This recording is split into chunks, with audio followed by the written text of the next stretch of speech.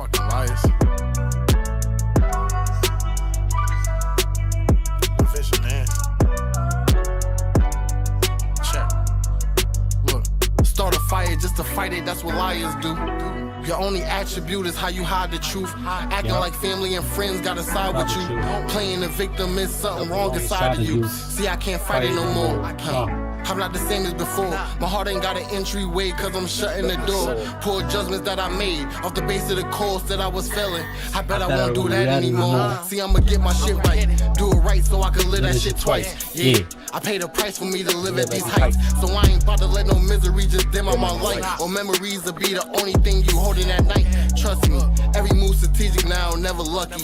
Niggas in the winner circle still trying to duck me. Told you I'd make you a liar, but you said fuck me.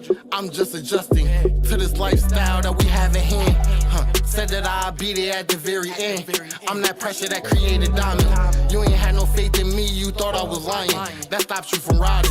Now you see it. Even if they even up the score, I'm still gonna beat them. Training for this shit all my life, so I'm seasoned. I was just waiting till they gave me a reason. So here's the reason. They knew I was that spark, nigga. Cause I'ma get this shit my heart, nigga. For those with ill will, play your part, nigga. Sad to say that this is the start, nigga. I ain't leaving no rock unturned. I'ma play every hand. I'ma face all the odds. I'ma stick to the plan. I'ma call Anna Lee if I get in the jam. That's my lawyer cause she know the slave master demands. Ride around with 3 F's, I ain't getting a chance. I probably got 3 steps before they letting it blame. And they gon' lie, so I bet I run. They don't get me like that, not Johnny, son. Not Johnny, son. I told you I was the one. I probably said that shit when that lying shit begun. Whenever hate shows, know the devil stands. I'm going for the grand slam, so I'm probably gonna tend to this lifestyle we have at hand. Said that I'd be there at the very end. I'm that pressure that created diamond. You ain't had no faith in me, you thought I was lying. That stops you from riding. Now you see it. Even if they even up the score, I'm still gonna beat them. Training for this shit all my life, so I'm seasoned. I was just waiting till they gave me a reason. So here's the reason. Check. Johnny, son.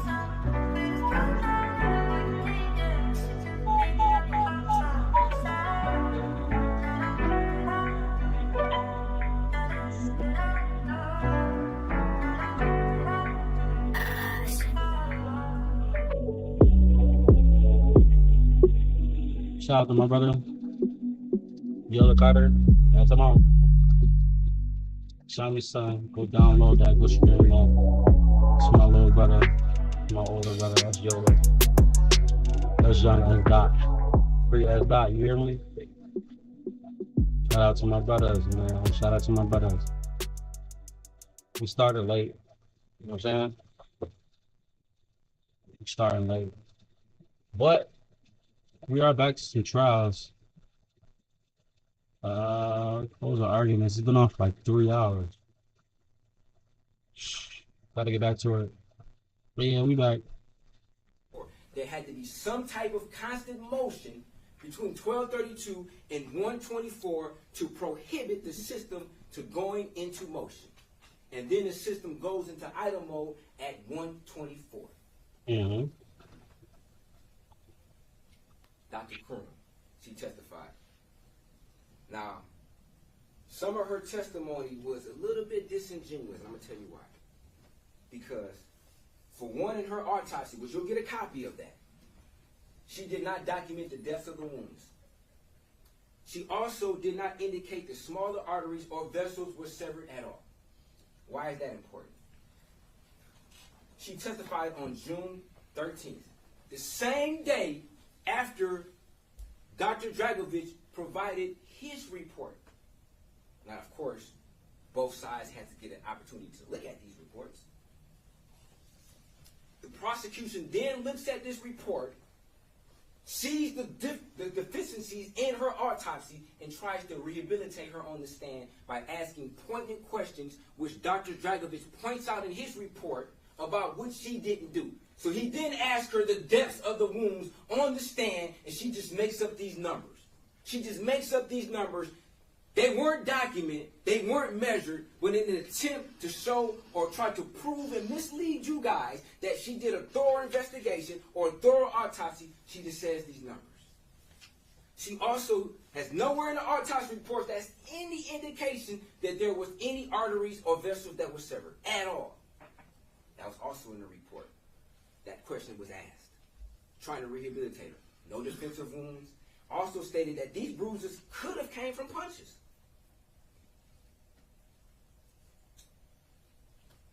She has a bloody nose. Why does she have a bloody nose? Why is there blood in her nose? Did she get hit in the nose? According to the autopsy, we don't know because it was not thorough. Bruises on the side of her head. The prosecutor wants to say that this was a terminal fall, but she got bruises all over her body. Also, we have evidence of a struggle prior to the bloodletting in the living room.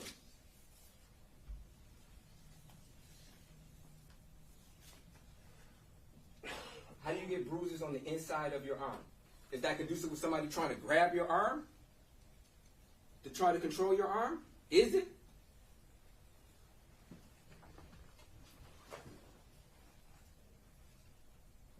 More bruising. More bruising. She got bruises all on her body. Now, this particular image is rather important because, for one, this would suggest that somebody was over her, on top of her, to strike her in the back of the head, I believe she was stabbed first in the throat, stabbed 3 times in the neck. She then fell down or bent down on her knees. Somebody then came over top of her to hit her in the back of the head. This is a crime of passion. She wasn't a threat at that particular time. Somebody had the distinct intent to murder her, to stab her in the back of the head, to stab her in the back of the neck. Dr. Dragovich indicated that these wounds would indicate that there could be a loss YouTube, of consciousness, Rumble, and then Twitch. a later possible regaining of that consciousness. Stated that she had an incomplete autopsy. Yeah. Autopsy report did not make any mention Wow, whatsoever that there was a severance of any major blood levels, could mean that that person could survive for hours. There was no indication of what was the final thing that killed her at what particular or when that could have happened. Based upon his reading of the autopsy, he could say that it's very possible that she could have been stabbed, assaulted much earlier, lost consciousness in the hallway, in the pool of blood, and then regained consciousness some time later, triggered the motion, and then went outside. No wounds that were indicated as far as their deaths. Stab wound to the back of the head possibly resulted in a loss of consciousness. Failed to document whether or not there was any compromise to the respiratory system with an analysis of the lung tissue sampling, but did note that there was hemoaspiration. But also noted that the respiratory system was unremarkable, which means normal. That's a contradiction. Like, which one is it?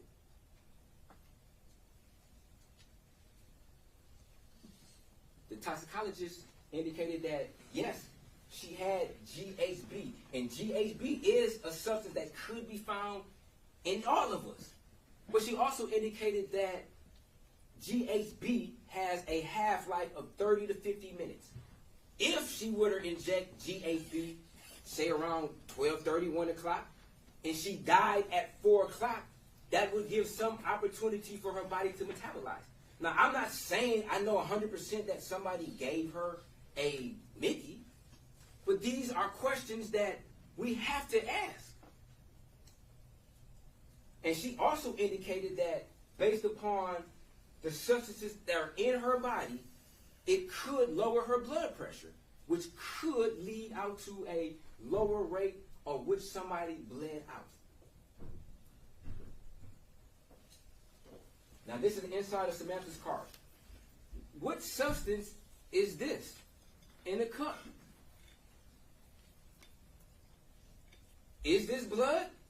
Is it suspected blood? I don't know. Was it analyzed? We don't know. We have no evidence that suggests that this has ever been analyzed. Now, Detective Sanchez indicated that if it was, he would have known about it, but he didn't even know what forensic tech even did the analysis at all. And then the prosecution wants to suggest that us as the defense, we could have had this car processed with our own experts. We could have, like it's our job. We have to process the scene.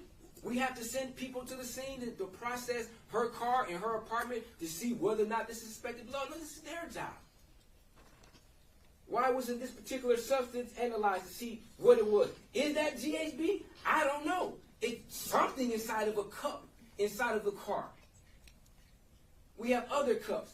Did she have a rider in the car? Was somebody else in the car? We don't know. Was these cups analyzed for any traces of DNA inside of the cup? We do not know. We have no pictures whatsoever of outside of the car. Now, Special Agent Bowers, he testified about telling the story. He likes to tell the story. But in order to tell a story, you must go from its original nature of the story. The original nature of the story was her purse, her keys, plain view when you walk inside the house.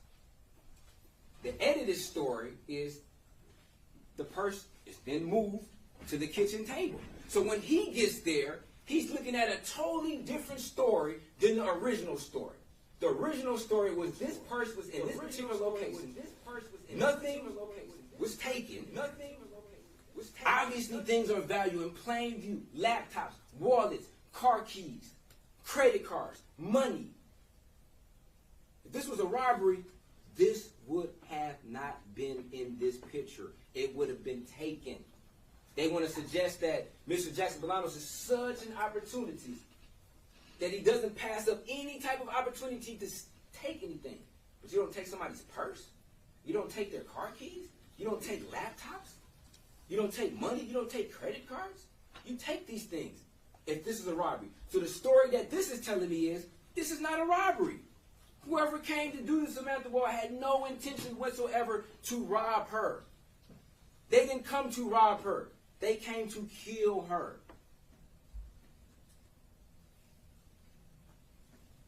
Drawers unransacked. If somebody's coming to your house to do an armed robbery, they are ransacking that place. There's nothing that's not going to be left. That table will be empty. Those drawers will be pulled inside out. The TV would be gone. There would be some type of documentation or some type of evidence that would suggest that somebody was ransacking this place. And it's none. Documentation. The only type of evidence that it suggests is that somebody was ransacking this place. That's the only evidence that shows things being knocked around. They suggest there was a struggle, not somebody trying to ransack the place, snoop through the place, see what they can find to steal. Detective Marco. She stated that our phones show us everything. Cellbrite gives us information on what's in your phone. We have Mr. Jackson Bolanos' phone on the left. What do we notice that's similar to Samantha Woll's phone? Mr. Jackson Bolanos has his location services enabled. Find My iPhone enabled. And for those who don't know or have an iPhone, in order to find your iPhone, you must have your location enabled. And that's a feature. If you lose your iPhone, it will give you on the map where your phone was last located. Also works for headphones. As far as a GPS coordinate in a dot. Not a time-advanced phone record, which is not as thorough You're live everywhere. as a GPS location. We have Samantha Woll's GPS location. And why do we have Samantha Woll's GPS location? Because her phone location services were enabled. Her Find My iPhone was enabled. Why don't we have Mr. Jackson Bolanos?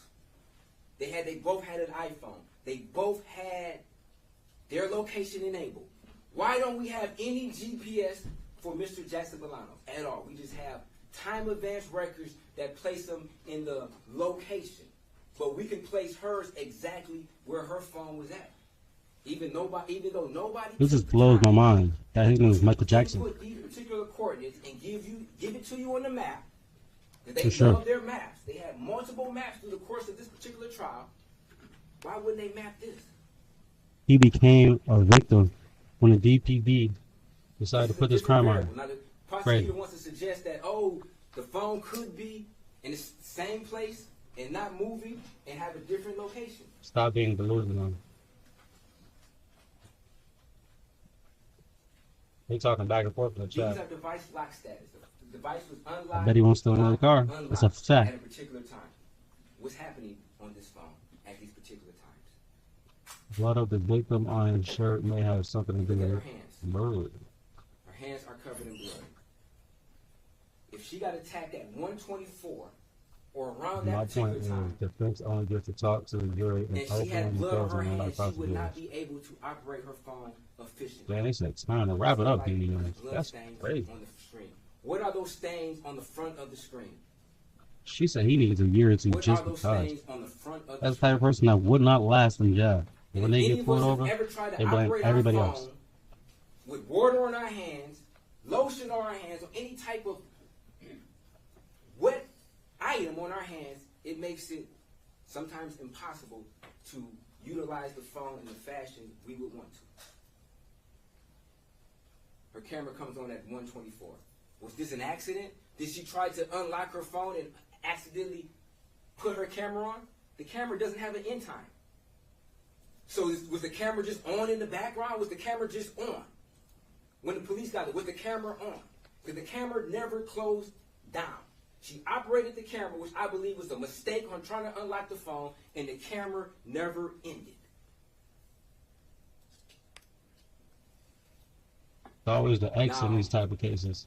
Jeff needs to be put on trial. Detective Marco also testified Someone have to beat his case for him to put on trial. she You know what I'm searched Aaron Pergamon's and Jeff Hirschman's phone. And in her opinion, there was nothing incriminating. Then when I asked her about Mr. Jackson Bolanos, whether or not, like, you didn't find anything incriminating on his phone, she was like, oh, well, that is a subjective opinion. I can't give you my, but you gave I me see a everybody coming out just opinion. better in this chat. Just didn't want to be truthful. Just want to steer this particular investigation in this particular trial on what the prosecutor wants, not being honest. She also stated that she remembers looking in the paper around the time that allegedly Jeff Hirschman was released from jail. She vividly remembers this. And then she was shown a newspaper article and said that refreshed her memory of when it happened. And then tried to suggest that Mr. Jackson I work Bolanos together. had an attempt to That's do definitely a same-day possibility. passport to flee the country. Definitely a possibility. That's absurd. I can't put it past it. You know what I'm saying? Can't put it past it. Now another. He indicated that he did not collect shoe impressions. I got you on the because follow for a follow, gang. Hit me up. It was so much traffic in and out of this particular scene What type of content you doing? that he didn't collect any type of shoe prints.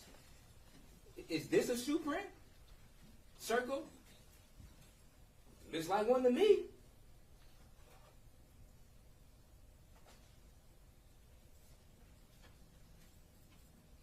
Tony Grocery. Now, she stated that this jacket was quote unquote water Her resistant. son just started that Even shit. though nowhere in her report that she indicated this, but she just conveniently gets on the day of trial and says that, oh, I sprayed some Shout luminol out to on there, Janice. and therefore I Janice LV determined Money. that this jacket Shout has out my some boy. type He got a of new channel. water-resistant qualities. What Just about started the- July 1st. We'll fuck with him. What about the hood that they took? Outside? What about his face garment that they had? What about his pants? What about his shoes? What about every other piece of garment? Were those also water resistant? Why was any traces of blood on there? And obviously, this particular garment had to have some type of capability to have and absorb the blood, because they state, even though we can't see it with our naked eye, even though multiple people testified that they couldn't see this blood with the naked eye, but they said the blood was there. So obviously this particular garment had to have some type of saturation. So it can't be 100% waterproof or resistant. We show markings on it right now. They're able to draw on this particular jacket. Obviously, this jacket had the type of material of which somebody could illustrate some drawings, some markings on there, and some type of absorbing on the sleeve of blood. Then we had Joni Johnson. Now, I believe the blood tells the story in this particular case. He trying to break down all their evidence. I'm gonna keep it there. He's saying one by one by one by one by one. Might be too late though. The judge was not looking like she liked that today. This is where it Look at started. the judge face. My bad, I ain't meant to start that. Samantha Woll was not in the living room where this altercation started. Now, she may have ran to the living room in an attempt to maybe get her phone and being followed and pursued. I went forward. Obviously, this particular garment had to have some type of saturation. So it can't be 100% waterproof or resistant. We show markings on it right now. They're able to draw on this particular jacket. Obviously, this jacket had the type of material of which somebody could illustrate some drawings, some markings on there, and some type of absorbing on the sleeve of blood. Then we had Joni Johnson. Now, I believe the blood tells the story in this particular case. We already know that there's evidence of a struggle in the kitchen. This is where it started, in the kitchen. Samantha Woll was not in the living room where this altercation started. Now, she may have ran to the living room in an attempt to maybe get her phone. Look at her face. Look at her face. She's like, what the fuck is he talking about? Why is he doing this to the fucking prosecutor? Just let your client go to jail. Come on now. Let him go to jail. Come on now. Come on. Let him go. Let him go. And being followed and pursued. This is the living room. What does their own experts say? The saturation and transfer stains of the living room rug and pillows indicated a blood-bearing object contacted these items following the bloodshed event. So what does that mean? That means there was a blood-shedding event. Blood left Samantha Woll's body, and then there was a transfer to the rug and pillow after, which would substantiate what Virginia Tech Surgeon said, that it's a possible struggle inside of the living room because the blood happened first and then the pillow fell on top of the blood. The drip stains on the living room rug, couch, and footrest indicated a blood source moved through these areas. Pillows and blankets were observed on top of some of the blood stains on living room rug, indicating these objects were moved following the start of the bloodletting event. It was a tussle. This was a tussle inside of the living room. Pillows were being moved around, rugs were being moved around, blankets were being moved around after the bloodletting event, i.e. her stabbing, occurred. A trace footwear analysis was performed on a yellow pillow from the living room, trace item 60. The result of that analysis can be found in trace record 26. Where is record 26? There was an analysis of the pillow, of the footprint, that was recorded in a record. Did we hear anything about record 26? Did we hear about anything about an analysis of any type of footprint? We definitely know that Mr. Jackson Bolano's shoes were seized and recovered from his house. So they withhold evidence? I can guarantee you his shoes were used in this analysis. Anyone tell you that? They withhold evidence? And had his shoes Is that what you're trying to say? this particular outline on this pillow, they would have had somebody sitting in that seat emitting record 26 as exhibit 125, and they would have published record 26, the findings of this particular shoe contributed to these particular stains on the living room pillows. But we didn't hear that because it did not match their theory. Not about the truth with them. We also heard from Jimmy Johnson who indicated the projected pattern on the bathroom door indicated blood was ejected under pressure onto this area, which occurs with some wounds to the neck that include breaches to the circulatory system. So based upon their expert, there was some type of breach to the circulatory system that would have projected blood out. If somebody's stabbing somebody in the neck, blood will be projected onto them. Not just the wall. They want you to believe that, oh, this projection happened after, quote unquote, Mr. Jackson Bolanos left the apartment when he was down at Greektown. Then she started projecting blood. No. Pressure. Once pressure is penetrated, then that blood immediately comes out.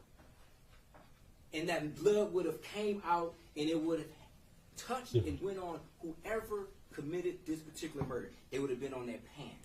It would have been on their coat. It would have been on their shoes also. Also, when the person was down being stabbed in the head, their blood would have been projecting onto their shoes. Their blood would have been projecting onto whoever did this, their pants. Because their head is down at that time. That's the only way you can stab somebody in the back of the head. That's the only way you can stab somebody in the back of the neck. They have to have their head down and you're over them, stabbing them in a crime of passion. Meanwhile, blood is projecting onto the person's shoes, pants, and all types of garments.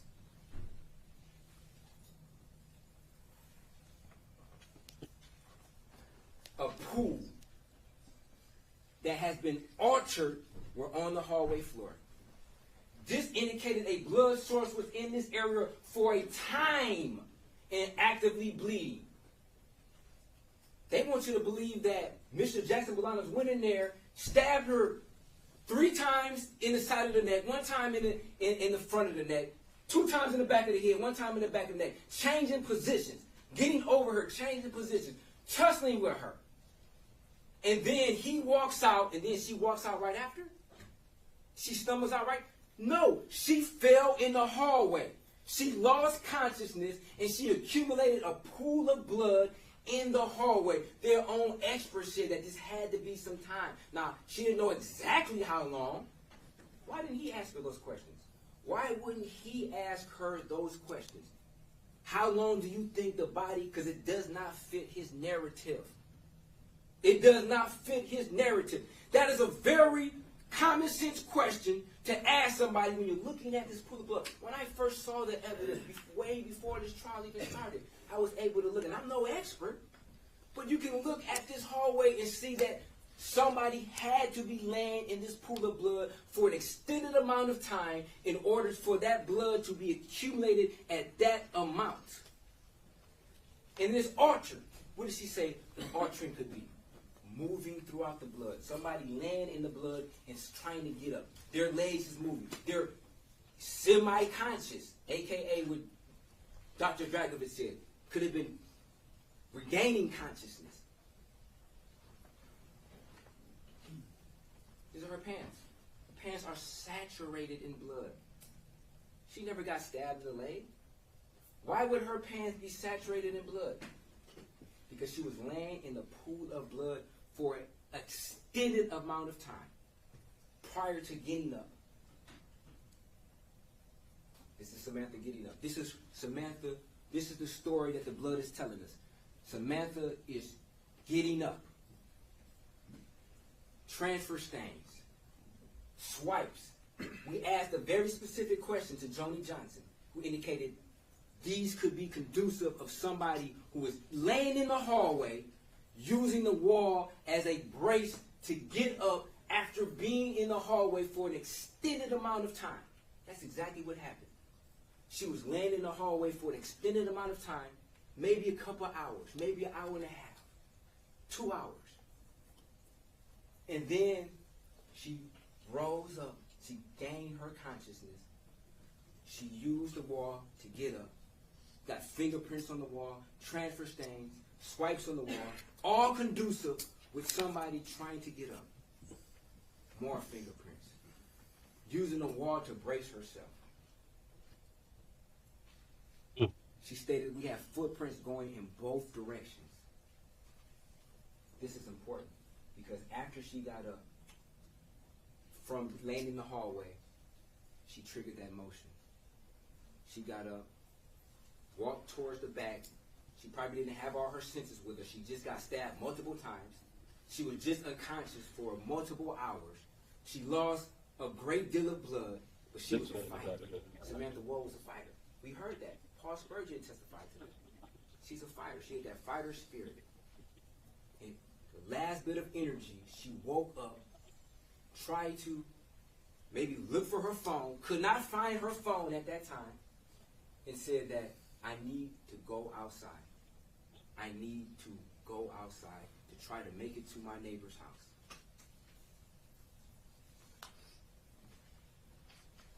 We have transfer stains on the exterior of the door. We know the door was open, right? Per Officer Dow's body cam, we know the door was open. So whoever did this attempted to shut the door behind them. After they did this to Samantha Woll, they attempted to shut the door. That's why there's transfer on the outside of the exterior doorknob. That's why there's transfer stains on the exterior of the deadbolt. And there's also transfer stains on the interior. So when that person left around 1:30-ish or 1:20-ish, closed the door behind them, Samantha Woll had to at least pull the door.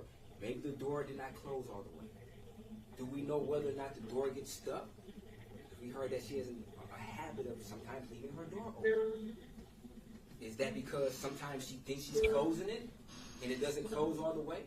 We heard from Mr. Cronwell who indicated that the door could be, what did he say, 1 inch, 1.5 inches, or 1 inch, and it appears closed, but the sensor will say that the door was still open. Her door wasn't wide open. She would never leave. She would come home at 12:30 and just leave her door wide open for the whole world to see. She probably thought she closed her door. Nobody tested her door to see whether or not, if we look at Q3, whether or not this door jamb of her door is not flush enough for the door to close. We've all probably encountered doors before where some doors take a little bit more force to close. Some doors you can just close and they close because there's enough room between the actual door and the door jamb. Some doors rub against the door jamb. Why wasn't this done? Why wasn't the analysis done? If they say that her door was open, why wouldn't any of the detectives ever go to the house and analyze what type of force it takes to close her door? Did she intend to close her door and just did not do that? Nevertheless, if we look at Q5, she had to at least pull the door open somewhat to leave this particular house because she cannot walk through doors. She then had to, somebody had blood on their hands when they touched the interior of the storm door. Also, when they touched the actual screen to the screen door. She was then found outside. Saturation stains around her neck. Saturation stains in her hair. I believe Joni Johnson also indicated that if somebody were to try to check her pulse, could blood be transferred from her onto their clothes? That's exactly what happened. The prosecution wants to make it so far-fetched for somebody to try to check somebody's pulse, lean over them, check somebody's pulse, and you see her hair covered in blood, and for their back of their sleeve to rub against her hair? Why isn't there blood anywhere else? Why isn't there blood all in the front of him? Why isn't there only blood on the sleeve of his arm, on the arm he touched her with? Where's the rest of the blood? That's not a coincidence that there's no blood anywhere else on any of his clothes. That's not a coincidence. The reason is because he did not kill Samantha Woll. Brian Tosis testified that all he can say is, oh, Mr. Jackson Bolanos was in this particular area. He was in this particular area around this particular time. He never denied that. Not once did Mr. Jackson Bolanos ever say, hey, I was not in these areas. He admitted he was downtown. Now, can he remember every single area he walked to? Probably not, because he went to a lot of different areas. He went to a lot of different apartment structures. Appreciate you, man. Did he ever go in any buildings? Absolutely not. Absolutely not. Now, where is the time advance records for Aaron Pergamon? Where is the time advance records for Jeff Hersman? All we have is time advance for Mr. Jackson Bolanos. But they did such a thorough investigation. We didn't see it, even though they spent half of their time playing defense lawyer, criminal defense lawyer, defending Mr. Hersman. Trooper Alex Martinez, like I stated earlier, he testified, somewhat truthfully, I believe, that in fact, he believed that Mr. Pergamon was lying about having a key, even though Mr. Pergamon was not charged, with lying to a police officer. He also indicated in his search warrant that people leave their phones at home. Of course they leave it, especially if you're trying to outsmart somebody, especially if you've got an analytical mind and you're trying to outsmart people, you're going to leave your phone at home. Everybody knows in 2023, 2024, that your phone can be located to a particular scene of the crime. Everybody knows that. Everybody knows that. Brett Foreman sure knows that.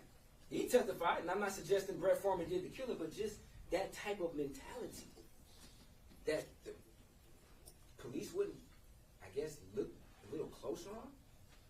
Now, in regards to Brett Foreman, I mean, I think it's kind of odd for you to say, hey, if I would have did this, if this is your friend who was murdered, and then you start to hypothesize and say, hey, if I was the killer, I would have went to the movies, and I would have bought a movie ticket with my credit card, and I would have left my phone at the movie theater so my phone wouldn't be detected. That type of mentality, that's not just lost on Brett Foreman.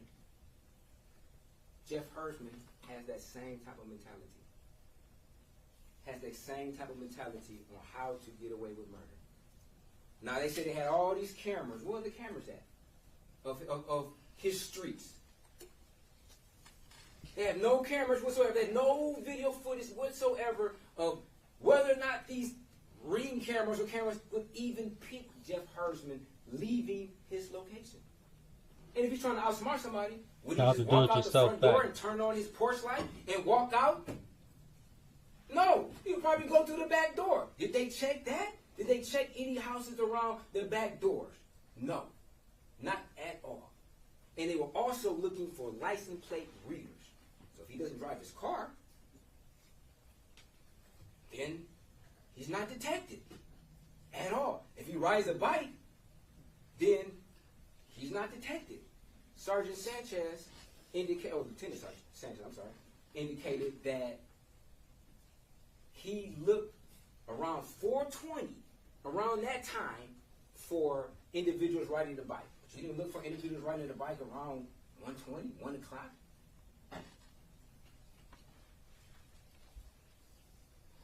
Then we have video surveillance. Sergeant Lash Sullivan. We have video footage of Mr. Jackson Bolanos avoiding confrontation. We have individuals on the top of the screen who's walking out. Mr. Jackson Bolanos did not know whether or not these individuals knew he was breaking in the car. He avoids the confrontation. He walks away and he hides. He's hiding. He's not confronting people. He's getting away from people. He doesn't want a confrontation. After he takes some time of hiding, He then emerges. He's walking back.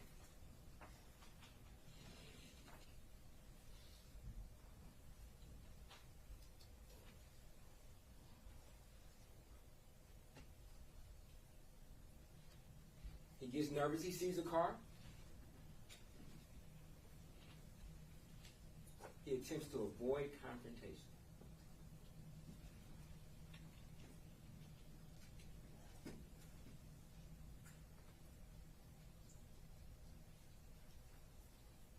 Doesn't know whether or not these individuals were the ones who were walking. He doesn't know whether or not he was seen going into cars. He's avoiding confrontation.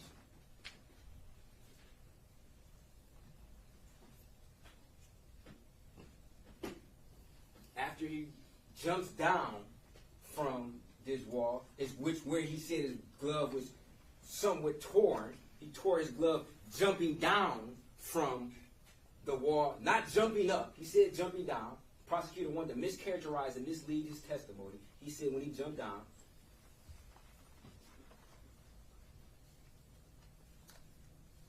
he's starting to run. He's running.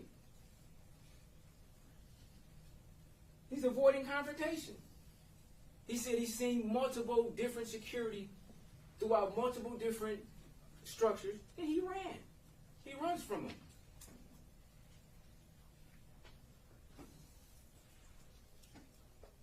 Here we have Mr. Jackson Lowndes again, running. Avoiding confrontation. Looking over his shoulder.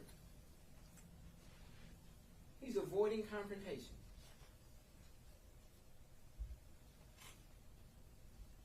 The prosecutor wants you to believe that Mr. Jackson Bolanos went inside Samantha Woll's apartment at 4:20. I don't know, they just keep trying to gloss over the struggle inside the kitchen because it doesn't make sense. It's literally impossible for all that stuff to happen in the time frame that they say it happened at. So Mr. Jackson Bolanos allegedly comes inside, I guess confronts her inside of the kitchen. How would she get to the kitchen, though? She would have to have some type of motion to get to the kitchen. Because that's where the altercation started at, inside of the kitchen. Multiple of their own witnesses said that there was suspected struggle inside of the kitchen because of the fruit and the fruit bowl that was knocked over. So whoever did this, the altercation started in the kitchen. So how would Mr. Jackson Bolanos, who we never saw walking towards her apartment, and they want you to believe that Mr. Jackson Bolanos just stabbed some tires? Like, that doesn't even make sense. Like, he didn't do any type of breaking into cars as far as breaking the window. He hit some handles. Yes, he did. He opened car doors. If the door was locked, he moved on. He didn't use any type of breaking as far as breaking the window, picking the locks, anything of that sort. They had no type of evidence or reports, the police, that any cars' windows were broken into on that particular night, even though Ms. Grady testified that her car window had been broken into before. Multiple times her car window's been broken into. We didn't get one report that whole night from any of these apartment complexes, which they know where he was at, that anybody's windows were broken into. Especially not any tires were slashed. That doesn't even make sense. Were they just trying to say he was just a slasher? He's Jason? He's Freddy? Say he was just in a slashing mood? Say that he was practicing? That's absurd. Say he was practicing to see if his knife is sharp enough. So he's saying that, oh, I'm about to go into somebody's house that I don't know they're in there, because he's saying that Samantha surprised him. So if the person doesn't know that an individual is in a house, why would they practice stabbing some tires to see if their knife was sharp enough to kill somebody? That just doesn't even make sense. That just defies all logic and common sense, that particular theory. It just doesn't make any sense at all. So there was motion at 4:20, which we know is Samantha Woll in her last attempt to leave the apartment. But however, they want you to believe that Mr. Jackson Bolanos came in there at 4:20, tussled with her, hit her a couple of times, stabbed her twice in the neck, in the front of the neck, 3 times in the side of the neck, twice in the top of the head, once in the back of the head, in the back of the neck, all in what? 20 seconds, 10 seconds? Their own witness said that this activity had to be brief from 420 in order for the system to go into idle mode at 422. It had to be brief. Can't do all of this. And then they saying he's a thief. He's an opportunity. He's so desperate. He's so desperate for money. But you see all these things of value and you don't take it after you just allegedly committed a murder? You don't take things of value? You don't take a purse? You don't take a wallet? You don't take a laptop? You don't take car keys? You don't at least open the door? There's nobody in there. You're an opportunist. There's no evidence You're gonna take the whatsoever opportunity. that from the outside you will be able to see her door open. Just saying. Then they show you with the light on. Give it a So ball. they want you to believe that Mr. Jackson Blount, who's been avoiding conversation all night, is going to walk into an apartment with the light on at 420? He didn't touch any door handle of any apartment. No, none at all. There's no surveillance whatsoever that suggests that he even walked up to any window and peered in and looked in. Touched nothing except door handles of cars. And I'm not trying to say that what he did was right. We're not saying that Mr. Jackson Bolanos is an angel. But what he's not a murderer. He's not a home invader. Those are two different things. Now, they're trying to stretch it and say, oh, a person who will go into your car, will go into your house and stab you? That's a crime of passion. If a person who's a petty thief, which he's being a petty thief, goes into a house, sees somebody, he runs. He runs the opposite direction. He doesn't run towards them and start to stab them. He doesn't run towards them. He runs away, which is consistent with what Mr. Jackson Bolanos has been doing that entire night, running away from people. Running away from people. Not running towards them in an attempt to assault them? For what? To go and break somebody's house, to assault them for what? Just to kill them and not take anything? To not ransack? To look for anything? What purpose would that be? And then he's walking. He's walking. He's walking towards people. Surely he would have been, after the projection of blood and all that blood, he would have had blood on him.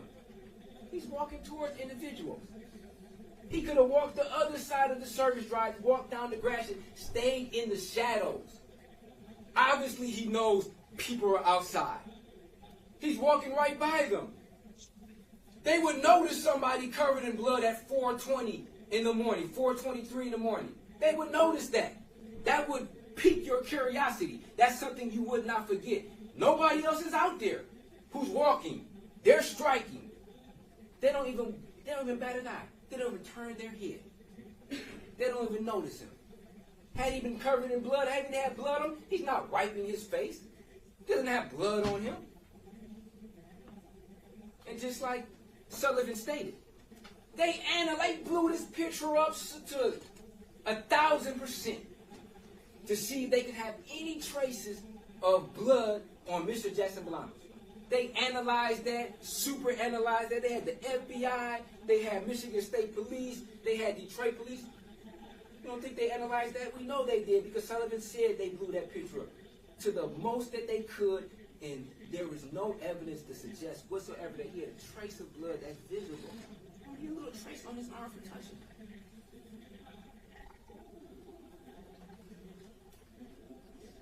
Zoom in. And this is me zooming in on a PC. Like, I don't have any special capabilities. He walked right past the casino. Who would commit a murder and walk past the casino? Everybody knows the casino has 4K cameras. Their cameras are top notch, high quality. And not to mention people striking out there. And then you walk by all these known places that have cameras, 36th District Court. You're not standing in the shadow. He's consistently walking on the public street. Because at that point in time, like he's testified, he wasn't doing anything wrong at that particular time. Now, he stated that he came across the body, which was truthful. Now, why he didn't tell Sergeant Ford? It's easy. Sergeant Ford implying that they had his phone going past the threshold. So in your mind, you know you're out there doing wrong. You're already a thief. They already labeled you as a criminal. And then they're trying to imply that you went into somebody's house. They're trying to say that they have evidence of you going into somebody's house. Of course that'll put you on the defensive. What are you going to say? I shot her? What are you going to say? I killed her? I raped her? That's what be going through somebody's mind. If you're implying that I went into her house on somebody I know I seen outside, if I tell you like I touched her, or you're like, yeah, I know you touched her because you went inside her house, and he would be in the same position he is right now. He'd be in the same seat he is in right now. The same position he is in right now, had he told me. He's then walking. Obviously his phone is illuminated. He's on his phone. He's texting somebody. And then he says that he looked at the blood on his hand. His hand felt sticky. He touched Samantha Woll. He looked at his hand. The prosecutor would say he looked at his arm. And he didn't. You can't even look at your arm like he didn't do all of that. He looked at his hand. His arm was extended because he looked at his hand.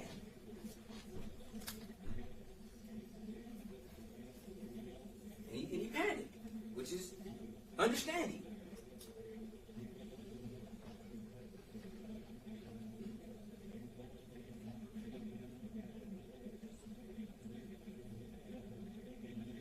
And then he starts to walk again.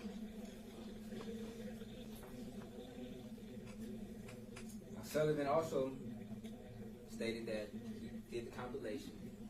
He, in his opinion at first, this was Mr. Jackson Bolanos. And then when confronted with it, he admitted good catch. Now, the prosecutor may say this insignificant as far as, oh, out of all these hours, he got only 1 minute wrong as far as that. But I think that's significant because at another time at 1:53, after Mr. Jackson Bolanos was walking down Rivard, the prosecutor's trying to insinuate that that was Mr. Jackson Bolanos inside the apartments that's depicted on the Chrysler surveillance, the Chrysler school surveillance. And when I asked Sergeant Sullivan about it, he was saying, oh, I can't say that's him. Legally, I can't say that's him. And I'm like, you don't even know whether or not that person came checking on their car. That's their particular car that came out their apartment. No, I don't. I don't even know that. But then they trying to insinuate that they know that that's Mr. Jackson Bolanos. Even though he testified that he walked up Rivard, made a left on Lafayette, and hit some cars, and found a bag, and placed that bag in the bush. And we also know he has a history of doing things like that. Because when he climbed over the wall, Sergeant Ford even admitted he didn't have a bag. He stashed the bag in the bushes. He has a habit of stashing bags in the bushes and then going to an apartment structure and then going back to retrieve that bag. So when he did that with the bag on Lafayette, that wasn't out the ordinary. That was consistent on what his actions were that particular night. Now we got a person who's running from the scene. Why would this person be running from the scene around the time that there is no more motion inside of her apartment? This individual appears to be wearing glasses. Looks like he has somewhat of a distinct haircut. What's that in his hand? Could it be a knife? We know Sergeant Sullivan stated that they did a geofence. A little bit of that. All the cell phones in this particular area. They couldn't find a cell phone for this individual, which would suggest that this person didn't have a cell phone. Now, the prosecutor indicated that they had all the video from all this area. Where's the video of this person running to? Where does he run to? If you got all this video of the area, why don't you have this person where I don't think the judge like him. ran to? Could this person be somebody who's testifying? I don't know. Could be. Could it be Hersman? I don't know. It looks very similar to me. It looks very similar to me. This person running from the scene looks very similar to Jeff Hersman. Haircut, glasses. Dang. Even the coat he's wearing looks very similar. I need to see the chat. Very similar indeed. Oh man, chat's passing on me. Fuck.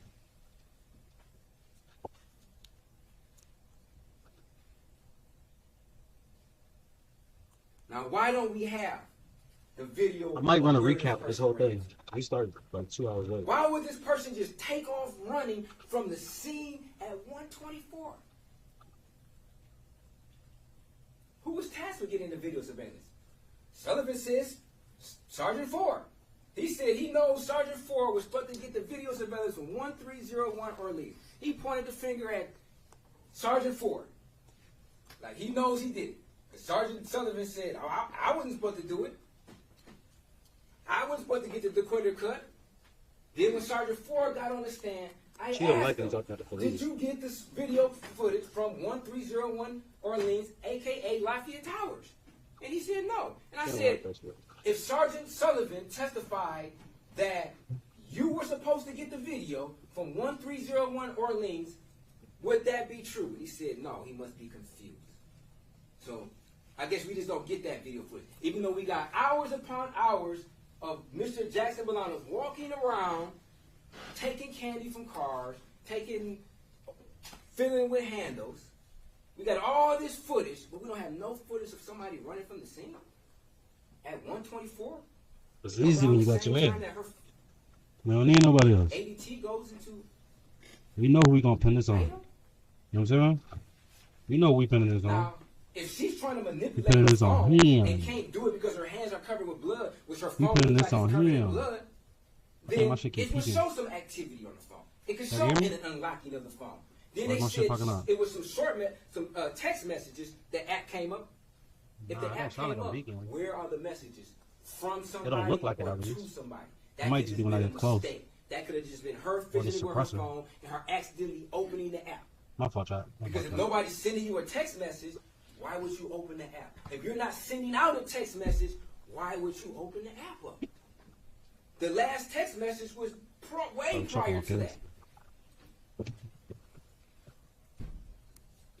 Then we had the interrogation. We had Sergeant Stephen Ford. Ford says that your whole body made it easy to track you. But then he states that this is not Mr. Jackson Bolanos, which we know this is Mr. Jackson Bolanos. Why did he say that? Could it be that he knew or heard the testimony that Sergeant Sullivan submitted when he admitted that he was wrong, and Sergeant Ford was afraid to look like he was wrong, so he prematurely said, oh, no, this is not Jackson Bolanos. Then who is it then? They call somebody else Mr. Jackson Bolanos that is not Mr. Jackson Bolanos, and then they call Mr. Jackson Bolanos somebody else. He also indicated that the individual who ran away from the scene, who was by the playground, which we all took a field trip to, that particular parking lot. We also looked to the east and saw this playground. This is where the person ran from. Then Sergeant Ford indicated that that particular area is not Lafayette Tower. He said it's the pavilion. The pavilion's in a whole different location. The pavilion's at the top of the screen. Now, if you don't even know the location of where this person ran to, how are you going to be able to extract the video if you don't know where he even ran to, which was obvious of anybody who went to the scene and looked at the video where this person would have ran to and what particular buildings you would want to go to try to extract the video. But we just don't have the video at all, and we don't never know where this person ran to. But we do have some type of indication of who the person is. Now, Sergeant Ford, in his interrogation of Mr. Jackson Bolanos, which was totally different than Jeff Hersman's interrogation, used deceit, telling him that we have you going past the threshold. We know you went inside her apartment. Repeatedly kept saying her. Repeatedly kept referring to her. And then when Mr. Jackson Bolanos responds to it, what does he say? I mean, this is just over and over again. We're going through this. Right, and we're going through it. You guys are homicide, bro. I'm not in the same fucking field. Being knees is totally different from a fucking homicide. Getting into a car, this is different, bro. I did not do no homicides. I don't know nobody. I didn't see nobody. Nothing, bro. This happened over a month ago, so we've been working on this a while, right? Okay. So we're having this conversation after we've been working this constantly. Okay. So even though the media wants their information now, we want to make sure we have the right person in front of us. And I hope you guys get the right person, but this is not me, bro. I don't do that. I only fuck with cars, and I'm a music manager. So even if that's true, even if what you're saying is true, you would have tripped over her. I would have tripped over who? I didn't trip over nobody. There was nobody there. I only seen the white fucking car in the yellow light. Why do you keep trying to go back to the same person, bro? I don't do nothing on this. You keep saying her. I don't know no her, no hims, no them, us. Okay, listen. We're never saying word here. You would have tripped over our Bobby.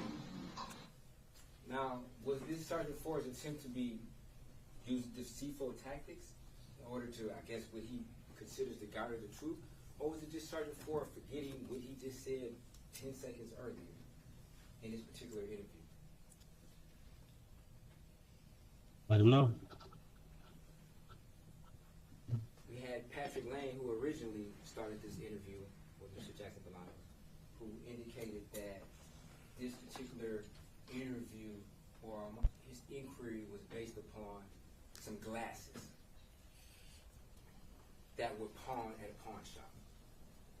Now, if you're sitting in a police station and and detectives are interviewing you about some very expensive glasses, one could be like, hey, I didn't rob nobody. Shout out to everybody that's tapping on YouTube. Appreciate y'all. People get killed for these glasses. If Anybody knows about that's Cartier all. glasses? People shoot individuals for these glasses. People rob people for these glasses. There's been a lot of death in this city alone for these glasses for years, for decades. People be getting killed. We're for talking these about them Cartier buffs. since I was young.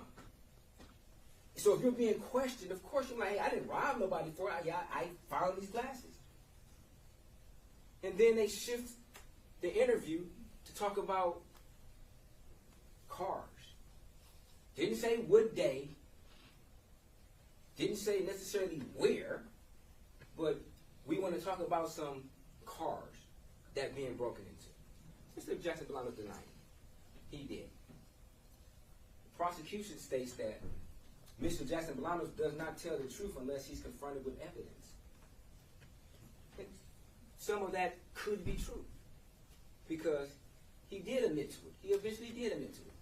But he also volunteered other evidence that they didn't have at the time, such as he take pictures of cars. He took a picture of that Challenger, which they didn't know about. They didn't have this small distraction at that time, which he did take a picture of a car. He took a picture of one car that particular night. That was truthful. Sergeant Ford indicated that they have the technology to see where his phone was at. What does Mr. Jackson Bolanos do? He voluntarily surrenders his phone. He says, take my phone.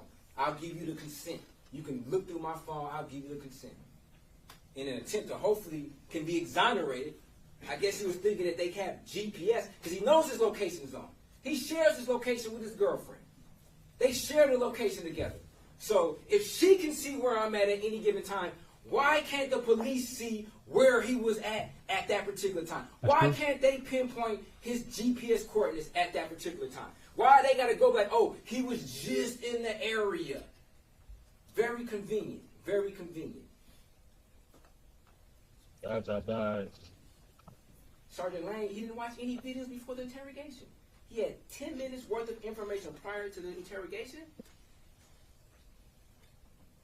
Sergeant Ford indicated that, in fact, he provided Sergeant Lane those videos. So Sergeant Lane just failed to watch them, to not do your homework prior to investigating and interrogating. Mr. Jackson Bolanos also said that he held a gun before. He didn't know Samantha Woll was stabbed. He thought she might have been, because that's the number one type of homicide in Detroit. It's a shooting. So he was like, hey, I didn't shoot nobody. I've held a gun before, but I've never shot.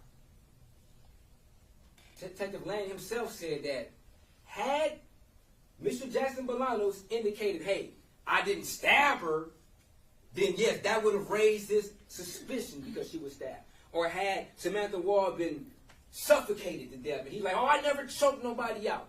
That would have raised suspicion because he, in fact, said he didn't do what the very cause of that particular individual's homicide would have been. But Mr. Jackson Bolanos, he didn't know how she died. He didn't know what the particular cause of that particular death was. Was it a stabbing? Was it a shooting? He didn't know that. He was honest with that. Sergeant Ford put him on guard. That he didn't want to have anything to do with this. He didn't want to have anything to do with it. He understood that who he was, where he was, and where he came from as far as his background.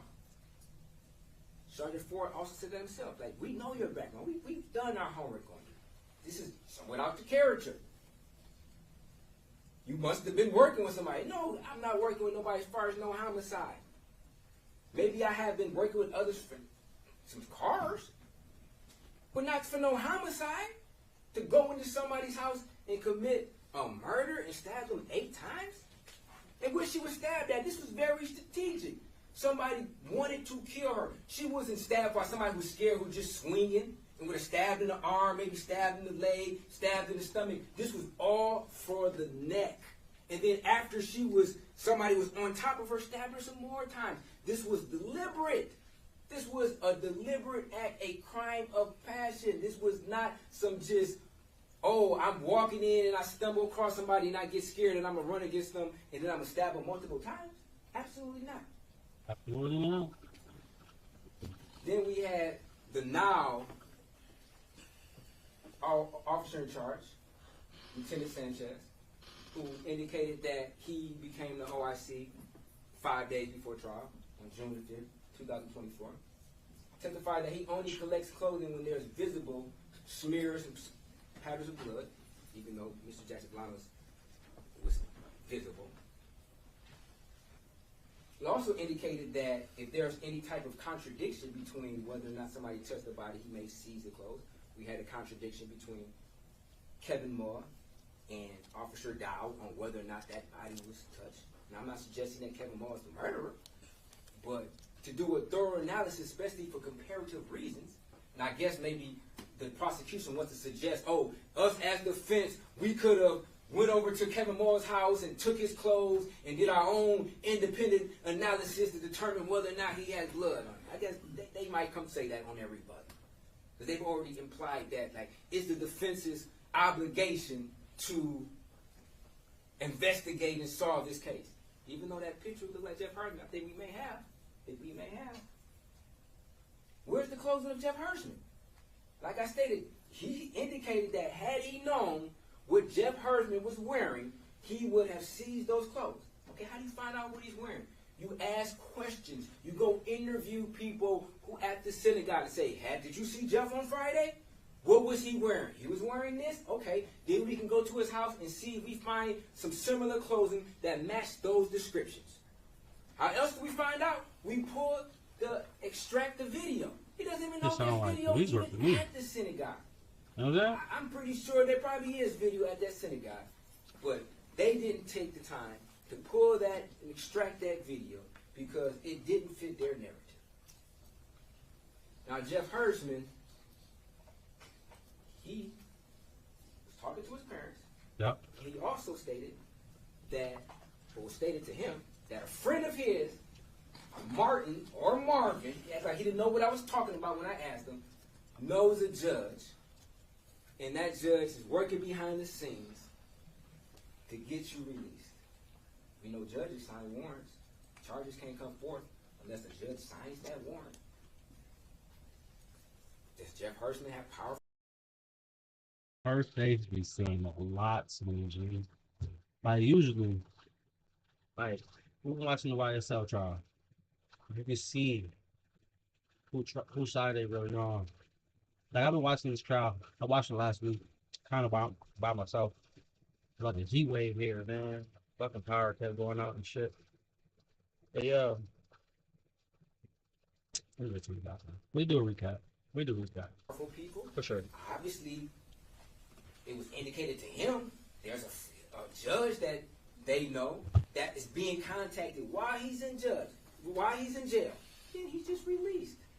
No charges, no subsequent interview at all. Even though he's trying to help, no subsequent interview whatsoever after his confession. After he confessed to killing Samantha Woll, they treat him with kid gloves. They treat him like he just spilt his milk as a toddler. They don't get aggressive with him like, you just said this. No subsequent interview. He didn't talk to the police after that at all. That was his last conversation to the police. So he said he killed Shorty. Now, Detective Stockmar indicated that he took his shoelaces off. Why did he do that? Was he about to commit suicide? Did he think about committing suicide because he was caught inside of in admitting to what he did? Sanchez also testified that Bolanos was in the parking lot at 420. How can he be in the parking lot and inside Samantha Woll's house at 420? Was that a slip of a tongue? I think not. Now, Stockmar was the old officer in charge through the majority of this case. When I asked her questions, I guess she forgot everything she learned from this case. We asked her a very pertinent question. Do you think it was important to gather or remember certain location information from the suspect who called 911 making admissions about killing someone? Answer, I don't recall. Like, you don't recall whether or not you think it's important in order for you to know the location of an individual who previously called 911 and said that he killed the victim? You wouldn't think that's important to know where that person was on the day of his murder. When you come to testify, you wouldn't think that's important. I don't recall. Obviously, she was coached. Obviously, she was told to say you don't recall. I asked her another question on how she felt about something, whether or not she thought it was important. I don't recall. I don't recall. She doesn't recall anything? You don't, as the officer in charge, you don't recall what you did as part of the investigation? And Lieutenant Sanchez only became the officer in charge on June 5th, 5 days before this trial? Now we're in this trial, and you're testifying, and you don't remember anything? Doesn't recall thinking it's important to investigate a stalker with no geolocation information during the time of the murder, who has a key to the home of the victim. She doesn't recall if that's important. Doesn't currently know whether she thinks it's important to investigate a stalker with no geolocation at all, who has the key to the home of the victim. Who had knowledge of her key? Obviously, her lockbox is empty. There's a key on the ground. Why is this key on the ground? We know that her personal key to the location was inside of her purse. This is not the key she uses. We heard from Sherry Berger, this is the key that she obtained from Samantha Woll when she visited. This is her spare key that she keeps in this lockbox. We also heard testimony that this particular lockbox was unlocked. The code was already entered into it. All they had to do is depress the particular latch, and obviously the lockbox came open and it's empty. Now, when you go into your deliberation, you're going to get jury instructions. They want you guys to wrongfully convict Mr. Jackson Bolanos of first-degree felony murder. They cannot meet any of their elements to this crime. Mr. Jackson Bolanos did not cause the death of Samantha Woll at all. She died from stab wounds, yes, but not anything that was inflicted by Mr. Jackson Bolanos. Mr. Jackson Bolanos had no intent to kill, harm, assault, any type of unwanted touching to Samantha Woll. nor did he ever go inside of Samantha Wall's house. There's not a shred of evidence that would suggest Mr. Jackson Bolanos went inside her house. Contrary to that, it's evidence that he did not, based upon what he was doing that night, hitting handles, stealing candy, stealing backpacks. You're not going to steal a wallet? You're not going to steal a laptop? You're not going to steal a purse? You steal candy, but you're not going to steal a purse? You're not going to steal car keys? You're not going to steal things that have a apparent value to them versus stealing some candy, some gloves, some chapstick, some headphones that were in the bag? That doesn't make sense. The prosecutor must prove beyond a reasonable doubt that Mr. Jackson Bolanos tried to do an attempted larceny, that he attempted to take some of Samantha Wall's property without consent. There was movement of that property or attempted movement of that property. And he intended to deprive Samantha Wall of that particular property. And they can't prove that. There was no attempt. Because if there was an attempt, they would have been successful. He would have been successful in removing whatever property he wanted from that particular location. He would have took things. Things of value. What else was we've heard from witnesses? If there was something of value that was taken, surely the prosecution would have put that witness on the stand and say, oh, I know Samantha has this particular item, and it's not there no more. Or Samantha has this particular item, and it's not there no more. All her items of value were there. So now the prosecutor wants to try to insinuate and suggest, like, oh, we don't know whether or not anything was taken. They can't prove anything was taken because nothing was taken other than Samantha Wall's life from somebody who intended to take her life. And I feel bad for not just Samantha Wall, but the family, because they're not getting justice. They're not getting justice right now. With this individual on the stand, on the trial, fighting for his life, this is not justice. This is not justice. Like I said, the blood tells the story. Samantha Wall is speaking through her blood. The fact that this particular incident extended for a period of time. She was in the apartment for a period of time. She then got up, triggered the motion, stumbled outside, and collapsed. This did not happen in a matter of 2 minutes. Their own experts contradict that. Their own experts contradict their very theory that Samantha Wall got stabbed and then stumbled outside. And they want you to believe that Samantha Wall didn't start bleeding until whoever did this left the scene.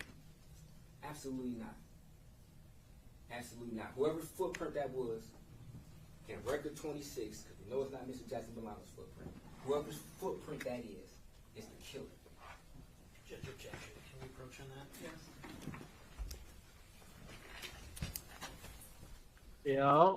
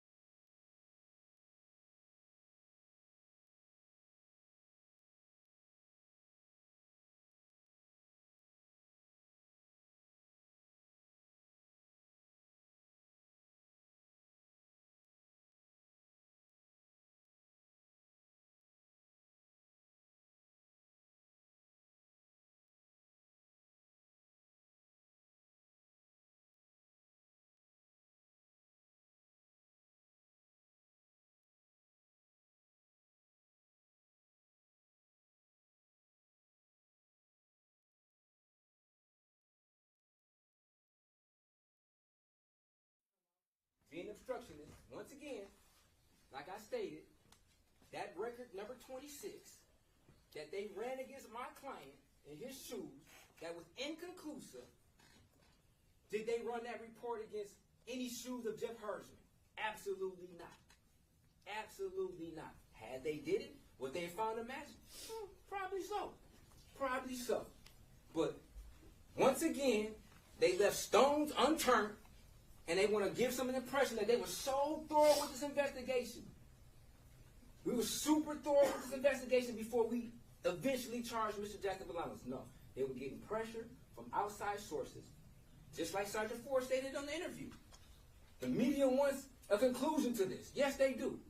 The media wants a conclusion. This was a highly publicized case, and they were getting pressure from outside sources to find somebody that they can charge with this murder. And Mr. Jackson Bolanos, he just fits the, he's just perfect. Criminal, black guy in the city. Now, that's not saying this is a racial thing. I'm not saying this is a racial thing at all, but this guy with a criminal past who's in a situation and in a location that he should not be in, he is committing crimes. We're not taking that away. He is committing petty larcenies. But he's no murderer.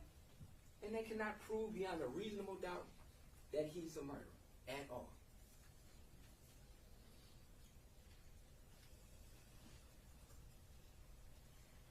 Definitely they can't prove that he went inside the house. Because the truth begets truth. Lies beget lies. It's like when Ford, how you going to be deceptive with somebody and then expect truth? Especially when you put people on guard. See, like the truth is like water. And what I mean that, it's not just because we need the truth to survive, like we need water to survive. The truth is like water in the sense that if I take this bottle of water right now and I pour some gasoline in this water and I shake it up, then I drink the water. The water's going to be bitter. It's going to be nasty. Why? Because that gasoline is going to contaminate the water. Same thing with the truth. If I had a bottle of truth and then I shake it up and I put some lies in there, it's going to be bitter. Because why? The lies will contaminate the truth. Now, Mr. Jackson Bolanos, he took this stand and he was very truthful. And just like water can be filtered for contaminants, an individual can lie originally, admit to those lies, and going forward, be completely honest. He said what he was doing down there. He never escaped responsibility. He never pointed his finger at anybody and say, oh, this homeless guy did this. Even the detective himself said that. He never tried to point the blame at anybody and say, yeah, I saw a homeless person buy this or could have did that. No, the homeless person was on the other side of the street. Couldn't have did that. At all. Yeah, he stated that he didn't touch the body originally, but then he came clean. He told police officer Chad Osmond, in fact, what had happened. And Osmond obviously was nervous, obviously felt some type of pressure because he wanted to say that he couldn't remember whether or not Mr. Jackson Bolanos told him that he touched the body. And then confronted with Officer Osmond, do you remember me, myself, and you having a conversation? Kept looking at the prosecutor. I don't know if he felt like he was going to get in trouble because he didn't follow protocol as far as putting that into his report or that his body cam was off. But the truth is that Mr. Jackson Bolanos told a Detroit police officer sworn to uphold the law that in fact he came across Samantha Woll and he touched the body. Now whether or not Osmond put that into his report, that's beyond Mr. Jackson Bolanos' control. Whether or not he told somebody. Now, I can guarantee you that if Mr. Jackson Bolanos would have said, I killed her, that would have been in Osmond's report. But it's very convenient that the statement that's consistent with what he told his lawyer, that he touched the body, that's left out the report.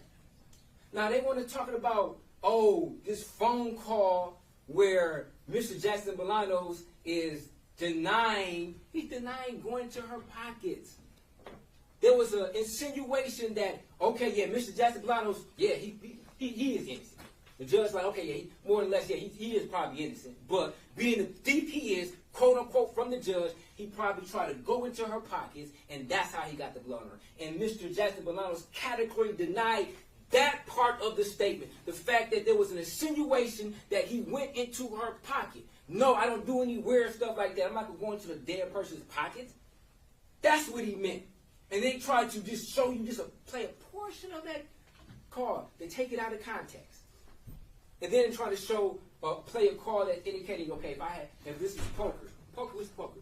Poker's chance. It's a game of chance.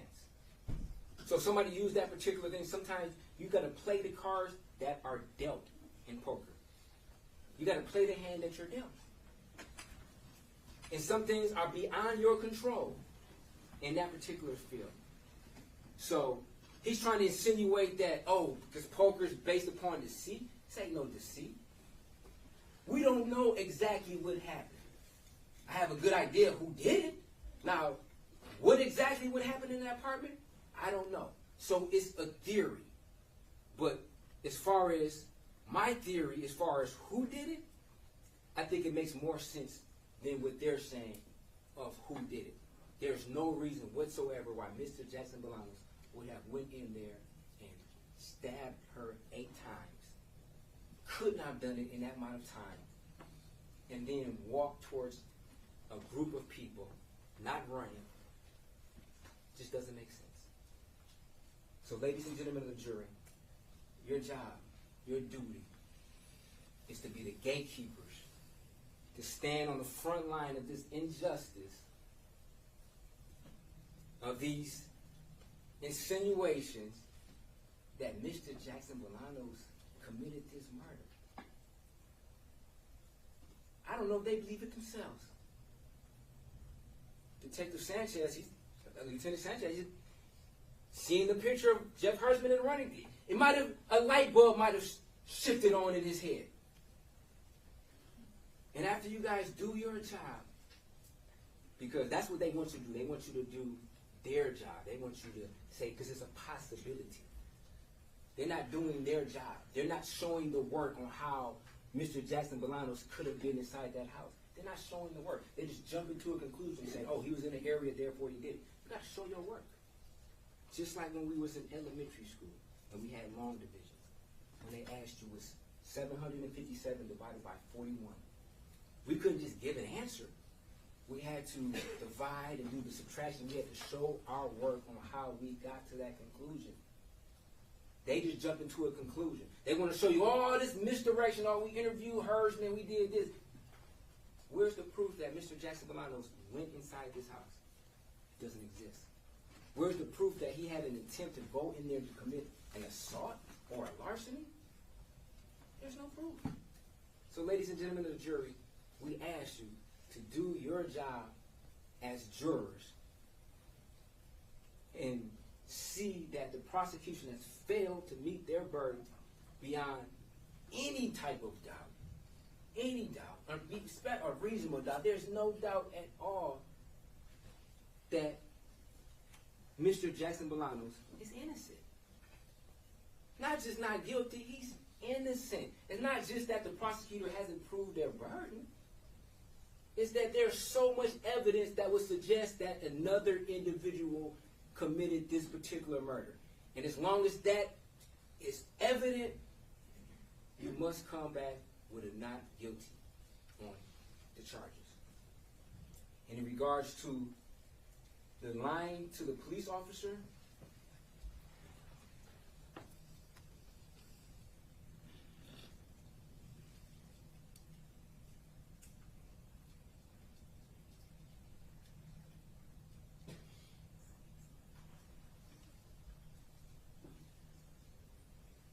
the crimes that were being investigated, that's an element. These are detectives, homicide detectives. They weren't investigating larcenies. There was not any type of criminal investigation for larcenies. Why was it Mr. Jackson Bolanos charged? Homicide detectives don't investigate larcenies. They investigate homicides. Just like when they showed Mr. Jackson Bolano's card, the homicide card, Sergeant Ford, and Lane, Mr. Jackson Bolano became emotional and said, "Hey, I don't have anything to do with any homicide. That's not me." These are homicide detectives. They can't even meet number 2 of the elements, because there was no larcenies that's ever being investigated. They weren't investigating. They were trying to lure him in. They were investigating the homicide, and they beat all around the bush. They started talking about some glasses. Then they started talking about some cars they was never charged with. Nobody was ever interviewed. They never even tried to find out whether or not somebody's car was actually open and things removed from it. It was all aroused in order to try to insinuate that Mr. Jackson Bolanos committed this murder, and he did not. So, ladies and gentlemen of the jury, you must find Mr. Jackson Bolanos not guilty on our charges. Thank you. We're going to break for lunch until 2:30, and we're going to have the people rebuttal after lunch, and then final instructions. Okay? Clear the first row, please.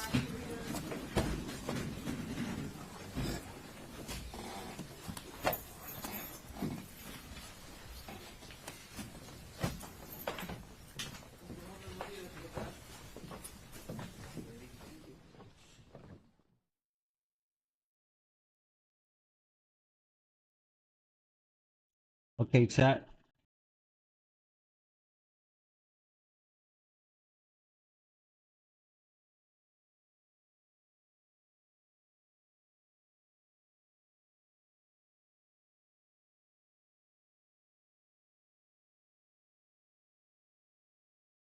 Argue that the judge didn't follow those steps. So he denied my motion. I asked him if I could appeal that to the Court of Appeals immediately, and he denied that. I suggested that there was a bit of a cloud hovering over the case because of the situation, and he took offense to that and warned me to tread lightly. The court's basis for having been explained on the record, a written order of this, along with the attachments, will be included in the record. And Mr. Banks, where are you? Sir, as a result of this transcript release, the court withdraws the show cause for your client and others who may be present who are present in chambers on the 10th of June of 2024. As I mentioned earlier, we were going to have a show cause hearing on Wednesday, the 3rd of July. I am canceling that indefinitely. Wow. So we will not be holding that particular hearing, okay? Wow, Kayla is not going to jail, guys. She's not going to jail. And then then transitioning to the last matter the court wanted to put on record. Upon further review, this court will in fact enter an order sending Mr. Adams and Steele, Mr. Weinstein, and Mr. Banks motion to recuse to another judge pursuant to Uniform Superior Court Rules 25.1 through 25.7 in the Have you heard about the perfect storm that's brewing in real estate? Our local rules. So this written order is entered. I will enter the order transferring it. And until such time as those two things are decided, then we'll be in recess until that time. Oh my God. Wow. What do you think about that? Well, as you know, ain't nobody got time for that. Again, Miss Bumpus. But if he says he don't recall to everything, he'll be okay. Miss Hilton, I'm not advising that, but so long as he answers the questions, that's fine. So long as he, little Woody, I did these crimes. I'm telling you that. Did these crimes? Miss I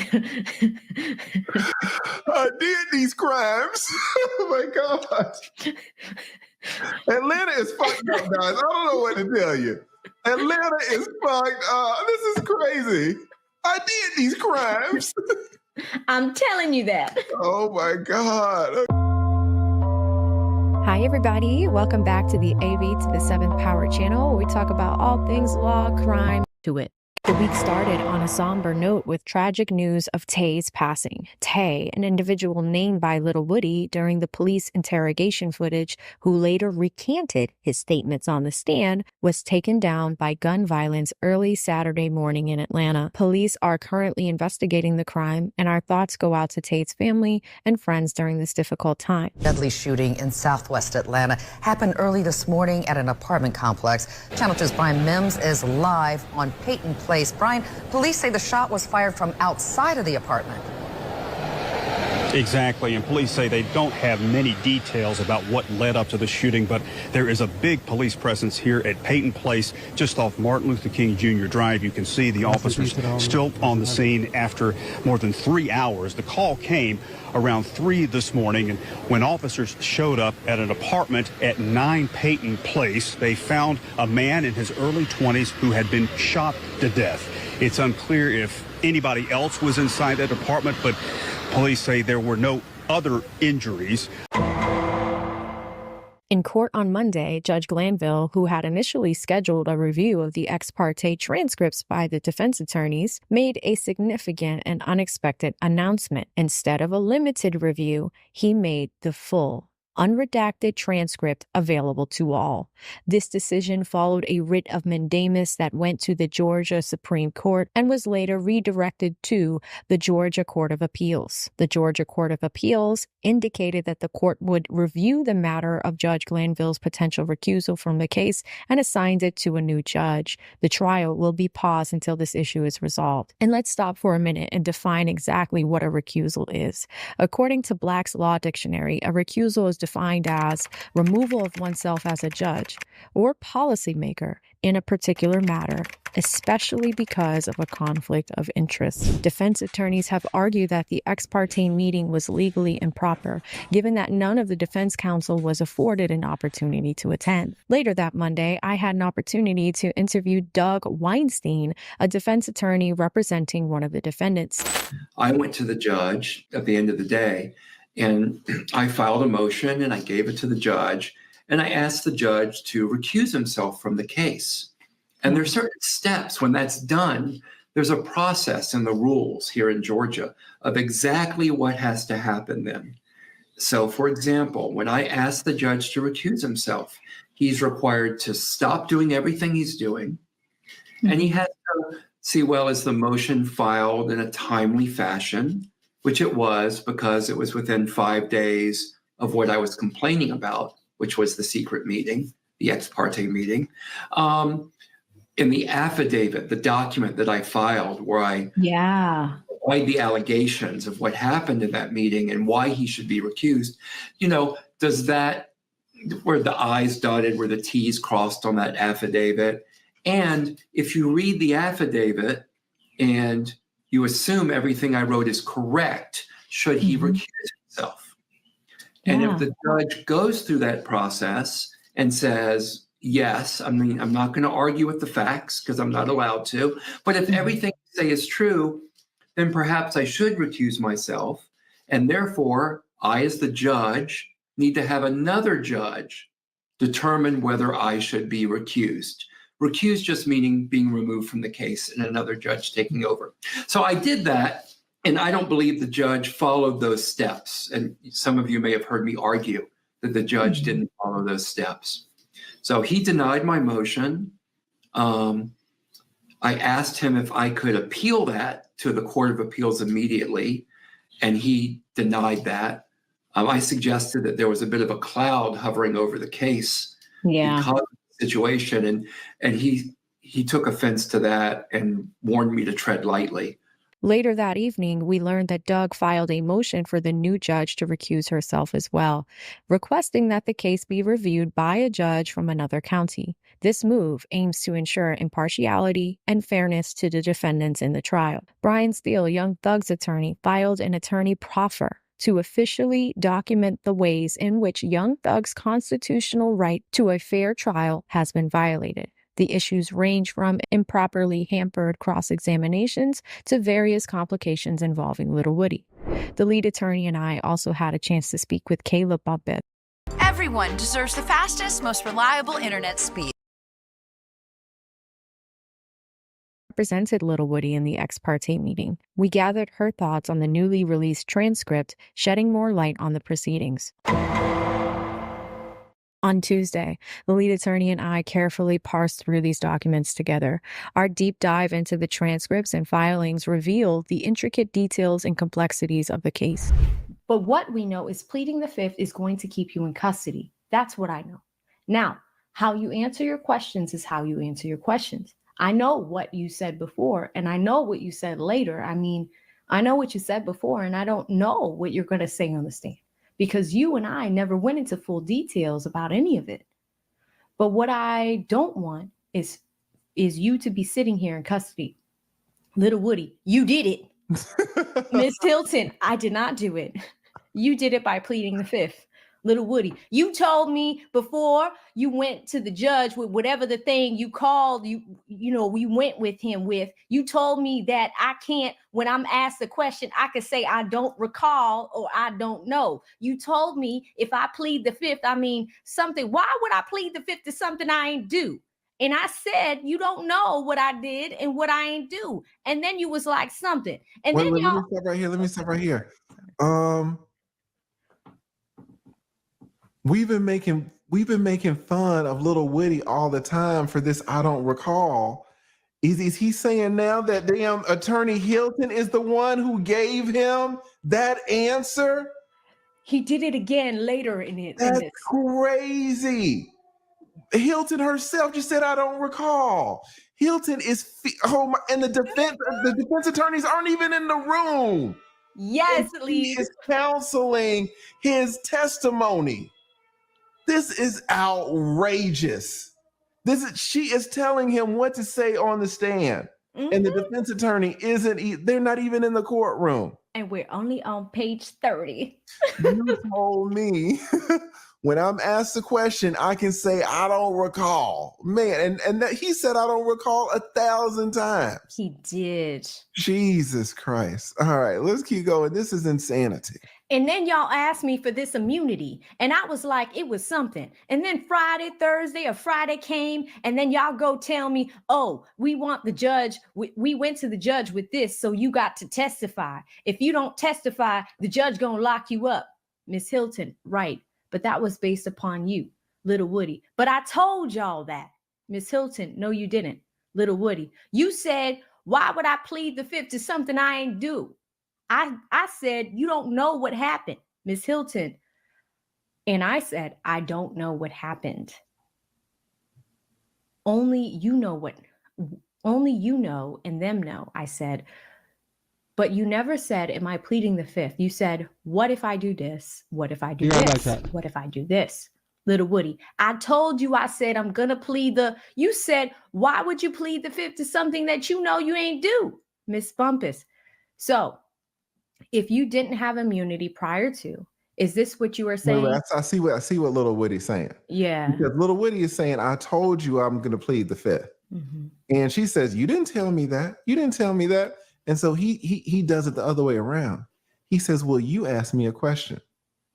You asked me, you said, well, Mr. Copeland, why would you plead the fifth to something that you didn't do? Think about it.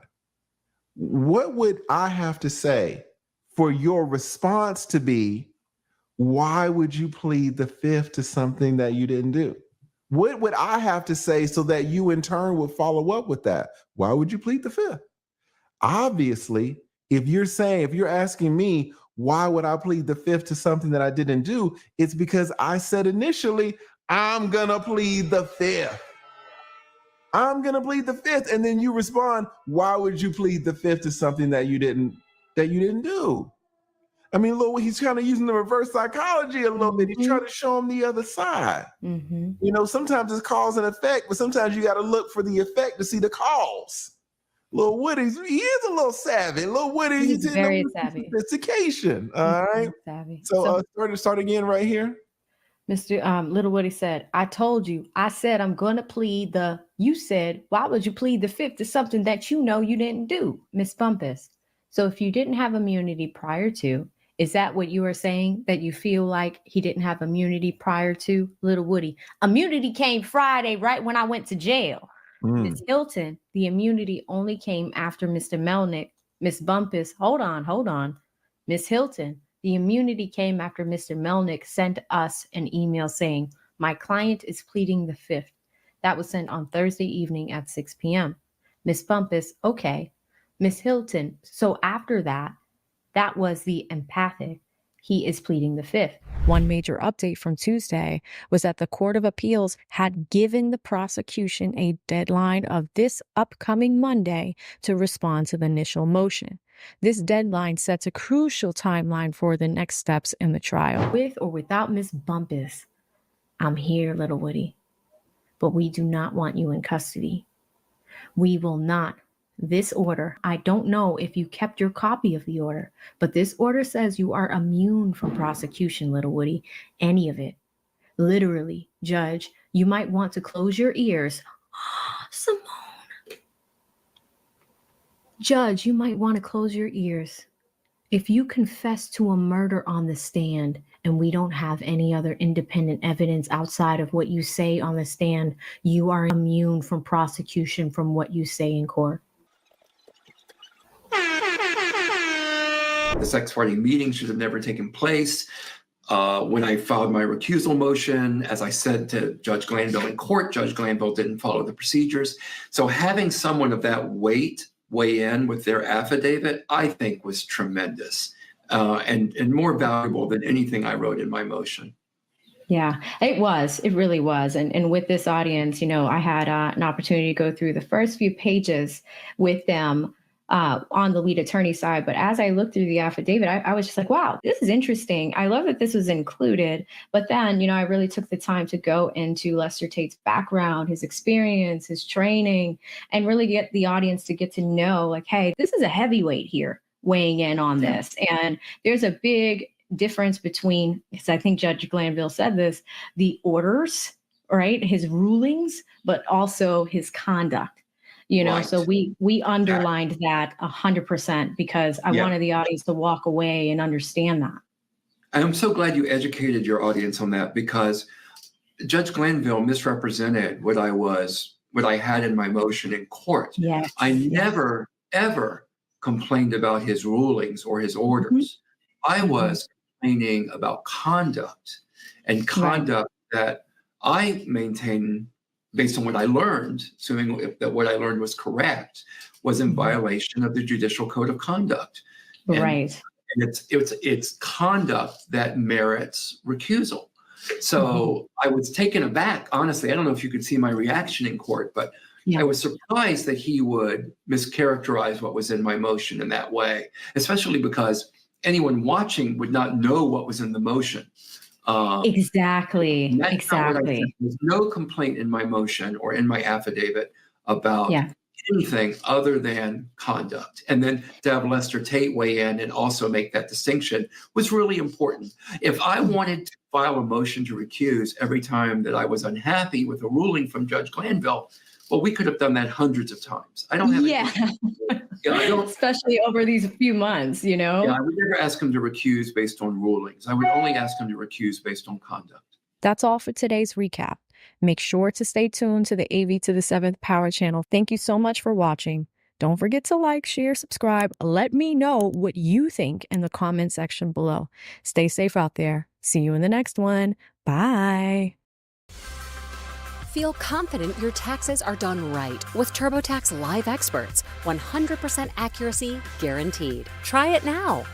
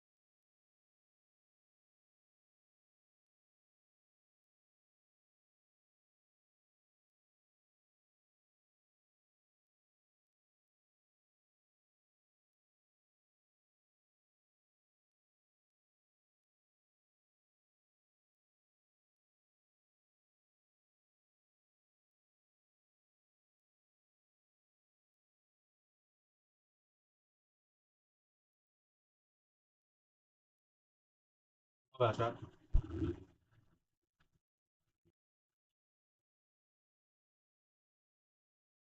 You gonna run this while I run outside? Of a predator. A trial date is now set for this former Tennessee teacher accused of sexual. Hi, Samantha Fish here. I'm a blues artist here in the Dream Giveaway Garage today. At least 21 of her students. If that's not enough, she's allegedly pregnant, and the baby's father is one of her victims. The paternity of that baby could be proof of the sexual contact. In all, she's been indicted on 23 charges. So just seeing those charges on that indictment lends credibility to the victims' stories here. And the allegations are shocking. All of these victims, 23 counts, not just of the sexual nature, but also of intimidating a witness, coercing a witness, things like that. That is really bad, really bad. With all these charges and the evidence that goes along with them, is there even a possible defense? They are children, and there is no such thing as consensual sex with a child.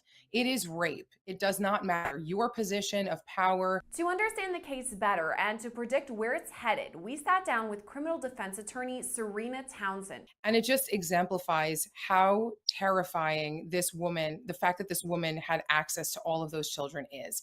It's really scary. The teacher in question is Alyssa McCommon, who once taught elementary school at Charter Academy in Covington, Tennessee. Law and Crime began following her case last September when McCommon was first arrested. Police began investigating McCommon in August 2023 after receiving a tip about an inappropriate relationship she was having with a former student. Initially, McCommon was charged with rape and booked into the Tipton County Jail on September 8th.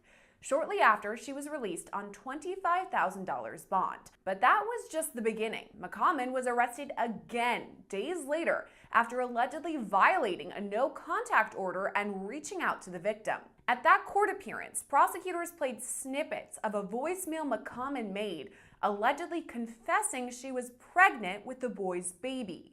I will never text you again. You will never hear from me again. Just please don't say anything.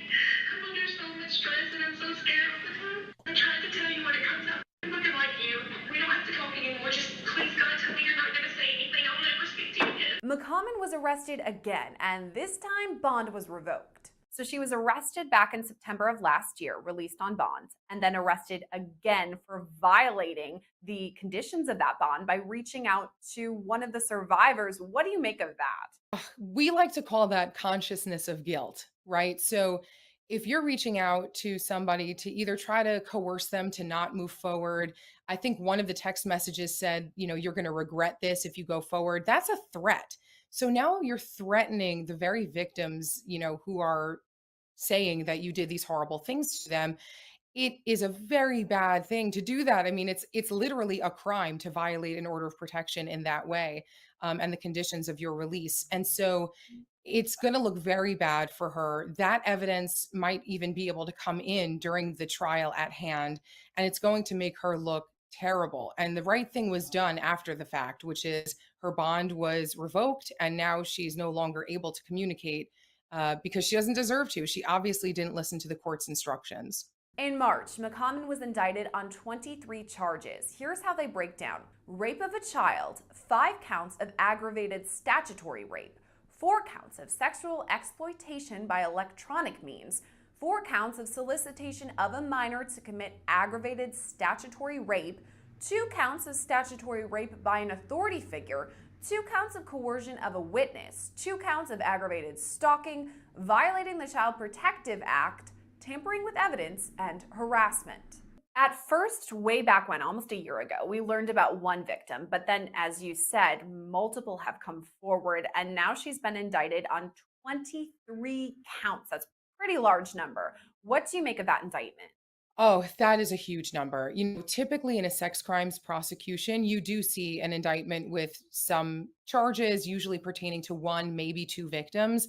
The fact that there's 23 counts in this indictment is very telling. First of all, the more victims that come forward and have a similar story, the more credibility that story is going to have, and the higher probability of guilt will, occur in a case like that. So just seeing those charges on that indictment lends credibility to the victim's stories here. And it just exemplifies how terrifying this woman, the fact that this woman had access to all of those children is. It's really scary. It's not a situation where she could even claim that she messed up, which is really not an excuse anyway. But sometimes there's mitigation when there's one victim and there's, extenuating circumstances, I guess. I don't know how there could be extenuating circumstances in a child rape case, honestly, but where there's one victim, perhaps there's reasonable doubt for one reason or another, but all of these victims, 23 counts, not just of the sexual nature, but also of intimidating a witness, coercing a witness, things like that. That is really bad, really bad. I had originally seen, I guess, a headline, and I thought that perhaps there was one victim, and it sounds like she had multiple victims here in a pattern of sexual assaults and rape. So really horrifying. Let's pause this story for a second to thank our sponsor, truthfinder.com, one of the largest public record search services in the world. Here's how it works. Go to their website, truthfinder.com, and say, for instance, you're looking at me. You type in my name, and within minutes, you get access to reports that include things like numbers, addresses, but also any criminal convictions. Now, this goes without saying, but my Truthfinder record is sparkling clean. Right now, you can get 50% off confidential background reports at truthfinder.com/LCnews for info on almost anyone. Leading up to McCommon's indictment, officials spent 7 months investigating the accusations against her, learning the shocking details of her alleged crimes. How are y'all Get doing? your home ready for the ultimate summer during Raymore and Flanigan's sizzling summer sale. Sofas starting at $599. Dining sets at $349. And queen mattresses at $349. Hurry in while the summer savings are hot at Raymore and Flanigan. Man. If you retire, what you realize is all of this Monday, Wednesday stuff, it doesn't exist. When these crimes happened at least a year ago, It's a if fiction. not more. We know that she was a teacher. If and you retire, focusing you in on realize students time ages is just 10 a to 12. construction. There were at least a dozen, if not born, more. So to me, it you almost take sounds all like these grooming millions and based on the millions and aspects of the millions of case that breasts, I know. and then Does you it sound die, like but there's grooming no to you? such, Absolutely. And I actually found it very telling that part of the statement that was blue put out whales. by No one somebody, operates police on or law Wednesdays enforcement, and saying Saturdays. that It's the just activities, us. her activities, Capitalism, were not taking place slavery. on campus. That's That all all it of these, is. sexual Once you activities retire, and you go back texting to and your things of that natural nature state. happened outside of school. To me, Anybody that's who's an retired, unacceptable you way to would frame never this, think that you because kind of there's no way you don't in know my this mind world that exists. you could World without separate the fact that she Tuesdays. was their It's teacher and the just fact that she was one clearly long grooming them draft of while time. being their teacher, Oh, we getting and the deep. eventual acts that she took against We getting them. deep. So Listen, to me, this happened on school, out of I school, labeled the and last this stream. was a pattern. What did that I was say going on the on last stream? 24/7 I in said my we mind. on their From the head. start, McCommon's case drew parallels See, this is why I to the love case of white Mary people, Kay man. I Letourneau, love a sixth-grade teacher the out fact of you got all Seattle these who was charged races. with Well, really just the second-degree human rape. race. The story Because I captivated know the who was nation asking as these Letourneau questions. eventually had They two were like, children with her former student, what does Billy we Phillips. on their head mean? I was like, yeah. We on their head. That's what Brian Steele is. Who remembers? You see, some of y'all found me last week. Some of y'all found me 2 weeks ago. Y'all don't remember what this black lady did. She attacked me. I was attacked by a YouTuber with 1 million subscribers. Her name was Tasha K. And she got mad about some other. She said she couldn't sleep. She said, I'm in a tie. Y'all know I don't get down like that. I don't ever call out people out of their name. I'm sitting here in a custom suit. But I said something, and she was like, she was laying with her husband, and she couldn't even think about her husband. She couldn't think about her family. She was thinking about me. So she woke up one morning, and boy, she turned on that damn camera, and she laid into me. I should play it. And when she started off, she was like, everybody come in. Everybody come in. Because I'm on a ninja head. Oh, I'm on a ninja head. Y'all remember that? It was crazy. Anyway, so I labeled this. I was like, oh, yeah. If y'all, and look at this. Look at what we got here. Look at what we got here. We got a new supplemental motion to recuse Judge Glanville. God, what is this? Are these? Oh my! And he put footnotes on the damn title of the motion. State of Georgia versus one Jeffrey Willis, aka Young Thug, aka King Slime. Oh, Brian still woke up this morning. He was like, oh, we some hair busters. Oh, we some hair busters. To be honest, maybe you got to be from Atlanta. Maybe you got to be from Zone 4, Zone 6, Zone 3, Pittsburgh. Your boy, I was born in Zone 4. Y'all don't even know how Atlanta worked. It was segregated back in the day. And they split up Atlanta proper into six zones. But these zones were not really zones. What they were police precincts. They were police precincts. But no one remembers that. Now they just call them zones. So I was born and raised in Zone 4, Cascade. What's over there? Greenbrier, Oakland City. Then I moved later on when I got deep into elementary school, high school. Your boy was in Zone 6, Covington Highway,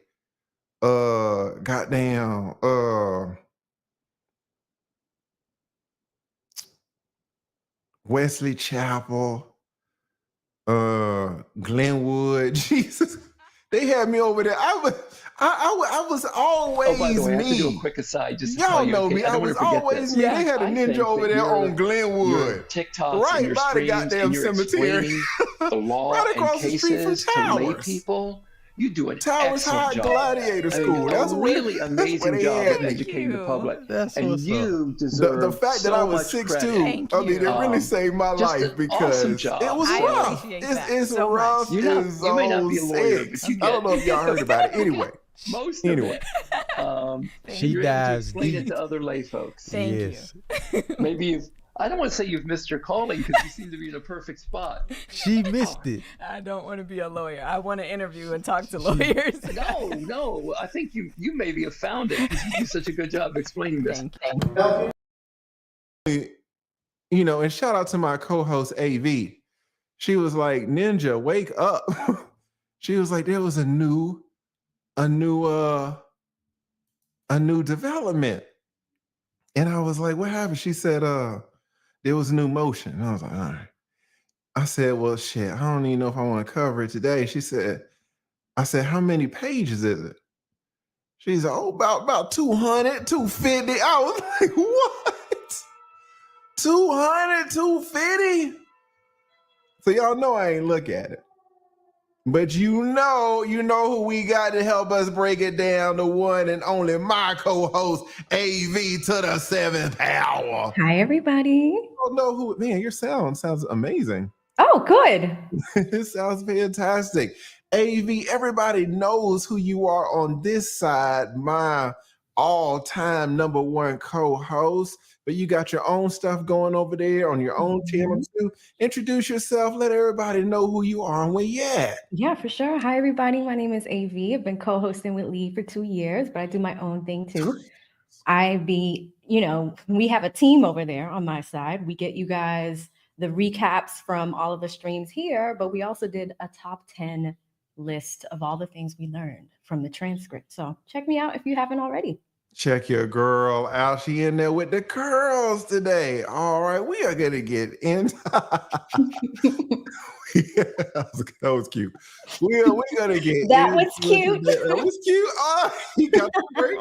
I forgot about that. Me too. So we're going to have a full day today, guys. Y'all know I ain't been streaming. Hopefully y'all been over there with AV. She's been keeping y'all informed. Like I said before, your boy retired. All right, what did Lil Woody say to old girl, Miss Bumpus? He said, "You're fired." Well, lead over here. I'm retired. All right, this is how we talk. I'm retired. All right, so I ain't streaming about 3, 4, 5 days. But we're gonna give you a long one today. We are gonna cover all of this motion. And some of this are exhibits, so strike that. We are not going to cover all of this. Some of this stuff maybe has been seen before. I am not tying myself down to review 200 and something Yeah, we've pages. seen a ton of it before. I think the first 40 or so pages is new stuff. Awesome. So we'll look about the first 40, 50 pages. And then so this is the latest. When was this filed? This was filed it was filed just yesterday at 8:30 p.m. All right. So less than 24 hours. Less than 24 hours ago. So this is breaking news, guys. And then on top of that, we are going to review the indictment. So we're doing the latest breaking news. Then we're going to go all the way to the beginning to see how the hell did we get here? And who all is in the case, who is not? What are they charged with? We don't even really remember what the hell's going on. What did you prosecutors say was going to be proven in the indictment? Has anything been proven in this damn case? It's been a year and a half. I can't name one crime that's been proven. And you got to prove something beyond a reasonable doubt. Y'all better hurry up. Infamous Sylvia, who was in the courtroom, she was looking at the jurors. Them ninjas was asleep. They were asleep in the jury box. They were looking around. One of them was spinning in her chair. She just spinning. She bored as hell. Some of them had their head up. Some of them had their head down. Guys, we have been in trial for over a year and a half. Some of them ain't taken nan note since the trial started. Wow. They haven't taken one note. The bailiffs be like, do you want a pencil and a pad? No. You're not going to take any notes? No. Give me my $25 if I got to sit here all day. I ain't writing shit. Y'all ain't paying me enough to write. You ain't paying me enough to take notes. You want me to take notes? Add another 25 to it. But you got the basic package. I'm just showing up. All right, these people on the jury don't care. So we're going to take a look at that. And then if we have time, we are going to look at the prosecutor's opening statement to, again, get a context of how the hell did we get here? Because it's always good to ask yourself that. We got 3,300 people in the chat, and I'm looking at my likes, and I'm like, how the hell did we get here? How did we get here? Guys, I only want a 2-to-1 ratio. If we got 10 people in the chat, how many likes I need? 10 people, I need 5 likes. We got 100 people in the chat, 50 likes. We got 1,000 people in the chat. I only need 500 likes. Some of these goddamn YouTubers be begging for a 1-to-1 ratio, not me. I know 50% of y'all ain't shit. I know it. There have been times in my life where I wasn't shit neither. I get it. I get it. Some of y'all can't afford to hit the like button, even if it's free. I know. You're doing it quick. Y'all are almost there. Okay, now, all right. So y'all so smart, man. The one thing I love about smart people, and I'm gonna put myself in it, I respond to incentives. So, okay, I respond to incentives, and y'all will get my likes up. Y'all give me the 1.7. I won't lock y'all out, but I need y'all to give me the 1.7. All right, so are y'all ready for this? And then Lil Woody was texting me this morning, and he was like, he might show up. So if he show up, we're gonna pause what we're doing and talk to our man Lil Woody. What did he say in that damn secret meeting? He was like, I did these crimes.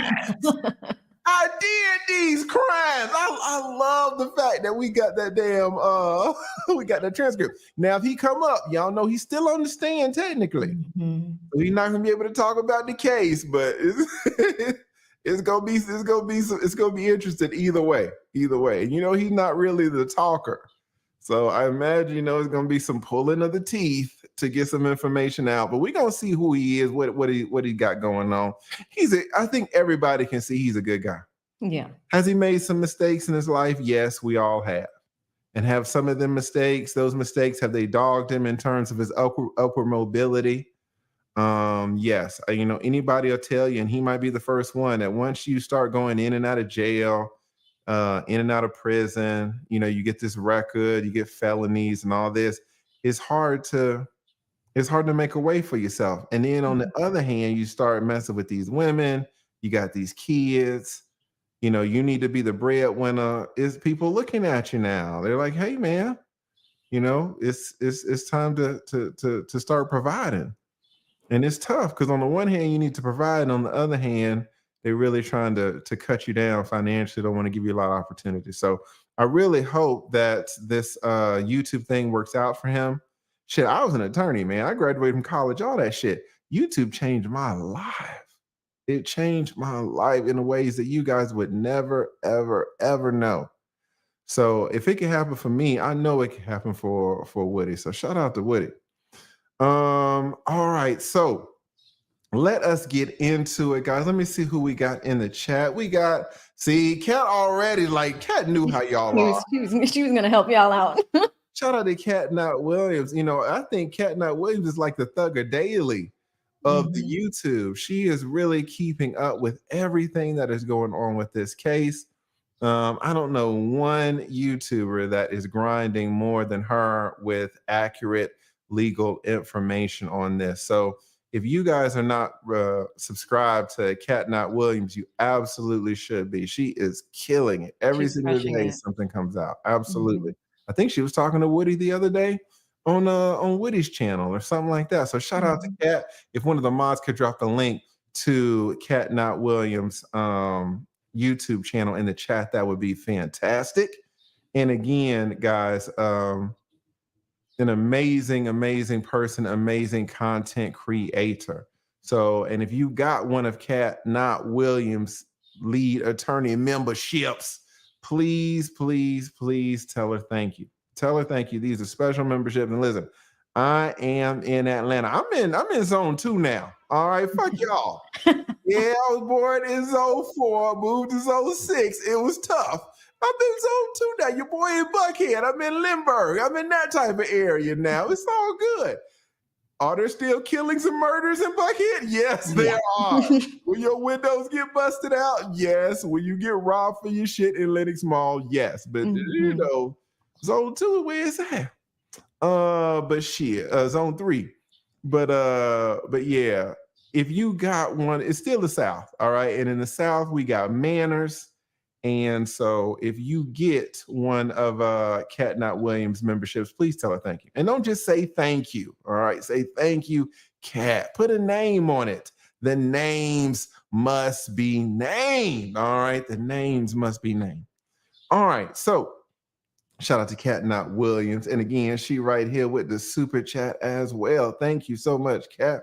We got the mixed one. We got the light skins in the house. AV, we got the mixed chick Samantha, the mixed chick Sam.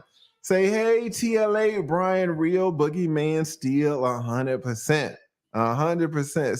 Still is killing them. Thank you so much. Shout out to Zay for prayer. Say, hey, Lead and AV, have you seen Woody's new YouTube channel? It's called Lil Woody 372. Yes. And again, shout out to Woody, man. Really hope he makes this thing work. YouTubers, I mean, we're a special breed, but the opportunities that YouTube will provide you are like none else, you know. And shout out to TikTok, shout out to Twitter, shout out to Instagram, all that shit. Ain't no place like YouTube. YouTube is the mothership. So I am glad that he started his YouTube channel. Thank you so much, Zay, for prayers. Shout out to the beautiful Melody. Thank you so much, Melody. Melody says, YSL Steel. Sometimes you gotta pop out and show these ninjas. You do sometimes, man, especially ninjas. Like, they don't be wanting to hear. You gotta show them. Telling them ain't good enough. Sometimes you gotta show them. So that is absolutely right. Absolutely right. Thank you so much, Melody. We got Keita G in the house, also an attorney from Boston. I think is she in Texas? Where's she at? I think she is somewhere in the north. I always want to put her in Maryland. Texas. I think Maryland. Maryland. Shout out to Keita G. You know, you talking about Miss Rumpkins, I mean, Keita got a little something too now. Shout out to Keita. The brains and the beauty. What does Keita say? Did you see Kayla stream on Little Woody? Interesting.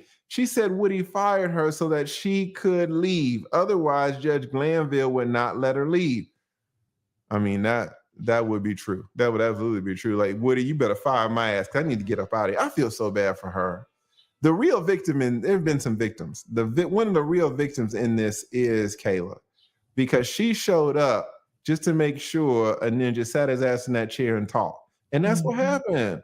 A ninja sat his ass in the chair and talked. And then all of a sudden, this judge going rogue on Brian Steele leaked some of it to her. She got pulled into a secret meeting. She was like, and then, and I don't know her situation, so I don't want to pocket watch, and I don't want to speak on the finances, but I will tell you guys that as an attorney, there have been many times when other attorneys call me up, said, Lee, man, I'm jammed up. Please, please, please, are you available on Tuesday? Just show up 8:30. Do this for me. I done it for you. No problem. What's the point? Never got paid. Never even asked for payment. It was a favor. And so there is a very high likelihood that Kayla did this as a favor and then got, pulled into this shitstorm and never got paid. Who got paid? Milner got paid, but not Kayla, even though Kayla did all the work, and it wasn't even supposed to be all this work. So I've been in that situation so many times, It's guys. the worst. Yes. I was at one situation, man. One of my friends called me up. It was for immigration court. And she said, listen, I can't make it, but this lady is about to get her citizenship. And guys, no, it wasn't her citizenship, it was LPR. She's about to get her legal permanent residency. And that's what you want. Because so many times when you go to immigration court, people get removed, which y'all know is deported. They get deported. So, and that happens in Atlanta 95% of the time. And so if you actually have a case where someone is getting their LPR status, their legal permanent residency status, that's a huge win. I mean, people cry. You cry in court when that happens.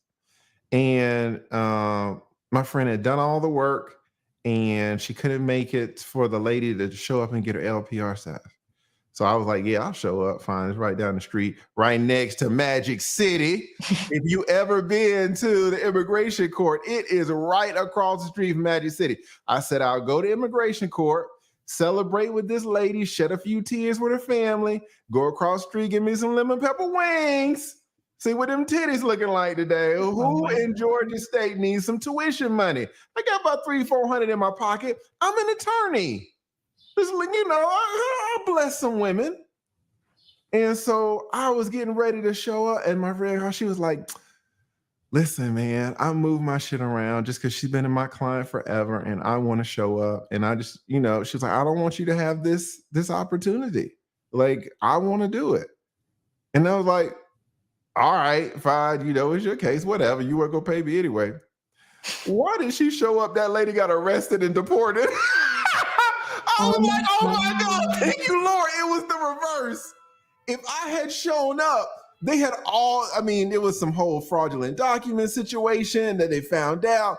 They arrested that lady. That is a dumpster fire. And that shit would have happened to me. I would have been in there. And it was so messed up. Because that judge lit her, the judge lit her ass up, talking about the judge is gonna.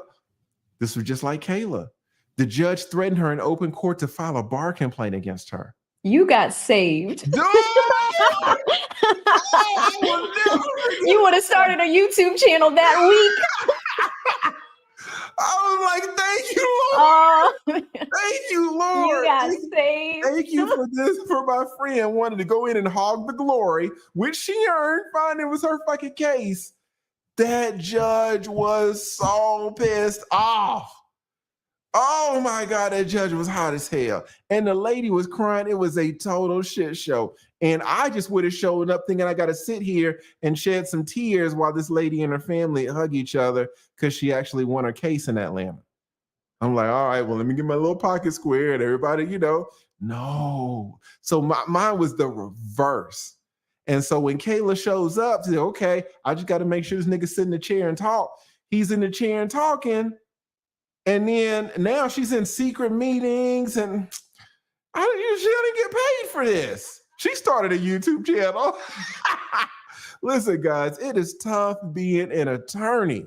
It is so tough. So shout out to Keita. What does Keita say? Did you see Kayla's stream with Lil Woody? Interesting. She said Woody fired her so that she could leave. Otherwise, Judge Glanville would not let her leave. I would not have put that out there on the live stream. Listen, what Keita's saying is right. But there's a lot of things that go on that, I mean, it's just reality. It is just reality. Like me telling you, Kayla probably ain't get paid for this bullshit. And it could be the case that Kayla shows up and then Lil Woody's like, what are you here for? Oh, I'm standing in I was expecting Melanie. Okay, well, I'm just here to, Now, it was good that Kayla and Lil Woody had already had a relationship. I'm a mechanic. And I've been hearing a lot of people talk about this new diagnostic tool called Fixed. I'm a little skeptical, so I ordered one myself, and let's give it a shot. When that light comes on, my wife thinks the whole car is going to explode. And it might not be that big of a deal, but you won't know until you take it to a mechanic. But there are good mechanics and there are bad mechanics. Go ahead and insert it into this auxiliary port. Unlike when you go to a mechanic and they just give you a code, Fixed tells you what's wrong in plain English. Unbelievable. Problem solved. Loose air filter. With Fixed, you're going to know what's wrong with your car before you take it to the mechanic. That way you can tell the good mechanics from the bad. Fixed will help you estimate what your real repair. A 5'10" white man, and we're in the South, and I've been in those situations. Sometimes, should you say that? Should you say that on stream? It's the reality. And the client has a point. Like, I paid the white man. I don't even know you. And you're black. We're in the South, guys. It matters sometimes. We're all one race, but we're going to keep it real with you. These are the behind the scenes stuff y'all never hear about. But I feel you, Keita, man. Sometimes people be exposing too much of the game. I have been there. So shout out to Keita G. Shout out to Betty with the trays. What does Betty say? Would he come up sounding like pure entertainment only? 100%. Entertainment for y'all. Entertainment for y'all. Because I see some pulling of the teeth in my future. But shout out to Woody. Shout out to Betty with the trays. Shout out to Roll the Dice. I like that name. Roll the Dice says steel is on a ninja's head 100%. Shout out to Buddha Belly. I like that. Shout out to Buddha Belly. Thank you so much. Man, it is. We're going to get into this. Y'all got me just talking. I forgot. Yeah. You just gotta let him go. You just let him go. I'm like, just let all the stories happen. Okay, we're gonna get into this. Let me read a few more of these. We only got a couple more, and then we'll get right into it, guys. So let me see here. Let me change this back up. Shout out to Lord. What does Lord Vegeta say? It says, y'all nicer than me. Let the segregation. Let the segregation floors lock them out. I said, he's talking about the likes, because I will segregate. I will segregate the likers versus the non-likers. But y'all, let me see. We about 5,000. Y'all are a few hundred short. So Lord is right. Lord would have locked y'all out. I'm gonna give y'all 2-3 minutes to get me up to 2.5. Don't only give me up 2.5. I ain't gonna lock y'all out. Thank you. And then Lord say he nicer than me. Lord say he gonna lock him out, but then gonna give him 5 memberships to save him. All right, which one is it? Which one is it? Pick a side, Vegeta. So much, Lord. Yes, AV is exactly right. Lord, if you got one of Lord's memberships, he said he gonna lock you out. He says he wants me to lock him out, but then he talking about he gonna give y'all 5 memberships to save y'all at the same time. If you got one of Lord's memberships, please tell him thank you. Shout out to Danielle, the beautiful Danielle. What does Danielle say? Danielle says, Lord got me a membership. So thankful. This is how you do it. This is how you do it. The beautiful Danielle showing you guys appreciation. Thank you, Danielle. All right, thank you so much. And thank you, Lord, for blessing 5 people so that they will not be locked out for 30 days when these ninjas start tripping with my likes. And shout out to Cat Knott Williams, blessing 5 more people. She blessing 10 folks altogether. And again, just an amazing content creator, always there with the information, tapped in. She talked to everybody. Weinstein, talked to Kayla, talked to Woody. She talked to everybody in this thing. So she is one of the foremost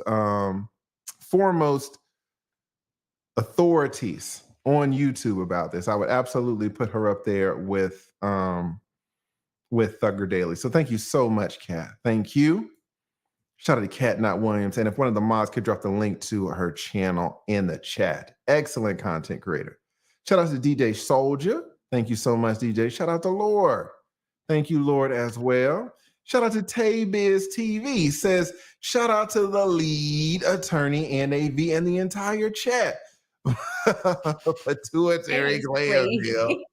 Got more time from love. Another 48 hours. Yeah, and it needs to be said that this document that we're going to review, you know, it's even more impactful now because today's Tuesday, right?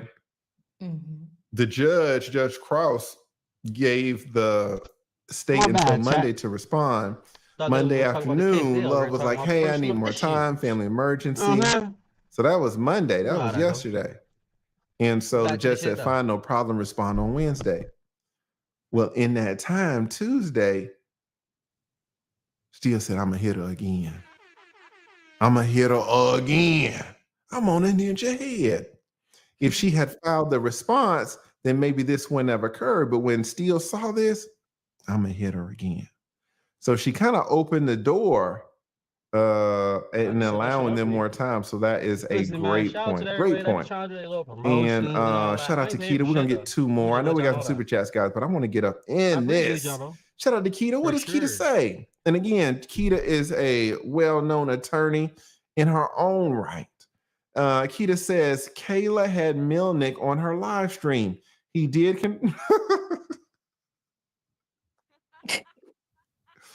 he did confirm that she did not get paid. It was a favor. Oh, I have been there.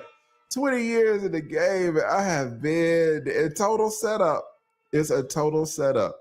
No good deed goes unpunished. What does that mean? You will be punished if you do a good deed. Did Kayla do a good deed in allowing Melnick to not have to change his non-refundable travel tickets and all this? Yes, Kayla did a good deed. What happened? Punished. All the flights back and forth, the crying, and I don't know if I'm going to be going to jail and having to hire all these attorneys. And she has kids. And she got kids. That's crazy. You know, oh man. So shout out to Keita. Said, I would be so mad. Yes, you mad as hell. It's happened to me multiple times. But she was able to start a YouTube channel and can make some money off this publicity. 100%. Got to look at the bright side. And maybe this will be what pushes her to really start up YouTube, right? So, and she's hot right now. She got about 5,000-10,000 subs. Every time she go live, it's 50,000 views minimum. So she's crushing it right now. Man, when did she start a YouTube channel? Last week, and she doing lives with 50,000 views. For me, when I started, y'all know it might have taken me 2 years.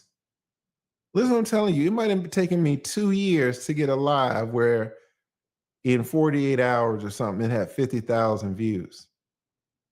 2 years. And she done it in a week. It's crazy how these things work. Yes. So you are exactly right. She gonna get it on the back end. All right. Somebody put the back end. Hashtag the back end. She gonna get it on. She gonna make it up. She gonna get it on the back end. Thank you so much, Keita. Really appreciate this. And this is a good one to end off on. I know we got some more super chats, but when y'all bless me like this, I love just to go ahead and get into some of this information. This is breaking news. Shout out to Mike in Tennessee. Said, come on, Lee, man. Don't lock him out. Don't lock him out, Lee. It's a Tuesday. All right, we ain't even at hump day yet. So shout out to Love Move says the back end. I love you guys so much. Man. I love you guys so much. Y'all are insane, boy. Shout out to the back end. Shout out to Kayla Bumpus and the back end. She gonna make it up. So again, shout out to Mike. Mike says, don't lock her mouth. Thank you so much, Mike in Tennessee. Huge supporter of me, huge supporter of AV, huge supporter of the community. He is sponsored whole stream. So thank you, Mike in Tennessee. Now, y'all know I could do this shit forever. I know. 33 minutes in.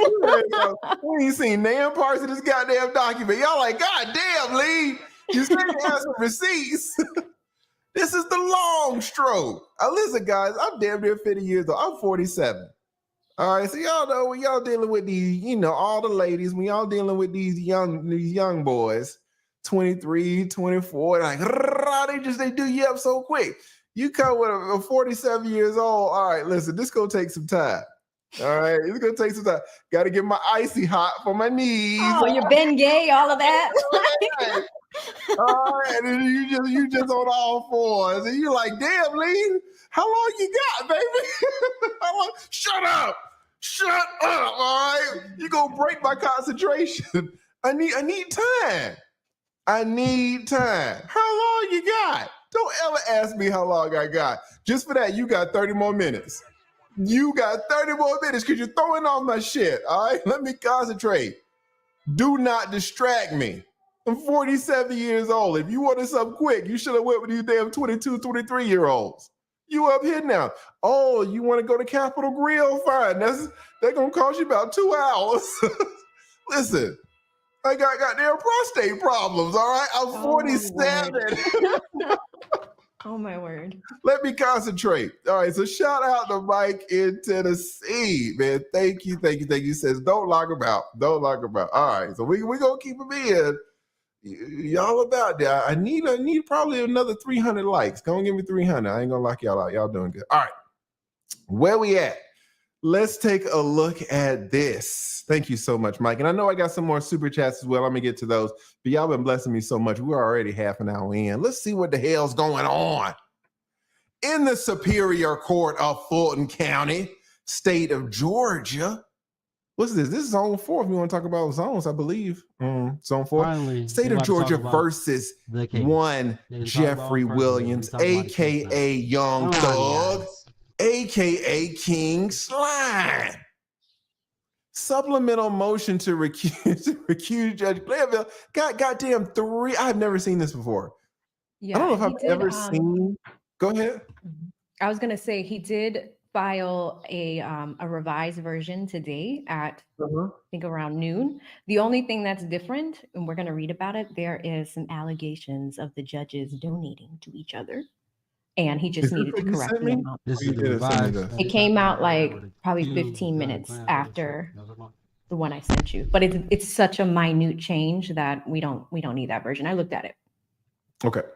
All right. So, well, do you want to send it to me? He's like, I know. I want the most current one. Well, I saw it 15 minutes after I sent this to you, but I'm just gonna let you do this on the old shit and not the new shit. All right, he's got that lights here. Like, come on. So let's do it now. I've never seen 3 footnotes, guys. Usually you don't see footnotes at all. This is just the style, the title of the motion. So usually you would see footnotes in the body, but he's got footnotes on the damn title. And not only that, I've never seen this, 3 footnotes. And you guys don't really care about footnotes. And I'll tell you, I don't either, but in law school, they trained your ass. You were in the first year, you show up, and I don't know if y'all know about law school, man. The first year, at least at Georgia, University of Georgia, is traumatic. They really do try to terrorize you. They try to weed you out. And they have a book with all of your faces. They have your faces and your name, and they sit you in assigned seats. And so in the first year, they say AV. And when they call your name, what do you got to do?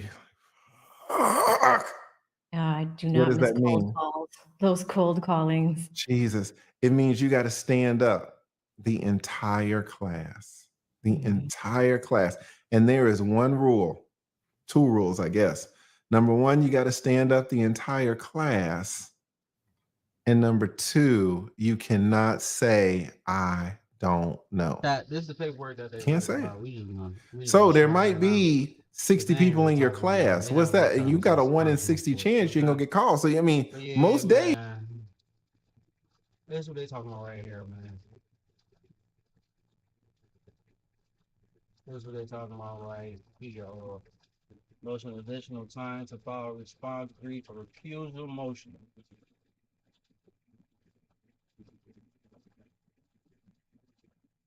I'm gonna give you guys some time to read it. I ain't about to read this whole thing, but I'll read fast in my head, and then. Alright.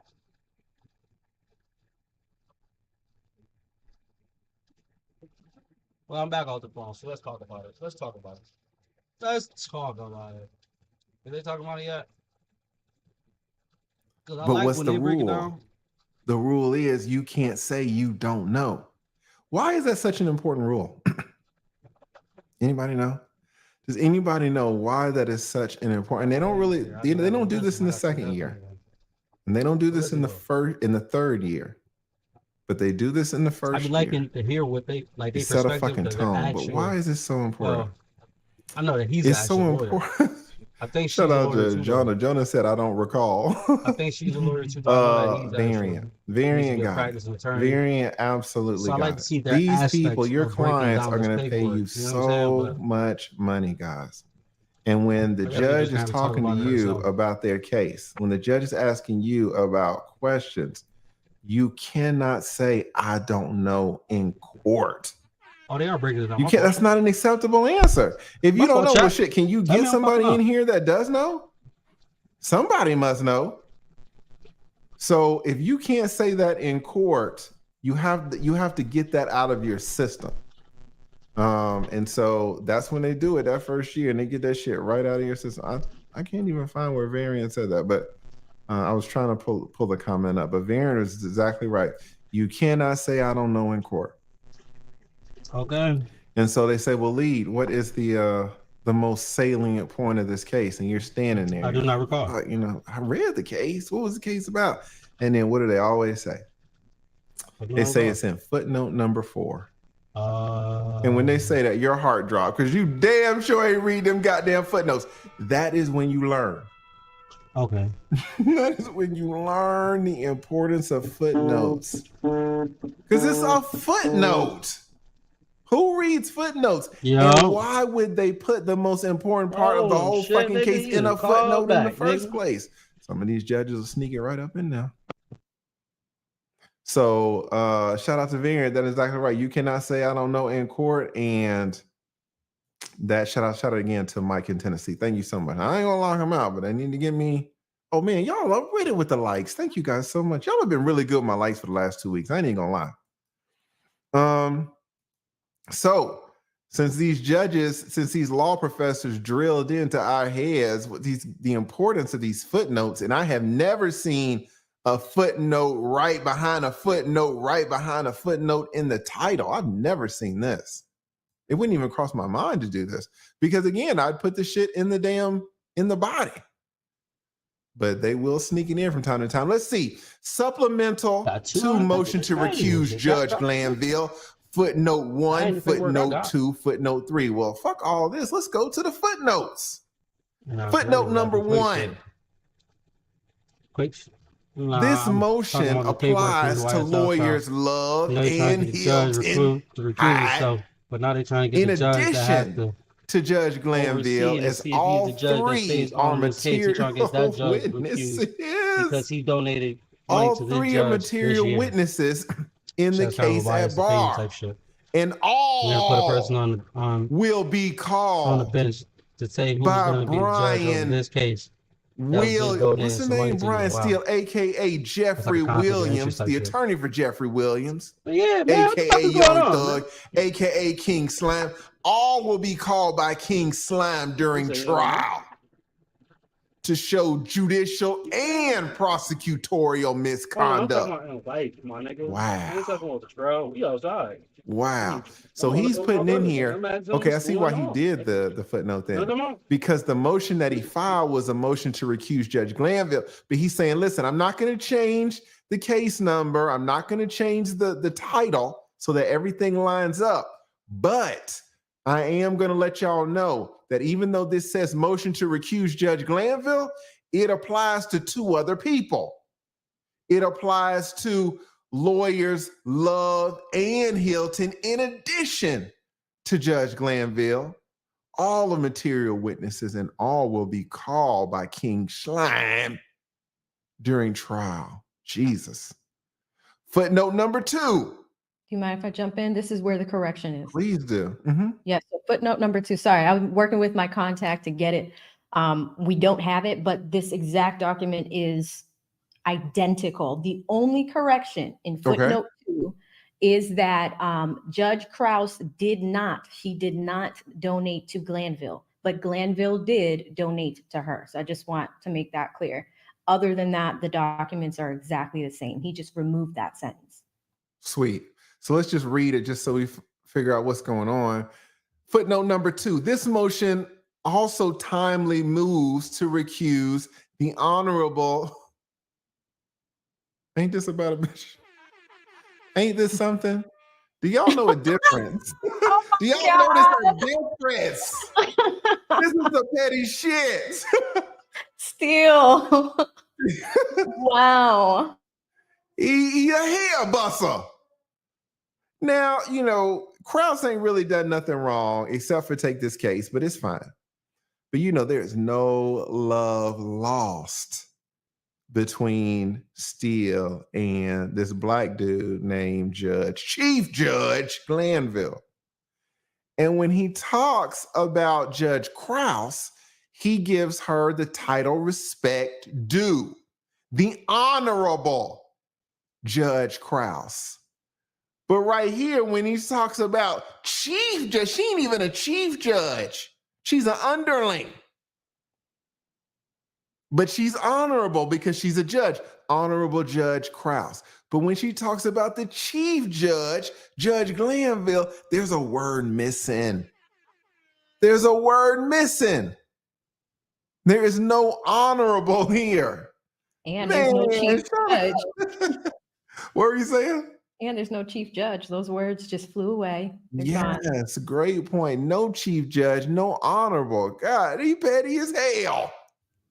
I ain't gonna put honorable in front of his name. Fuck him. I love it. I love it. This motion also timely moves to recuse the Honorable Judge Krause based upon the fact that she sits on the Fulton County Superior Court bench with Judge Glanville, and that in April, Glanville contributed, damn, $2,000. That's a lot. That's a lot. I have been forced. What's that? I said, this is the part that's correct. Okay. I have been forced to donate to judges' campaigns, but $2,000 is a lot. Usually we max out around $500. $2,000 to the Honorable Judge Krause's reelection campaign. Also in April, Honorable Judge Krause donated $500. So you're saying that she did not donate $500 to him? This is the sentence that was removed. That's not true. Okay, excellent. And again, guys, you know, does this mean, I mean, honestly, it doesn't.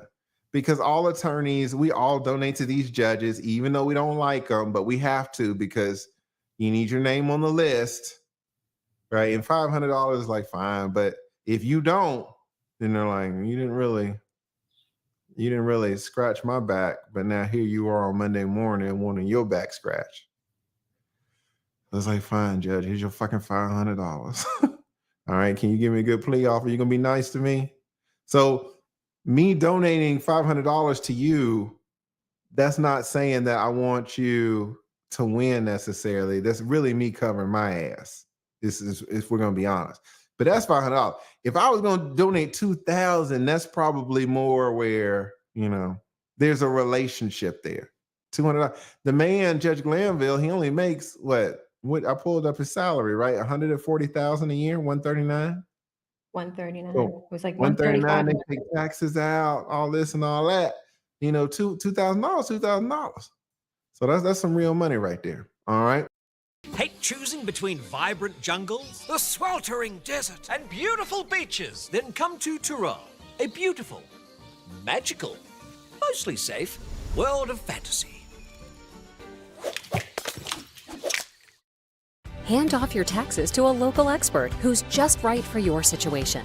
They'll do it all for you, 100% accurate, with TurboTax Live full service. Actually, the heavens will not fall by unmasking biased and unethical members of the bar. Brian came for blood. What? The heavens will not fall.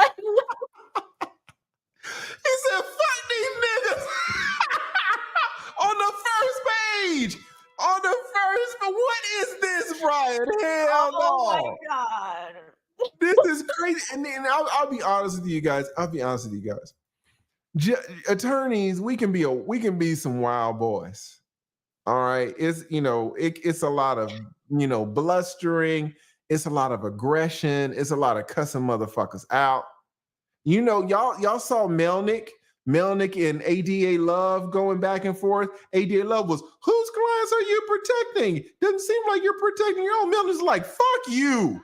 This is how we talk to one another. Guys, listen. It's rough and tumble in these streets because you're getting paid a lot of money. It's a lot of stress on the line. Brian Steele, guys, is one of the calmest, most mild-mannered, most respectful attorneys, and one of the best, if not the best, currently right now in his generation in the state.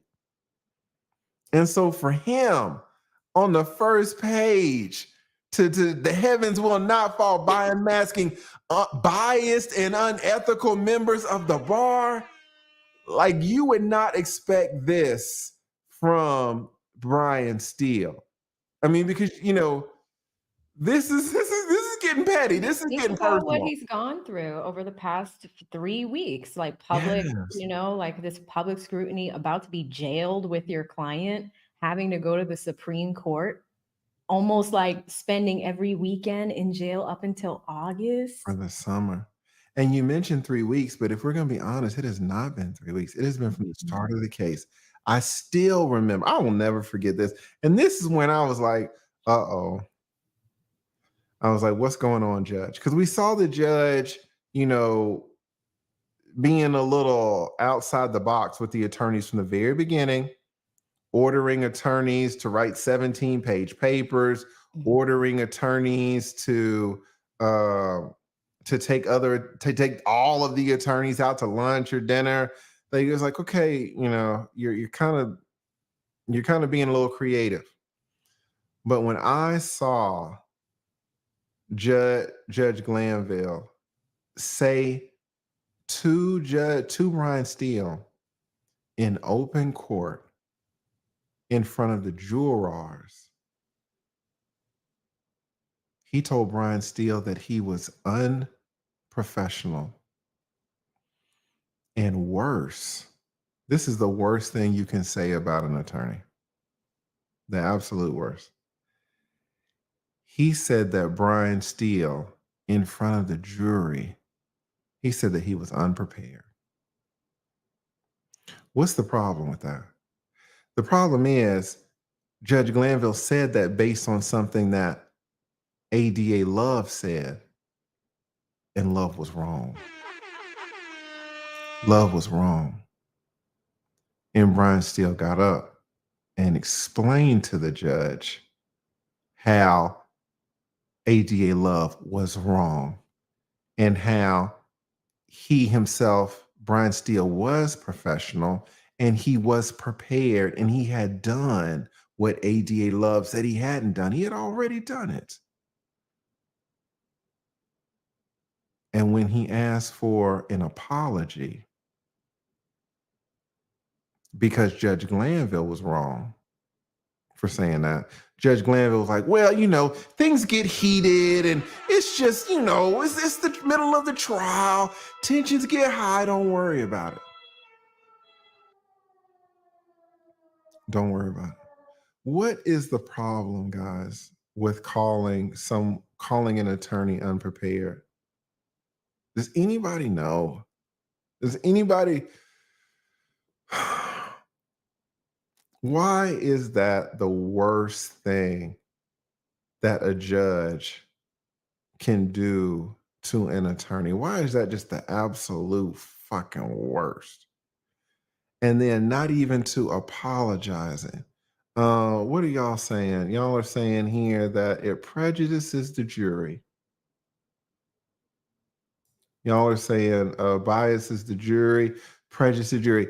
It does bias the jury, and it does prejudice the jury.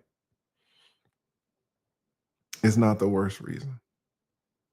And again, this is behind the scenes. This is behind the scenes stuff. The reason that it's the worst thing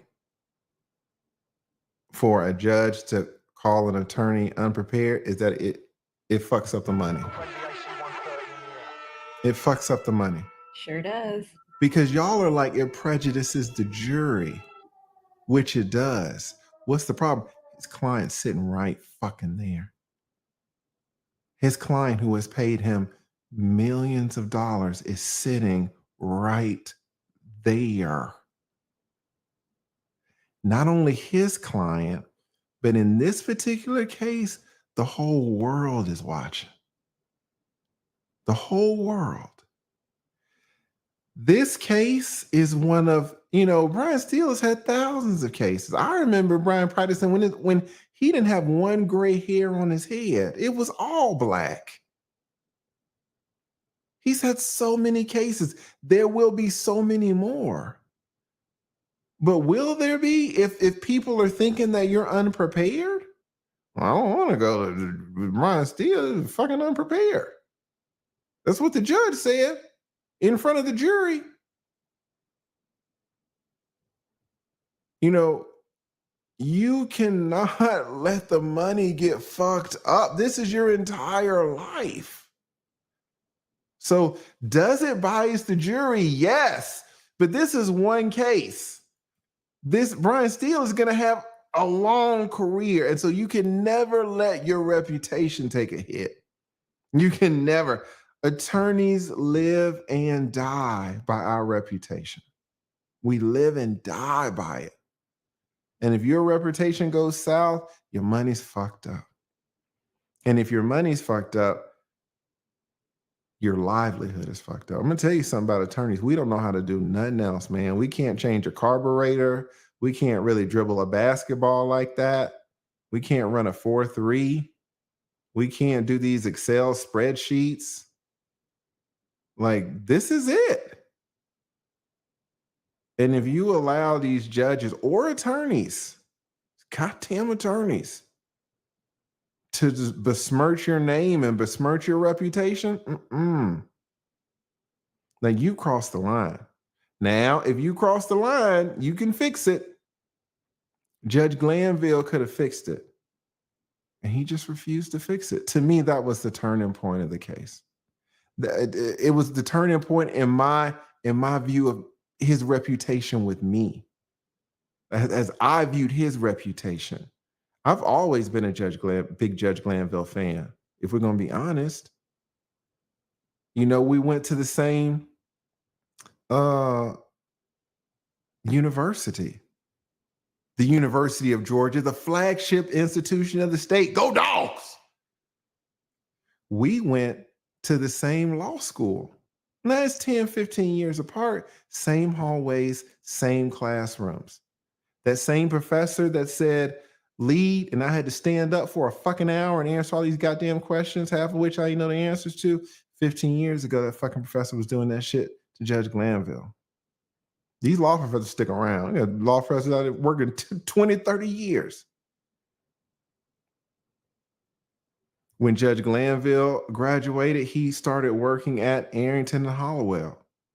Marvin Arrington, y'all might not know him, but y'all should know Hollowell, Donald Hollowell, Martin Luther King's attorney. Got him out of all these jails, got him out of state prison.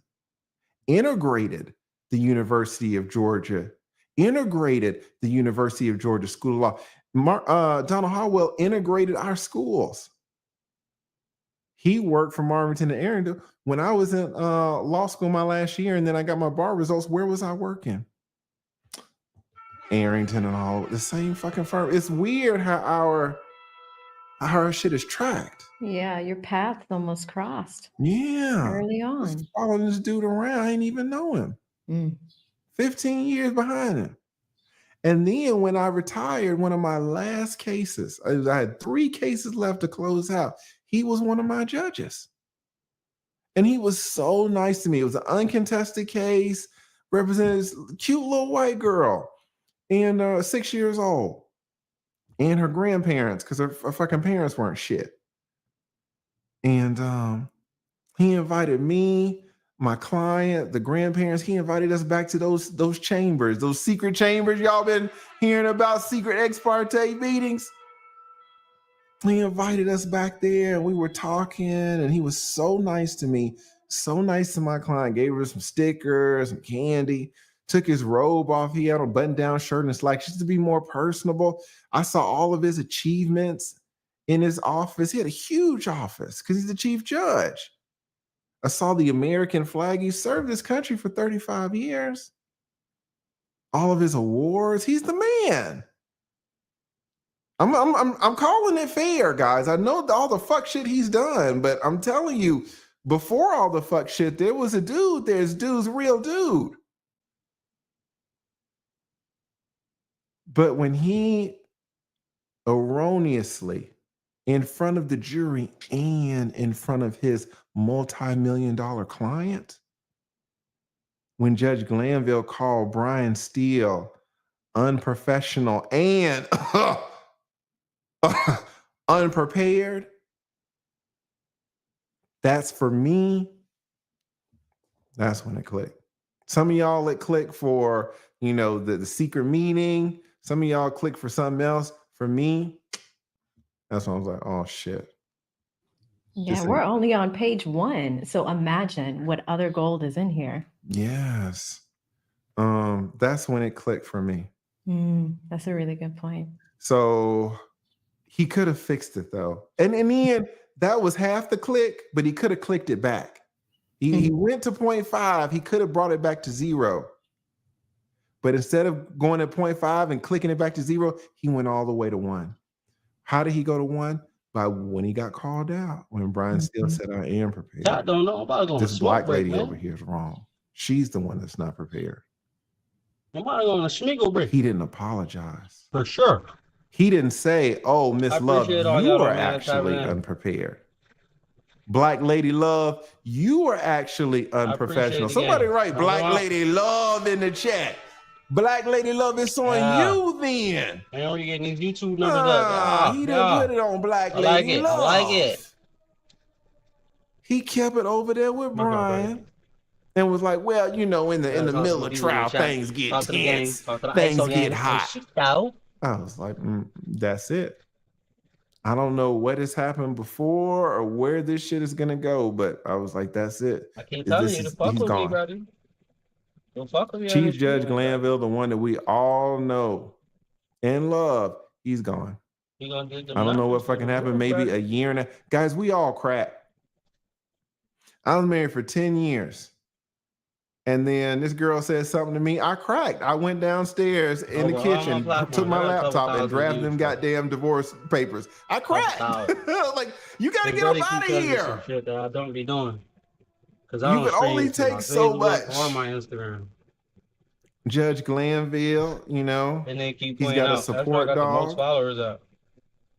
He's seen some shit. 35 in the military, 35 years in the military. He might have fucking cracked.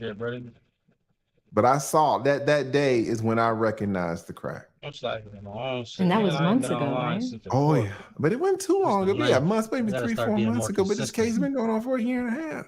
That's right. And he's been on some bullshit, but it's okay. But I was So I was like, we lost that man. At any rate, so and and Steele apparently feels the same way by not giving Glanville, like you said, AV, his chief judge honors, and not giving him the title which he is entitled to, the honorable title. No. And now he's saying, actually, you are doing a great job, Court of Appeals, by unmasking biased and unethical members of the bar. God damn. Breaking newscast says, TLA, your Chase referral does not work. Thank you for telling me. I'm gonna switch that shit out. Chase ain't really paying me like this shit anyway. All right, let's keep going. Thank you for letting me know. The Honorable Supreme Court. Everybody's honorable except for Glanville. Everybody's honorable. Wow, that is shade. For That is real. shade. The Honorable Supreme Court of he gonna cite me. He gonna put a hyperlink in one of his motions. He could be like, the Honorable Lead Attorney. Goddamn right. Everybody's honorable, but Judge Glanville, right? Everybody. The Honorable Supreme Court of Georgia has taught that a motion to recuse is timely filed if it is in 5 days after the affiant learned of the alleged grounds of disqualification. This supplemental motion is timely. All right, so he says it's timely. This timely filed motion is also presented to the Honorable Judge Krause. There it is again. And Judge Glanville. He's doing this shit on purpose now. It's gone. It's gone. He's putting both their names. Are y'all seeing this? What he's doing? He's putting both their names side by side so he could put honorable in front of one and leave it out in front of the other. God damn. In the case at bar, Glanville's ex parte communications with a sworn witness, Woody, his counsel, lawyers Love and Hyatt, and other representatives of Fulton County District Attorney's Office are seemingly only are seemingly only partially captured by the court reporter. He's got a dupe, pretty interesting addition in one of the exhibits. I think it is B. He's saying, guys, that y'all remember, first of all, Glanville did not want to release it. He was like, I'm not going to release it. Fuck you. The pressure started mounting. And so he was like, all right. Oh, got you. All right, I'm going to release it. But it's going to be redacted. What does that mean? It means I'm going to take a Sharpie and cross out all the stuff that I deem that you should not see. I make the decision. I'm the chief judge. So anything that I believe you shouldn't see, I'm going to Sharpie it out. You're not going to see it. And then all of a sudden he was like, oh, guess what? I give you the whole thing. That was a surprise. And it was unredacted. There's no Sharpies.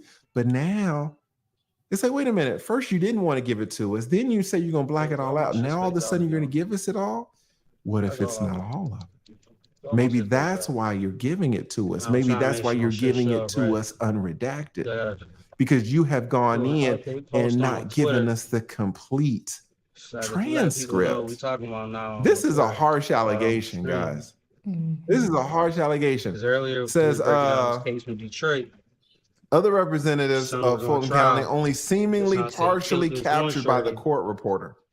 Judge Glanville, lawyers Black Lady Love, and lawyer Hilton have prejudiced and tainted Jeffrey Williams' trial so deeply as Judge Glanville has not acted as a judge, but morphed. We broke that shit down earlier. Now we're talking about the YSL transcript.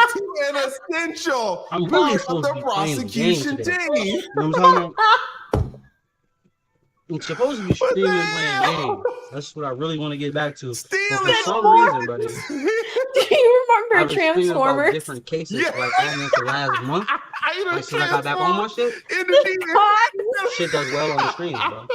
The truck. That is what I pictured in my mind. I'm only trying to get people. Okay, shoot. Glanville is a Decepticon. He has morphed into we learn this shit when they talk about. I listen to these attorneys break down the paperwork. An essential part of the prosecution's team. Should be turned into a little lesson while I'm doing this shit. For example, in Johnson v. State, another case, The judge's conduct there, including ex parte communication with the prosecutor during trial, resulted in the appearance of bias, requiring reversal of the convictions and the sentences.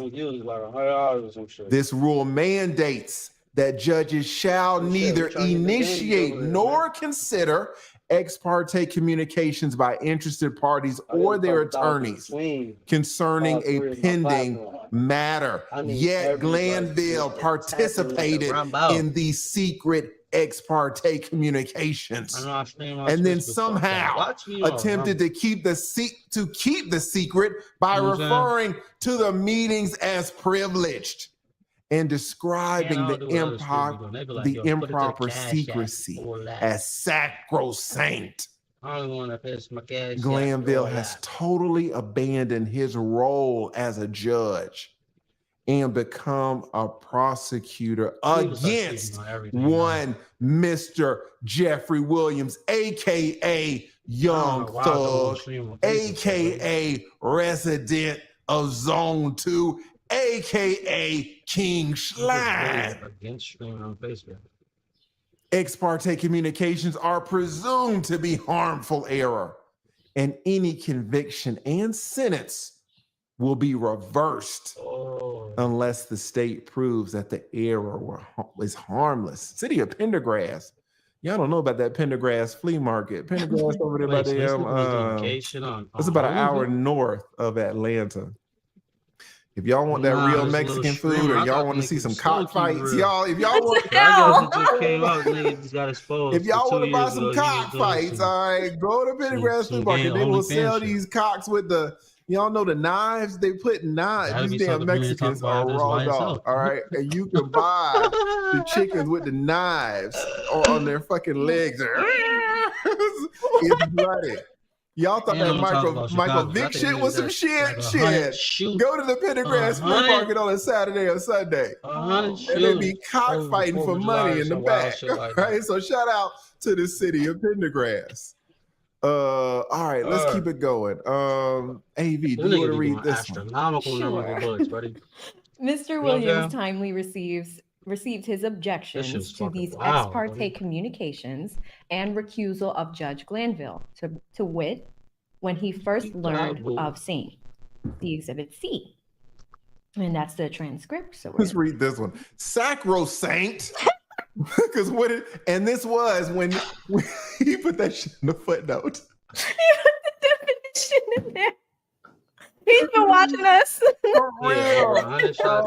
When Glanville was so pissed off that Brian Steele would not expose the mole, the judge was like, no, you're going to tell me who the mole is. You're going to give me a name. Fuck what you're saying, all this and all that. You can appeal whatever. You're going to give me a name because my chambers are sacrosanct.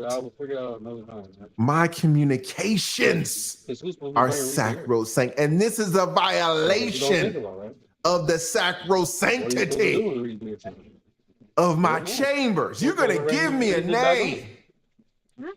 He was on that sacrosanct. Brian still put the damn the definition. What does sacrosanct mean? Sacrosanct means most sacred or holy. Oh my God. Inviolable. Immune from criticism. Okay, you thirsty little skin goblin. I want you to pedal into the next dimension. Spin it. Spin. From criticism? Chief Judge, you are sacred? Strike that. Chief Judge, you are most sacred? Put yes in the chat if you think Chief Judge is most holy. Is Chief Judge Glanville most holy? Oh my gosh. I don't know if we're going to make it through this document. I'm in literal tears. He is gone rogue. He's gone rogue. I've been in those chambers. His office is nice. I've been in some of these damn judges' offices, their closets. All right. He's probably got the best office in that whole building. It's a nice office. really nice, shaped like a rectangle, like your phone.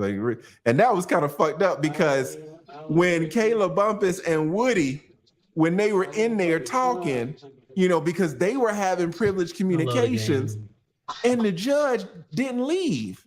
The judge just sat on the other side of the room. And then one of the deputies was like, "Hey, keep your voices down so the judge don't hear." I was like, "Oh!" I think it was Mo. I think it was Miss Hyatt. Was Miss Hyatt? So the judge, right? I see the nigga right there. Why don't he leave? This whole, it's a circus. It is start whispering, guys. The judge is right there. Oh man, listen, I've been there. I've sat in those. Ain't nothing sacrosanct about it. It's a nice office. I will give him that. Turn this shit into a fucking. It's probably the nicest judicial office I've seen. I've been in tons of these judges' offices. Channel or some shit, man. It's nice.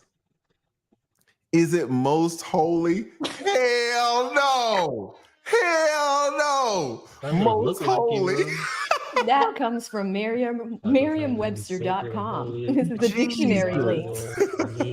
Most sacred. Thank you. All right, come on. As shown herein, the ex parte communications were illegal, immoral, and unethical, diametrically opposed to sacrosanct. Sacrosanct. I just learned what that means. Brian Steele's going off in these goddamn footnotes. He's going off.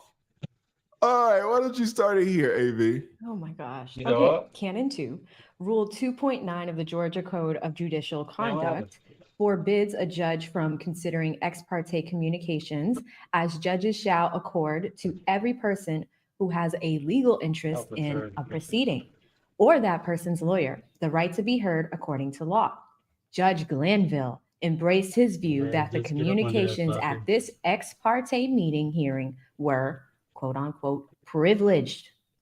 See the entire record in the case. We have Exhibit B and Exhibit C, Exhibit E, the order of contempt and incarceration for Brian Steele.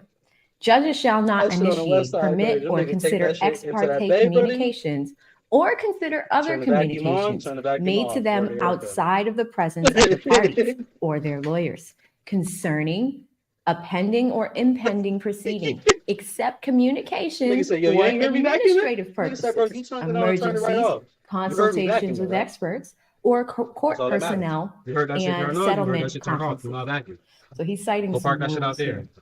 The Code of Judicial Conduct 2.9 also says it is also clear that ex parte communications are presumed to have been in error. And once a party has shown that a judge has received an ex parte communication, there is a presumption of harm that can be overcome only by an affirmative showing that the judge did not consider this communication. He's got 3 cases that he's citing there. In the case at bar, there is not a scintilla of evidence to overcome the presumption that these impermissible, illegal, and unethical ex parte communications, as captured in Exhibit B, resulted in harm.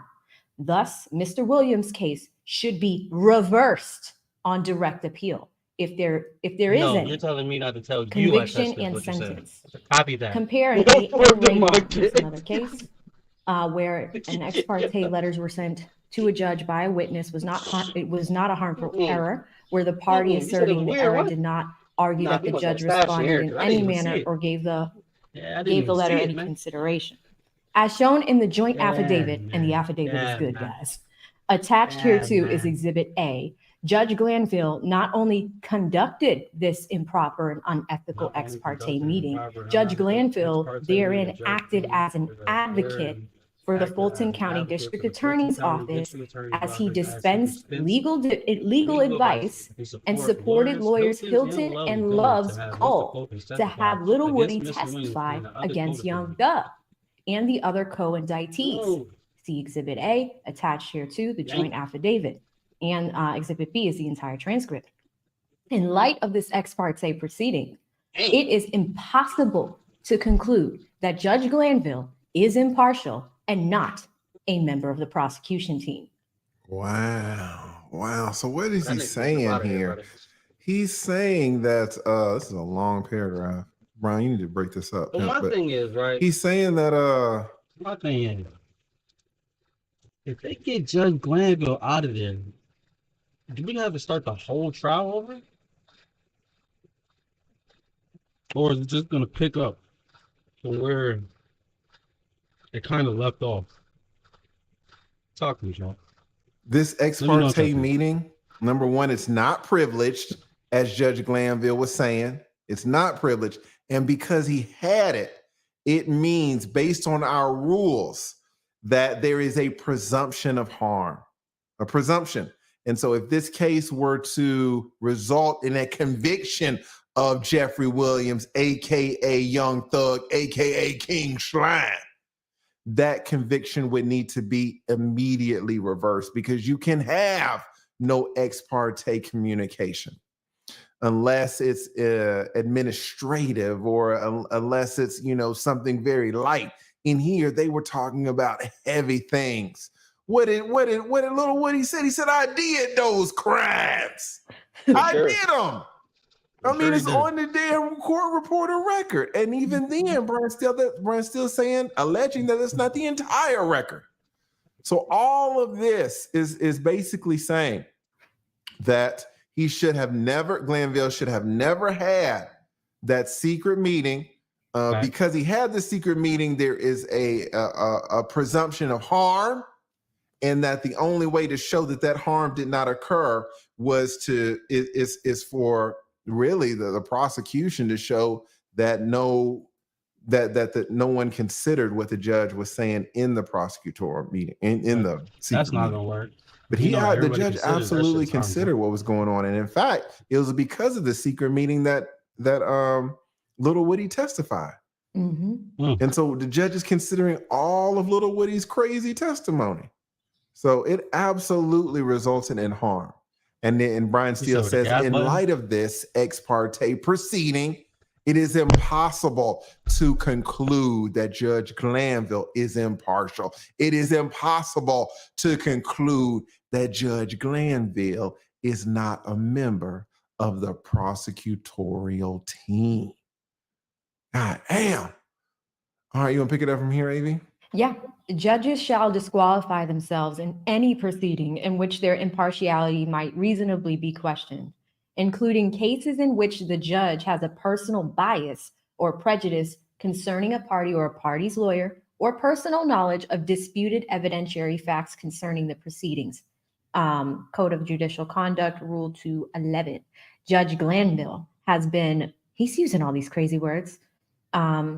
Derelict in his judicial duties and must be recused. Once evidence of this illegal ex parte Star Chamber meeting was revealed by undersigned counsel in the afternoon of June 10th of 24 in open court, lawyers Hilton and Love sat mute while Judge Glanville found undersigned counsel in contempt of court and sentenced undersigned counsel to the longest possible time in jail for unmasking Judge Glanville's, a lawyer Love's, and lawyer Hilton's improper, illegal, and unethical conduct.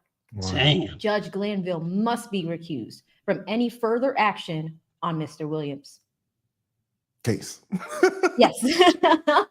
These, what do they call them? Widows and orphans? Oh, yeah, the hanging words. Yeah, I gotta fix that up. All right. Oh, Judge Clay. So what is he saying? Now he's starting to shoot at Black Lady Love.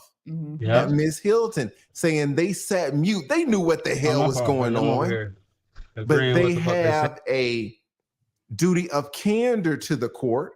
And they need to tell the court, hey, this is not really what should be happening. And they sat there mute while the judge found Brian Steele in contempt of court, while the judge sentenced to Brian Steele to the maximum, the maximum by law punishment. The maximum, and the prosecutorial team did nothing. Why just is that important? Because he said that the nigga had a meeting that week. Guys, what you want in a criminal case, Judge if I'm representing he tried to send Brian Steele to jail for as long as he possibly could. A not guilty because verdict. He had brought That's the best. Ex parte because not guilty, a not guilty knowledge. verdict attaches double jeopardy. So that means you can't be tried for the same thing. You're free Crazy, forever. Forever. Now, the worst thing that can happen is a conviction. That's the worst. So we want to stay away from there. And in between is a mistrial. So a mistrial, we don't lose in that there's no conviction, but we don't really win because even though we won that case, most of the times the prosecution team will run it back. See, that's the difference between a mistrial where the prosecution can run it back and a not guilty verdict. If we get the foreman saying not guilty, we murdered it. No pun intended. Like it was a done deal. But if it's a mistrial, we're like, okay, well, we beat this one, but they can run it back on us. However, if we can show that the mistrial was due to the prosecution team's conduct, then it is a mistrial, but they can't run it back. Because how is it fair for you to cause a mistrial It's not even that. When you go on any and other then platform, run it back? all your rights or You shouldn't have whatever, caused the you make mistrial by your content conduct. as their content. So if you caused so whatever it, you put on there, if you you make don't some have shit, the opportunity you know what I'm to. saying? Like you make a At Duncan wild Brake Furniture, adventure, we buddy. guarantee we have And he's absolutely like, I the don't best. know for a fact you signed over the rights to that. You know, you jumped on this platform. Nigga like, what? What you talking about? Like, no. Legally, you should have read the small print on the bottom. They also have illegal. They also have unethical misconduct. It's not just Judge Glanville. It is Black Lady Love and Attorney Hilton Hyde as well. So that's where he's aiming at, guys. That's what he's doing. Let's see who's here real quick in the chat. Big shout out to Lord. Lord says, don't listen to him, Mike. Like him out. All right. Y'all, how y'all doing with my likes? How y'all doing? Y'all have been doing really well with the likes, man. So thank you guys so much. We got 8,000 people in here. We got 4,000 likes. Y'all are killing it. Shout out to Dear World Christian. Also, high value man, excellent content creator who is covering this case excellently. Please go subscribe to him. If one of the mods could drop the link to his channel in the chat. Excellent content creator. If one of the mods could drop his link. And also, guys, he has gifted 5 memberships. So if, on another live where some of y'all ain't acting right with my likes, those 5 people that Dear Woke Christian Bless will never be locked out within the next 30 days. So thank you so much, Dear Woke Christian. Shout out to Chatilla?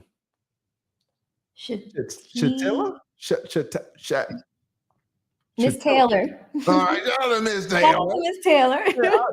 As a man, I'm just seeing tit up in there. I'm like, what the hell's going on, right? So shout out to Miss Taylor, who has become a new member. Really appreciate it. Thank you. Thank you so much for becoming a member, Miss Taylor. Shout out to Lottie B. Lottie B says, greetings from Denmark. Damn. They over there in Sweden and Norwegian, Denmark. They following little Woody. What did she say? Thank you so much, Lottie. Lottie says, is Woody still sworn in as a witness at this point? And if so, are there any rules that he has to follow? Yes and yes. He is still sworn in as a witness. He was sworn in as a witness, guys, when they did this damn secret meeting, which really messed it all up. It would have been one thing if they had the secret meeting and he wasn't sworn in as a witness, which is still bad. But the fact that he was sworn in as a witness just makes it completely unacceptable. And even though there's no court right now, they're still trying to figure out what the heck's going on. There's no court date pending. He's still technically a sworn in witness. He has not been released from his witness duties. Once he goes back on the stand and testifies, and then Brian Steele has the right to cross-examine him and, what was going on in that secret meeting and how did you feel? Were you pressured? Were you intimidated? Did the judge try to get you to testify? Oh, it's going to be a shit show. After he testifies everything that he knows, then he will be released as a witness. And then he can say anything he wants about the case. But as of right now, you ask, are there any rules that he has to follow? Yes. he really can't be consuming. He should not be consuming information, new information about the case. But more importantly, he should not be talking about the case. So I think he said he wanted to come on at some point. This, if he comes on, it's fine. We'll welcome him. But, he's not supposed to talk about the case. We'll figure out something to talk about, but that's definitely a rule. So thank you so much, Lottie. Really appreciate that. Shout out to Special K, says, please make sure you vote Biden in 2025 or no more YouTube, Twitter. We will become Russia. Biden wasn't looking too good. Did y'all see that damn debate? Did y'all see where Biden was talking about he was the first elected black woman? I was like, did y'all see that?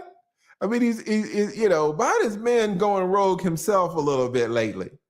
What did he say? If you don't vote for me, you're not black. I was like, all right, Biden, that shit could have worked in the 80s and 90s. Billy Clinton could have gotten away with that.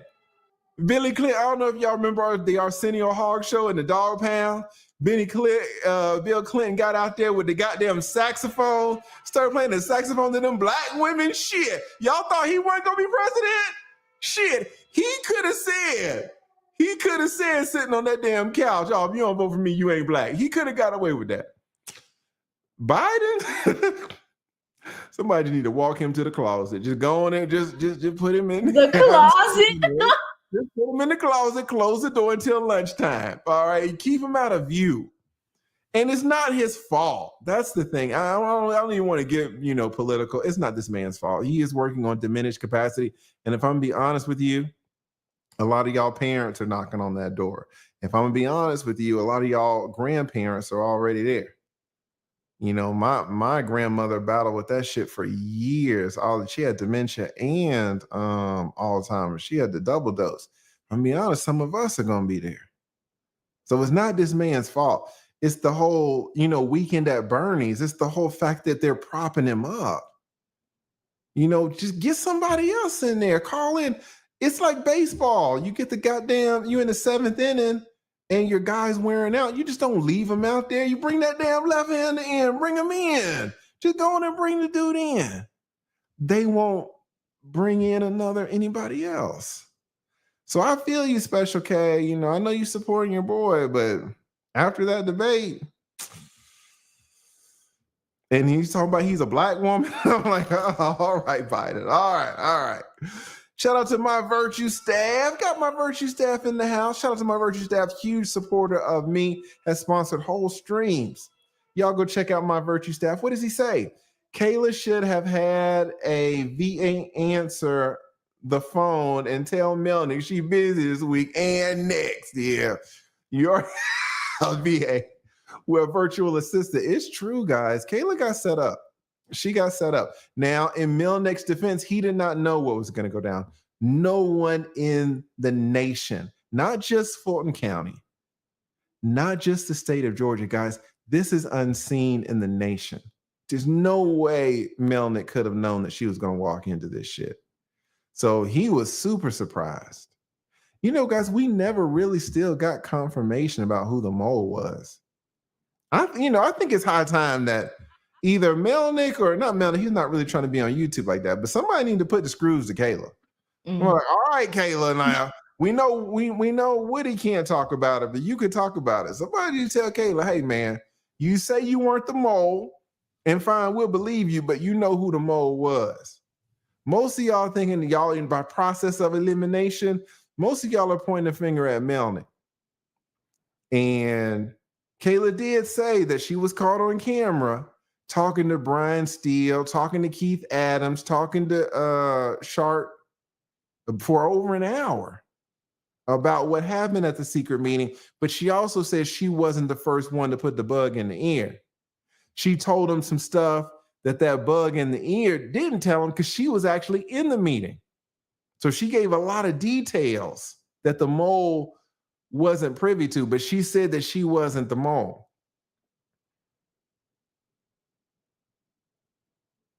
And the mole, thinking about it, doesn't even need to be a person in the meeting.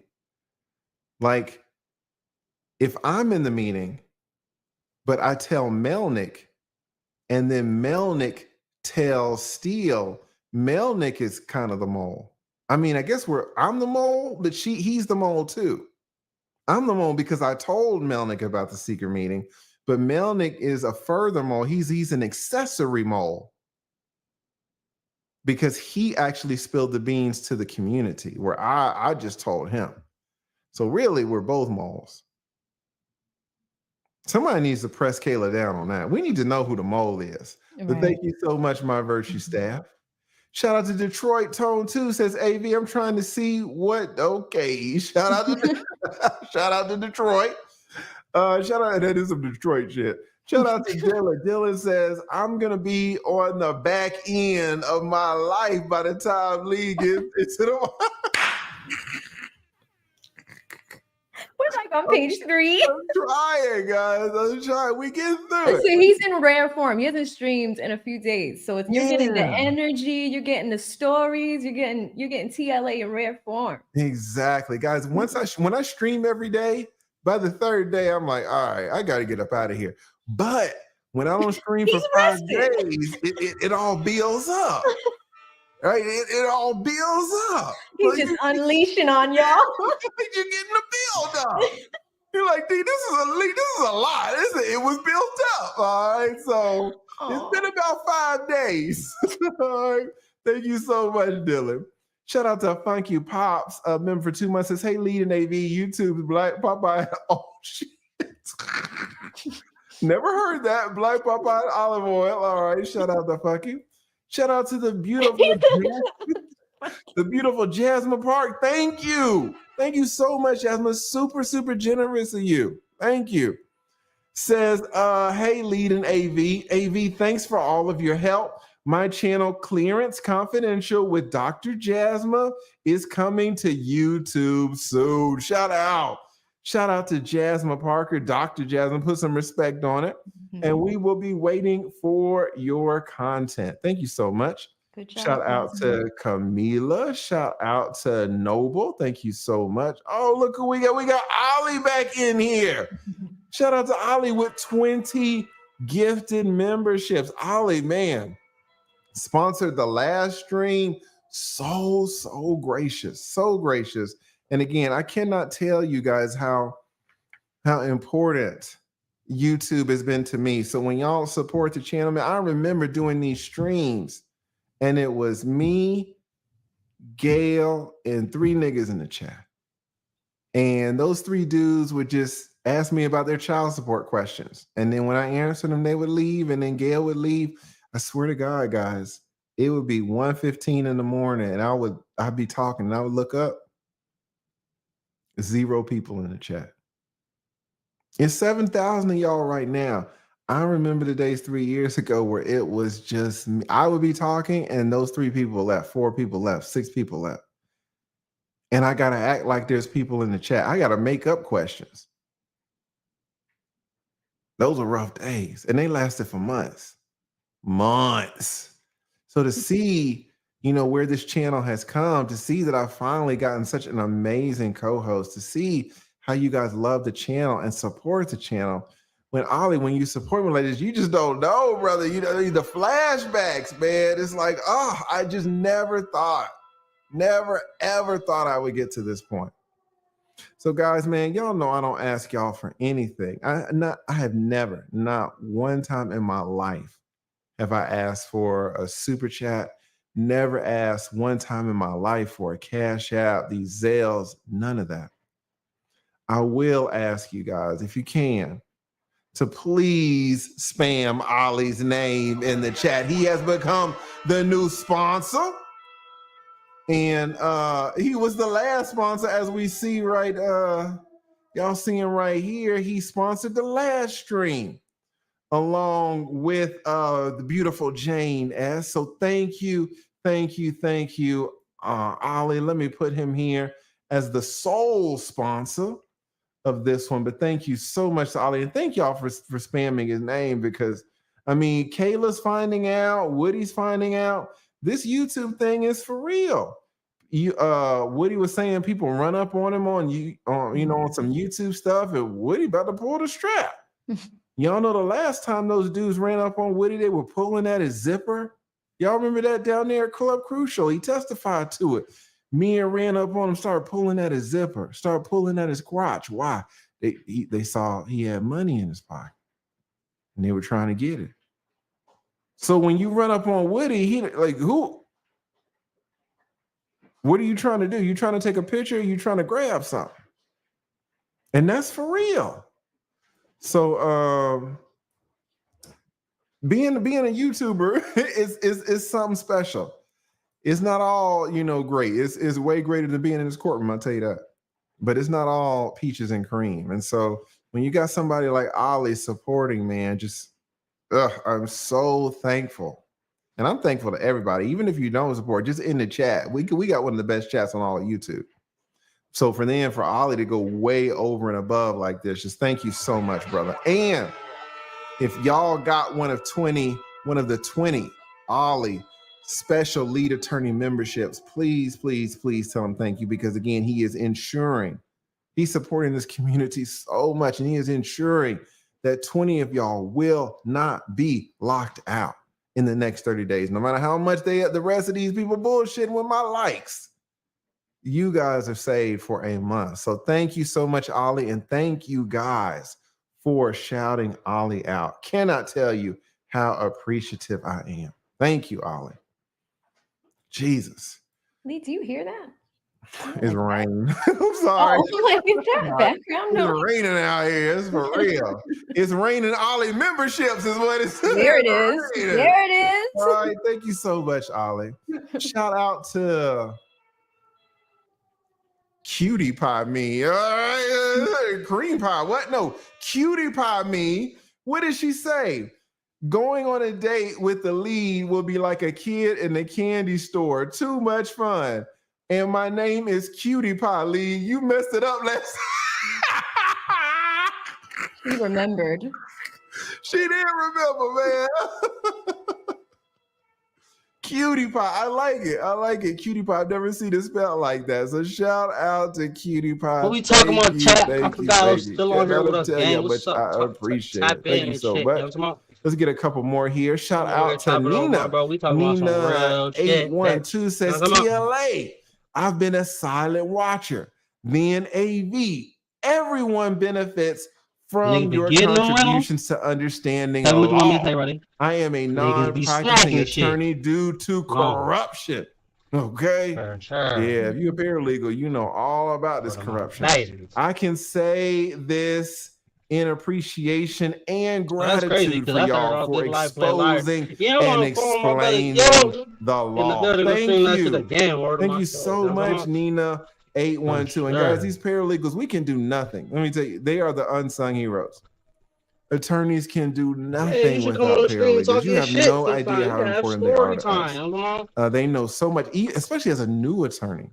Oh, yeah. When you're coming in and this damn paralegal been working there for 10 years, a paralegal who's worked in a law firm for 10 years straight is an attorney. They don't have the certificate. They don't have the license. They're an attorney all day long. Stories from and then you get some of these paralegals, 7 years, 10 years, 15 years, 20 years in the game. If they leave, if you want to shut down your whole law office.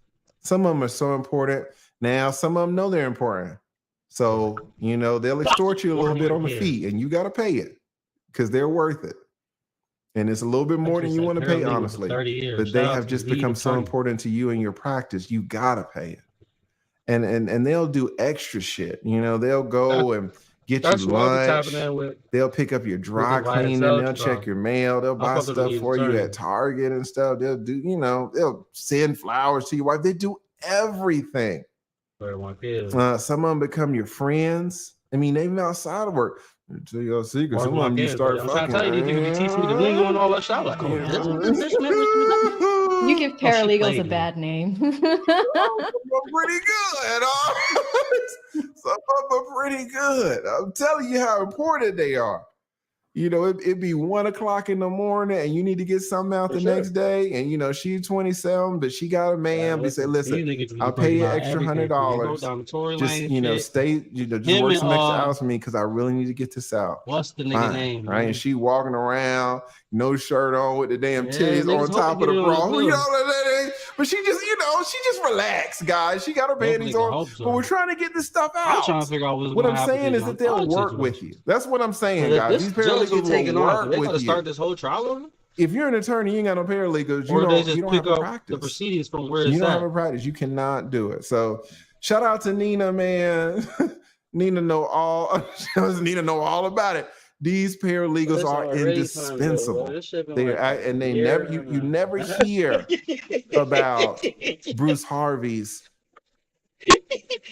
paralegals. You never hear about Brian Steele's paralegals. You don't know. You can't name one Brian Steele paralegal, and that's a shame, because Brian Steele would not be Brian Steele without his paralegals. He would not be. None of us would be anything. So shout out to Brian Steele's paralegals and all of the paralegals in the world. They absolutely deserve way more praise than they get. So shout out to Nina. And I know I got some more super chats. We'll end on this one. Ollie again. Ollie, damn. Heard you. My bad. Thank you, Ollie. Sorry to me. I mean, I know I've been derelict in my duties.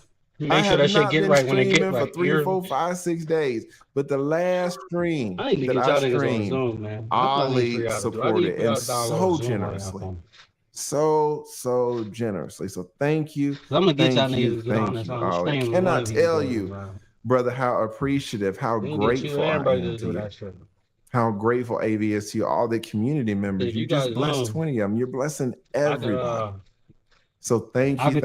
Ollie. They don't like me to long stroke. They're like, Lee, what are we even here for? Get back to the goddamn wall. I'm gonna get back to it. But I do want to that's just what everybody else stop do. just Like to I say, you know, he on here right now. your support With of AV, me the and AV and power, what we they got just going zoom on each here, other. it cannot be understated. It's just like FaceTime. It cannot be understated. It really girds it is the infrastructure of this whole fucking channel. So thank you, Ollie, guys. Y'all know I don't ask y'all for shit, but somebody please write Ollie the McCall in the chat. Please. Like I thought I was. Let me go back and fix this banner here. Thank you so much, Ollie. And I know I got some more super chats. I'm talking about this. And we are going to get to those. But yeah, you can do. But when someone like Ollie comes in and blesses me so strong, I like to get right into the content, since that is what y'all are here for. Y'all know they're like me. I'll talk y'all ear off. Shit, we'll be here all day. On here. Word of my but y'all are here for some content, and Ollie is blessing us so much. So please, guys, thank Ollie in the chat. And thank y'all for spamming him out. Thank you. All righty here. AV, you want to pick it up right here? Yeah, sure thing. Before we do that, we have breaking news that broke 2 minutes ago. Okay. Judge Krause, I think I'm saying that correctly. She ruled on the motion to recuse herself, not on the other motion, the other outstanding motions. She denied the motion to recuse herself. Oh, she denied it. I was going to say, because how can she grant her recusal and then still hear the other motions, right? So she has denied that motion. Did she say anything of substance, or did she just say denied? It is about a 4-page document. 4 pages? Images. Yeah, it's in images. Can you find that on Thugger Daily? That's what I have pulled up, but sometimes he has the pictures and not the PDFs. And I was just chatting with him. We're like in contact. But I don't think he's available to upload it, so that's why he's putting up the picture. Okay, he ain't got to be available to upload it. Just tell him to email it to you. Okay. You don't need to upload it, Thugger. We'll talk about it. Just I'll make it happen. I can make this into a PDF. All right, thank you so much. Those play your part. I don't really like the way you do it on Twitter is you have to like. Yeah, we'll wait. Let's wait a few and see if the link will come up. But so she has denied it, which is interesting, because if she denies her recusal, what does this mean for Judge Glanville's recusal? Now, Judge Glanville's in a different spot because Judge Krause was not in that goddamn secret meeting. But she's saying, hey, man, we as Fulton County judges can't hear this case. Even though he is my chief judge, and even though he gave me $2,000. Oh, yeah, he gave me 2 racks. He gave me $2,000 for my reelection campaign. He put some love in my pocket. I'm still able to rule on this. Interesting. All right. So thank you so much for that, AV. And I know you're looking at something, but I'll go ahead and read this. So let us keep it going. Paragraph number 9. The reference sections of the Georgia Code of Judicial Conduct are meant to be self-enforcing. And it is the judge's duty to disqualify himself as soon as Quantum. Exceptional Health has the answers. The grounds exist for his disqualifications. He needs to do it sua sponte. What does sua sponte means? He needs to do it by himself. He should not wait for somebody to file some motion to recusal. Why are you waiting? You see the injustice, do it yourself. Make a call, right?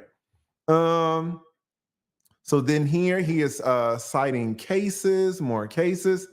In the case at hand, in Jeffrey Williams' case, in King Slime's case, the state, Black Lady Love and Miss Hilton cannot show that Glanville's, Lady Love's, and or Hilton's intentional and willful complicity in these ex parte communications was harmless error. They can't show that it was harmless. As shown in Exhibit B, the improper influence and interjection by Glanville and his 2 cohorts. Oh my God. He called Black Lady Love and Hilton cohorts. Just call them best friends. Wow. As shown in the exhibit, the improper influence and interjections by Glanville and his 2 best friends, Black Lady Love and Hilton, from the DA's office. Their influence on Little Willie changed Little Willie. Their influence on Little Woody, on Little Woody's stance, not to testify against King Slime. All right, I jacked that whole thing up, but y'all know what he's saying. The Glanville and his 2 cohorts influenced Little Woody.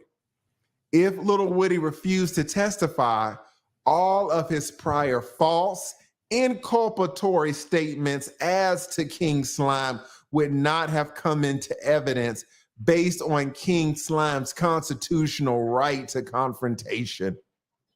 Intimidation tactics thrust upon Little Woody by the combined efforts of Judge Glanville, Black Lady Love, and Hyatt resulted in Lil Willie's decision to testify, and thus King Slime has another witness to challenge at trial. Moreover, ex parte communications are so disfavored and repugnant that even if the ex parte communication would be cumulative of other evidence introduced at trial, same would not be harmless error because the ex parte communications are presumed to be reversible error. What is he saying? He's saying in the beginning, hey man, the fact that they had, when I say they, I'm talking about Glanville, Black Lady Love, and Hilton. The fact that they had these ex parte communications was harmful. It was harmful error, which means if this case results in a conviction and a sentencing, the sentencing must be reversed. The conviction must be reversed. We have to start it all over again. Why? Because of the complicity between the judge and the prosecution team in this secret meeting.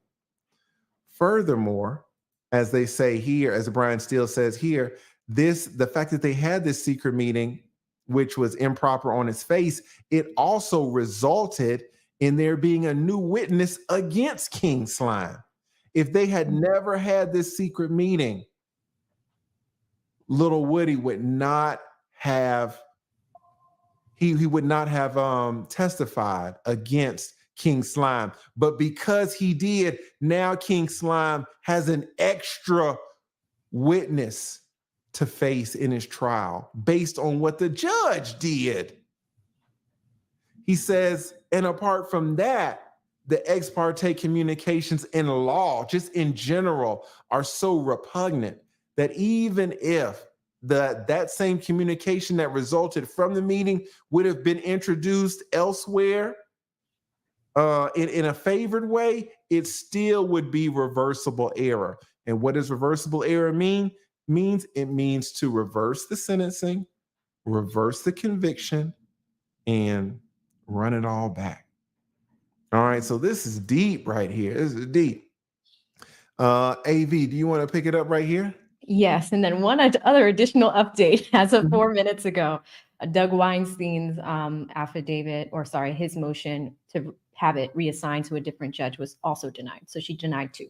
Wow. Okay, Krause is on her job today. Krause is doing a little bit like Glanville now. We gotta watch her. So she's just denying shit left and right. But we'll see. She did tell the state that they had to respond to these motions, and she gave the state an extension. The documents from the state were due on Monday.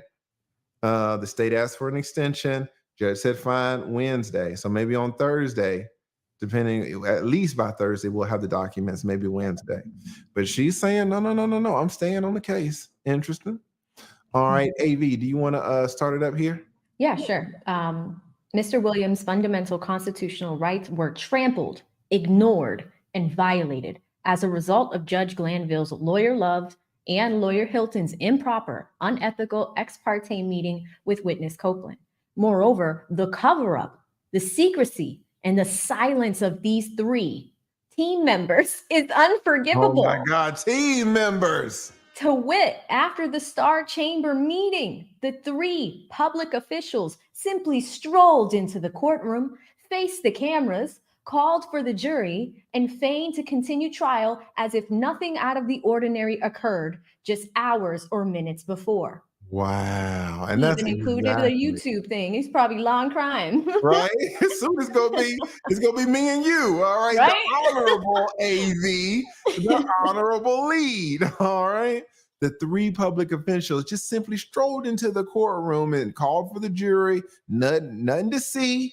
Nothing ever happened. And Brian Steele is exactly right. That is exactly what happened.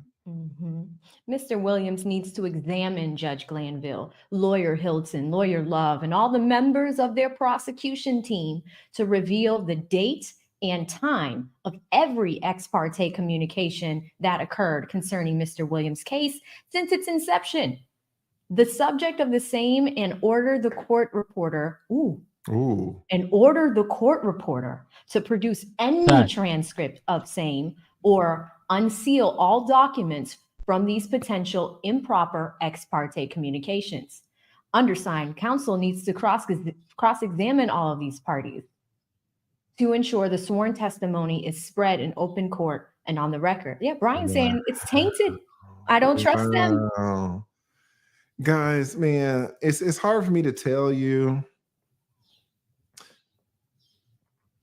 You know, some of y'all play tennis and some of y'all don't. And y'all will watch somebody like Roger Federer. If you don't play tennis, you'll watch Federer and you'll be like, oh, okay, yeah, he hit a good shot.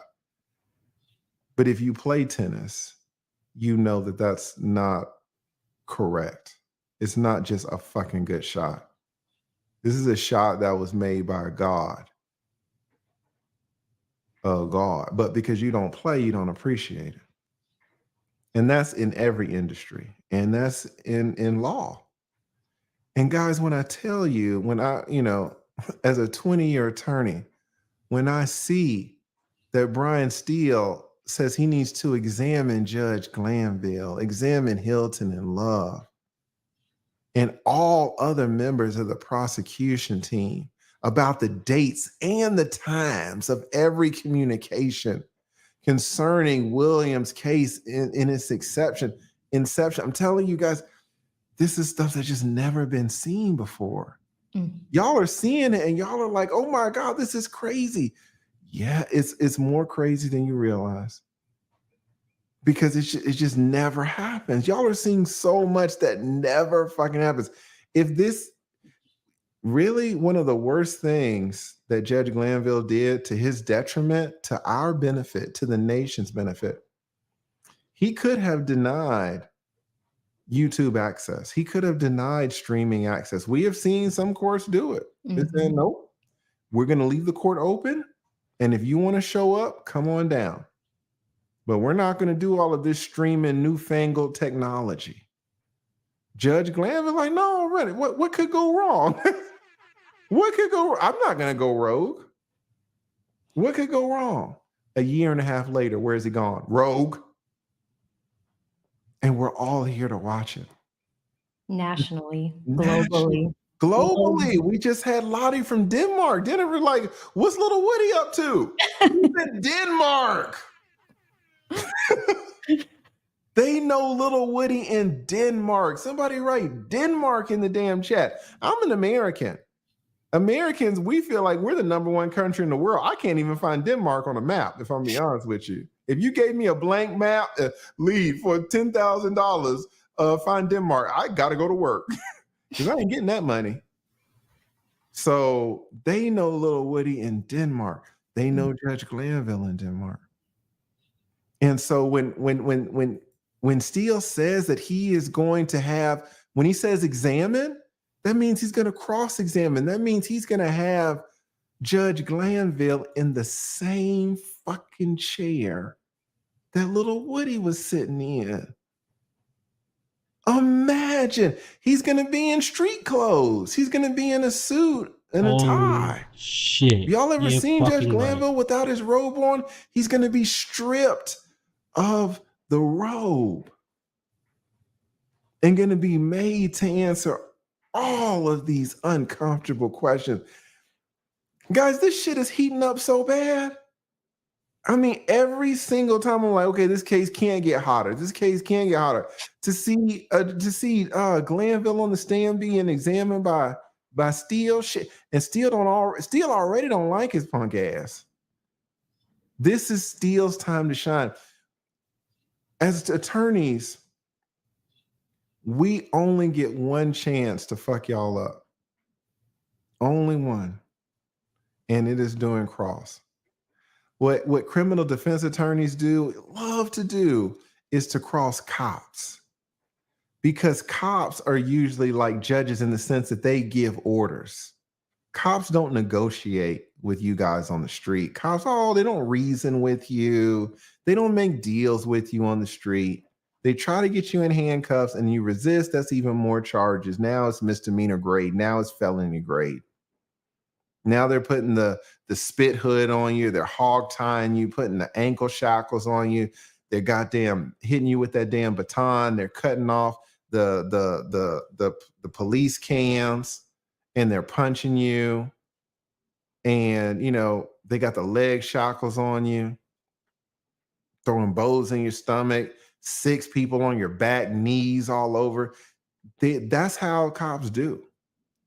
And the one time you get them is on cross, and they bow up immediately because they're not used to taking orders. They're not used to having questions.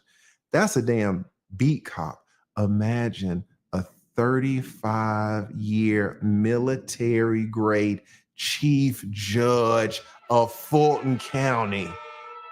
Imagine how he is going to bow up. That would be like the Super Bowl. Oh, you guys don't know what you're in for. That's like going to be the Super Bowl. You don't know what you are in for. You don't know the show that you are about to receive. This is from God. It's going to be so good. I would pay. You talk about Netflix, fuck that.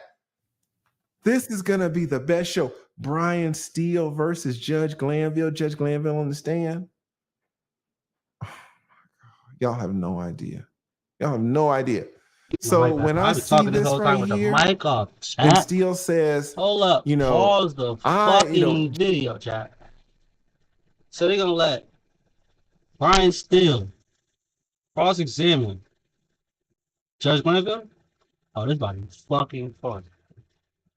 I can't wait to court come back.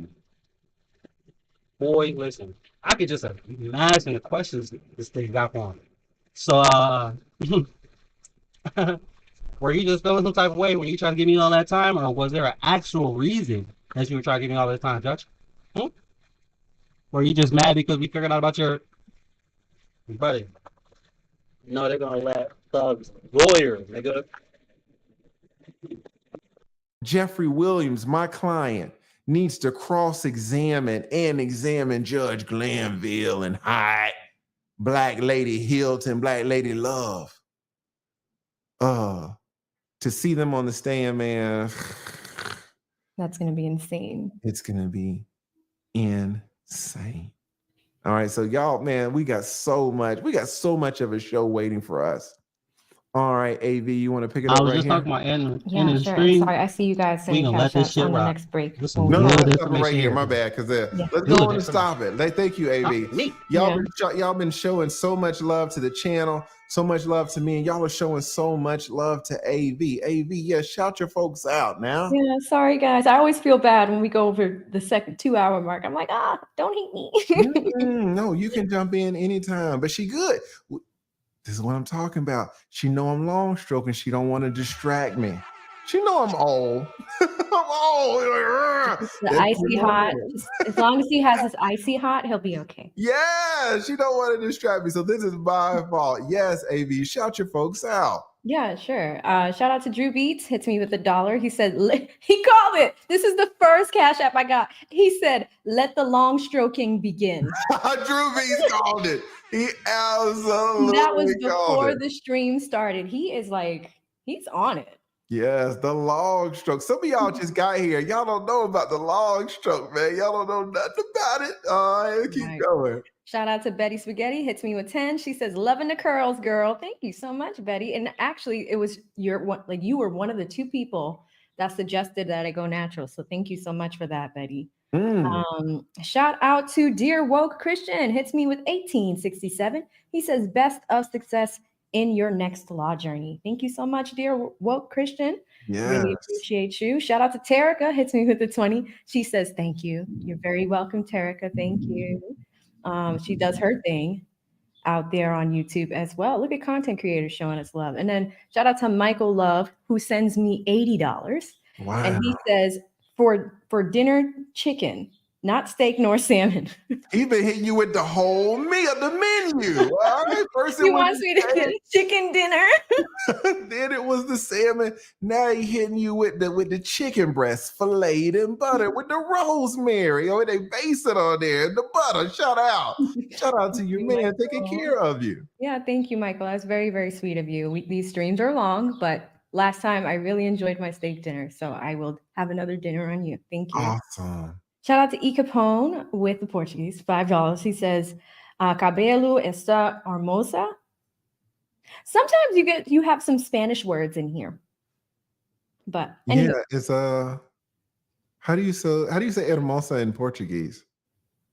It's pronounced a little bit differently, but even in the sentence, the reason why it threw me off, because he could have said, it's bonito, like he could have used a different word. So I think that word was oddly placed there. But thank you, Shout out to my man E. Capone. Got multi-languages. Hit you with the English, hit you with the Spanish, and hit you with the Portuguese. That's right. Shout out to Pearlette with $5.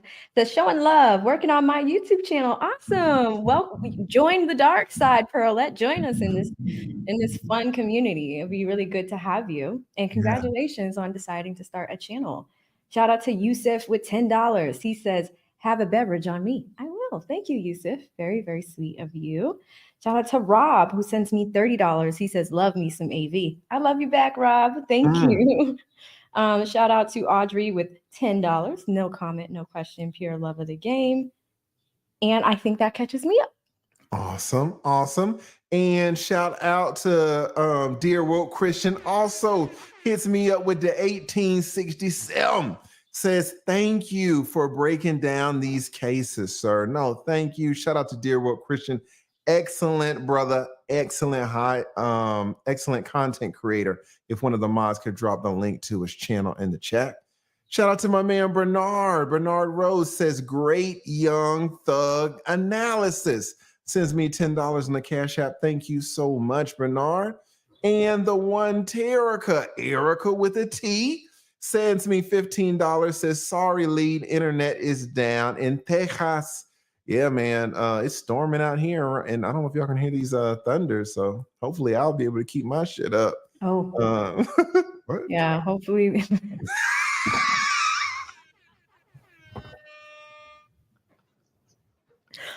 That's what he said. All right, hopefully. All right, shout out to the one Terriker. All right, so let us keep it going. Guys, listen, for the new people, we relaxed here. All right, we relaxed. Super chill. You know, this is some bullshit that we talking about, so we got to interject some levity. All right, there needs to be some levity penetration.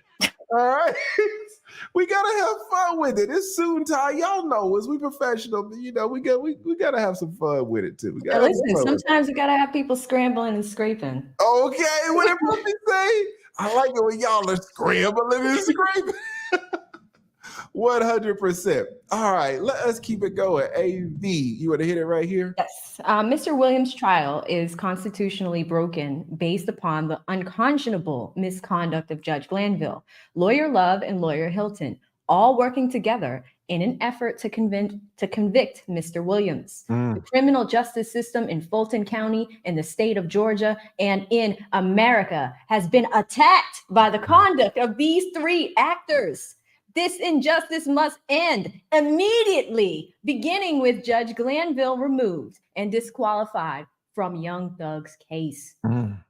Thereafter, this motion is also timely made for Lawyer Love and Lawyer Hilton to be removed and disqualified from Mr. Williams' trial, and the Fulton County District Attorney, and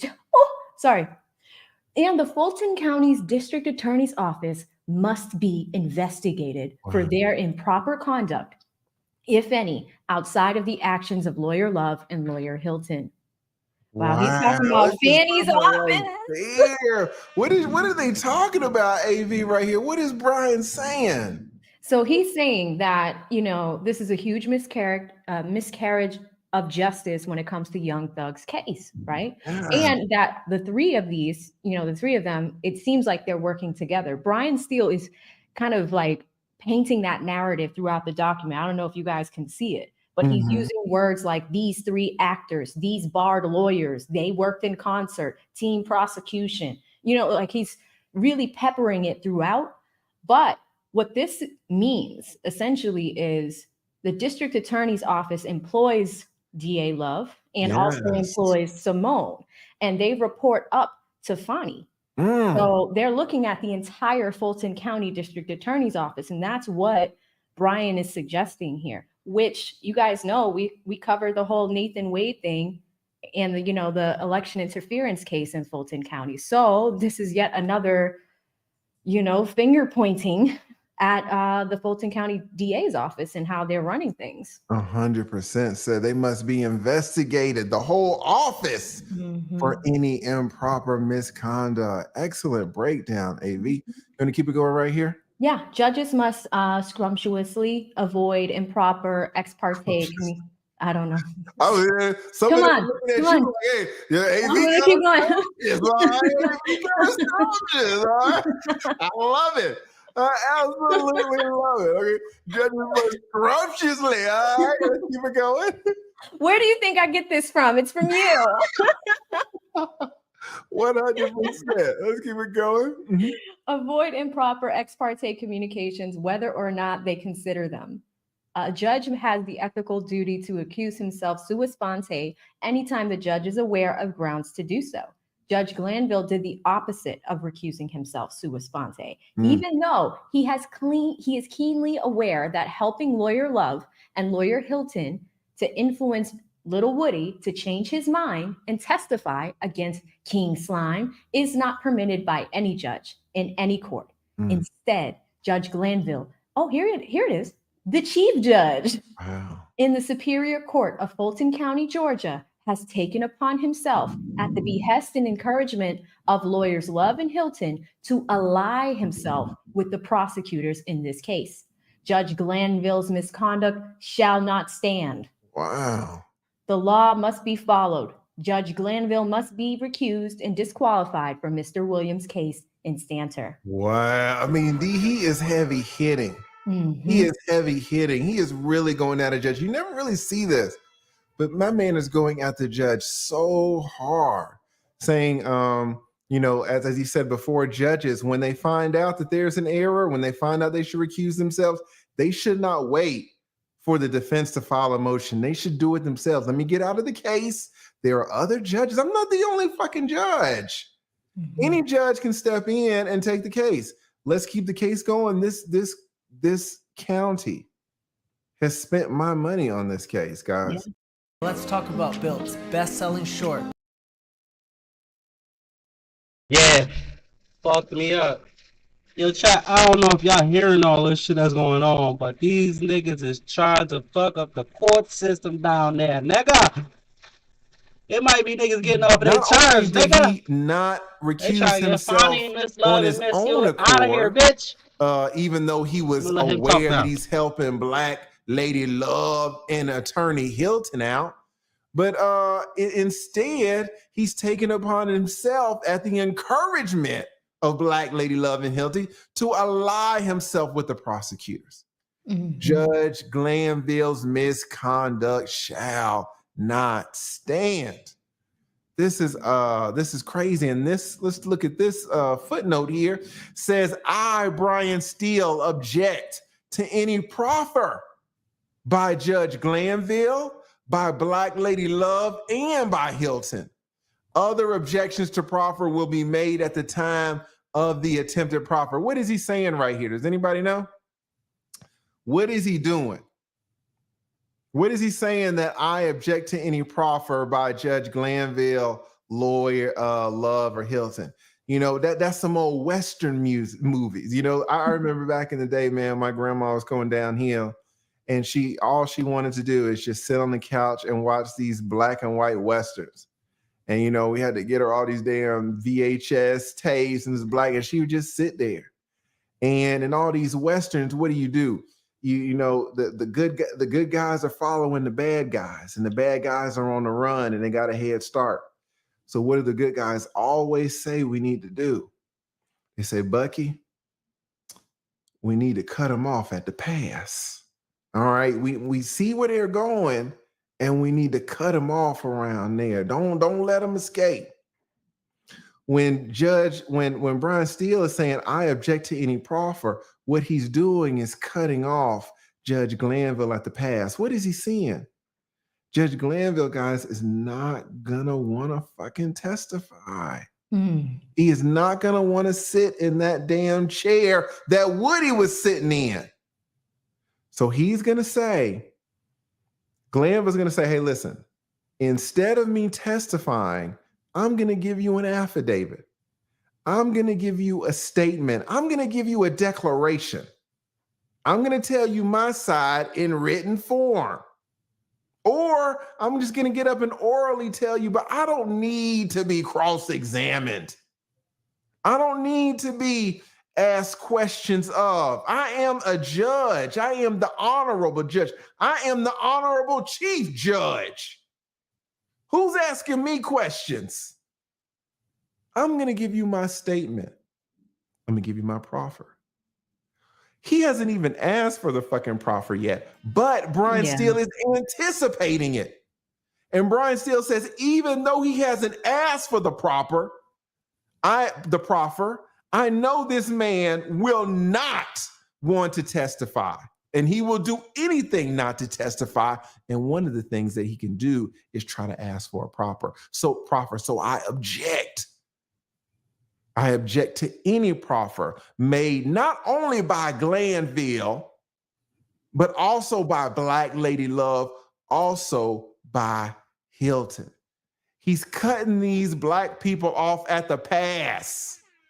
And then he says, if they try to proffer anyways, I'm going to make more objections at the time of the attempted proffer. Brian Steele is good. He is good. And he says no matter what happens, Judge Glanville must be recused and disqualified from one Jeffrey Williams, a.k.a. Young Thug, a.k.a. King Slime's case instanter. What does instanter mean? Instantly, immediately. Ahora mismo, cabrón. Ahorita. He must go right now. Let's get it. Get his ass up out of here. But now, ahorita mismo, ¿para qué esperas? Right now, right? Brian Steele is all over this. All right, Somebody was like, is Lead on an Addy today? He going in. Man, I'm just so excited, right?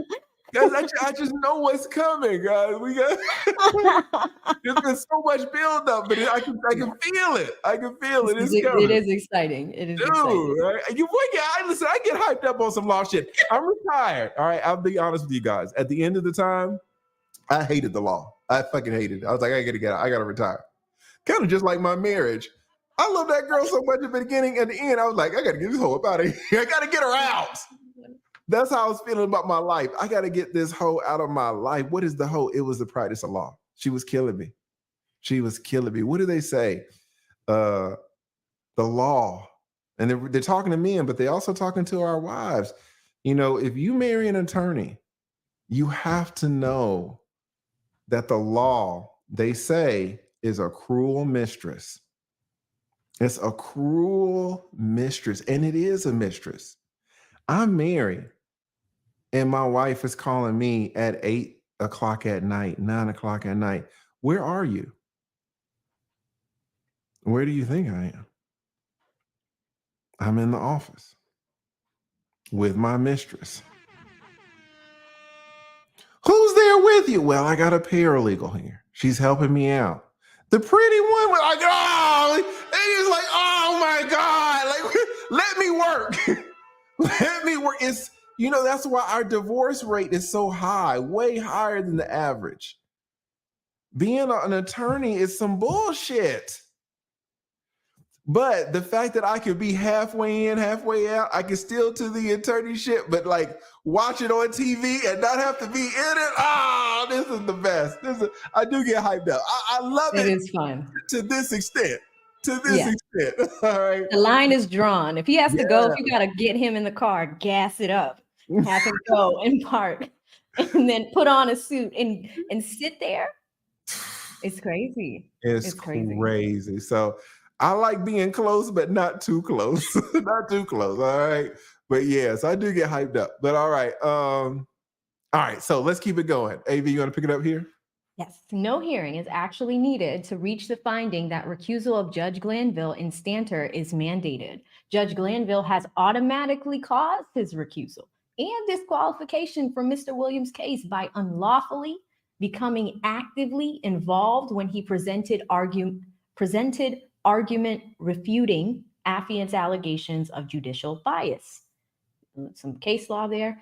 If this honorable court disagrees, Mr. Williams respectfully requests a hearing, as he will call Judge Glanville, Lawyer Love, and Lawyer Hilton as witnesses to fully unmask this above discussed misconduct, as well as further misconduct that may have occurred.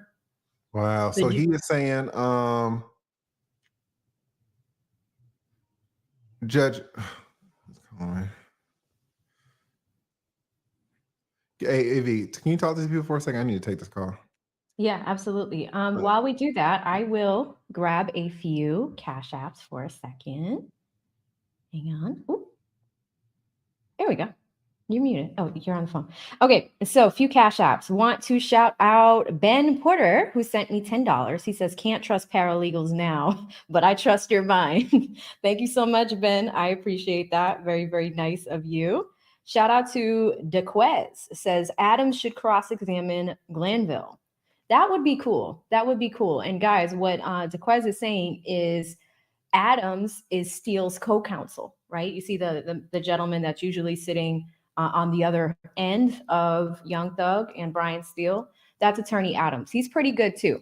So that's an option, but it would be cool to see that. So thank you so much, DeQuez. Shout out to Full Drinking, Half Thinking. He sends me $10 and says, get a shot on us. You guys see what I have to go through sometimes. I'm like, someone's in rare form. Someone is in rare form. But yeah, we're going to keep going through this, guys. I think we're like around page 9 or 10. And there's a few exhibits that are interesting.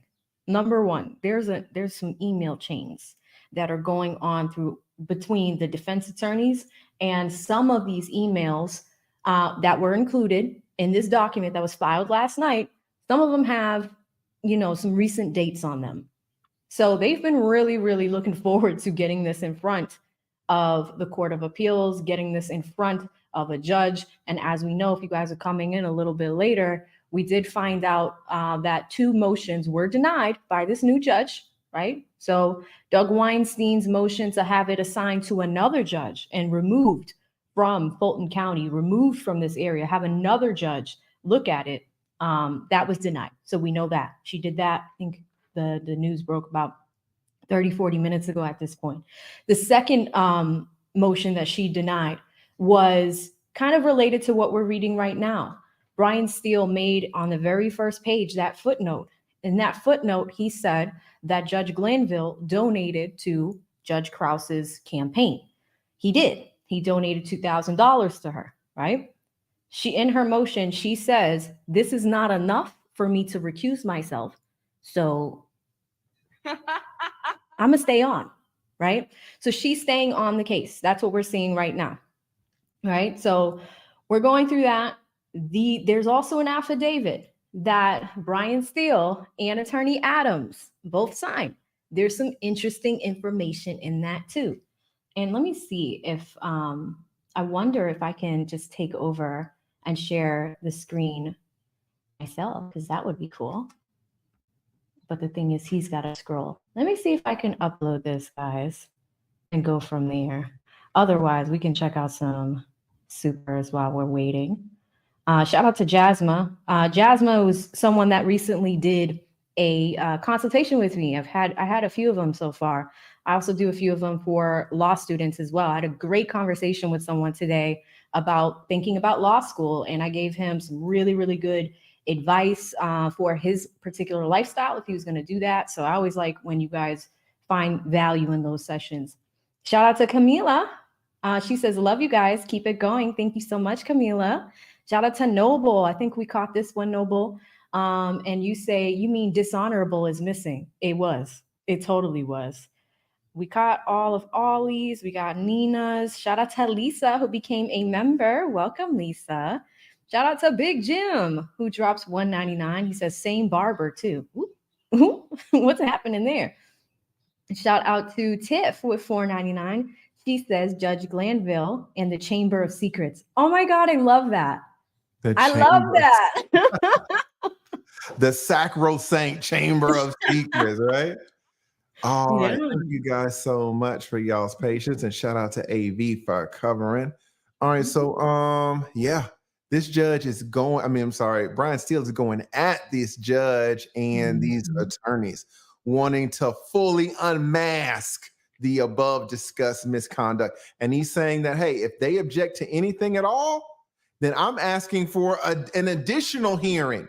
I request an additional hearing. Well, I will have Judge Glanville back on the stand. He don't want to be on the stand for the first hearing. I'm gonna get him on the stand on the second one too. And I'm gonna get Black Lady Love on the stand. I'm gonna get Hilton Hyde on the stand. And the cross-examination I give these people will be ruthless. The examination, the direct cross, whatever it is going to be ruthless, and they are not going to like it. So these are major credible threats. I mean, just to have a judge, when is the last time you've seen a judge being examined? Like, this is so crazy. And I promise you, shout out to Little Woody, shout out to everything we have seen in this case. Nothing will compare to that examination. I'm telling you guys. Brian Steele, one of the foremost criminal defense attorneys of the state of Georgia, versus and against one Chief Judge Glanville, served this country for 35 years, a general or something, some high ranking. He is the authority. He doesn't answer questions. Do y'all remember that damn movie? What was it? I Want the Truth. You Can't Handle the Truth. That was my outro for that was my outro when I was doing VODs for over a year, because you had a general or some high-ranking official that wasn't used to answering questions. And that is Glanville all day long.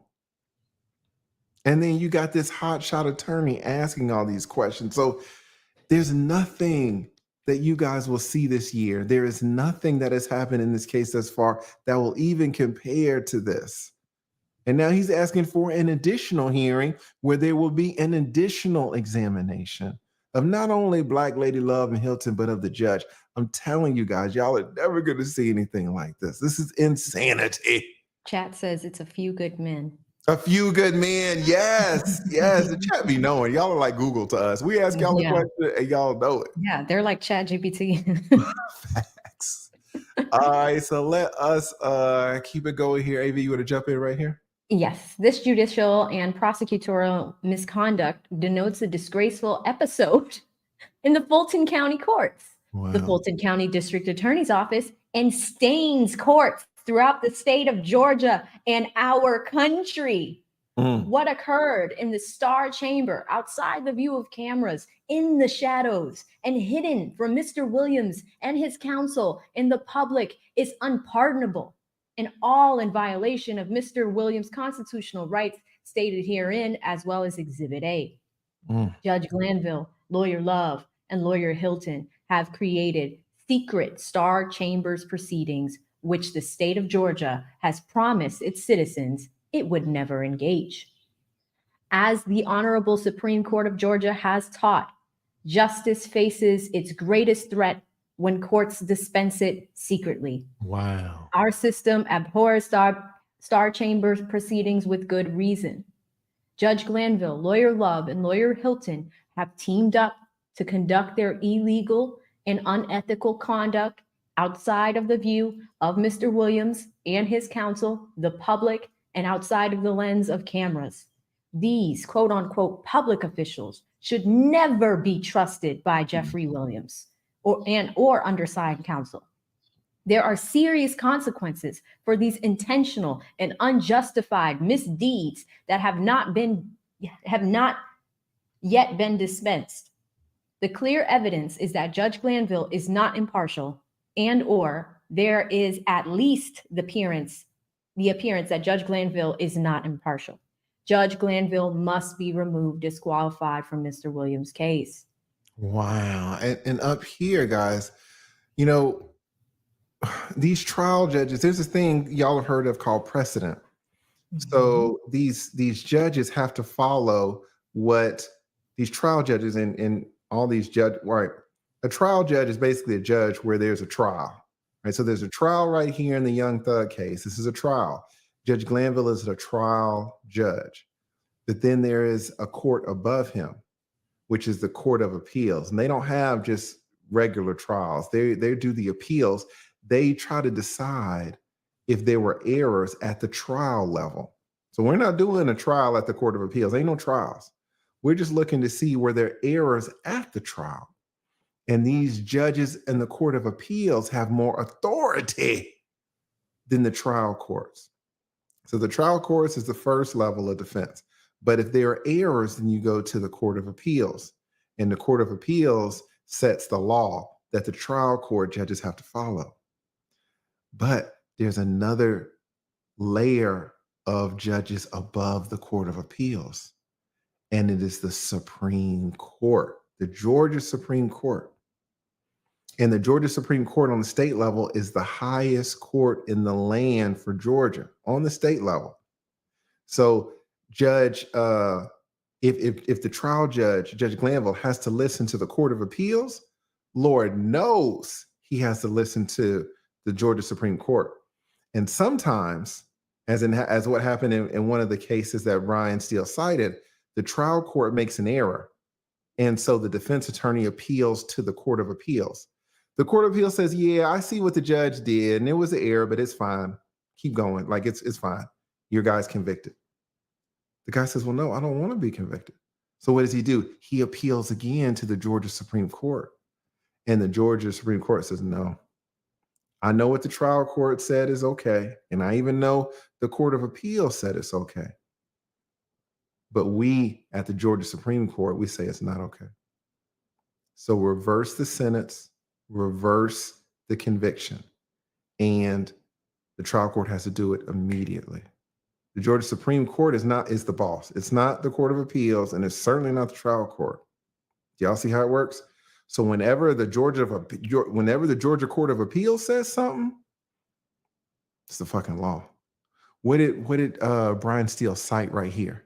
He says, as the Honorable Supreme Court of Georgia has taught, justice faces its greatest threat when courts dispense the justice secretly.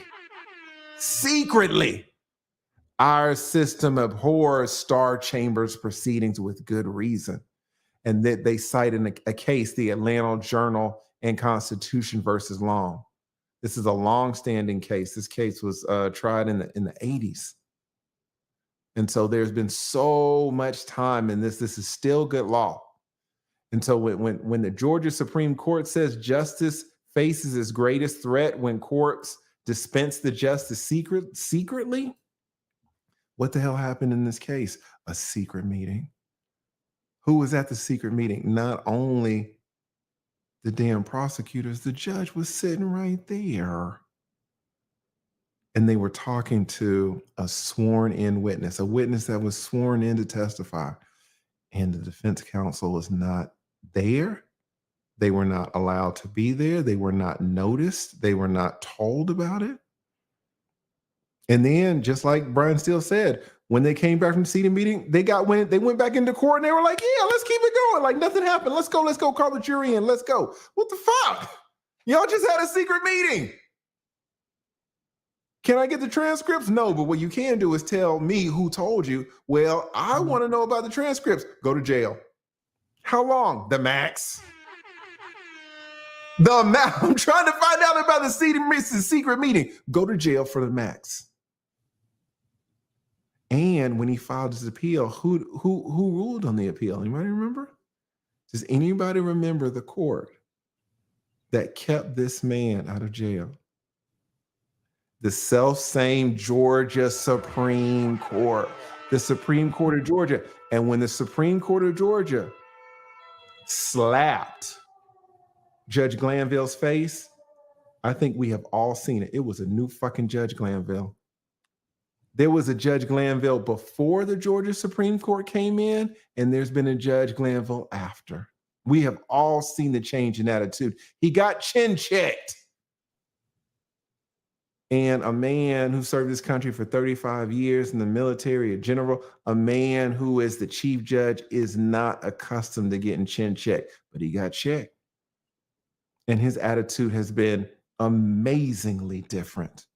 Amazingly different now. And so Brian Steele doubles down and says, oh yeah, by the way, do you remember that court, Judge Glanville, that slapped your fucking face? It was the Honorable Supreme Court of Georgia. And do you remember what they said way back in 88? They said that justice faces its greatest threat when you, Judge Glanville, dispense the justice secretly. You dispensed it secretly. Man, your boy Steele is going off in this case. He really is. All right, you want to pick it up right here, Avi? Yeah. As sworn in Exhibit A, Judge Glanville, Lawyer Love, and Lawyer Hilton conspired to conceal and suppress Brady material. This Star Chamber cannot prohibit Brady evidence from coming forward. This is exactly what Judge Glanville, Lawyer Love, and Lawyer Hilton plan to do.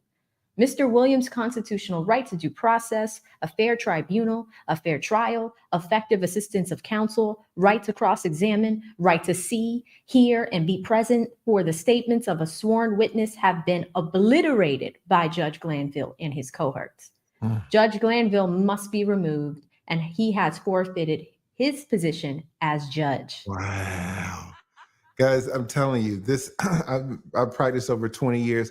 This is the strongest worded motion against a judge I've ever read in my life. Yeah. I mean, Brian Steele is going at this black dude, going straight at it. And every single paragraph is insulting. Every single paragraph is brutal and also petty. Right? You don't want to call him chief judge. Damn sure don't want to call him honorable. But I mean, this is an attack You know, the tables have just totally turned. And I'll be honest with you, Glanville deserves it. He deserves it through all the shit that he has put Brian through. And Brian is taking it on the chin like a soldier. You never saw Brian losing in court, even as he was being escorted into the holding tank to go to the jail. He never flipped out. He's wilding out. I'll be right back. Don't take my notes. I need my notes. I'm about to give it to you, and he is giving it to you. But I swear to God, no matter what he says, and I'm reading these attacks, guys. I'll just let you know. I'm reading these attacks much more strongly than you are, because I know how restrained we have to be with judges. So y'all are hearing this, and you're like, oh my God, no. Compared to what lawyers typically say, you're not going to find anything stronger than this. This is so strong. But I'm telling you, no matter how strongly worded this shit is, if Brian gets Glanville on this fucking witness stand, oh, please, Lord. That would be a smooth move. God, that's all I want to see in this goddamn case. You know, do I want this case dismissed for a mistrial? Yes. But not before I see my man Glanville on this goddamn witness stand being cross-examined by one of the best criminal defense attorneys in this state. I absolutely cannot wait to see this. I mean, just saying right here, Judge Glanville must be removed as he has forfeited his position as judge. When has an attorney ever put that in writing? Yeah, almost all of these paragraphs end with him saying he must recuse himself as judge. Yeah. Or some verbiage along those lines. He's ending all these paragraphs with a sentence like that. Yes, this is so strongly worded. Okay, you want to pick it up here? Yep. The June 10th, 24 STAR meeting was between Judge Glanville and lawyers Love and Hilton, undermined the public's faith in the integrity of the justice system as it conceals from the public, Mr. Williams, his lawyers, and the others facing the removal of their liberty, critical information about the lawfulness and reality of how they're being prosecuted. This injustice must end today. This trial is wholly broken and can never be repaired based solely upon the improper conduct of Judge Glanville, lawyer Love, and lawyer Hilton. Any motion for mistrial made by Mr. Williams is based exclusively upon the improper actions of the supposed judge and the state actors. He called him a supposed judge. I mean, guys, I haven't even read this shit, but I'm telling you, where have you seen an attorney talk like this to the supposed judge, the alleged judge? Like, what the fuck, Brian? Brian is going off. Somebody go off in the chat. I have never seen this. The supposed. That's crazy. This dude is going off. The supposed judge. And I'm just laughing at it too, because I know the judge's reaction when he sat there and read this. You think this judge ain't read this shit? He read it. He read it last night. His wife probably sent him this shit last night. And he's in bed reading it with his support dog right next to him. And he's like, oh, supposed judge? Supposed?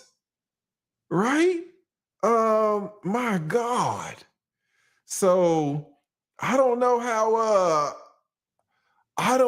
how this examination is going to go, but it is going to be so bad and so disrespectful. It is going to be the conflict of the year.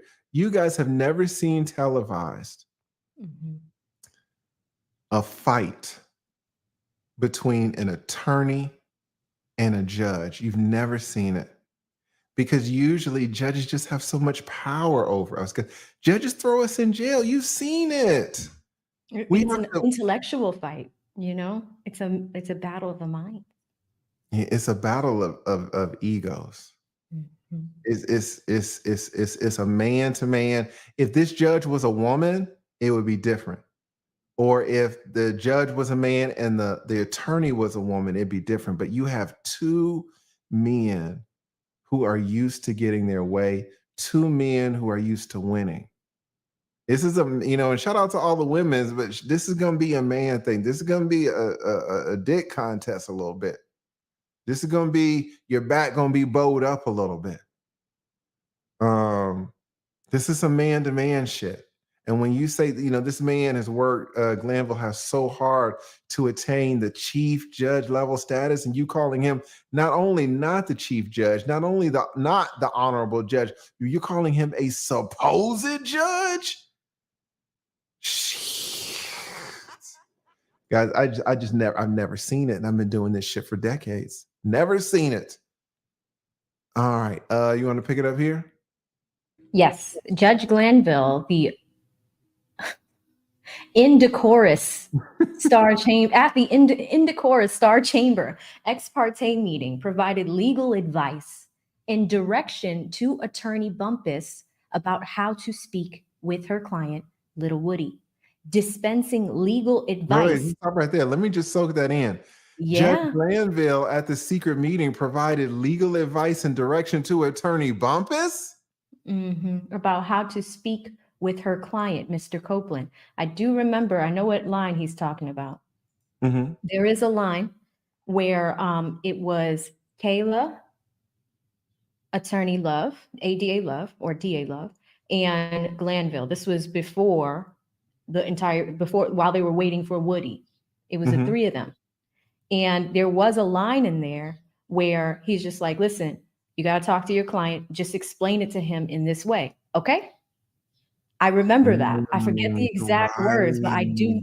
So technically it's advice. He's directing the defense attorney on what to do. I mean, is it a stretch to call it legal advice? I don't know, guys. One thing that judges are never allowed to do is give legal advice. They're there to call the balls and strikes. That's like the Atlanta Falcons are playing Tampa Bay, and Tom Brady is in the huddle, and then the referee runs over to the huddle and is like, hey, I think Atlanta's going to be in a cover 2. So, send your tight end down there and run the hook, and you got them all day. You're the fucking referee. Yeah, you're not in the game. Exactly. Why are you giving us advice? We'll take it. But, because Tom, he'll take deflated balls. Tom will take any advantage. But what if you are the Falcons? You're giving them our plays. You're giving them help. Referees are not allowed to give advice. Umpires are not allowed to give advice. Judges are not allowed to give advice. You're not a party. Yeah. Right. So this is man. I mean, your boy Brian is going at it. Okay. You want to keep it going here? Okay. Dispensing legal advice creates a clear appearance of partiality, which is a proper ground for the granting of this motion to recuse under our Code of Judicial Conduct and a constitutional violation of due process. Young Thug's constitutional right to due process has been violated because not only is there an appearance of partiality, but there is actual bias, as Judge Glanville has been embroiled in this trial and is assisting the prosecution to attempt to gain conviction of Mr. Williams. It is impossible for any reasonable person to believe that Judge Glanville is neutral. Judge Glanville must be removed based upon the one ex parte communication that has come to light thus far. So Brian's like, I don't trust you. You probably did more of this. Exactly.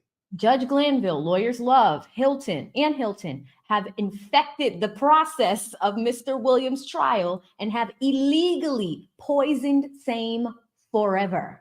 Wow. He's going in. Judge Glanville had the ethical duty to recuse himself sua sponte once he had these ex parte communications. However, neither Judge Glanville, lawyer Love, nor lawyer Hilton uttered a word that they spent the morning of June 10th leaning on Mr. Copeland to testify for the prosecution against Mr. Williams, coaching Bumpus on what and how to sell to Little Woody the proposition to cause him to testify at trial against Mr. Williams, coaching little Woody on how to deliver his testimony, and promising little Woody that he would not be prosecuted, even for perjured testimony, unless he told a bold-faced whopper lie. Bold-faced whopper. These public officials heard and failed to reveal that little Woody confessed to committing every indicted offense in this case. I did these crimes. I remember that part. You see how he's taking all those lines? Yeah. And he's weaving them together.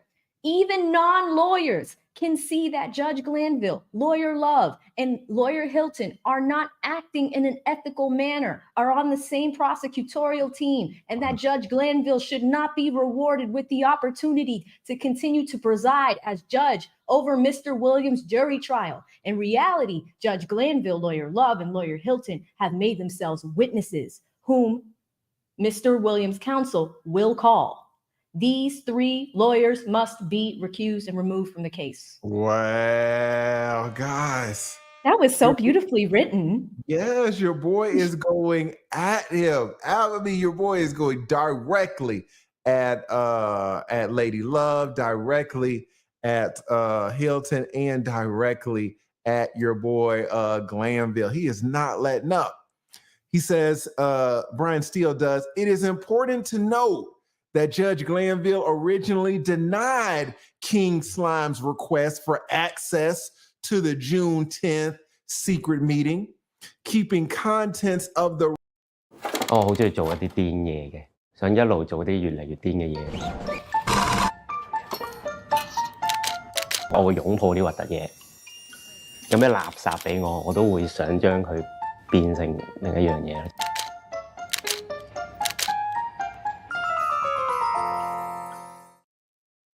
Feel your energy flow. Feel your focus grow.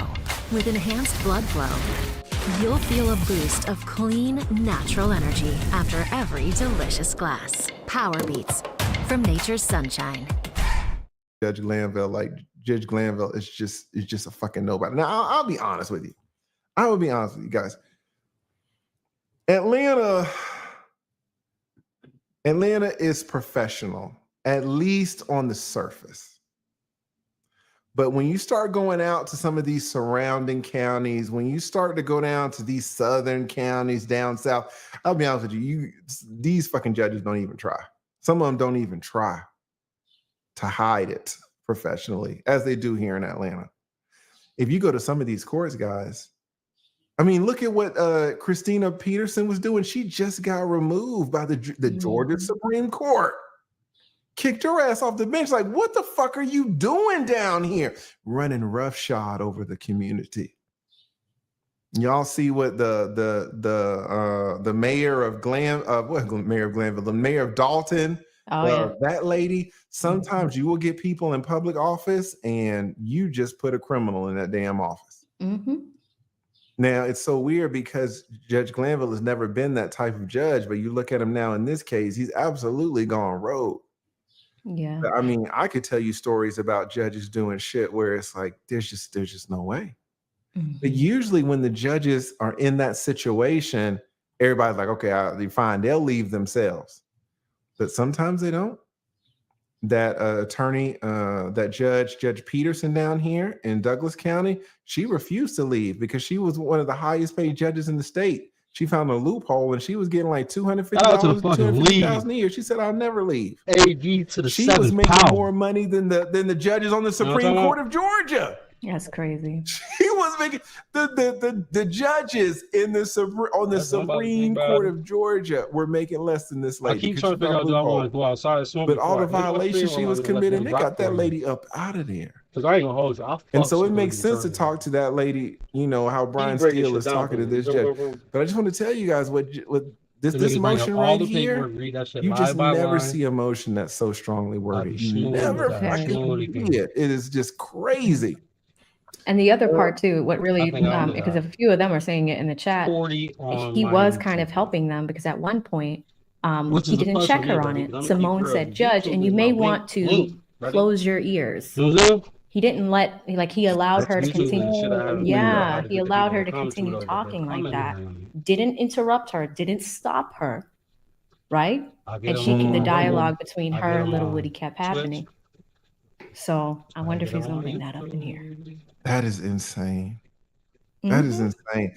Imagine you being like on the operating table and they're about to operate on you. And the nurse is kind of talking to you a little bit, and the nurse turns to the surgeon and is like, now, surgeon, you might want to cover your ears. But I'm like, no. There is no part of the ears. What the fuck are we talking about? What are we doing? Why are we covering ears? Why isn't everybody that's supposed to be in this room and everybody's on the same page? What the fuck is going on, nurse? What are you about to tell me? Imagine, you're so right, AV, where this lady's like, judge, you might want to cover your ears, but Woody, if you admit to a murder, it's like, what the fuck? This is so insane. Just absolute insanity. Great point, AV. You'll pick it up right here? Yes, Monday, June 17th, Judge Glanville denied undersigned counsel's motion to recuse and went forward with the trial of this case. Similarly, Judge Glanville denied the Honorable Doug Weinstein's motion to recuse. Even Doug Weinstein gets an honorable. Shout out to Doug. Doug got an honorable. How they saying everybody Judge else Glanville is then honorable, continued but to they unlawfully preside over regular. Mr. Williams' jury trial. Judge Glanville must be removed, as he has proven to have actual bias as well as the appearance of bias. That nigga got to be removed because he has actual bias. Now I'm starting to see why he's covering all this in the way that he does. He needs to give the judge that's presiding over this, he needs to give her all of the information. He has real shit against him. Yes. I know Bonnie Willis do. Because she used to be fucking with the nigga nut. Jeffrey Williams, aka Young Thug, aka King Slime. The whole reason this shit really started to me has announced in open court that he will call is because she was fucking with Donovan Thomas, brother. You know where I'm coming from? She was fucking with that. That's Donovan Thomas. That's the nigga that this whole case is about, brother. It's really only one murder that they talking about, like.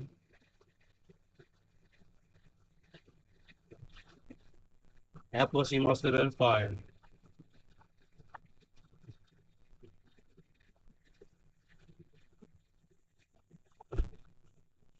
He must have been knocking that shit down, buddy. That's all I'm saying. Man, I'm gonna let the people hear you real fast. I don't talk, buddy. Hey, bro. Say that boy, he must have had that. That boy must have had God. So big. I ain't God damn, bro. The fuck? You have to do a 4-star, nigga? Yeah. You know my boy.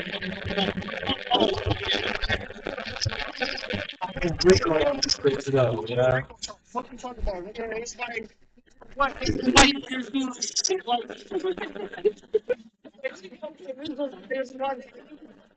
Nigga said he's still alive, bitch. Everybody's going. Everybody, nigga. Yo, if y'all don't know, man, that's young Yola Carter, man. Talk that shit himself. Oh, you hear him talking about? Your boy been there, huh? Already, nigga, you said that shit, gang, or the ski. Yeah, I took that shit off the earbud, let him hear you talking. That's crazy. Put my boy back in the earbud. I had to let y'all know what's going on in this bitch. You hear me? I'm gonna go back and let him hear the turn you talk. Talk your shit, Lee. Of these three. And it's crazy, buddy, because I took it off pause. After you got done talking, all these niggas was like, I have never seen this. What? Oh my God. I myself have announced in open court that I will call these three offenders. These offenders at trial. One Judge Glanville, Lawyer Love, and Lawyer Hilton's names appear on my filed 8th amended list of witnesses. Yeah. Jesus Christ, the offenders. I'm trying to figure out why this man got to testify here. You want to pick it up here? This is insanity. This is getting, he's supposed to get out of jail. Intense. Undersigned counsel has never been afforded the questions that Lawyer Hilton and or Lawyer Love created and gave to Little Woody. undersigned he counsel was- has he- they never all been went to jail given this behind this list shit. of questions, even though Judge Glanville has been made aware of these questions. That's a fact. And has encouraged Bumpus and Little Woody to review That bitch and supposed to be coming home, understand buddy. these questions. That's Exhibit B. Why The is Ben supposed to be question coming must home, be buddy? the question. But this is what I'm saying, must man. be asked. Why Judge Glanville has They were saying that gang, you might access have to to, lawyer Hilton and or lawyer Love. Question for the witness. This conduct is beyond repair.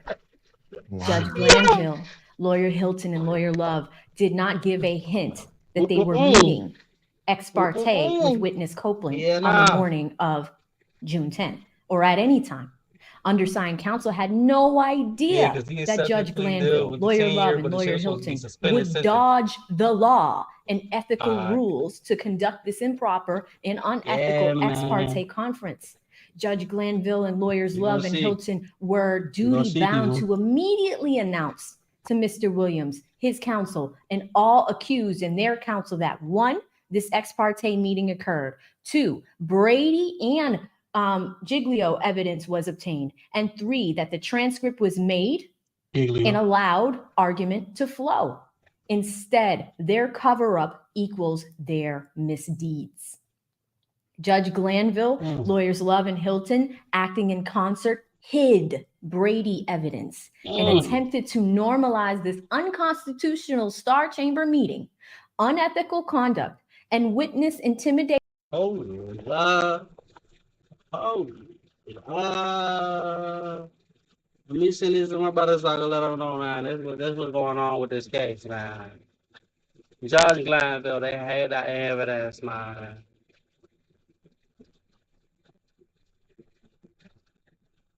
They have the evidence, man. By deflecting the focus on how undersigned counsel learned of the secret proceeding. This is where he's starting to get personal. Okay. Judge Glanville had undersigned counsel in contempt of court. This misconduct by Judge Glanville, lawyer Love, lawyer Hilton undermines trust in judges and prosecutors. It cannot stand and cannot be rewarded.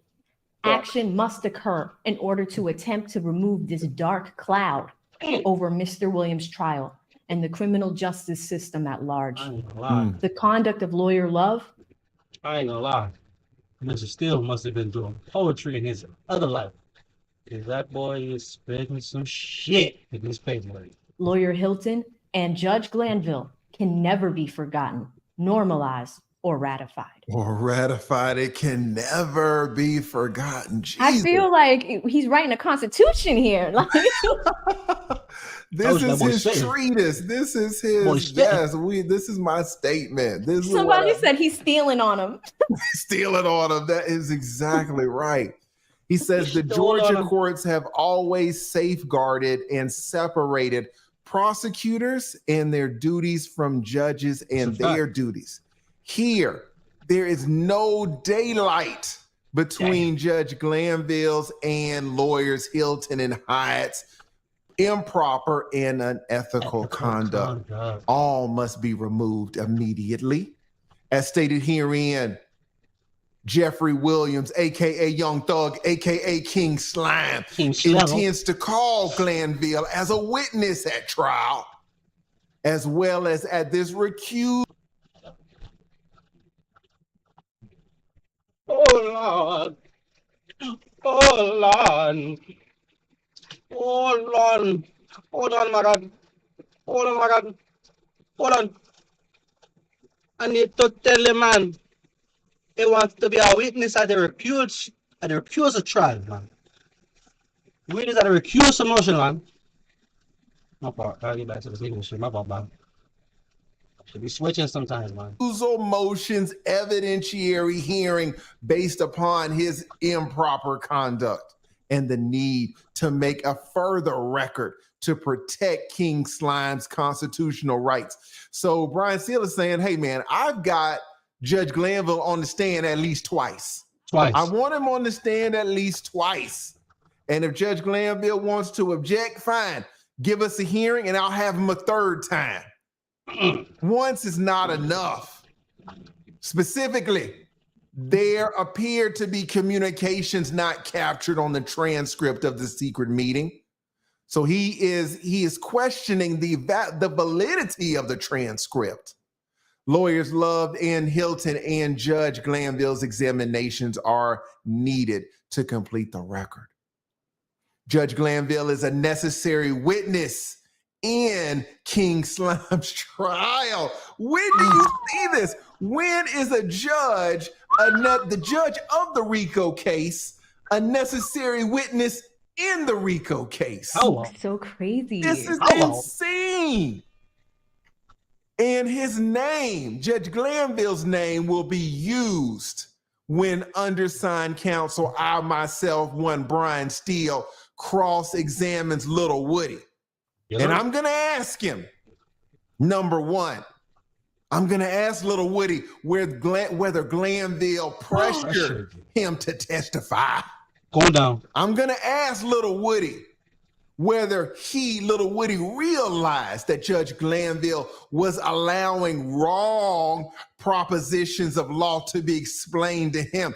I'm going to ask Little Woody if he realized that Judge Glanville condoned Little Woody lying under oath unless it was a bold-faced whopper.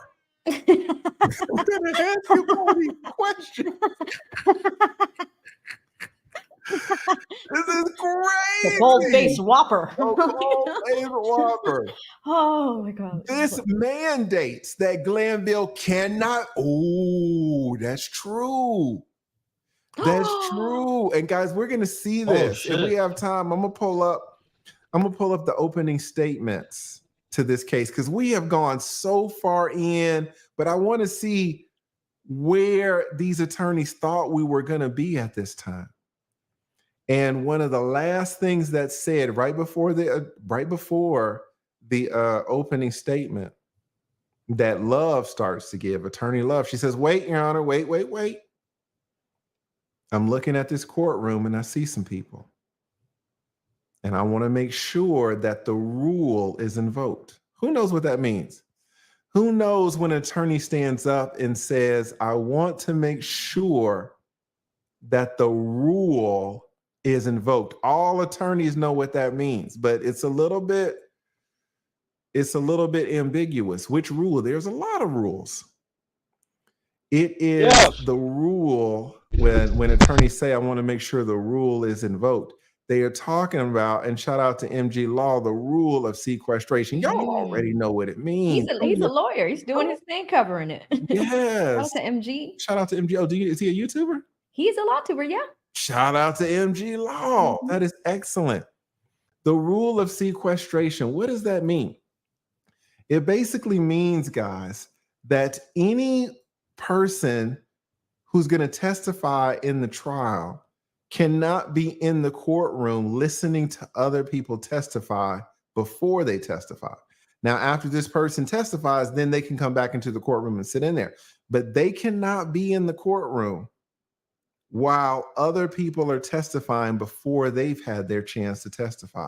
They need to be sequestered. They need to be taken apart from the trial so that their testimony is not influenced by what other people say. Right? What is Brian Steele saying? What is Brian Steele saying? Brian Steele says, "Wait a minute now, look here.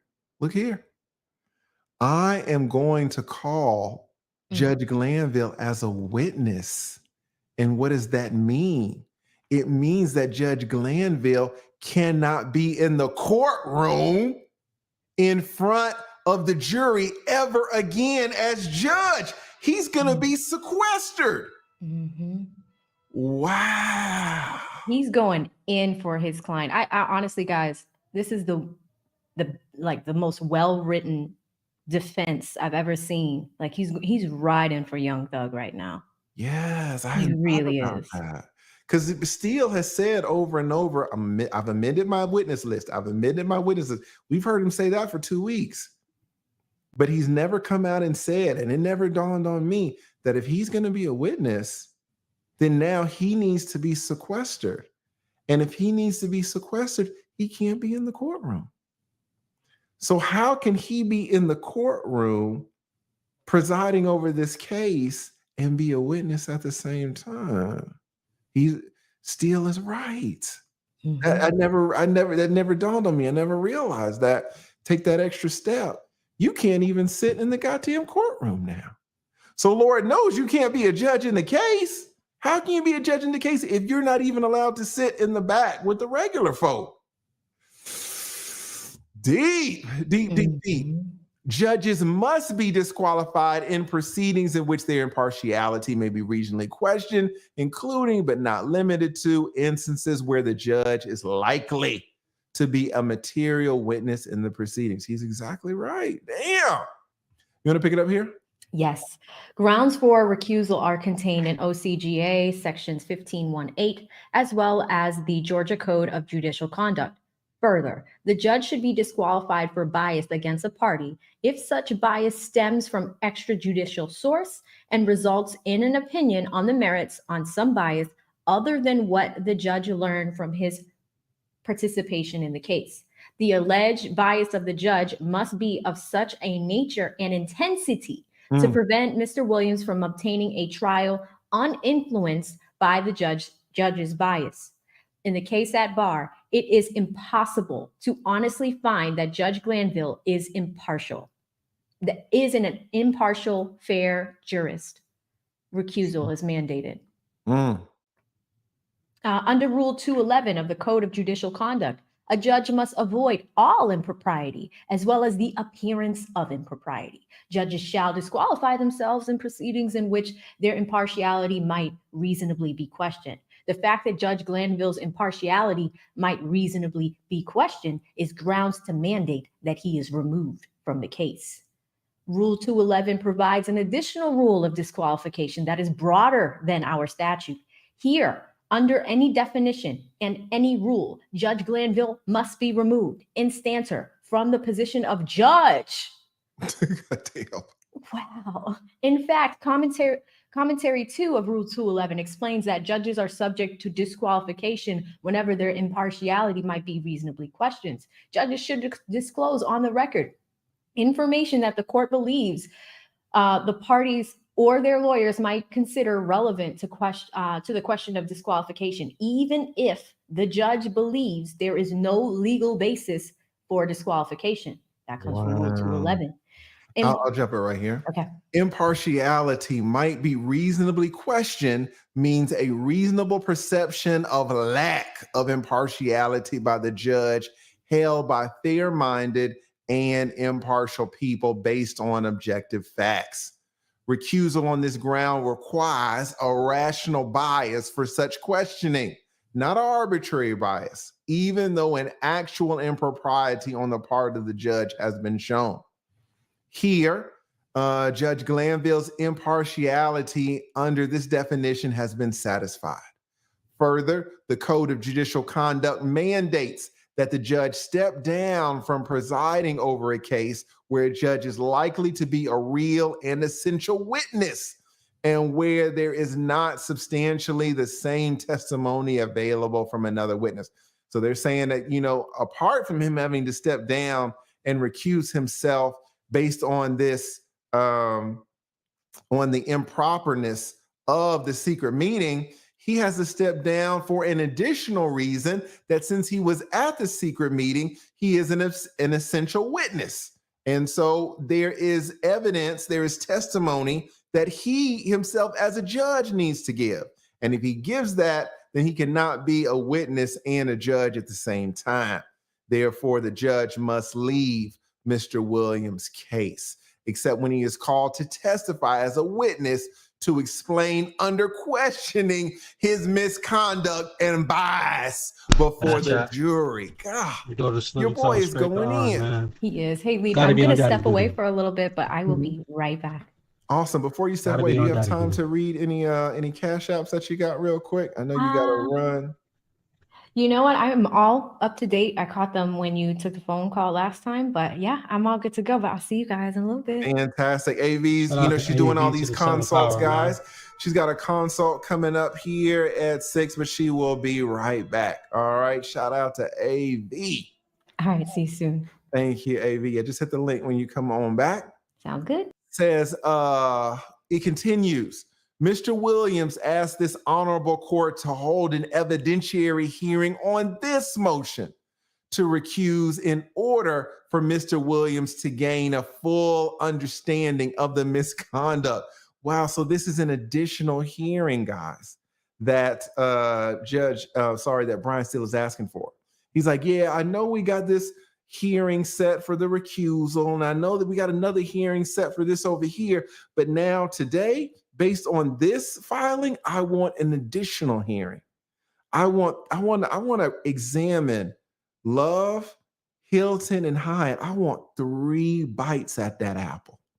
I want 3 opportunities to really grill them in front of the nation. Yes, sir. To gain a full understanding of their misconduct. Judge Glanville is so involved in this controversy that his objectivity can be reasonably questioned. He must be removed as the judge.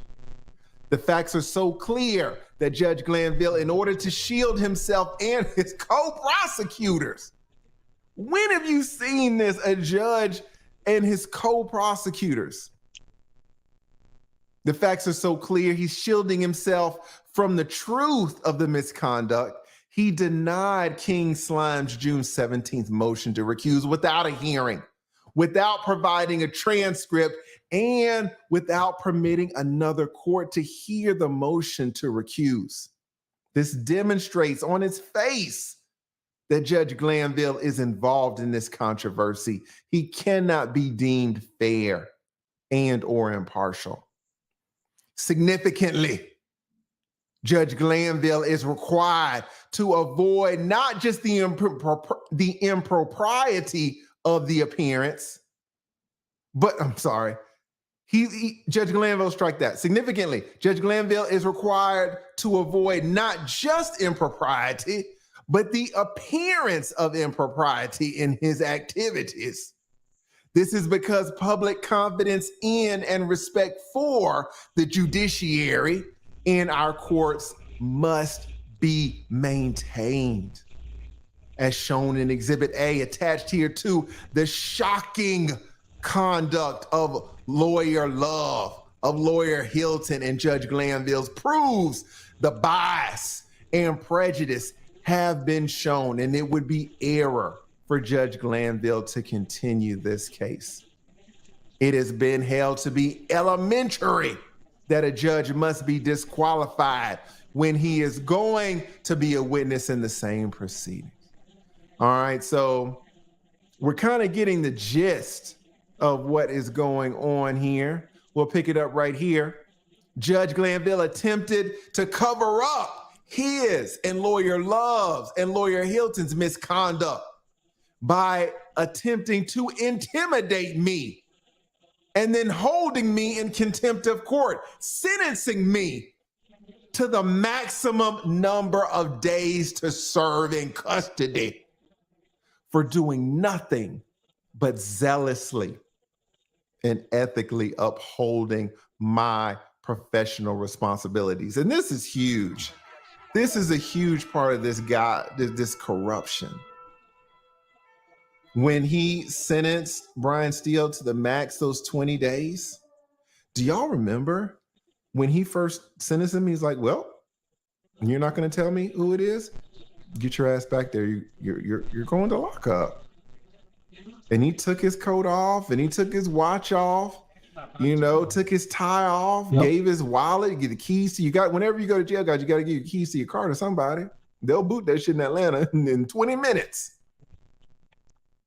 And he walked out there and went to jail. What's the first thing that Black Lady Love said? What's the first thing out of her fucking mouth? She was like, Judge, well, can we confer?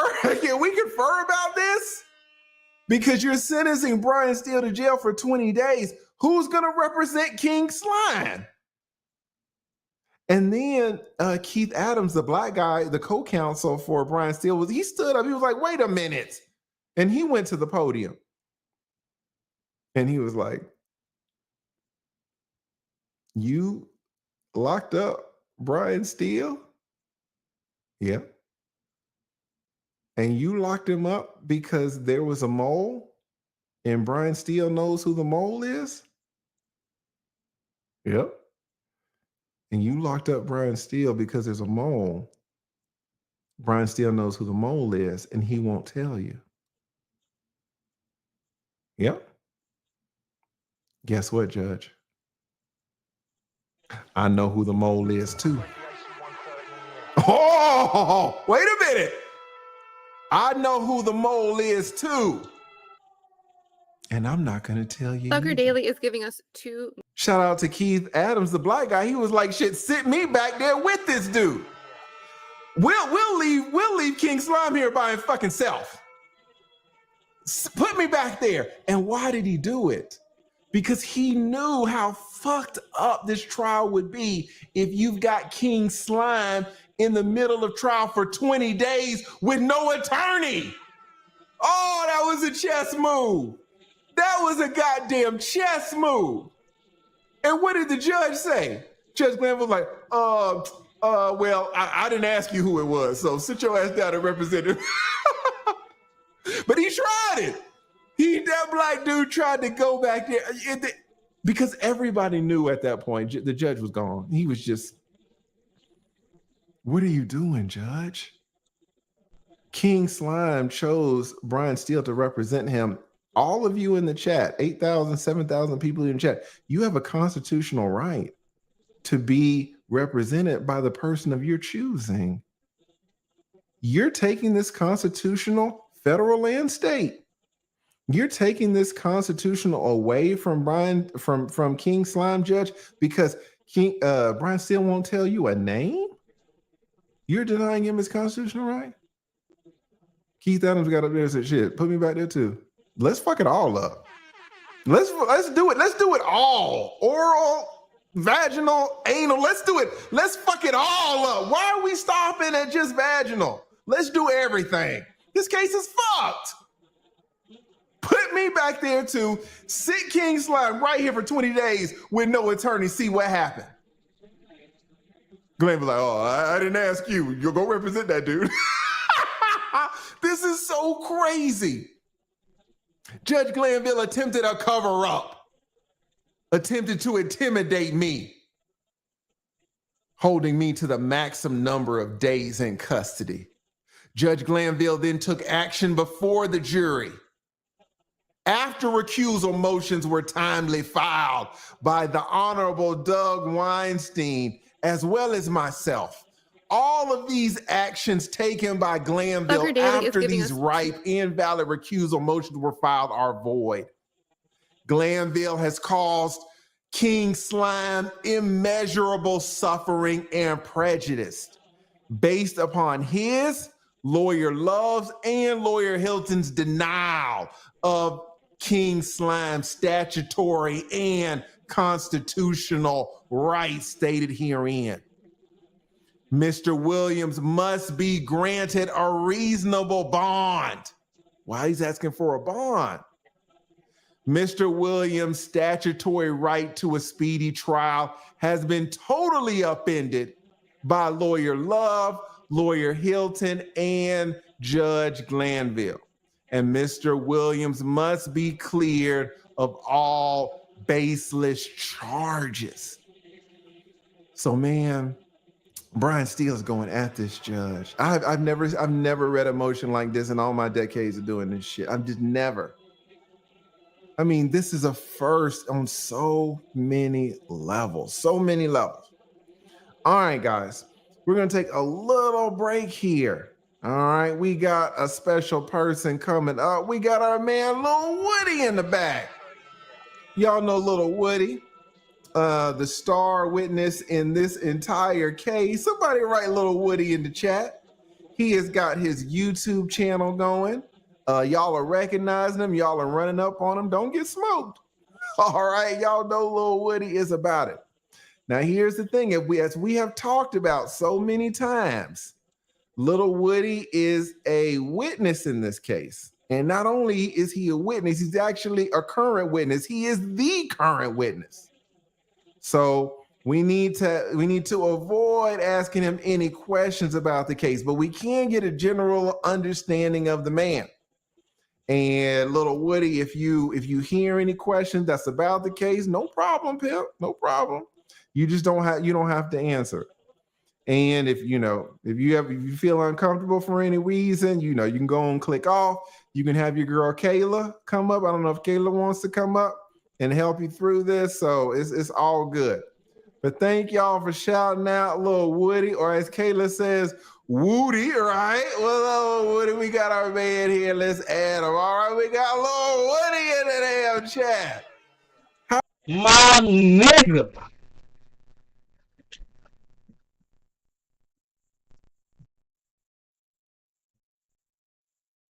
I need to hear from my fucking guy. Little Woody in the fucking building. How is it going, Pimp? Can you hear me okay? Yeah, I can. Awesome. Well, thank you so much for coming up. First of all, let everybody know what your Instagram is, what your YouTube is, what your Cash App is. I don't know if you can write your Cash App in the chat, or if you can say it and one of the mods will write it in there for you. Where can people find you and support you? My Instagram is Woody vs. Woody. Woody versus Woody. Okay. My YouTube is Lil Woody 372. 372 on the numbers. It don't mean nothing else. Okay. That nigga done learned from being on that motherfucking stand. My Cash App is 2FBROCK. Okay, I'm gonna write that down. Let me write that down and pin it if y'all want to support little Woody's Cash App. All right, say it again for me, brother. $2 2 F BROCK. BROCK. 2FBROCK? Yes. Okay, that's Lil Woody's Cash App. If y'all want to support him, I'm gonna pin it to the top. He's just a black man like all of us trying to make a way, man. So thank you so much for that. Now, again, I don't know if you heard it, but I announced to everybody that we are going to stay away from any questions about the case. Just kind of try to figure out kind of who you are as a man. And maybe after your portion of the testimony is over and you're free to talk about whatever you want, maybe you'll come back at some later point. But as of right now, we're just going to focus on more of the general aspects. Right now, where are you from? Alo, are you from here? Are you from Atlanta? No, I'm from Mechanicsville. You from? Okay. Well, all right. You're exactly right. Mechanicsville, but that's part of Georgia, right? I think so. You don't know if you're from Georgia, Woody? I'm only from Mechanicsville. That nigga. That nigga said, bro, listen, before they try to give me another charge, no, that shit is not from Georgia. Bitch, I'm from Mechanicsville. Only Mechanicsville. Never heard of any other ville except for Mechanicsville. If it ain't got nothing to do with a mechanic or a ville, I'm not from there. True indeed. Is Mechanicsville in Zone 3? I think so. I think so. And Zone 3 is in Georgia? It could be. Lil Woody, you don't know what state you were born in, Pimp? I'm from Atlanta. All right, Lil Woody, we kind of starting off on the wrong foot. Yo, this nigga is a super troll. Super troll. I'm trying to get this nigga on my screen, man. All right, we kind of started off on the wrong foot, Pimp. I'm trying I don't like nothing about Georgia. You don't like nothing about Georgia? Not a thing. What's wrong with Georgia? They won't let me leave. Well, now let's talk about that because you have, and I get it. Y'all see the corruption that's down here. Y'all see the corruption that little Woody has been under, and there's probably even way more corruption that y'all haven't seen that Woody has experienced. They ain't gonna never let me tell that. The other parts? Yeah, I've been to jail for jaywalking. I mean, I've been in jail for walking down the street, and they charged me for driving with suspended license, and I walked. Wow, you charged me for suspended license. You were walking. My last arrest when I got locked up in 2021. Mm-hmm. I was walking to Atlanta Station And the police put up on me 100 deep, threw me on the ground, tased me in my face, pulled my shoulder out of place, didn't even take me to the hospital. And then they told me I'm going to jail for driving with suspended license, reckless driving, and carrying a convicted felon by firearm. And you were just walking. Yeah, I went viral on social media back in 2021, and everybody see me laying on the ground. They had to go find the car. Wow. Yeah, man. Wow. They shot me with possession of a firearm that they found in the car that was somewhere else. So you ain't even have it on you. Nope. They said it was in the back seat, and the police said I was the driver, and they still charged me and made me plead guilty to it. And now you're really talking, because a lot of people think, oh well, you should never plead to anything, but defendants and criminal. I don't know why. I'm so happy to see this nigga Wooly back on the screen. They were trying to silence this nigga. Jesus. I know they wanted him to tell, but he wasn't telling what they wanted him to tell. But my boy?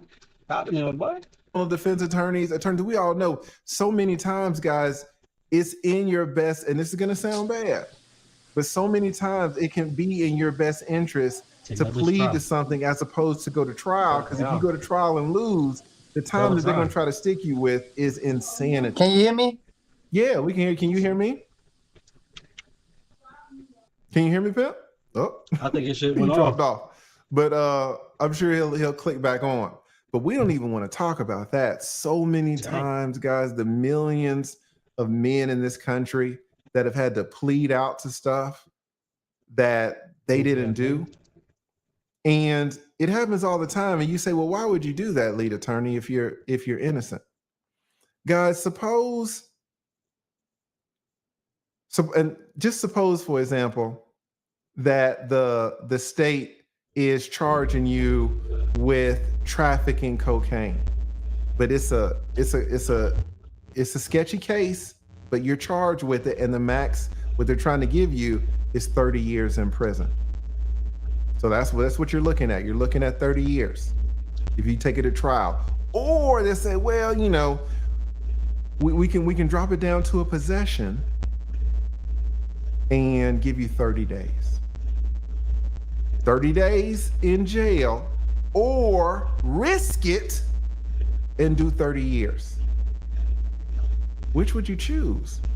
Now, it's easy to be on YouTube and be like, oh, take it to trial. Now, you take that to trial, how much are you gonna have to pay your attorney? $100,000. Do you have $100,000? No. So now you have to put your family in debt $100,000.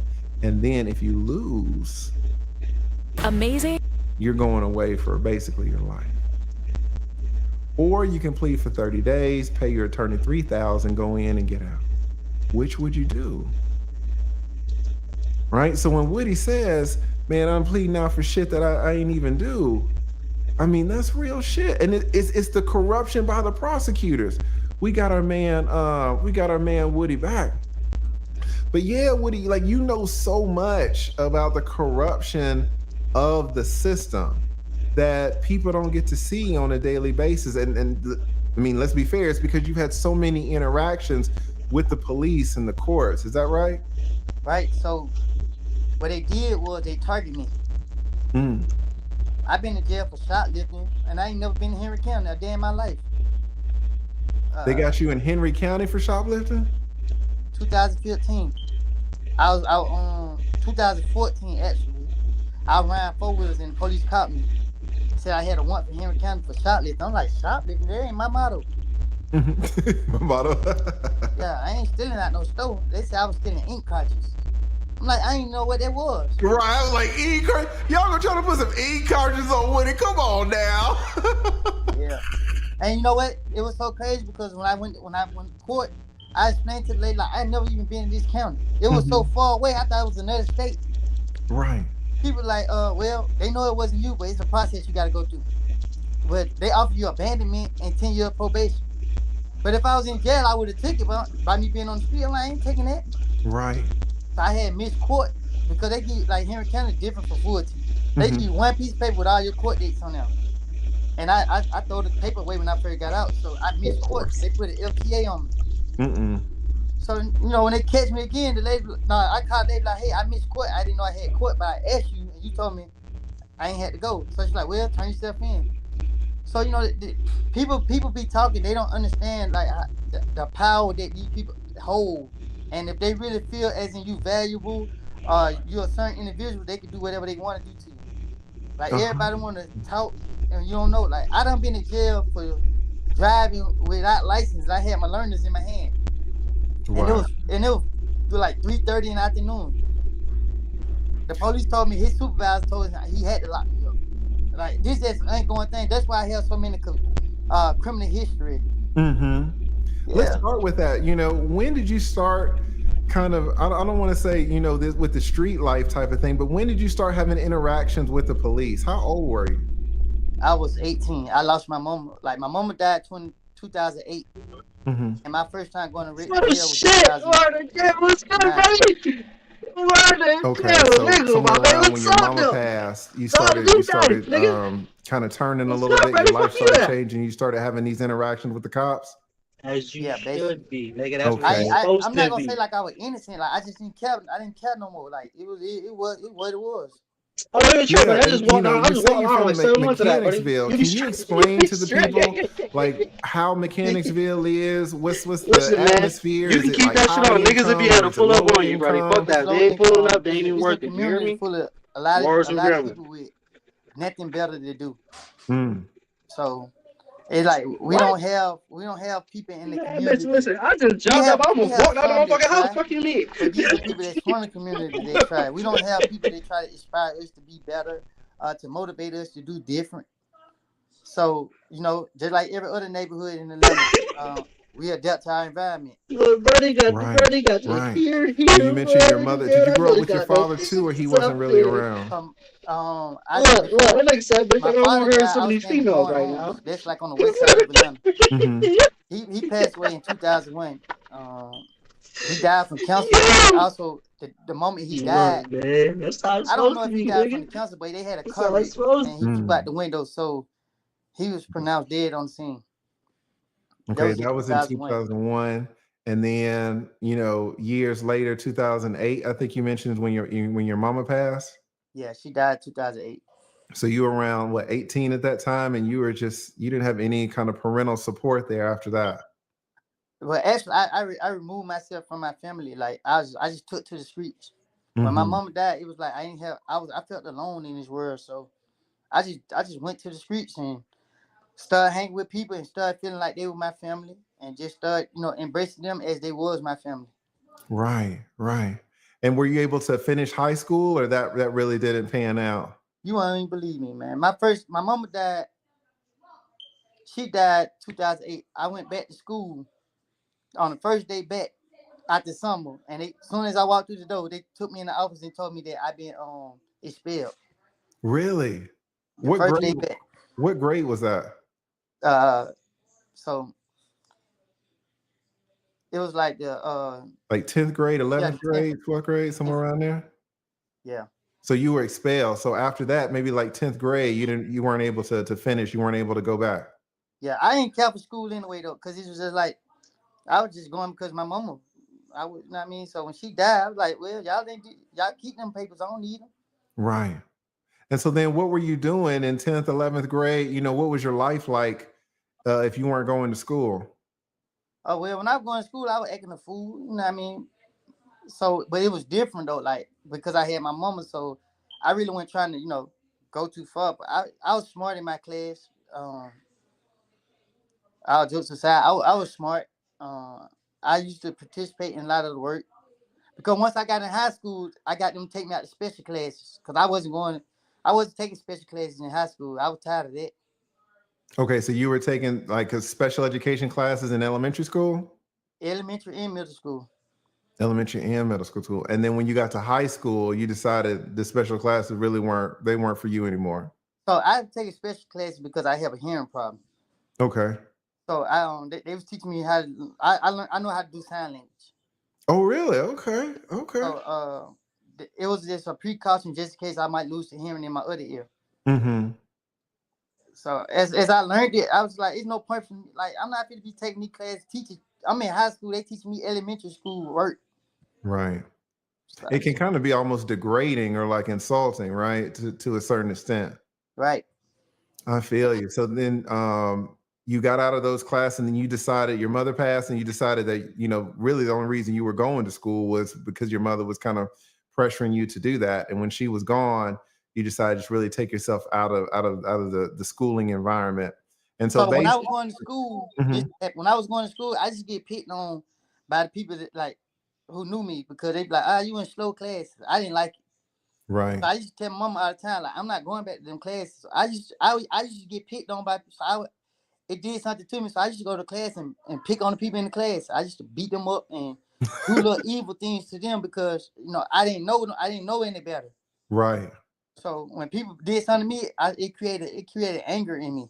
Mm. And you mentioned, I mean, even your name, like Lil Woody, right? I could see how people might want to pick on you. How tall are you? 5'6". 5'6". Okay. So yeah, maybe sometimes the smaller dudes. Ain't nobody picking on me no more though. Oh, okay, they really. Stop that. Yeah. Your boy strapped up. Okay. Yeah, we saw that. We saw that. You ain't taking no slides. We absolutely saw that. You were real with it. That's for damn sure. And so after you took yourself out of high school, kind of 11th grade, 10th grade, like what were you doing on a daily basis if you weren't going to school? You were just kind of out in the streets? Yes, I had my best friend, his name DB. Mm-hmm. Man, him used to just kick it a lot. He was a fly dude. Like, he didn't want them to like shoot dice and talk to girls. Mm-hmm. Me and him just kicked it, on a daily basis every day and just spent time with each other. And one day, he ended up getting killed. Yeah. So when, I was in my feelings about something that I shouldn't have been in my feelings about. And I got mad at them and didn't let them go with us. And he went somewhere else. And, that was the end of that. Not the end of that, but this, he lost his life. So I blame myself all these years because I feel like if I would let him get in the car, he would have still been here. Mm. And I wasn't mad with him. I was mad with my other friend, but he didn't pick a side. So I'm like, well, you ain't picking a side. It is you picking a side. So you with him, you stay with him. And I don't do that no more. So now it's just like, yeah, it just took me down another path. Okay, so you had a best friend, and there was another dude that you were having a disagreement with. It was my cousin. I had a disagreement with my cousin. We all hang together, Mm-hmm. and I did something that I should never did, but I did it for good purposes. And my cousin was like, "Bro, you wrong, bro. Don't do that. Like, man, I brought this person out here," and I was like, "Well, he better take this money. If he don't get this money, he ain't gonna get nothing." Anyway, the dude he didn't want the money. So long story short, my cousin went act like he wanted to defend him. And I told my cousin, well, you want to defend him, you can get his treatment. And, me and my cousin fell out. And, DB was like, he didn't want nothing to do with it. He ain't picking my side. He ain't picking his side. And me, I was an angry bird. So I was like, well, you did just pick your side. And I let him and my cousin, I told them they couldn't ride with us. And they went to another neighborhood and he ended up getting killed. That's how they went. Mm. And then you ended up blaming yourself for not. I mean, and no one could. I ended up going through that neighborhood every day. Really? Yeah, I went through that every day. Mm. Did they ever find the people that killed him? No, they didn't care. They said it was gang related. Wow. And that's another. Go ahead. Yeah, they were too busy trying to figure out what I knew. Cause whatever leads they were getting, they was already getting rumors that I had already been through there. Mm. Yeah, and this is another thing too, talking about the corruption. Sometimes police officers are very interested in solving a case, and then sometimes they're not interested at all, right? And if they label something, oh, it's gang related, oh, if it's this or that, if you want justice for your people, if something happens to your people, just go tear the shit up. They're gonna make them investigate then. when the streets get hot, huh? That's when they're gonna start looking. Yeah. Okay, so that was in your early teens, or that was in your late teens, and then in your 20s. How old are you now? 30. I'm 32, I think. 32. Okay. Yeah, I was born in 91. Okay. So then in your early 20s, you were having more interactions with the cops, or kind of what was going on in your early 20s? In my early 20s, I was in the feds. The feds. Okay, what happened to land you in the feds? Well, my name was at the top of the police radar. People was calling police on me every day. Everywhere I went, they was telling police I was doing this, I was doing that. All right, well, let's stop right there, because when you say that your name is at the top of the police radar, like, how did it get there? Because usually, you have to. There's a reason why cops start to focus on you, right? How did your name get so hot in the streets where cops were hearing about you? Well, let's just say, if you don't bother me, I don't bother you. Mm-hmm. And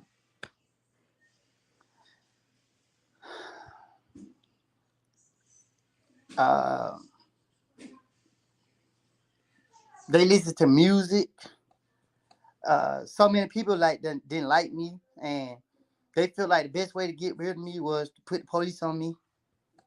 So it was a lot of people just calling in saying I was doing this and doing that, and a lot of stuff I was doing. I don't care. I'm not ashamed of it. Like, there's a phrase I had to go through in life, and I pray nobody ever get me back in their mindset. But it is what it is. Gotcha. So you were doing some things and people weren't liking it, and people were reporting you to the police. You started to develop a reputation with the police. Is that right? Well, actually, I already had a reputation, but not with the police. I had a reputation in the street. Mm-hmm. But once I started, taking on certain path in life, then here they go. You feel me? Everywhere I go, they right there. I spit on the ground, they right there. Like, The police. yeah, they right there. So even recently, like the last time I just got released, I went to court. Judge Cross, what her name? Rachel, the one who they tried. She was my judge. When I walked in her courtroom, they violated my rights. It took Wait. them So let me just back up here. Judge Glanville was the judge on this whole Young Thug case, and then Brian Steele. We've read all these motions, guys. Everybody's trying to get Brian Steele off the case. I'm not Brian Steele. Everybody's trying to get Judge Glanville off the case, and so now this case has been assigned to Judge Cross. And what you're saying is Judge Cross was the judge in your most recent criminal case. Apart from the last one I just got out on. Mm-hmm. What was that about? When I got locked up in the land station, they put a firearm, they put a gun on me. Oh, that one. Okay. And so Judge Cross was the judge for that. Yeah, I never seen this judge before. I never heard of her. It was my first time going to front of her, and she was like, "I know who you is." Really? I'm like, "How you know who I am?" So I don't know what type of story they got of me on in that courthouse. But my lawyer, Melanie, he came through. He got me that bond. Mm-hmm. And the prosecutor, they tried everything in the power to get them to deny my bond, because they really were holding me in jail. They wouldn't let me out. So they like, he's a gang member. He's this, he's that. The judge like, well, y'all didn't do y'all part. I gotta get him a bond. So they like, well, can you give him house arrest? Can you give him curfew? The judge like, no, it's just a possession charge. It's not that serious. So why wouldn't she give me a $30,000 bond and I get back to the jail? I can't. It's certain stuff I can't say, so I had to leave out. Yeah. But it took me 2 weeks to get out of jail. So me and Melanie going back and forth. Melanie tell me that, well, somehow the state went to the judge and now they ordered me an ankle monitor and abandoned me from zone 3 and banned me from on Bankhead. So when I first got out of jail, I'm in jail 2 weeks after I got a bond. They didn't put it in the system. Mm-hmm. Jesus. So 2 weeks now. So I'm telling Melanie, like, bro, look, I'm losing my mind in here. Get ankle monitor, bro. I ain't tripping, bro. I ain't tripping. Get ankle monitor. So Melanie was like, you sure? So finally, I got putting the pressure on Melanie to sign off for it because I was tired of sitting in jail. They put me on house arrest. They put me on the house ankle monitor and told me I couldn't go nowhere within zone 3. I couldn't go on Bankhead. I couldn't talk to nobody that affiliated with any gang, specifically certain gangs. Take pictures, none of it. So this what they did to me. I tricked them when I got out of jail. They thought I was gonna be stupid and go back and violate my conditions so they could lock me back up. I stayed in the house. I stayed in the house. I didn't talk to nobody. I didn't go around nobody, nothing. So after like 3 months, they realized I wasn't gonna fall for it. they gave me a court date and told me that I could plead guilty to this charge. I'm like, well, I'm pleading guilty to a charge that I didn't have. They're like, well, this is the only way you can get off the ankle monitor. Jesus. And guys, listen, Georgia is really good for some reason about banishments. And a lot of times, especially in these rural counties that are white and they don't want your black ass in there, if they catch you in there, they will make a part of your sentence that you are banished from the county. That means that you can never go back. And if any police officer sees you within the county, they can arrest you, right? Because you were in violation of your plea agreement because you agreed to be banished from the county. And I mean, cut you off, but you know the worst part about it? Guess why they gave me the ankle monitor?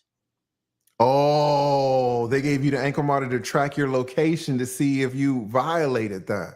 No, they gave it to me because they just believed, they knew I was going to violate it. Yeah, they know you're going to be up there on Bankhead. Huh? But they gave it to me because they said APD is afraid of me. They don't want me on the street. They don't want me in Atlanta. And I'm public enemy number one to them. And so I'm hearing this from the state. Jesus. I'm not hearing this from my lawyer. I'm hearing this from the DA's mouth. I'm hearing this from the courts. Like, so I'm like, APD. And once I'm hearing this, I'm like, I ain't never been a threat to the Atlanta police. Right. Only thing I ever did was ran from them. Like, I ain't never, well, I can't say that, but.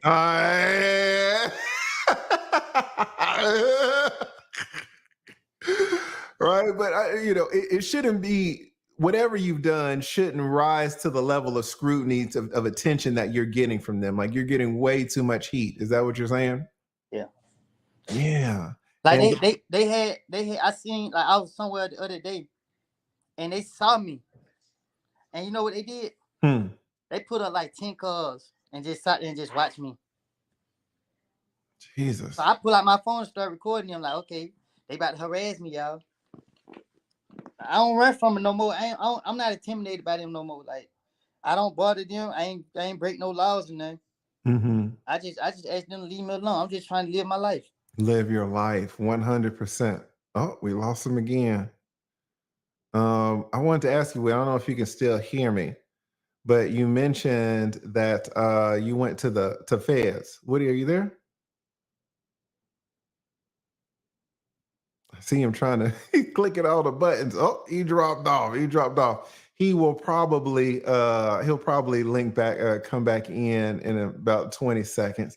As we are waiting for him, let me shout out some people in the chat. Again, big shout out to Ollie the Macaw.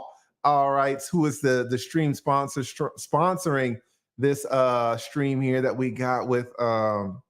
AV had to step out. She had a consultation to go to, but she will be right back once her consultation is over. And Woody, we got Woody here too as well. And Woody's talking to us a little bit about his life. I saw him in the back, but he just clicked off again. I think he's having some technical problems. When he comes right back, we will pull him back up. Shout out to Lisa. The beautiful Lisa has become a new member. Thank you, Lisa. And we got Hello, who has gifted 1 lead attorney membership. So thank you so much, Hello. We got little Woody back here in the back too. So once he gets settled in, we'll put him back up. Thank you, Hello. And to the person who received this membership from Hello, please tell Hello, thank you. We got Chris in the house. Chris West says, are the juries back at their jobs? Or are they sitting at home twiddling their thumbs? Yeah, they twiddling their thumbs. They just waiting. Everybody's waiting. No one knows what the heck is going on, but we'll see. But y'all see right here, your man Brian Williams is keeping it hot. All right, we got little Woody back. Thank you so much for coming back. And I know sometimes with this live streaming, so many technical issues. So thank you for being patient. So you mentioned in your early 20s, I mean, you were in the streets and then you went into the feds? Yeah. Okay, what landed you there? What was going on then? And this is a closed case, right? So you can kind of talk about it. Yeah, I can speak on it closed. Okay. All my cases are closed out. Can't nobody do nothing to me but put fake charges on me. That's all they can do. Got you. Yeah, what happened when you were with the feds? Somebody called a tip line, told them I had a machine gun, and I was in the recreation center. Oh, you in the recreation center with a machine gun? That's Allegedly. They police were watching me, and I was in my neighborhood playing basketball. They seen me with a bag in my hand. They automatically assumed it was a gun in there because all the things that been going on in the street, they didn't like the way I was walking up the street, like I didn't have a can of world. So they called the tip line on me, as in they're a civilian, and they come in there and get the bag, and they say they found a gun in there. Well, they did find a gun. I'm not gonna say they found a gun, and they didn't have the camera to show that I brought it in. So what they did was they took me from one place. They took me from my neighborhood because all the people started, screaming at the police, throwing rocks at the cars and stuff. Wow. So they took me from right there and took me to Turner Field. And we lose that boy. Y'all thought I was struggle streaming. All right. Y'all thought I was struggle streaming. All right. And again, somebody says, Woody, stop talking. Guys, you are allowed to talk about your past stuff. I mean, he already went to jail for it. All right. He's already served his time. And that's the problem, guys. Some of y'all won't let people acknowledge that they've made mistakes and they've paid their dues. And this is, I think, what you're going to hear from Little Woody. Sometimes if you're a convicted felon, your past is used against you. When you've already closed it out, you've already paid your debt to society. So it's helpful and it's instructive for you to be able to talk about these things. Maybe you can change some lives from other people. Y'all heard that Woody wants to start a, what do you call a nonprofit? I think you guys can read between the lines that, Woody's been hot in these streets for a while and he's gotten into a lot of experiences. And Lord knows that some of the experiences that he's had can help shape other young men. Woody himself, I think he said his father passed away when Woody was young. And there are a lot of young men who are looking for older adult guidance, particularly for men. So this can be very helpful, very helpful. Let me bring our man back on. Woody, I saw your camera, but I think it just cut out. Are you there, Woody? Woody? Y'all know what I'm gonna do, man. Y'all know I got these live streaming courses. I am going to gift Little Woody my beginners and advanced live streaming course on the strength for free, 100%. Little Woody, email me, Little Woody, because I think that course would help you out a lot. So I'm gonna give you the beginners and the advanced course for free. But one of the things, Woody, we got to get you off that phone, pimp. All right, we got to get you a laptop or a desktop, but at least a laptop. We got to have you come in on some Ethernet. All right, you're doing the Wi-Fi stuff. All right, but I'm gonna hook my man Lil Woody up. Here he is again. All right, so you mentioned. Oh, can you hear me? Yeah, I didn't know you had did it so fast. Oh, my bad. All right, so you had mentioned that there was an incident with the at the recreational center with the machine gun. The cops got you for that. Did you end up taking that to trial, or you ended up pleading that? Well, I was going to trial for it, so I had to fight two. I had to fight two federal defenders. Jesus. The first federal defender came. He was like, "Oh man, this case is bull. It's trash. We're gonna beat it. Everything the cops did was illegal, whatever." So the secretary came to see me. He was like, they want to talk with you. They want you to cooperate. So I said, what is cooperating? He said, I don't know. They want information. I said, well, I don't know nothing about no information. Like, I told him out the rip, like, I'm a liar. You feel me? Like, so he was like, well, they believe you got some valuable information. Long story short, I told him I don't know nothing. This lawyer behind my back and went to set up a profit. So I got a court there. I go down there and I see all the police that lock me up. Instantly, I get mad. I'm like, these people lock me up. What this is? So he was like, remember, I said, no. You can't come and agree to me that. So he tricked me and told me that if I agree to the proffer, I get my charge dismissed because they violated, and he gonna point out all the facts. But the proffer really was a meeting with all the investigators and stuff. So me and him get an argument in front of them. I told him he fired. So I Wait, went back wait. to the So jail. your initial attorney, and when you say a federal defender, this is someone that the state gave you, the state gave you to represent you, right? In No, your this is something federal the United case. States gave me. The United States. Yeah, you gotta be specific when you talk about federal. Okay. So the federal government, because it's a federal case, assigned you a federal public defender. Is that Right. correct? Okay. And the federal public defender entered in and started talking immediately that this case was BS and you could beat it and this and that. But the federal defender wanted you to cooperate. Right. That's And everything he kept saying. So now it's like it's me and I'm in the feds. So I'm like, I never think I'd be in the feds. I didn't even believe the feds were real at this time. and So how old were you? Do you remember? Were you in your early 20s when you yeah, I went was to in the my Fed? early 20s. Okay. Like in And 2015, I was like, I was in like 22, 21, something like that. you were young.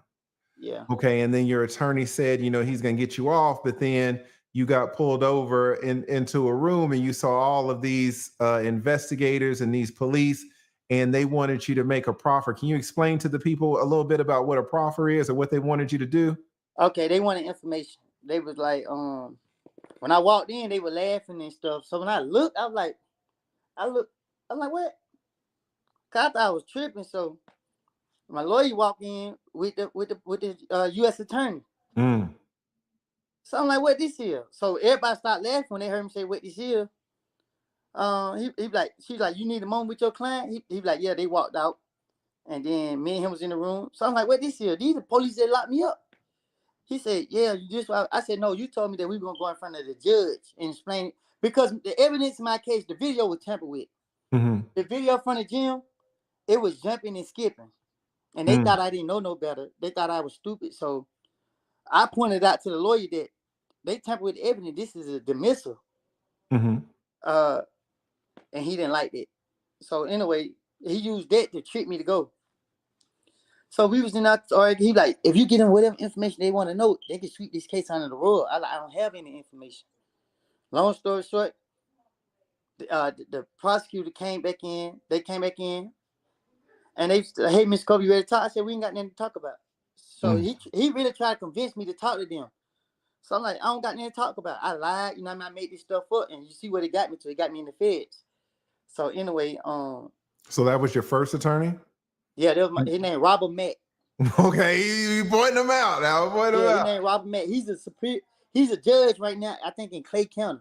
Oh, really? He does that in Clay black County. guy. Wow. Yeah, That's crazy. I seen his flyer on the side of the road, but I had to leave because I didn't want to damage it, and they tried to lock me up for it, so I just left. But that was my first attorney, Robert Mack, and then my second attorney was. Wait, let me just jump in to highlight this, guys. The attorney, the federal attorney that Woody had that tricked him, that tried to trick him, that tried to go in behind his back, pure corruption, is now a judge down here. Is now a judge. Y'all see how deep-seated this corruption down here can be. So that was your first attorney on that case. And then so you fired him, you told him you fired, and then you got another one, right? I had to lie on him. I had to lie on him. He wouldn't get off my case. Really? Yeah, I said something that was very inappropriate. And no, I'm lying. That's the second. So I fired two lawyers. The second lawyer I lied on. Okay, what happened with the second lawyer? Okay, the second lawyer, our first time meeting, he came, he said, I read the letter, what you said about last attorney. You don't have to have trust issues with me. He said, but first thing first, let's get it out of the way. Did you do this to such and such? And instantly, right then and there, I knew it was a problem with him. So I'm like, bro, I'm locked up for a possession of a firearm. We ain't gonna talk about nothing that they ain't charged with. So I had somebody, I can't say too much, but I had somebody I used to talk to, and that person was very intelligent when it came to law. And I used to have him in my ear, so he used to teach me how to case study. He used to teach me how to understand things. I had him to write letters to the judge on my behalf as me to fire these attorneys. And I was explaining to him what it was doing, and he didn't like it. So long story short, the second attorney, I pointed out all the things that he was doing wrong. I really beat my federal case, but it's due to the fact the lawyer was smarter than me. So he'll argue this point right here and let this point slide through so that they can have me. Mm. So I wrote one lawyer trying to fire him, but when I was trying to fire him, I said, I don't trust my attorney. I feel like he is working with the U.S. Attorney Office, and he's trying to help the police about cases and charges that I don't got pending. And every time he come visit me, he talk about cooperating. So the judge was like, well, that's not enough to find my attorney. And my attorney was like, well, Your Honor, I want to continue to work on his case. So I'm telling the judge, like, how you going to still represent me after I say all this about him? I'm not going to be able to have a fair trial. Another year go by, they make me keep him. Another year go by. Were you locked up the whole time, or did you have a bond? I stayed in jail. I stayed in the feds 40 months before I was sentenced. Damn. Yeah, because I constantly kept writing the letters to the judge trying to find my attorneys. Mm-hmm. So the second attorney, which his name is Bill Thomas or William Thomas, another black guy. Once he got on my case, one day he came and told me I've been charged with murder. So I'm like, how am I been charged with murder? He said, well, some people pointed me out, said I did it. He said, it's BS. Don't worry about it. He gonna represent me on that. I said, no, you ain't gonna represent me on that. Was this a separate case, or was this related to the recreational center? It was a whole separate incident. It is the case that other people are facing. It's a case that's open right now. Okay. So he was like, he gonna defend me on it, and I like, no, you ain't. So long story short, he constantly kept saying cooperate. So I kept writing down little things that he was doing. Mm-hmm. And I was pointing out facts in my case where I could have beated it, and he kept talking about cooperate and this and that. So after the judge denied me the first time, I had to build a stronger case against him, and I did. During my motion to suppress evidence, I was explaining that the video was tampered with.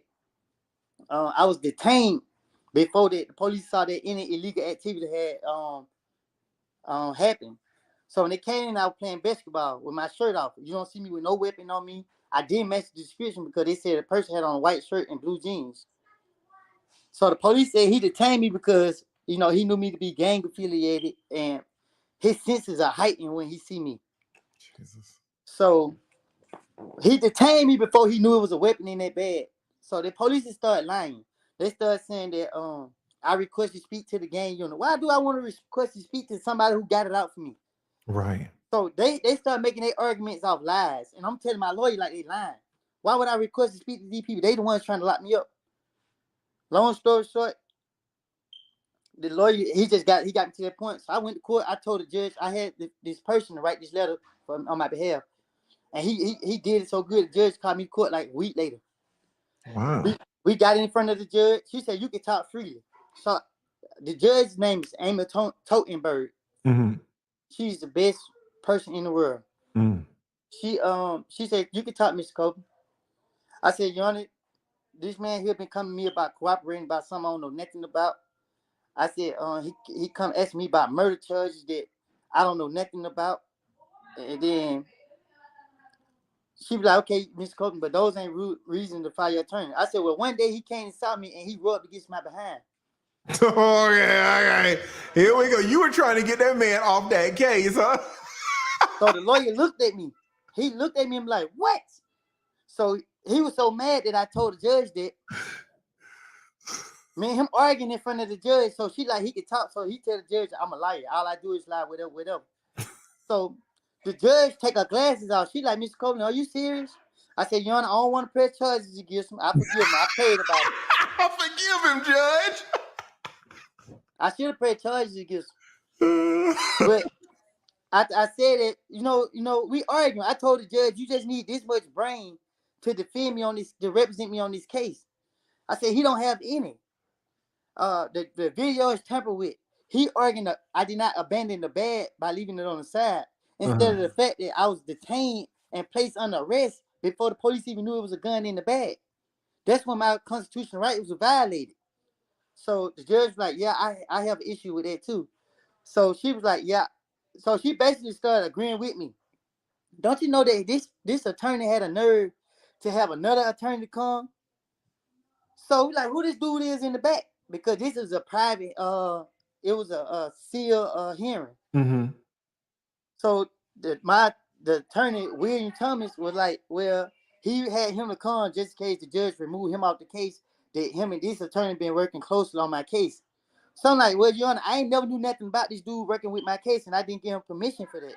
Right. And if I'm having issues with him, I don't want him representing me either, because they are both trying to make me cooperate with this U.S. attorney. Mm-hmm.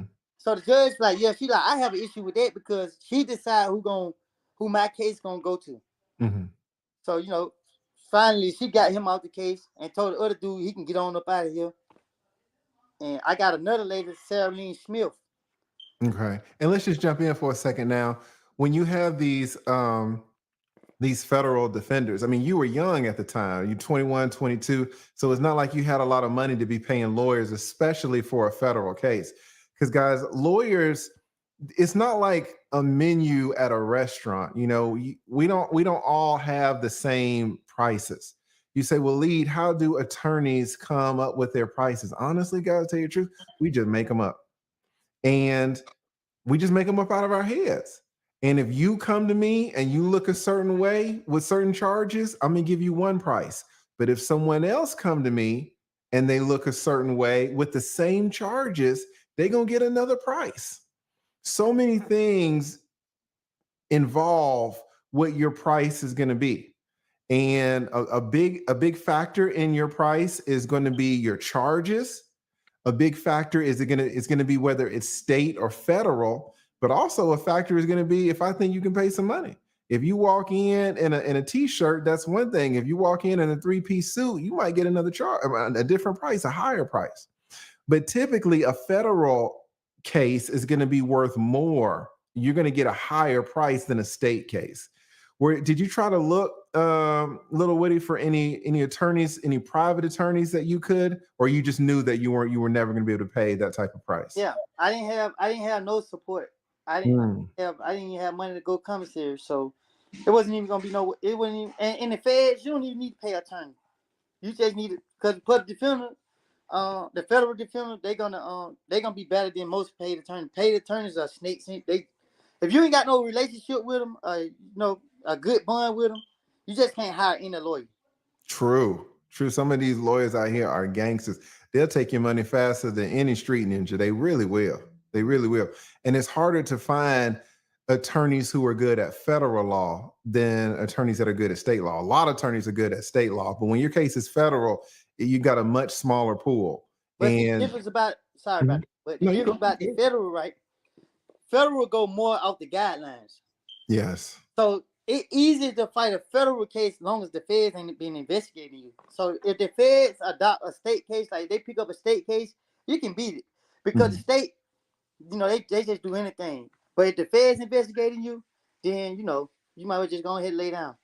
Well, see, I think you're right, and I think that's what your federal defenders were saying, because everybody knows that the prosecutors, they got like a 95, 96, 98 conviction rate. So when you say, oh, well, you might as well lay down, it sounds like that's what your attorneys were saying in terms of you cooperating, right? Just go on and tell them what you got. It's a difference. Mm-hmm. So if the feds investigating you, what they're going to do is they're going to watch you until they got everything they want against you. The state, if they pick up a state case, basically they're saying like, okay, Atlanta police, they built a profile on me and gave it to the feds. Like, okay, he's a problem in the community in Atlanta. So what they did was they finally got a case and they sent it over to the feds. Feds like, okay, we got a case. And then the feds go from there. But Atlanta police had already broke procedures. Oh. Yeah. So what you're saying is the feds didn't do their investigation in your wreck case. They got their workup from the state. It was an intimidation, right? So the feds picked up my case thinking that they could scare me into giving them whatever they think I might know. Mm-hmm.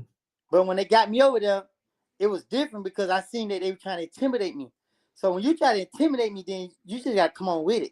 Right. And once I noticed that they were trying to scare me, I was like, okay, I dropped my nuts. Mm-hmm. And you wouldn't tell them the information that they wanted to know. Yeah, right. You know gotcha. What I mean? So they try to have so many meetings. You know what the prosecutor told me? She said when I cussed my lawyer out in front of them, she said, okay, Mr. Copeland, contact your attorney when you're ready to cooperate. I was like, what? They told me it's two type of people in the feds: ones that cooperate and the ones that wish they cooperate. I said it's three, because you got the ones like me too, the ones with a point to prove. Right. I went back to the jail, and that's when I fired him. That was your second attorney. That was the first attorney. The first attorney. Got you. The second attorney, he wasn't get out my case for nothing. It took 2 years for me to fire him. Jesus. I was like, so you fired him because you made up that lie about him touching your butt, right? Yeah. So you got him off your case by any means necessary. If it's your life, it's your life. You know, ain't no holding back. I got the transcripts. Like I still got the papers at the house where I can show you. I told the judge I fear for my life because this is the person who my life is in his hand. Yes. You know what his argument is? His argument was justification, not public safety, justification. Like he basically trying to say I had the firearm. But is you crazy? Right. he trying to say I had it because people were trying to do harm to me. Mm-hmm. So I'm telling him, if there was the law and if there was truth, I wouldn't be sitting in jail under this charge. Right. They found possession is 9/10 of the law. They mean it got to be an arm reach. It got to be on my person. Mm-hmm. You ain't have no knowledge that I had this firearm, because when the police came in, he saw me. I was playing basketball, and it was people sitting with this bag. The video showed people was going in the bag and everything. Wow. And it was tampered with. It was skipping. So you can't say if somebody came in the gym and put it in that bag, because my attention was focused on basketball. Right. And all the people that was in the gym, nobody said the police were coming in. Once I looked up, it was 30 police in the gym. So because the video could have showed other people who had access to the bag put the machine gun in, but the video was clipped up and chopped up. It was tampered with. Right. And so there was really no evidence connecting you to that gun because you were on the court playing basketball. But the evidence that they had was I had on True Religion shirt and True Religion pants. The 911 caller described me as a white True Religion shirt and blue True Religion pants. So, and they said I was in the recreation center, but he never said a crime was committed. He just said a person in the gym got a machine gun. I mean, Georgia is an open carry state, but a machine, you got a machine gun up in there. But again, it was a bag, so it absolutely could have been a setup. Shout out to Woody again. Puras fallas con el teléfono. But that is why, Woody, I am going to gift you my live streaming course, beginners and advanced. I'm going to gift it to you for free because you absolutely got a story to tell, brother. So I anticipate Woody coming back in about 20 seconds. I'm not sure what's going on with his cell phone, but guys, when you try to live stream from Wi-Fi and stuff, take it from me, it does not work reliably. You need to get plugged in. You need to get a Ethernet connection. So while we wait for Woody to come back, we will, I'm sure he'll be back momentarily. We will check out some of these other supers. Thank y'all so much for supporting the stream. Shout out to Sticks to Born, says they knew he was pleading the fifth and basically railroaded him with the assistance of the judge to give him immunity. 100%. It's absolutely terrible. Absolutely got railroaded. Thank you so much, Sticks to Born.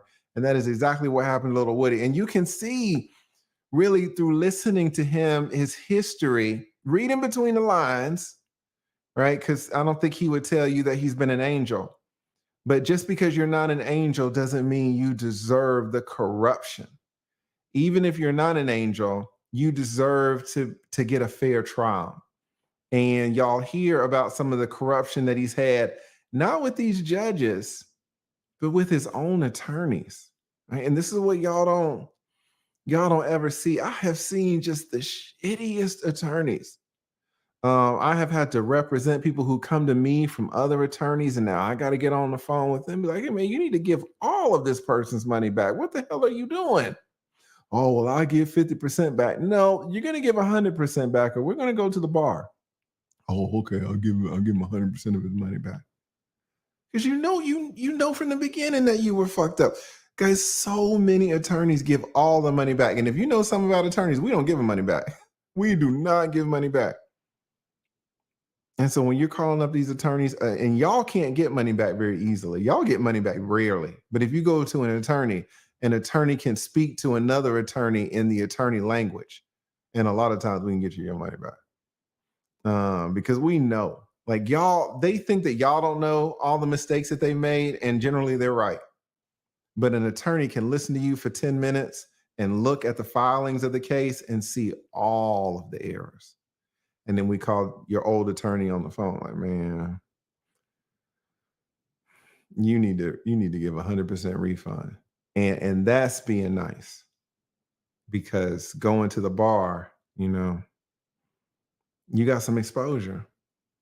So when Woody says, you can't just hire anybody, he is exactly right. It's just so much corruption. So imagine you being a citizen as you are, having to fight against the prosecution.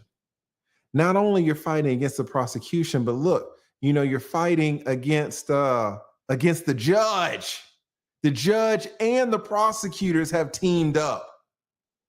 And not only that, not only are you fighting against the prosecutors and you're fighting against the judge, at the same damn time, you're fighting with your own attorney. Do you have a chance? Do you have a chance? Now, Woody's a young Black man, and who is he getting? He's getting these public defenders, these federal defenders. What do they say? You get what you pay for. How much did Woody pay for his first attorney? How much help did he get from his first attorney? How much did Woody pay for his second attorney? How much help did he get? You get what you pay for. If Woody had been white or Black, but let's just say white to make it more common, and he's got, daddy, and daddy lives out on the lake, and daddy can make some phone calls, and daddy can write a big check. Fuck, don't even make him white, have him Black. What if Woody is Young Thug? What if Woody's got a record company behind him? What if Woody has multi-million-dollar deals? What if Woody has Grammys? Oh, Woody got long money. Who do you get, Brian Steele? Does anybody see a difference in the work of Brian Steele is putting in versus the work that his Black federal attorneys were putting in? Because those attorneys, those federal attorneys, those free attorneys, indigent defense attorneys, they were Black men.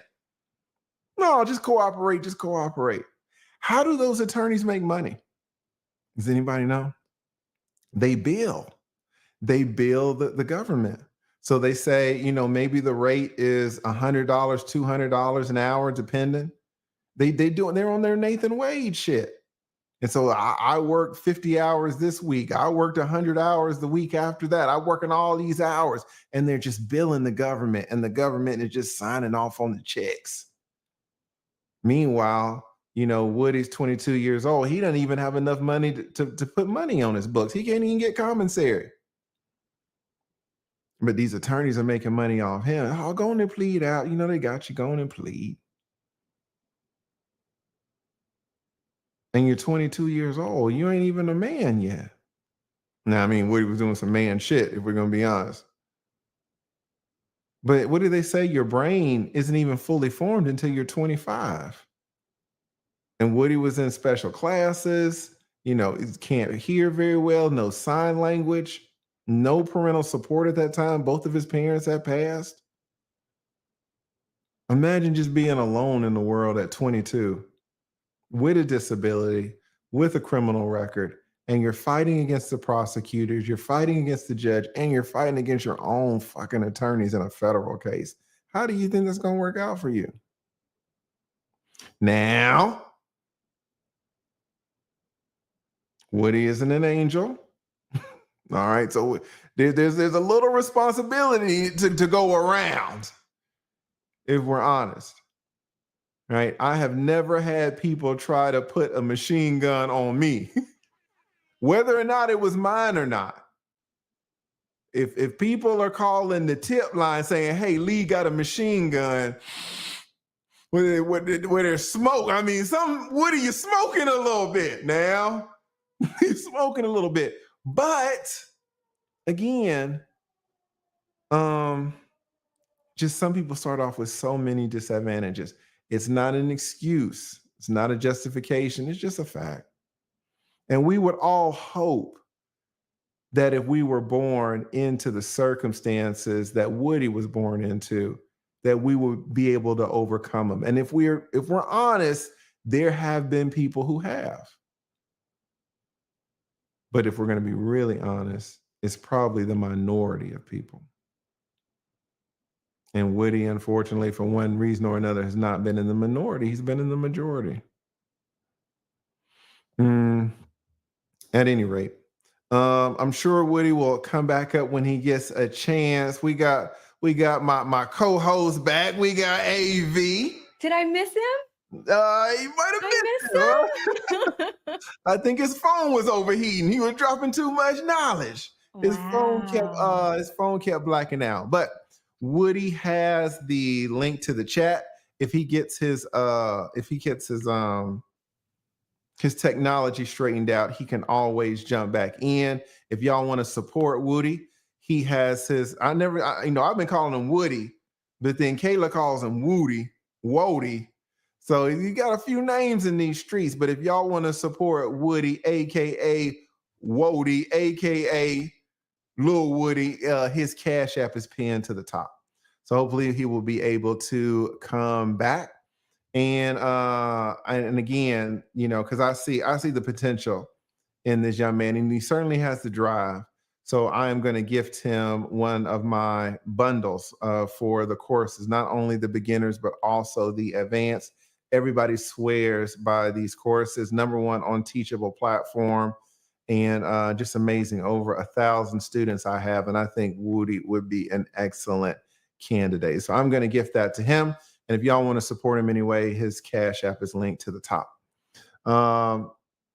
Usually Woody is back in by now, but he's not in, so I'm not sure of the technical difficulties that he's having. But if he comes back in, I will definitely bring him up. I'll be surprised. This young man, we got to see a different side of him. And I'll be honest, in my head, I kind of had the side of him on the witness stand where he's like, I don't recall, and this and that. And I anticipated him not being so open, and it was going to be more about, me trying to drag it out of him. But I think Woody did excellent in telling some very important parts of his story. And I think he's got it. Some people really don't have it to live stream. And I wasn't sure if Woody had it or not, because if you're going to live stream, honestly, you got to be able to talk that shit.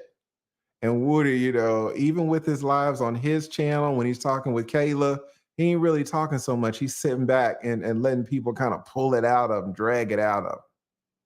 But when he came up, I thought he was super open about, his life. And it gives us another perspective of this man who we're all laughing at because he's cutting up on the stand. But, he's acting a fool on that goddamn stand. But look at what he's been through. Look at what the state is doing to him. They're dragging him in secret meetings. The judge is sitting there. Love is sitting there. And they got Woody in goddamn chains. They got him in chains and leg shackles, the belly chain, the handcuffs. And the judge is giving him all this paperwork talking about you need to testify and these are the rules of perjury. The judge is saying, I can't perjure myself. He's giving me the law on perjury. Meanwhile, Attorney Hyatt is talking about I can lie and it's going to be cool if I lie. So the prosecutor is telling me that I can lie. The judge is saying that I can't, and I'm in belly chains. Yeah, it's crazy. It's insanity what they put this man through. And so he's been through so much corruption, guys, to a level that none of us, praise the fucking Lord, will really ever know the depths of, right? But at any rate, while we are waiting for Woody to come back, assuming that he comes back, we are going to jump right back into this Brian Steele. Are you still on page 16? Listen, we're going my God. We're going through it. I've been talking with Lil Woody, all right? Lil Woody had a story to tell. All right, so why don't you jump right in here with number 39, Judge Glanville. Yeah, of course. Judge Glanville attempted to cover up his and lawyer Love's and lawyer Hilton's misconduct by... Wait. I don't think we're right here because I think I read this. And guys, Actually, let me do this. For how long do we got to go now? Because God damn. Okay, we at the end. We at the end. Yeah, the exhibits, the affidavit in one of the exhibits is actually really good. Yeah, so we're right here. We're right here. All right. What did I say I was at? We were at 39. So let me go up here a little bit. But we almost at the end, guys. Yeah, because this thing is 233 pages, but a lot of it is stuff that we've already seen before. Yeah. All right. So let's just start right here. Let's start right here. We're almost at the end. Okay.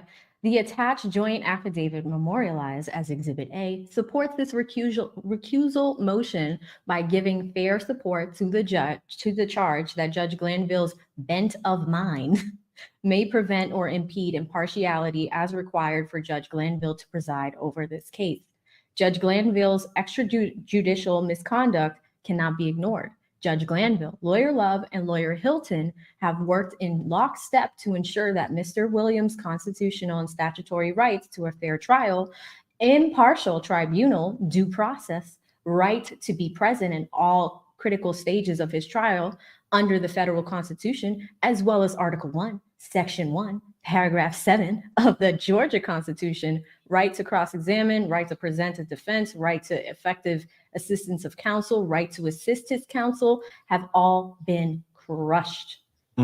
This trial is a farce. Denying this motion to recuse and permitting Judge Glanville to continue as judge perpetuates injustice. This case can never return to constitutional normalcy based solely on the improper misconduct of Lawyer Love, Lawyer Hilton, and Judge Glanville. Any tragic conviction and sentence in this case will likely be reversed. Judge Glanville has made himself a necessary witness, as has Lawyer Love and Lawyer Hilton. Should Judge Glanville not recuse, Mr. Williams would not be prevented from exercising his constitutional right to call witnesses, as Mr. Williams needs to show the jury how and why Lawyer Love, Lawyer Hilton, and Judge Glanville were not just doing their jobs, but were teaming up with a unified front to convict Mr. Williams. Once armed with this evidence, the jury can then properly determine what, if any, of this testimony and these facts will bear on their verdicts. Judge Glanville must be removed. Must be removed. All right. So I think he's basically saying the same thing here. Judge Glanville will be spoken about in terms of his work as a team member of the prosecution. You know, it's just slamming him paragraph after paragraph, just slamming this man. So we can kind of go all the way to the end and let's see if we can get a conclusion. Let's see if we can get a dismount here. Because I think he's basically saying the same thing. Wherefore, based upon the above and the attached joint affidavit, as well as the timely filed June 17th motion to recuse and joint affidavit attached thereto, Judge Glanville must be recused. This honorable court must also be recused. All right. So who did he file this with? He probably filed this with Krause, I guess. So he's saying that Krause has to be recused too. He's saying that all Fulton County judges must be recused. Now, this is affidavit. This is Exhibit A, an affidavit from Brian Steele and Keith Adams. Keith Adams is the black guy, the co-counsel for Brian Steele, representing one Jeffrey Williams, aka Young Thug, aka King Slime.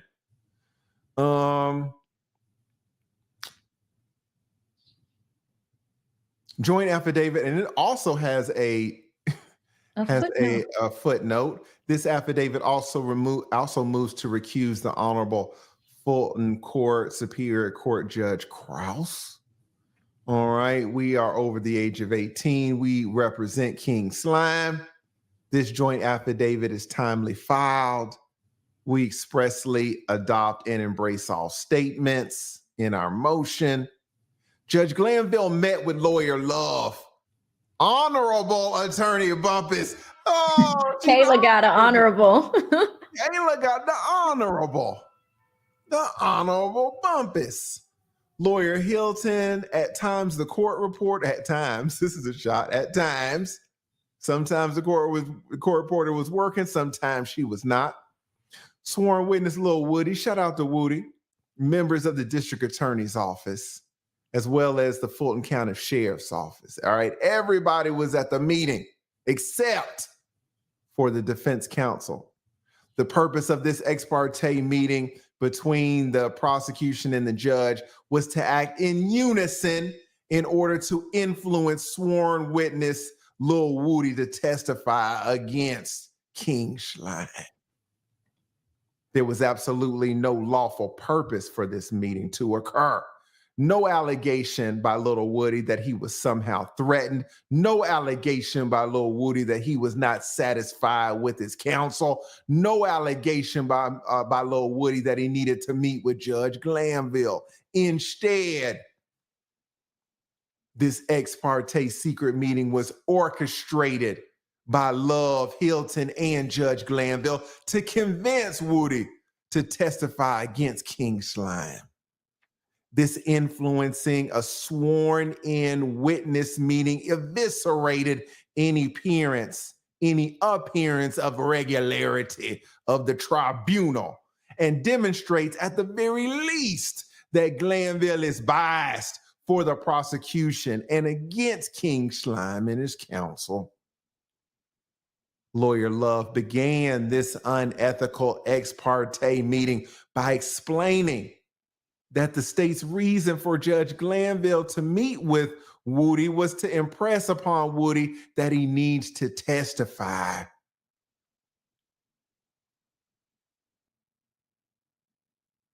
At this time, rather than acting as a true judge who protects our court system and its reputation by questioning, why am I meeting ex parte? And why am I being used to answer in front of only members of the state of Georgia questions of Mr. Copeland? No. Judge Glanville didn't ask himself those questions. Why not? Because Judge Glanville is biased. He's biased.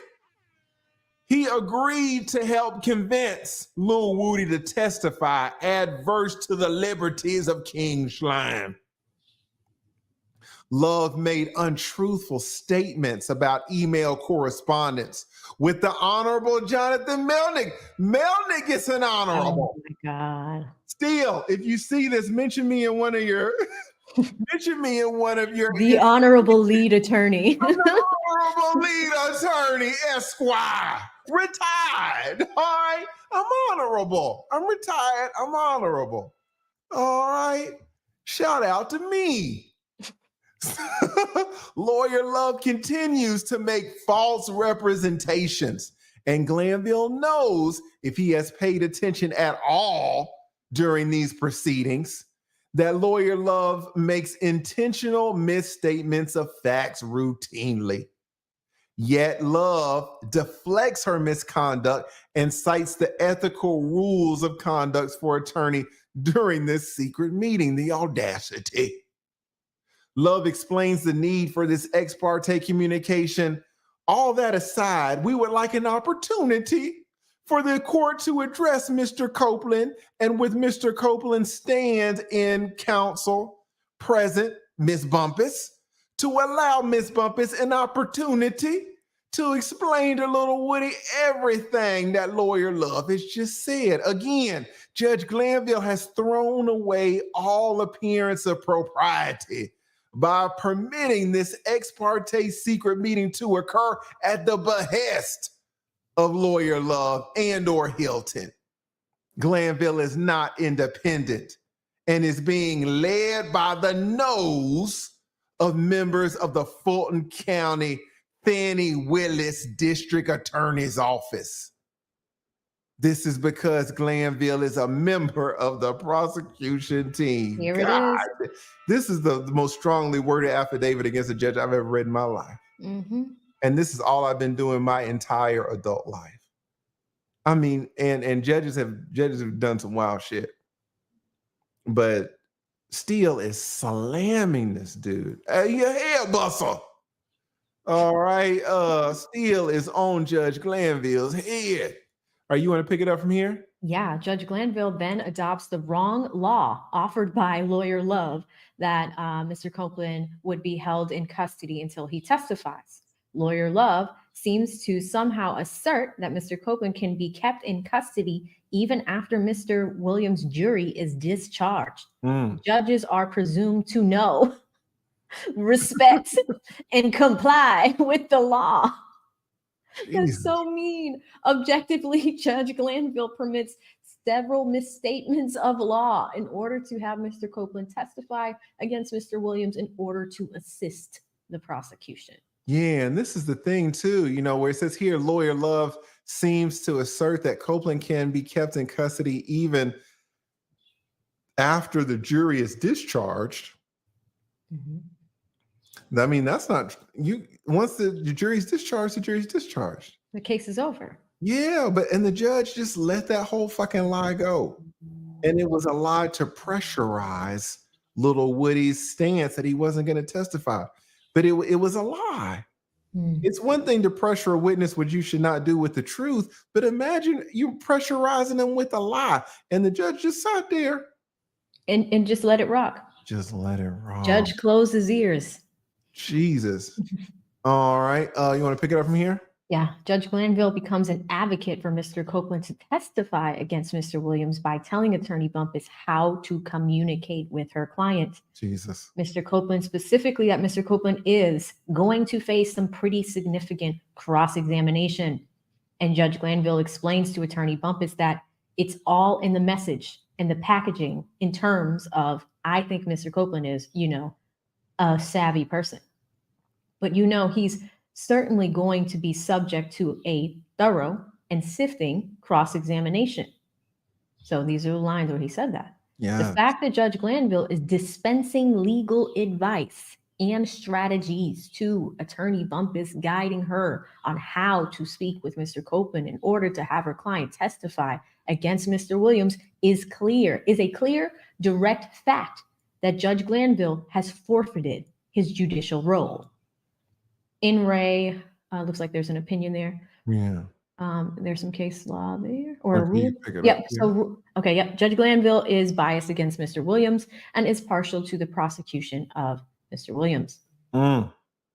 Glanville, along with Lawyer Love, continues to advise Attorney Bumpus what to tell her client. For instance, part of Mr. Copeland's challenge, Attorney Bumpus, may be that you need to assure Mr. Copeland, look, I'm going to be here.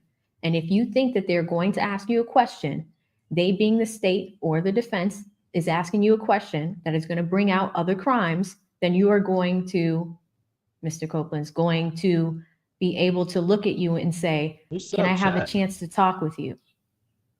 This is when, this is what Glanville instructed Bumpus to say. Like, just know that your attorney's here if you have any questions, that sort of thing. But yeah, he was absolutely coaching her. I appreciate everybody.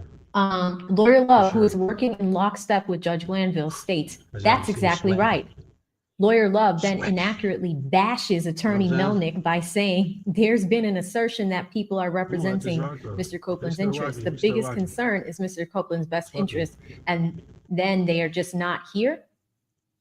There's absolutely no reason that Judge Glanville and Lawyer Love are discussing what Attorney Bumpus should be telling her client, and no reason for Judge Glanville to permit Lawyer Love to ridicule Attorney Melnick. Facts. What's with y'all, man? Lawyer Love again misrepresents by claiming that Honorable Attorney Melnick has been talking to Brian Steele and Max. He's confronting them. Jesus. He says, that's it. He's not talking to us. Why does Judge Glanville hold this ex parte conference and permit Lawyer Love to falsely accuse Affiant and the Honorable Attorney Max Shard of obstruction and ethical violations by influencing a lawyer-client relationship? This is extrajudicial information that Judge Glanville should have never received. Yes, I'll jump in here. Judge Glanville continued to be a prosecutor of King Slime when he instructs Attorney Bumpus that sworn witness Little Woody can invoke the Fifth Amendment if he testifies about unrelated crime. Glanville tells Bumpus that sworn witness Lil Woody, quote, is probably thinking about there's a lot of stuff the defense could ask about me that is not known to a lot of people. And Little Woody could also invoke his Fifth Amendment if it is some other particular crime, unquote. During this advice on what to explain to Woody, Attorney Love and Judge Glanville are speaking with one voice. They are united in unison, in lockstep. This has Glanville presuming and pontificating that Lil Woody is involved in a lot of unrelated crimes that Mr. Williams, a criminal himself, is aware of same. So yeah, Glanville is kind of indicating, hey man, you probably a criminal and some other stuff too we don't know nothing about. And if you want to take the fifth on all that other stuff, then fine. So he's assuming that Little Woody, you know, has some unrelated crimes in concert with King Slime. Thereafter, Glanville and Love jointly explained to Bumpus that Attorney Melnick injected himself into these proceedings. The fact that Glanville is having these communications in the first place, then agreeing with and championing the prosecution's cause mandates, even to a casual observer, that Glanville is biased against Jeffrey Williams, aka Young Thug, aka King Slime. Glanville favors the prosecution team. This great bias cannot be more clear when Glanville himself explains to Bumpus that she needs to give to Woody the questions that the state is going to ask him when he testifies, and to ask Woody to tell Attorney Bumpus if any facts that they, meaning King Slime and his co-indictees, might ask about. Further, as long as Bumpus has knowledge of other crimes that Copeland Little Woody has committed, Glanville states that Little Woody would be fine because the state is only going to get into the questions that was provided to Little Woody. It is ridiculous to claim that Glanville is not biased and is impartial. Glanville continues explaining to Bumpus that the reason she needs to know from Little Woody what crimes he has committed in the past is, quote, the defendants know more about Little Woody than anyone else, so they are probably going to kind of, unquote. What gives Glanville the right to state that King Slime knows more about Lil Woody's supposed bad acts than anyone else? That's a great question. How is this judge who say, oh, King Slime knows all about Woody's crimes? Judge, where are you even getting this from? None of this has been entered into evidence. You are supposing, and you're telling this to this man who's got leg shackles on, who's got belly chains on, who's handcuffed. In reality, King Slime hardly knows Little Woody at all. Judge Glanville has pronounced guilt, has pronounced these unspecified crimes onto King Slime and Lil Woody. Glanville imparts legal direction to Attorney Bumpus on how to prepare Little Woody for cross-examination and how to prepare Bumpus to object on behalf of Little Woody. Judge Glanville has tarnished this trial forever, as King Slime could never have a fair trial with the way Glanville has acted, both in front of the jury and outside of everyone's presence in the secret ex parte meetings with Fulton County Fannie Willis district attorneys and the witnesses themselves. Jesus. You want to pick it up here? Yeah, the conduct of Judge Glanville, Lawyer Love, and Lawyer Hilton has caused them to be necessary witnesses at trial. Affiant intends to call as witnesses and cross-examine Judge Glanville, Lawyer Hilton, and Lawyer Love on how many other ex parte meetings the three of them and any other member of the prosecution team have had. Judge Glanville cannot be judge and witness in the same proceeding. Facts. Lawyer Love and Glanville, acting in concert, tell Bumpus that Mr. Copeland can cancel legal representation because Lawyer Love, Lawyer Hilton, and Judge Glanville have done everything to clear Little Woody of judicial exposure.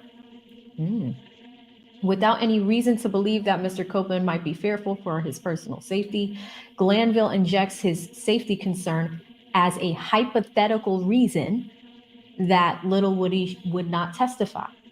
Lawyer Love, representing emails, continues the theme of Little Woody's personal safety. There is no evidence of same. Judge Glanville tells Bumpus that Little Woody has to give testimony, though. I mean, that's what he has to do. He has to give testimony, whatever it is, good, bad, or indifferent. The question must be asked, why does Little Woody have to give testimony? Right. Is it because it favors the prosecution? Whose vantage point does Judge Glanville view this trial, good, bad, or indifferent, to whose position?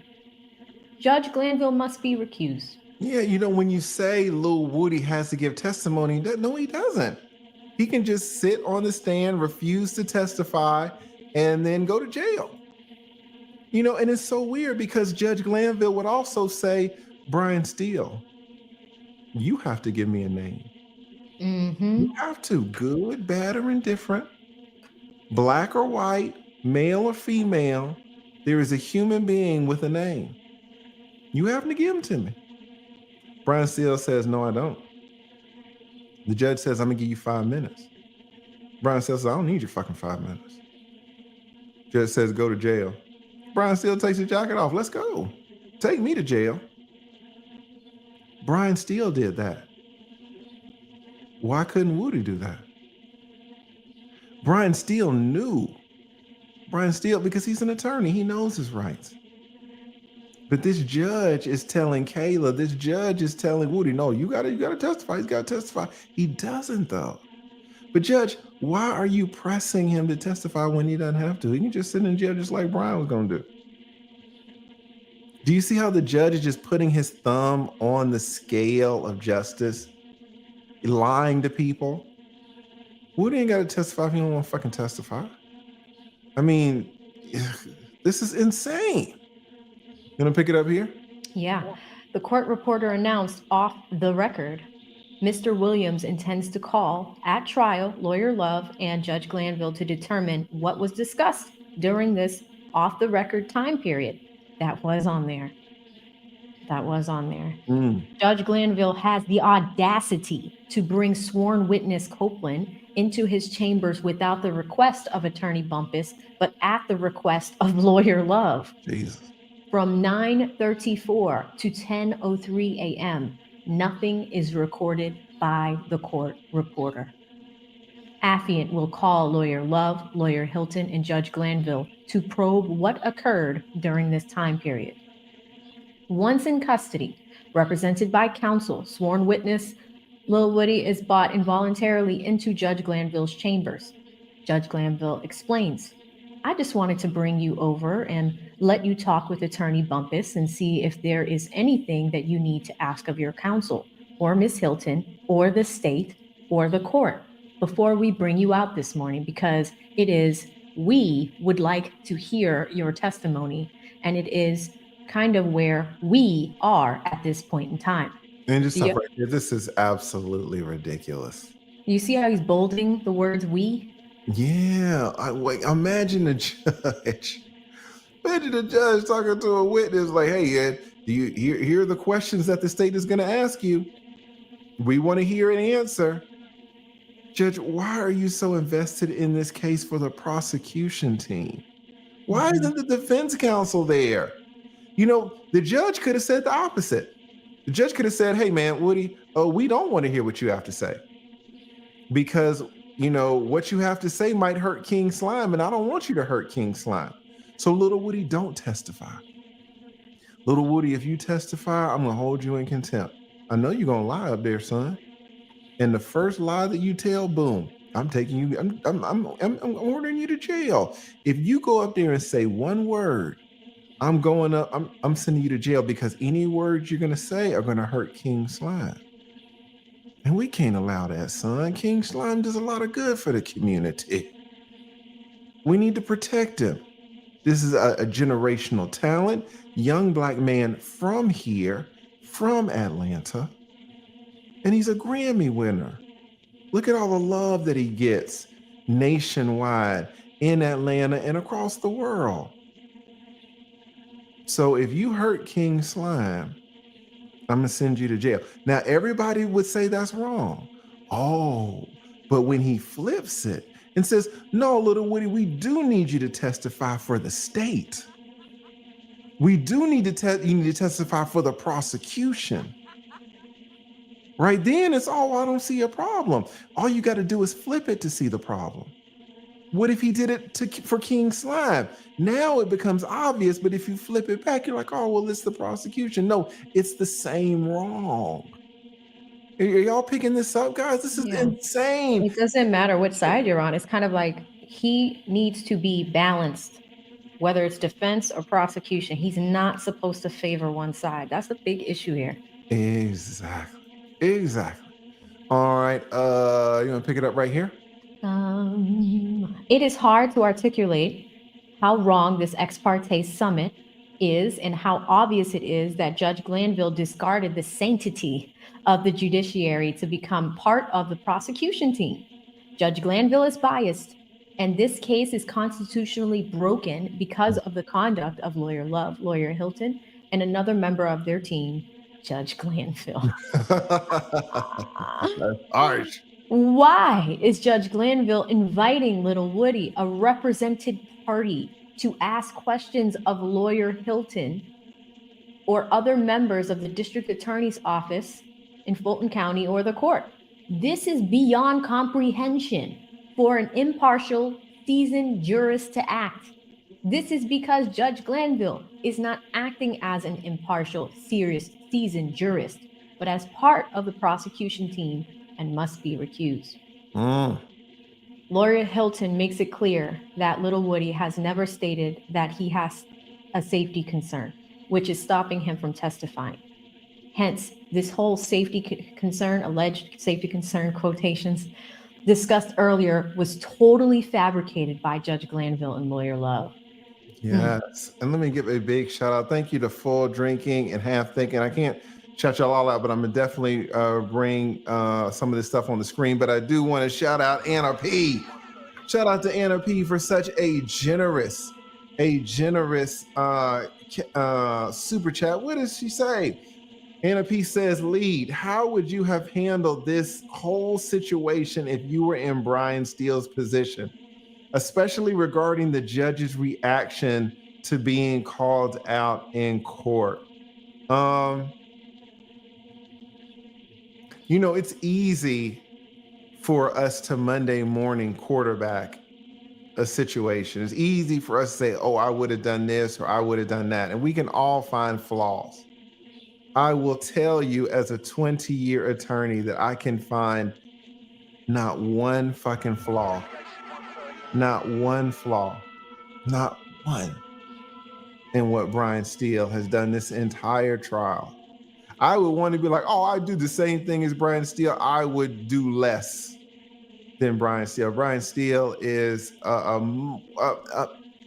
he himself is a generational talent as an attorney. You know, it used to be Bruce Harvey for so many years, who had the reputation for being the state's #1 criminal defense attorney. I don't practice criminal law. You know, my specialty was family law. My specialty was divorce and fighting over these goddamn kids. Fighting over this equity in the house, fighting over y'all's fuckers F-350s. Lee, don't let her take my F-350. I need my truck. I need my pickup truck. You want my F-350, the bitch, Lee? Like, I'm doing that shit over there, right? And so it's a different world. But I'm telling you, I can find flaws as a 20-year attorney in most of whatever attorney I see. I can find no flaw in what this man is doing. Not one. I mean, to me, it's 100%. If it's a term paper, it's not an A. It's not an A plus. It is a 100. It's a 100. So, I appreciate the comment, but if I'm being honest, I mean, there's just no way that I could do all of this. I mean, he's just doing so much, and it's all on point, and it's all exact, and it's all without mistake. He filed his motion to recuse. No, his motion for bond. He filed it in the wrong court. And I think he filed it in the Court of Appeals, and the Court of Appeals says, no, this should actually go to the Georgia Supreme Court. Guys, attorneys file shit in the wrong court all the time. In fact, I think Doug Weinstein filed something in the Supreme Court, and the Supreme Court said, no, you can't file it here. You need to file it with the trial court. We all file shit in the wrong court sometimes. And of course, sometimes that's strategic, Sometimes it's strategic, most times it's a mistake. But it's fine. And the courts are accustomed to it. No, you file this over here, you got to file it over there. Fine. Little shit. But we've all done it. But in terms, as Judge Glanville say, the sum and substance of what Brian Steele is doing, to me, it's a 100, an absolute 100. So shout out to Anna P. Really just want to shout out my man, Brian Steele. I mean, he's doing an absolutely perfect job. All right. So shout out to Anna. Thank you so much for that great question. All right. Do you want to pick it up here at 26, AV? Yes. Little Woody states, I have never been truthful a day in my life until I just made this statement right now. That was crazy. Little Woody said, I've never been truthful a day in my life until I just made this statement right now. He was trying to get out of testifying. That's hilarious. All right, pick it up. This is quintessential Brady evidence. Judge Glanville never uttered a word, nor did Lawyer Hilton or any member of the Fulton County District Attorney's Office providing the defense notice as to this Brady evidence. Same is unconscionable. Affian intends to call Judge Glanville as a witness at trial, as well as Lawyer Hilton, to discuss the failure to reveal this information to Affian and for jurors to be able to understand. The jury has a right to know when a judge reads the instruction that the court has no interest in this case except for a fair trial. Same is not truthful as Judge Glanville is on the prosecution's team. Jesus. Judge Glanville, Lawyer Hilton, and Lawyer Love will be called as witnesses and have been added to King Slime's witness list as announced by Affian in open court. The fact that these three persons attempted to hide Brady evidence is beyond the pale. Yeah. Judge Glanville instructed the jury that he has no interest in the case except to see a fair trial. Same is untruthful, and the jurors need to hear that from these three witnesses in order to make the determination on whether the same was truthful or not. And let me jump in here. We're reading this to you guys, and you guys are seeing the language, and it's brutal language. Mm-hmm. I will tell you guys, though, that you do not recognize the brutality of it. And you just can't. It's not because you're not intelligent, it's because this is not what you do on a daily basis. You haven't read these types of motions, and you don't know the power differential that exists between us and these damn judges. And there are many reasons why we soft shoe with these judges. There are many reasons why we don't write stuff like this. Can anyone tell me the number one reason that you don't write something like this in this tone? Does anybody know? I'm gonna ask you to put your lawyer's hat on, but not just lawyers as in you went to law school, but your experienced attorney's hat. I want to see if anybody gets it, because it's a sophisticated answer. It might not be something that you well, damn, y'all just got it. Oh, y'all ain't ever gonna get it. Shout out to Trip Trizzle. Tripzilla says, you don't write something like this, leave. Because you're going to see that fucking judge again. You're exactly right. And guys, you're going to see this judge not only again, you're going to see them again and again and again. Throughout your career. And again and again. And guys, what you want, and it all, I will tell you this, and this is going to sound a little slimy. This is going to sound a little king slime. But one thing that attorneys do not want to do is we do not want to fuck up the money. Specifically, we don't want to fuck up our money. And most of the time, it is not worth, I'm gonna be honest, most of the time, it is not worth destroying the relationship you have with a judge over one client. It's not worth it. No matter what's going on, the injustices for this one client, it's not worth destroying your relationship with this judge for an entire career. A career can be so long. I will say though, if we're going to be honest, with Brian, I don't even want to say Brian Steele, would an attorney destroy his relationship with the judge over Lil Woody? I mean, can we be honest? Or do we gotta, pander? Not Lil Woody. But what if you had a client that was paying you $3 to $5 million and who was also tied in with other people who could pay you millions?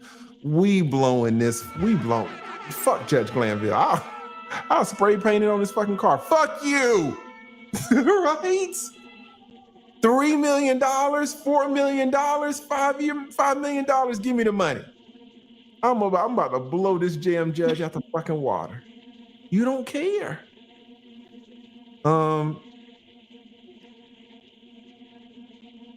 King Slime is a generational talent. He is also a generational client. And guys, I don't want to put too bright a spot on it, but attorneys, we're just like you, man. We got mortgages. We got these goddamn kids. We got these wives always bitching about the money. We can't allow Woody to stop the money. I know it sounds ugly to say. I know it does. Ain't nobody destroying a relationship for Lil Woody.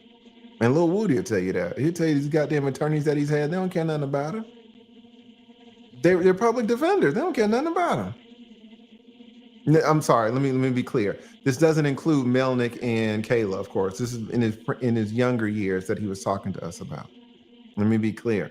His indigent defense counsel. Now, he was paying Kayla, he was paying Melnick, they're in another class. And, Melnick was already writing emails to the prosecution like, fuck y'all. Like, he was ready to destroy the relationship with the prosecutors immediately. And we all have to do that. Fuck a goddamn prosecutor. I don't give a shit. Well, even then, it's a law. But not with a judge. But I want you to see, guys, this motion is so crazily written because Brian Steele's relationship with this chief judge is destroyed. Oh, it's over. And not only is it destroyed with this judge, it is destroyed with every judge that fucks with this judge. There could, Glanville could have 3 or 4 really ride or die partners that are in the Superior Court on the bench with him. Destroyed. Any ruling that could go either way for Brian Steele, it will never go his way, ever. From this day on, this fucking affidavit. What Cat Williams say? This shit right here, nigga. This shit right. This affidavit right here. It's over. There is no coming back ever. And you know, with the person that paid you $3,000, $5,000, are you gonna do it? I'm trying to give you guys the behind the scenes stuff. No one's gonna tell you about this stuff but an old ass grizzled attorney. I'm trying to, you know, shed some light on the behind the scenes considerations that go into something, to writing something like this. Any judge that is in good with Judge Glanville, you will never get a fair ruling for the rest of your life. Them judges gonna be like, I hope you got paid. I hope it was worth it. And guys, did you see, and to really explain it, did you see Brian's demeanor before all this happened? When the judge was sunning him over and over outside the presence of the jury, when the judge was sunning him in front of the jury, what was Brian Steele doing? All right, yeah. He wasn't on this, oh, you're working for the prosecution. He was telling that he's pushing back now. He was saying, Judge, you're not treating me fairly. But this tone was absent. This tone has come in the last week or so, 2 weeks. We have not seen this tone in a year and a half, even though the judge was doing same bullshit. But with this secret meeting, Steele said, okay, you crossed the line. And I was trying to play nice. I was being respectful to you. The Honorable Chief Judge Glanville. No. Now it's not Chief Judge anymore. No. Now it's not honorable. He took back the honorable. We saw the moment it changed. He was at the podium. Brian Steele was. And he said, this honorable court, no, strike that. This court. That's when we saw it. That was the first appearance. He said, I'm about to blow this up. I'm about to blow the relationship that I have with you, Judge, that I've had for so many years. I'm blowing it up right now. And we're reading this shit. I mean, every fucking paragraph is as a punch to the face, a punch to the teeth. It's like every single one. Every single like one. That. We're on the affidavit right now, but like the first new pages were 43 pages. Each one of those paragraphs had a jab in them. Yeah. So this is totally new. Brian Steele was never making any jab. You can watch a year and a half of this trial. You will not find one jab that Brian Steele made, even though he was being totally treated unfairly. Why? Reputation. And he's like, I'm about to blow this relationship up right now. And he blew it up. And he will never come back from this. And he don't give a fuck. No. You know, he is increased his street cred by so much. When he said, hey, Judge, you're going to put me in jail? Fine. Put me in the same cell as King Slime. Everybody was like, that's it. That's take off his tie. Let's go. Let's work. We need to work over the weekend. How am I going to talk to my client? Yes. If that were me on a lesser case, I would say, Judge, do not put me in the same. He going to talk my ear off. He done paid me $5,000, Judge. I need my privacy. I can't talk to this dude. If it's just some DUI case or something, no, I know you weren't DUI. How many times you gonna tell me? Let me go to sleep. Guys, this is a generational client. It's what attorneys, I'm gonna be honest, you will never hear it from Brian Steele. You will never hear it from Ashley Merchant. You will never hear it. There are things that we don't tell you on the back end. And money's back there. And it's a lot of money. If I represented you on a DUI, do I want to be in your same jail cell? Hell no. You gonna see me take a piss? Are you crazy? If you done pay me $5 million, you can watch me take. You can watch whatever you want, pal. We in there. We eating the same commissary. Lee, can I have your city money? Take it. You done paid me $5 million. Pimp the center bun with 50 cents. You want me to get you another one? You want me to put some money on your books? I'll put $20 on your books. It's the same $20 you done paid me from the $5 million. I'm so done. Can I be honest with you? Can I give you the real? So I just want to give you some layers to this. So much of this is layered that you won't really see, that is not evidence from the words. All right, let's keep it going. Where were we at? Right here on 28 or 29? I think we were at 28. Mm-hmm. Lawyer Hilton gives inaccurate legal information on whether Little Woody can be prosecuted at all, and gives some far-fetched ideas about the federal statute of limitations and the state of Georgia statute of limitations. Judge Glanville sits idly by and allows Lawyer Hilton to misrepresent to sworn witness Little Woody that he cannot be prosecuted for crimes. Anyone with a modest interest in this case would know that the prosecution has called Little Woody an unindicted co-conspirator, and that the supposed RICO conspiracy statute of limitations continues today. Thus, Little Woody could be prosecuted both in federal court and in the state of Georgia for crimes. This is wholly contrary to what Lawyer Hilton and Judge Glanville allowed Little Woody to believe. Facts. Wow. Moreover, Lawyer Hilton and Judge Glanville do not disclose other Brady material, as Lawyer Hilton explains that the state can assist Little Woody with finding different places to live.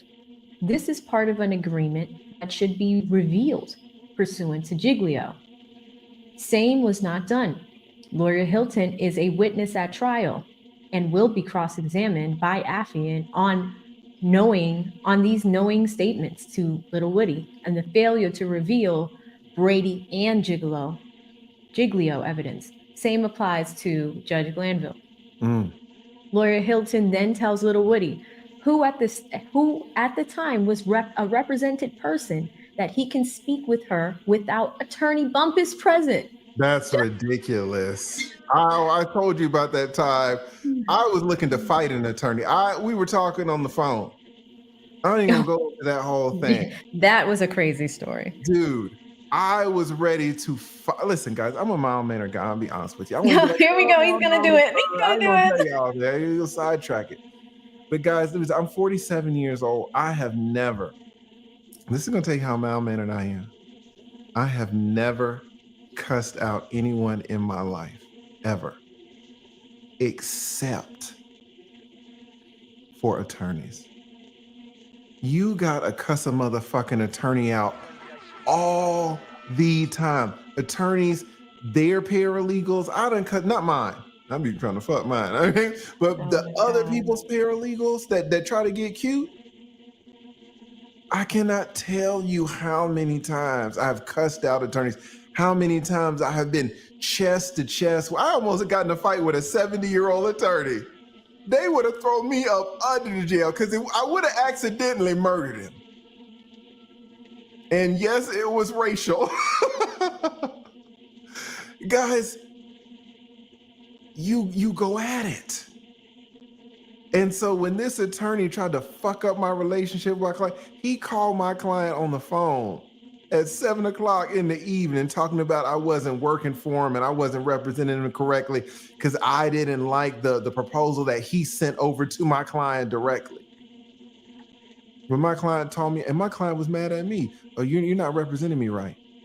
And I paid you this money and I can't believe we've been fighting this case 8 months. I didn't know you were trying to stab me in the back. Like, what the fuck are you even talking about? Number one, you owe me some money. All right, if you want to talk about money, you owe me money. Number two, I've been fighting this case for you for 8 months and it's all fucked up and we are winning. Why are you telling me that I don't care about your case? Oh, because attorney so-and-so called me last night and told me that you weren't working on it. Like, you want to talk about somebody hanging up the phone so fast? I couldn't get that fucking attorney on the line fast enough. Did you call my client? I don't think you were really considering the proposal that I went over with him. I sent you the proposal. It's a good proposal. Are you at your office? Are you at, just tell me, just drop your location. I know where your office is. It's 5 minutes away. Please tell me that you're there. You know, is the practice of law supposed to be professional? And are we supposed to be cussing each other out? Are we supposed to be fist fighting in the parking lot? No. But guys, so many times we do it for you. So many times we do it for the money, right? It's for the reputation. You want to fight an attorney, besmirch their reputation. But it's all of this hidden aspirational language, and you're going to do this, and you're going to have duties of candor, and you're not going to allow this, and you're not going to allow that. Guys, I'll be honest with you. I told you this story, and I left a part out. And I should go back and find this story because I told it 2 years ago, and it's I saved a man's life. I saved a man's life. But to save it, I had to do something that I shouldn't have done.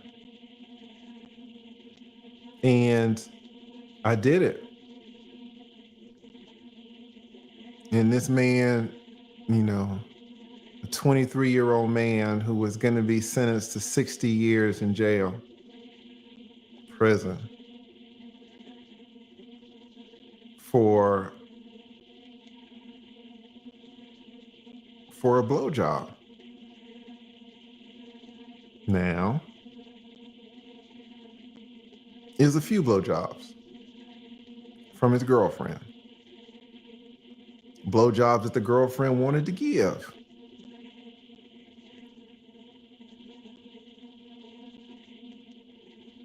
She was 15 years old.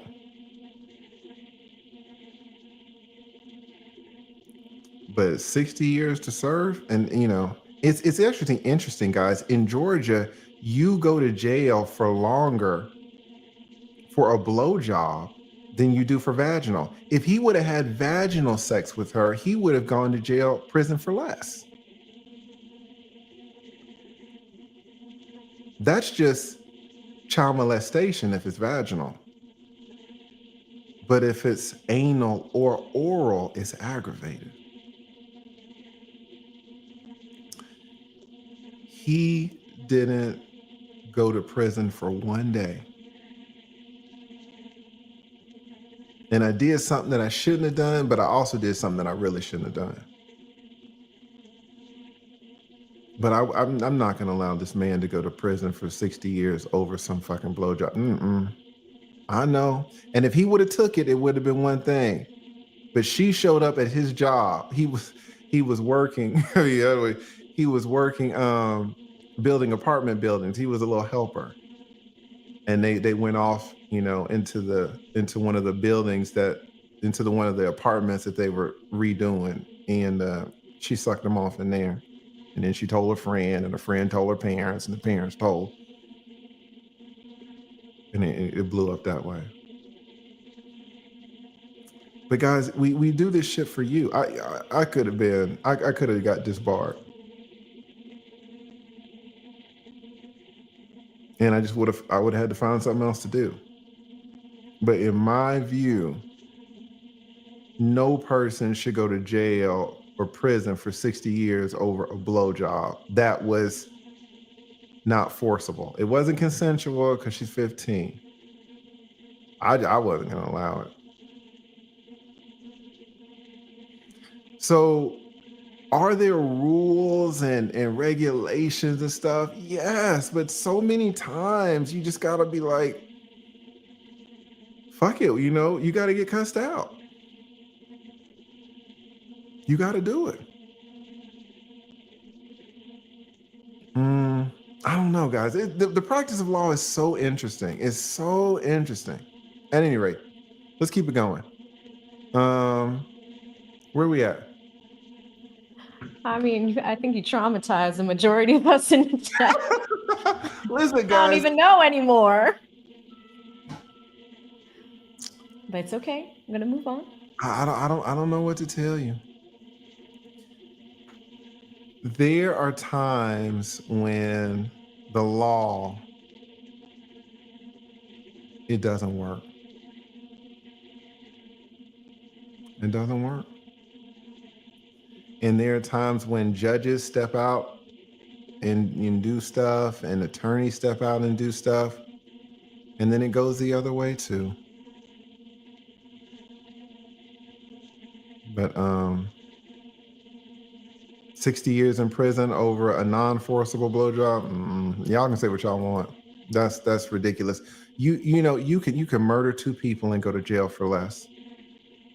Are you fuckers gonna sit in here and tell me that a blowjob is worth more than 2 murders? Fuck you.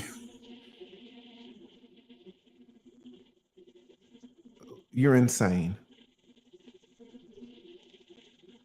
20 years, 2 murders where people aren't even alive, their families are devastated forever. Fucking blowjob, please. Pick this up somewhere else. Y'all don't even get me started. Where are we at? Number 30? Yeah. You sound pissed off. I'm like, oh no. Listen, man, it's being a lawyer is for real. It is for Yeah. real. Yeah. Okay, 30. Lawyer Mhm. Hilton then tells Lil Woody, who at the time was a represented person, that he can speak to her without Attorney Bumpus present. Judge Glanville did nothing to stop this potential unethical conduct.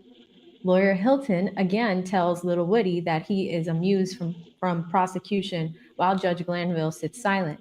That statement is not true, as Little Woody received only use immunity. However, Judge Glanville reinforces Lawyer Hilton's wrong information because Judge Glanville is a part of the prosecution team. Jesus. Judge Glanville tells Little Woody that he will not be prosecuted for any crime. Judge Glanville and Lawyer Hilton are acting as one, not separate as required by law. Judge Glanville explains to Little Woody that if he is worried about what the defendants may ask you because they may know your business, you can't be prosecuted for any of those. First, that is not true, since Little Woody was only given use immunity to affiance knowledge. However, it is clear that Judge Glanville is an assistant to the prosecution. An assistant. Because Judge Glanville, in order to help the prosecution, needs Little Woody to testify and gives Little Woody advice about cross-examination. Importantly, Judge Glanville asserts that Mr. Williams and the other co-indictees may know your business. But if they ask you about other things that you might think you might have some liability with, you can't be prosecuted for any of those. This presumes that Mr. Williams knows Little Woody's criminal endeavors because Mr. Williams is a co-conspirator with Little Woody. Judge Glanville is far from acting as an impartial judge. Little Woody again puts an end to any made-up safety concerns and explained that he does not want to testify because he will set a bad example for his family based on his past misdeeds. One must ask, why is this ex parte conference occurring and why does it continue? The only logical answer is that Judge Glanville, Lawyer Love, and Lawyer Hilton, acting in concert, had an agenda to ensure that Little Woody testifies against Mr. Williams in order to convict Mr. Williams. This is the definition of a biased judge and unethical prosecutors. This trial is constitutionally broken forever because of the outrageous actions of these 3 public officials, quotations. Lawyer Hilton never provided to affiant the Brady material that Mr. Copeland had told her in the past, and that he was a liar. Judge Glanville sits mute and does not ask her whether this Brady evidence was provided to the defense. Little Woody explained that he never told Lawyer Hilton that the Honorable Attorney Melnick was not his lawyer, and thus Lawyer Hilton met with an unrepresented party.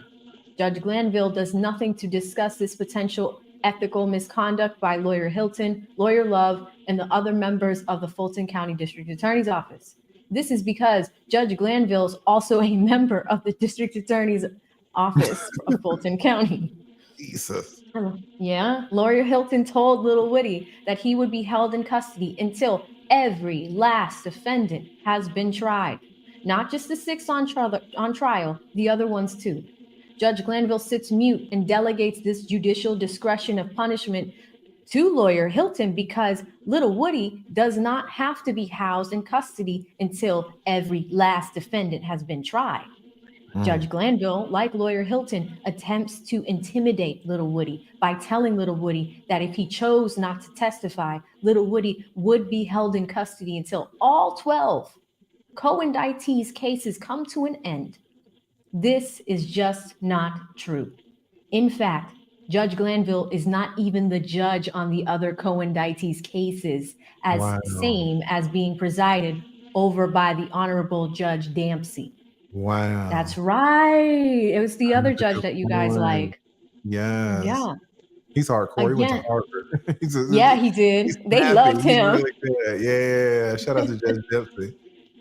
Again, Judge Glanville and lawyer Hilton failed to reveal to affiant little Woody's statement that I told the police whatever story I can think of to try to finesse my way out of the situation.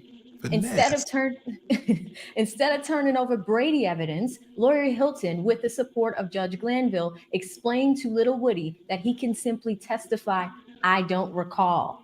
Judge Glanville, lawyer Hilton, and lawyer Love are inseparable and biased against Mr. Williams.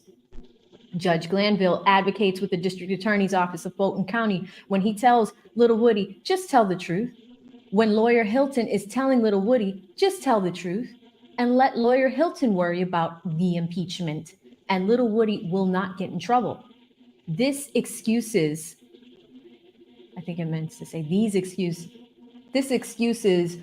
little Woody from giving false statements to law enforcement officers with the statute of limitations tolling provision. However, Judge Glanville tells little Woody to not worry about the criminal violations, as the commissions of same would not get little Woody into trouble. Seemingly, Judge Glanville, lawyer Love, and little Woody spoke off the record, as Judge Glanville recounts that, as Miss Love said this morning, remember, Miss Love said, if you overtly lie about something, like if you tell a bold-faced whopper, then they can indict you on that particular charge. I mean, that particular false statement. Thus, Judge Glanville and lawyer Love will be called as witnesses and cross-examined by affiant as to what was discussed off record. Judge Glanville is a necessary witness in this case, as lawyer Hilton and lawyer Love, and hence Judge Glanville must be recused, removed, and disqualified from his high position of judge, as he has voluntarily, knowingly, and intelligently forfeited same. Judge Glanville also sanctions a lie that is not a bold-faced whopper, is allowing little Woody then to seemingly lie about something that is not a bold-faced whopper. This is improper. Rhyming. Right? Little Woody states indirectly that if he confesses while testifying to murder, there is no statute of limitations for murder, and that he will be prosecuted, and lawyer Hilton stated that he will be charged. Judge Glanville sits mute during this exchange. This Brady evidence never made its way to affiant by Judge Glanville or lawyer Hilton or anyone else within the Fulton County District Attorney's Office. This, again, is unforgivable. Moreover, when little Woody is speaking about murder, lawyer Hilton states that if she knows little Woody is lying, to wit, knowingly lying on a material matter under oath in a judicial proceeding, perjury, little Woody would not be prosecuted for false statements. Again, this is Brady Giglio evidence, and Judge Glanville and lawyer Hilton failed to reveal. Judge Glanville is no longer acting as a person on the judiciary, but is acting along with lawyer Hilton and lawyer Love in an impermissible manner. Yeah, so they're talking about here where, you all remember when initially Brian Steele said that little Woody had admitted to murdering Nut. Said, well, what if I were to Nut? All right, what is on your mind? What if I had admitted to murdering Nut? Now, it seems like that was stretched out a little bit.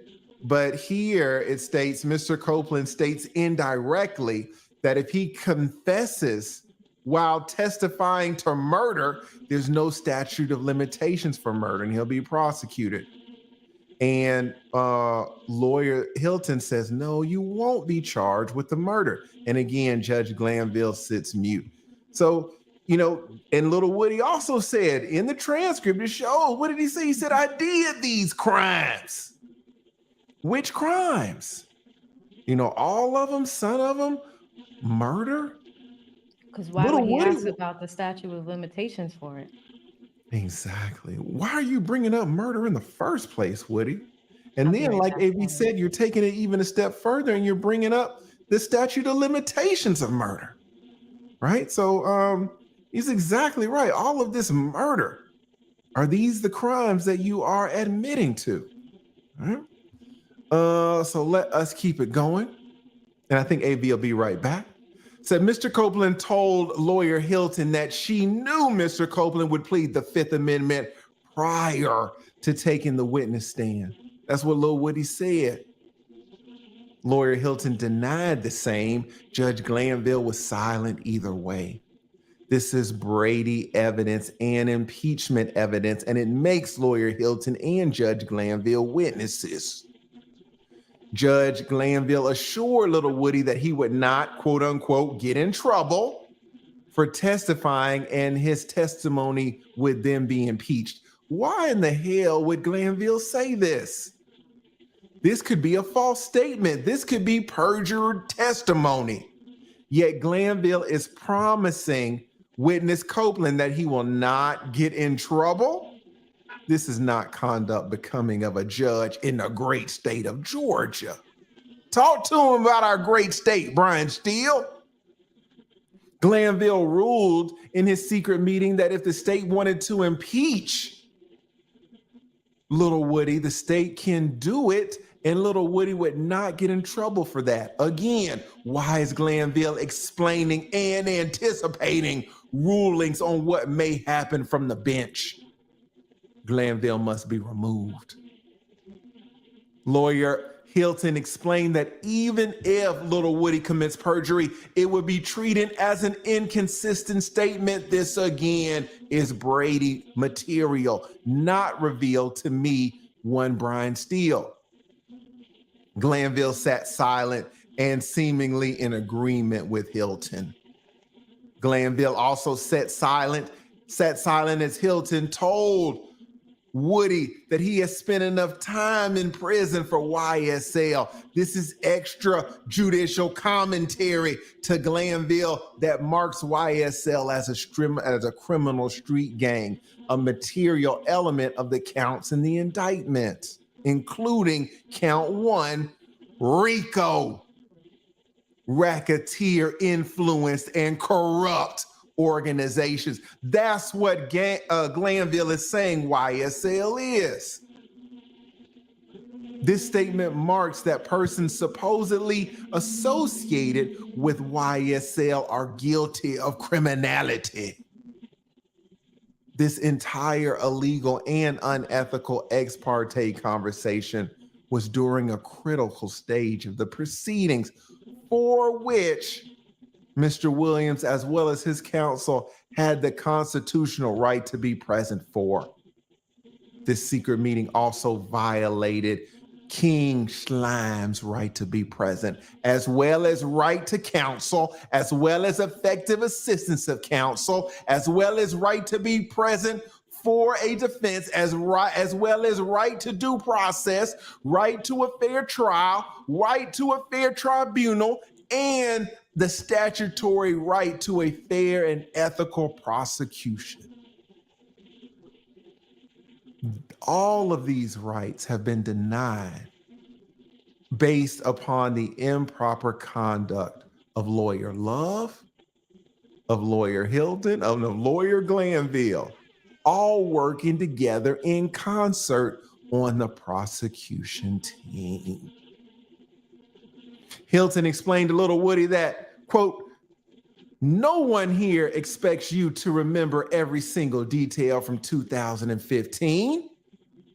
Why is lawyer Hilton able to speak for Judge Glanville, who was present but silent? Good point. Is it because they are on one team? Glanville has denied King Slime of a fair trial. Hilton and Judge Glanville function as one cohesive engine, as shown clearly by the following. Little Woody asked, "You can't give me house arrest?" Lawyer Hilton answers, "No, you can go home by taking the stand and testifying. That's what you can do." Glanville then states, "And come back tomorrow." It's good cop, bad cop. Glanville allows Hilton to be the judge. It's not only Judge Hilton, it's Judge Hilton. It's not Judge Gilton. It's not only Judge Glanville, it's Judge Hilton at this point.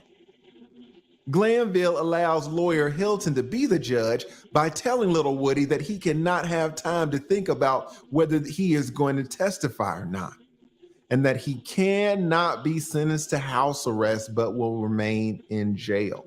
That's true. This is not Hilton's call. Whether, maybe the judge does want to give him house arrest. But Judge Hilton saying, "Nope, no house arrest for you, jail. Just testify." And what does damn Judge Glanville do? Nothing. Sats there, takes off his robe and basically puts it on her. Zips it right up. I did down, but I said up. Zips it right up to her neck. Talk to Little Woody, Judge Hilton. Little Woody has a question. Judge Hilton, "What's your question, Little Woody?" Can I get house arrest?" "No. I ruled no." Imagine the judge doing that, just allowing the prosecution to be the fucking judge. Crazy. These are all great points. This colloquy illustrates the fact that lawyer Hilton, Love, and Judge Glanville are working together. Judge Glanville has forfeited his right to be a judge. With Ryan Reynolds in it. Shit is funny as fuck. What legal right did Hilton have to pronounce punishment? About it, I love the movie This Is 40. On Lil Woody. Great question. Great question, Steele. Judge Glanville fights for the prosecution by stressing to Copeland, Little Woody, they want your testimony. That is all they want, whatever that might be. Judge Glanville is an advocate for the state.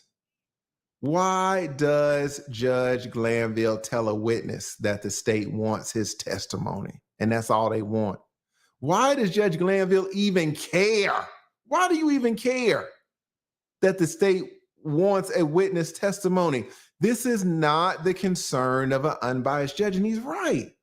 Guys, think about it I mean, you could just relate this to football, basketball.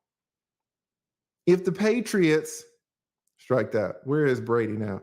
Well, if Tampa Bay is playing the Atlanta Falcons, do the referees care if the Falcons run a sweep? Should the referees care if Tampa Bay kicks a field goal? Should the referees care if the Falcons go for it on 4th and 2? Why do the refs care? Imagine the referees, no, I don't want you to go on 4th and 2. You're the ref. What do you mean you don't want us to go for it on 4th and 2? Who are you? Similarly, why does the judge care so much that Woody testifies? Why do you testify, don't testify? Why do you care, Judge? Why do you want little Woody's testimony so bad for the state?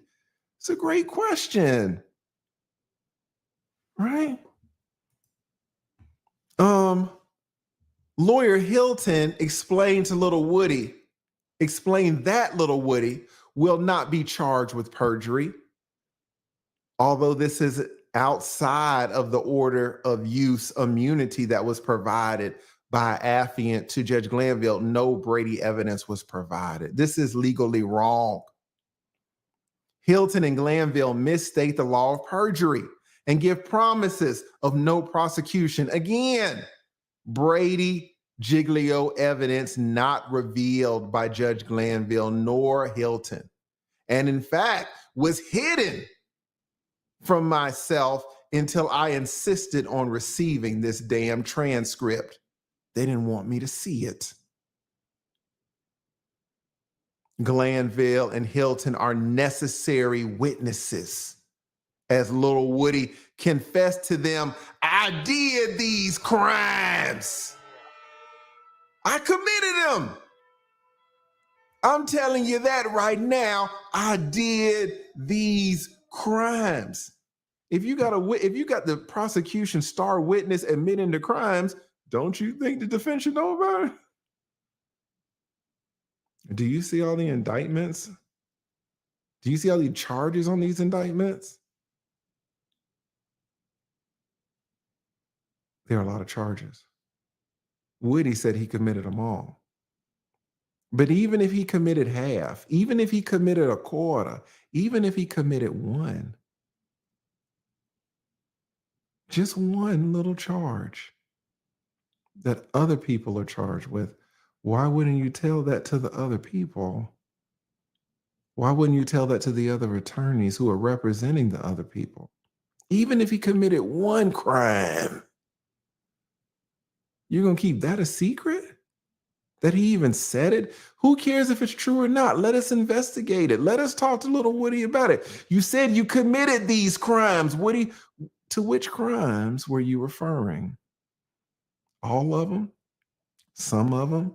A few? A couple? Or one? Just one crime. Woody said that in the damn secret meeting. They didn't tell nobody about it. Coupled with his earlier statement by little Woody about murder, which does not have a statute of limitations, Woody is telegraphing that he is responsible for the indicted offenses. This critical exculpatory evidence was not given to Affiant by Hilton, Love, or Glanville. In fact, it was hidden. Guys, this is such a big violation. If the state knows of information that even may release your client from guilt, even may be exculpatory, even may signify that your client didn't do something, they got to turn it over to you. By Woody saying, I did these crimes, by Woody asking, what is the statute of limitations for murder? And King Slime's on trial for murder. You have to tell King Slime's attorney that. You can't hide it. Mm-hmm. This is insanity. The instruction that the judge has no interest in this case is not true, 100%. King Slime will invoke his constitutional right to present a defense and call all necessary witnesses, including these 3 cohorts. Glanville must be recused in a separate motion. Hilton and Love must be disqualified. You want to pick it up from here? Yes, sir. Judge Glanville is a necessary witness, also because he handed an unknown document to Little Woody's attorney, and Little Woody's presence. Affiant will cross-examine Judge Glanville regarding why he would give this unknown document for Little Woody. The jury needs to hear from Judge Glanville so they can determine whether Mr. Williams has been given a fair trial by a detached, impartial jurist as claimed by Judge Glanville throughout the case. Lawyer Hilton will be called as a necessary witness because she, like Lawyer Love, met with Attorney Bumpus and or Little Woody for an unknown amount of time off the record. I want to know about that too, because that was like almost a half hour. And I remember when Kayla was here last week and Judge Glanville was talking about the timeline, it didn't add up. It didn't fit. There were breaks of time in there. And I think he said that her conversation with Little Woody solo was a lot longer than what it's reported to being in this transcript. 100%. 100%. Well, we are doing that. Let me shout out some people here before we get right back into it. Shout out to Dee Dee. Dee Dee says, before this stream is over, we are going to experience sunset and sunrise. All right, we're going. Damn, about 6 hours. Wow, it's a long one today. Yeah, shout out to Tiffany Packett. I like the Tiffany Packett. Okay, thank you so much, Tiffany. Guys, all right, you gonna go there. Shout out to Tiffany Packett. All right, thank you so much for the membership. Shout out to Queen Kales. Thank you, thank you, thank you. Shout out to, sorry about that, Milvio De Leon. All right, thank you as well. SC Dog Fan. Tom Cruise, who played the young attorney in the movie A Few Good Men, can play Brian Steele in the YSL movie. They about the same size. Man, I would love to see Woody in that movie. Is Tom Steele acting anymore? But yeah, that would be a good one. Shout out to Tiff. Tiff says, supposed judge out, emotional support dog coming in and right about now. Yeah, these are absolutely some shots. Shout out to Ramon. It's Ramon. Lead, if the case ends in a mistrial, but it is retried, can defense still call judge and prosecution as witness in that new case? Well,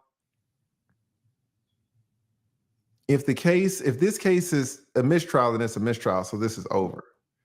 So it would be a little bit difficult to call the judge. Well,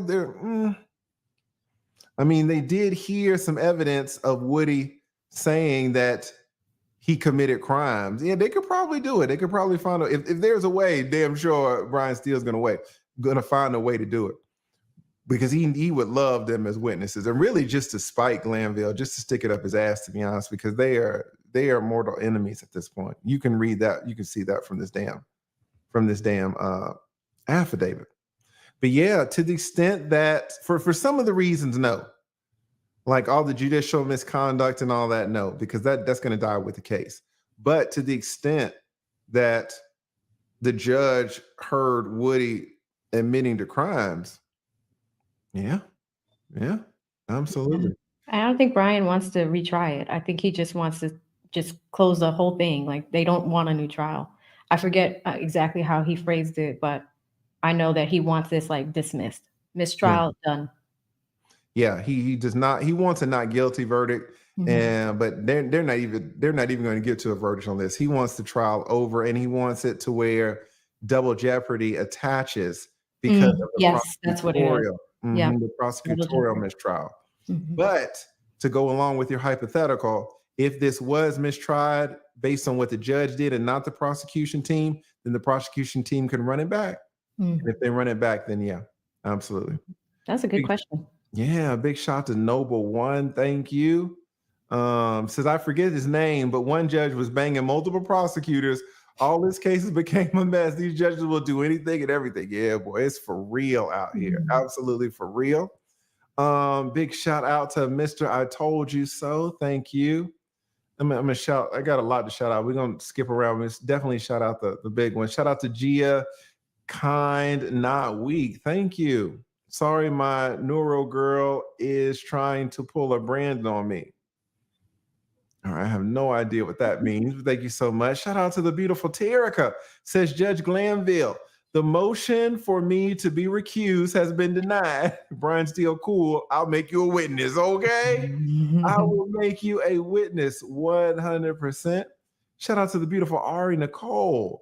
Says, protect Woody. Yeah, man, Woody been through it. He's still going through it. He's still a witness in this case. Shout out to Stanton. Stanton 2033 says TLA scored the interview of the year. Man, Woody did real good. I've seen him interviewing, and he's been really tight-lipped, because he doesn't feel comfortable. He's not allowed to talk about this case. But I felt that Woody really opened up. 100% shout out to Woody. Shout out to Mixed Chick Samantha says, so the judge taking Glanville's spot is the one that knows him and did him wrong already. I think you're talking about Krause, but I think Woody said that Krause actually treated him really fairly. Wow. But when Woody walked in there, Krause was like, oh, I heard about you. So it's like, well, shit. Shout out to Mixed Chick Samantha. Shout out to Woody's smoke alarm. Did y'all hear me? Oh, Lord. Did he have one? With any of you fuckers, anybody, I would have called it out. But little Woody, I'm going to let him rock with it. Said Woody smoke alarm. Says, I know you did. Okay, all right. Come on now. Come on. My bad, Woody. I know that. I didn't know he was going to read. I need to read some of these things before I pull them up. Shout out Lil Woody Smoking Lark. That was a little, I got some good trolls in here. That was a little touch and go. Though. That was a little touch and go, but thank you. But yeah, if y'all, don't come up here with no smoking alarms. But if you Woody man down there in Mechanicsville, go on and run it, pimp. Go on and run it. Shout out to Mix Chick Samantha says, Woody is smart. Prayers to him and everything he has been through. No one is an angel. We shouldn't judge what we don't know. Yes, yes, yes. Thank you so much. Shout out to Big Al. Uncle Coon says, what it do, lead attorney? Big Al in the house. Y'all get the likes up. Yeah, man. Y'all been doing great with the likes. Shout out again to the beautiful Cat Not Williams. I think I shouted this out before, as well as Amy becoming a member and Amy gifting subs. Another attorney in the house. Shout out to the fit lawyer ATL. What does she say? This is interesting. She says, I'm with Steele. That ex parte hearing was the nail in the coffin. I beat Miss Love in an R-word trial with a not guilty in 37 minutes. Go fit lawyer ATL. You need to come up here and tell us this story. Hit the link. Is she still in the damn chat? This was recent. I think this is like a few minutes ago. What time is she dropping? No, she dropped this at 7:33, and it is 8:33. So this is an hour. This is an hour behind. Let me see if she's still in here. I want to hear about this. Come on up and tell us your story. If little Woody can come up here. Oh, she in the damn chat. I'm gonna drop the link. You don't even have to cam up. You do not even have to cam up. But if you want to come up, I would love to hear about this. This is for the fit lawyer. Oh, she said she here. Yes. We gonna drop it. All right. This is for fit lawyer only. All right. Let me put it in here. I want to hear about this. She said 37 minutes. 37 minutes and 18. Oh, did y'all hear about that little beef between Kayla Bumpus and the attorney? What's her name? Beef. Yeah, Kayla beefing already with another attorney back from 2008, Rachel Kaufman. They started going at it. Oh my God. We started going at it on Twitter. They were dropping each other's text messages and all that stuff way back from right then. That's crazy. Yeah, and to be honest, man, I mean, I don't know what it looked like, it was some blame on both sides. Shout out to not a bit of rumpus. It looked like, what happened was apparently they were both at the jail. Mm-hmm. And I'm going to let y'all decide because y'all know we love Kayla over here. So I'm going to let y'all decide. Somebody says she's on with her right now. Rachel and Rachel and let's look. Oh, we watching this. Hold up now. We might have to stream this. Hold up now. Oh, they online. All right, guys, wait, we got to interrupt this because I want to hear about the beef. I hope they haven't squashed it before we get to hear about it. But I want to let's bring this up for a second. Hold up. They say that they're friends now. Oh, they fucking ruined it. I want the drama. I want the beef. Hold up now. They're trying to be all professional about it. Let's bring this up. Let's see what the hell's going on. This is us spying from the corners. All right, and I'm gonna tell y'all, we're gonna pull it up right now, but I'm gonna tell y'all kind of what happened initially, and then we're gonna let them resolve it, right? But they are live right now. And what happened was they were both at the jail. Kayla was at the jail, and this attorney named Rachel were at the jail. And you have to give them your driver's license. Well, when Kayla was leaving, Kayla was like, hey, I'm done with my clients, give my license. They gave her Rachel's license. And Rachel is a white woman, don't look nothing like Kayla, but Kayla just snatched it and left. Well, Kayla was driving to the airport because she was going to leave because she lives out in Texas. And so Rachel was leaving, and Rachel was like, hey, I need my driver's license. They gave her Kayla. They was like, this is not my license. Where's my license? Oh, we must have gave it to Kayla. So she calls up Kayla. She's like, hey, you got my license. Kayla's like, well, I get it to you on Monday. And it was like a Friday. But, she was heading to the airport. So she needed it.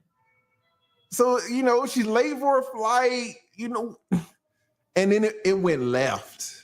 It went really, really left from there. All right. So that's kind of the story on it. And Kayla dropped some of the messages, but she didn't drop other ones. She was a little selective. But we're gonna hear about it. But apparently they done squashed the beef. Let's and Gary Walker, shout out to Gary Walker, but the link was only for Kayla, not only for the Fit Lawyer chick. So thank you so much for coming up. But let's bring it up and let's see what we got now. They done squashed it. Let's see what we got going on. Can you hear me still? Okay, so good. Glad you can hear me. Have Rachel, everybody. All right, so this is Rachel. And again, Rachel called Kayla like, hey, you got my license. And Kayla was like, yeah, I'll give it back to you in a few days. I got to go to Texas. All right, so let's see what we got here. Let's do a green heart for Rachel. I do a green heart for all my guests. Well, I'm happy to be here. I have a few things to say. I want to start off by saying it. First of all, and wait, how did this get exposed? Because this actually happened back in 2018. Rachel was on another person's panel on Inside the Law with Phil. With Phil, yeah. Yeah, with Phil. Excellent attorney down here. Excellent content creator. Y'all should go subscribe to him. And also Doug Weinstein was on. Mm-hmm. So Doug and Phil and Rachel all talking about the case. Out of nowhere at the end, Rachel comes in and was like, hey, I don't respect Kayla Bumpin'. And Phil and Doug were like, where is this coming from? And then she gets into the whole story. So she pulled this out of, from the archives from a long time ago. All right, so let's go. As I privately told Kayla, more than anything, I'm sorry that what the situation that we had several years ago was still, I guess, because it maybe was my only impression. And I just was, I don't know, I was just in a mood. When I start talking about Adrian Love, I do get in a mood. And I feel like I said I was being petty when I was saying it, but then, the more her and I went back and actually kind of discussed what had happened, we kind of realized, it took two to tango, and that we had spoken about the fact that it's a really, really tough business as young female criminal defense attorneys, as Kayla has seen these past few weeks. Everyone has something to say about everything. And I hate when I fall victim to that too. But the truth is that I feel like we're just constantly feeling like we're being attacked. We try to do our best for our clients. Sometimes our clients aren't happy. The prosecutors are nasty to us. The judge wants us, under the jail. It's not an easy ride. Like, we would have a much easier job if we worked for a law firm. I don't know. Thing. I actually want to mention about the race thing. This is more important to me than maybe anything else. Kayla and my issue had racial undertones, simply, I think, because of the fact that I'm white and Kayla's not. And so people just assume that the conflict is that was part of the conflict. Also, I think that Kayla, if you ever felt like I was attempting to own you, I swear. Well, I mean, I wish, should we bring, wait. Because, all right.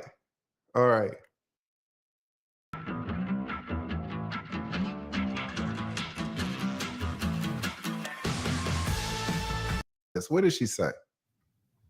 All right. You went here. Here with Phil Holloway, and this is Doug Weinstein, guys. Y'all know the Honorable Doug Weinstein, amazing attorney in the YSL case. I think AV had an interview with Doug as well. If y'all haven't seen that, y'all should check that out. So let's see what Rachel has to say about our Kayla Bumpus. I had an issue a few years ago. This is how I met Kayla Bumpus. I'll just tell you real quick. I was at the Fulton County Jail, Rice Street. In order to go in, you have to bring your bar card and your license. And then you give it to them when you get there, like collateral. And then when you leave, they give it back to you. Well, apparently she had been at the jail and I was still up on the floor, and they must have given her my license. Her and I do not look alike. Okay. We do not look alike at all. And that's fine. She accidentally took my license. Well, when I got out, they gave me her license. I actually looked at the license and I'm like, that's not me. And they're like, well, we must have given it to her. All I can say is that attempting to have her give me my license back that she accidentally took was a bizarrely difficult process that, you know, when you make a mistake, you just find a way to, if I accidentally took your bar license, Doug, I'd find a way to give it to you without a problem. She was incredible. She was an incredibly difficult, and I just don't even know what to say, except when it happened, I was like, you know, I won't forget this. It's ridiculous. That's ridiculous. But I ended up getting it back, but it took some other lawyers telling her to give it back to me. Well, I don't know her, but Well, to me, it strikes me. Look, if you're just there, sort of watering the dog, so to speak, filling in for another lawyer who had, you know, had a prepaid, pre-planned, long-planned vacation, and you're just there as the substitute, and you get dragged in the middle of all this, man, I think she's enjoying it. That would be awful. Well, I've had nothing. I've been fortunate to have nothing but good experiences with her of late. So I'm no, good for you. I hope yeah. it's better. I mean, it was just a petty thing that happened that I don't understand what was so difficult. But you know, I'm glad if she's part of exposing this, God bless her. I promise if I get your bar card, I will get it back to you right away. Or your like, license. that's Doug. That's not me. Very weird. Very weird. Anyway, Doug, your bar card is at number 003? Is that? Shout out to Bill with the zinger at the end. Yeah, and y'all saw how Bill and Doug, they were not trying to play into that petty girl, mean girl shit. Oh, They were not trying to play into it at all. But what happened was Kayla started posting all of not all. She started posting some of the text between Rachel and herself. And one of the things here, I will pull it up. And again, guys, it's been deleted. So some of these things are not available. I should have did what AV said. I should have screenshotted it, but you know, I wasn't thinking about that. But I didn't think we were going to talk about it. I didn't think they were going to make up. But you know, how does this work? Does it go from the bottom to the top, or no? Show more replies. Yeah, there you go. Is it all the bottom, or does it go? Is it like an email chain? Does it go from the bottom to the top or top to the bottom? I think it is top to the bottom. Scroll down a little bit. Well, this is 12:04. July 7th. Okay. I don't know. All this happened on July 7th. What does Rachel say? Rachel says, listen, you left out the part when you're posting our messages, our text. You left out the part where we spoke on the phone. After you told me you get my license back on Monday after the weekend, and after you and your friend called me a racist bitch for asking you to return my ID. But yeah, I stand by what I said. So she got her friend on the phone to talk to Rachel. Apparently, this is like midnight at 12:04 p.m. Jesus. AM. And Kayla says, the fact remains, keep my name out your mouth. You are speaking on me for no reason. Rachel says, I'm not sure how to respond except your name came up. And I remembered how rude you were to me. I said it was petty because it is. I've got nothing else to say on it. Kayla responds, you were rude and talked to me like you owned me. People stopped owning people since Juneteenth. Kayla took it to Juneteenth. Y'all see what she did there? Y'all see what Kayla did there? I mean, who thinks Kayla is right or who thinks Kayla is wrong on this now? But she said you were rude. If you're rude, does that mean that if a white person is rude to you, does that mean they automatically are your slave owners? Is that what they're saying? I don't know. But Kayla says you were rude and you talked to me like you owned me. People stopped owning other people since Juneteenth. Rachel responds, says, asking you to promptly return something that wasn't yours and you took by accident shouldn't feel like shouldn't feel like I'm trying to own you. Because I'm white, I can't tell you to give me my license back? How is that me trying to own you? Fair question. And then somebody else jumps in. The text clearly show you demanding she respond right away, like she didn't have other obligations other than to get you a license that was actually accidentally given to her. You thought Doug and that host was gonna bandwagon with you, but you were left looking silly. And then I'm That Queen says, no lie detected. She should have kept this in Karen's closet. Now she's a Karen, right? So this was super interesting. And then somebody else responds, why do people go straight to you're a racist? Let me see if I could. There was one other response. Why do people go straight you're a racist when confronted over something I honestly don't understand? So Yeah. this is pretty interesting, guys, to go back and forth. But apparently they have made up. And one second. No, that's good news. Yeah, let me see if we can just read a few more of this. What's going on here? These are some other replies. I understand that she also didn't have her license, but you wanted her to meet you to bring you yours. Do you only care about the law when it comes to yourself? You weren't the only one inconvenienced that day. No need to take it out on her. So what happened was they got on the phone and Rachel said, you've got my license. And Kayla was like, well, do you have my license? And Rachel was like, no, your license is at the jail. I didn't take it. So Rachel did not have Kayla's license, but Kayla had Rachel's license. And Rachel was like, you got my license. You need to turn around and come give it to me. And so that's when it all hit the fan, right? And then Rachel was like, your name came up. We read through that. I don't think that's relevant. Some of this stuff isn't relevant.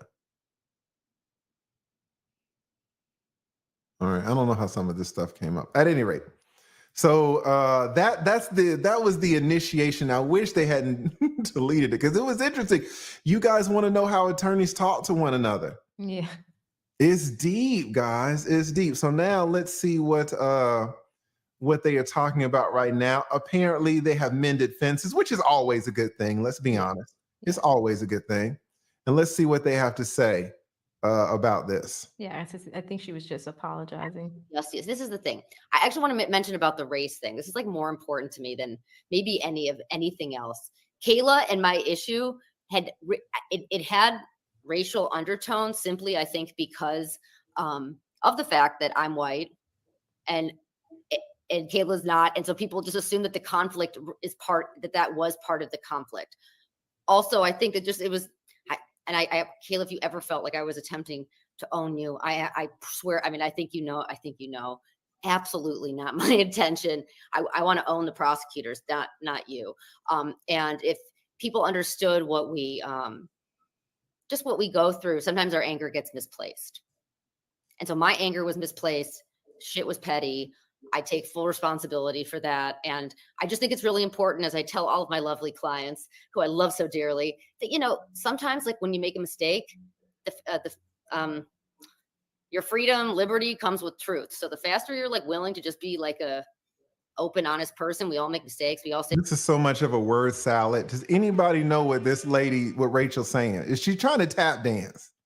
But she don't really want to come out and say it because she knows if she slip up one time, if she say one wrong thing, oh, you own me now, Rachel? Right? You gotta feel bad for white folks sometimes because they can't talk to us, man. Like we'll pull that shit out in a second. And you see Rachel with all this word salad, she don't know what to say. This lady is traumatized. She's trying to apologize, but at the same time in her heart, she feels like she don't know what the hell she's apologizing for. She knows Kayla took her license, but it was by accident. But Kayla wasn't in a rush to give her license back. And now she's being accused of being a slave owner. So Rachel's she's in a fog right now, and all she can hit us with is some damn word salad. I didn't understand a word that you said, but let's go. Say stupid shit. I do. I'm very willing to be like, shouldn't have done that. Should not have done that. Kayla is a great lawyer. She did a great job. And the truth is, without Kayla, there wouldn't be this huge transcript of what the state does with judges on the regular. This usually is not captured with a court reporter. This happens constantly, and we just don't know about it. So we don't know how many witnesses from the Fulton DA's office in the past 20 years have been influenced this way, and it should make people sick. Yeah, and just to what you said, I know that at the beginning of the trial, there were a few witnesses that came in towards the end of the week, and they were not cooperative. Then they get this weekend and they come back and they're like hummingbirds. So definitely that makes me wonder if they were put in the same position as Mr. Copeland. Things get promised. I've had other cases with Miss Love.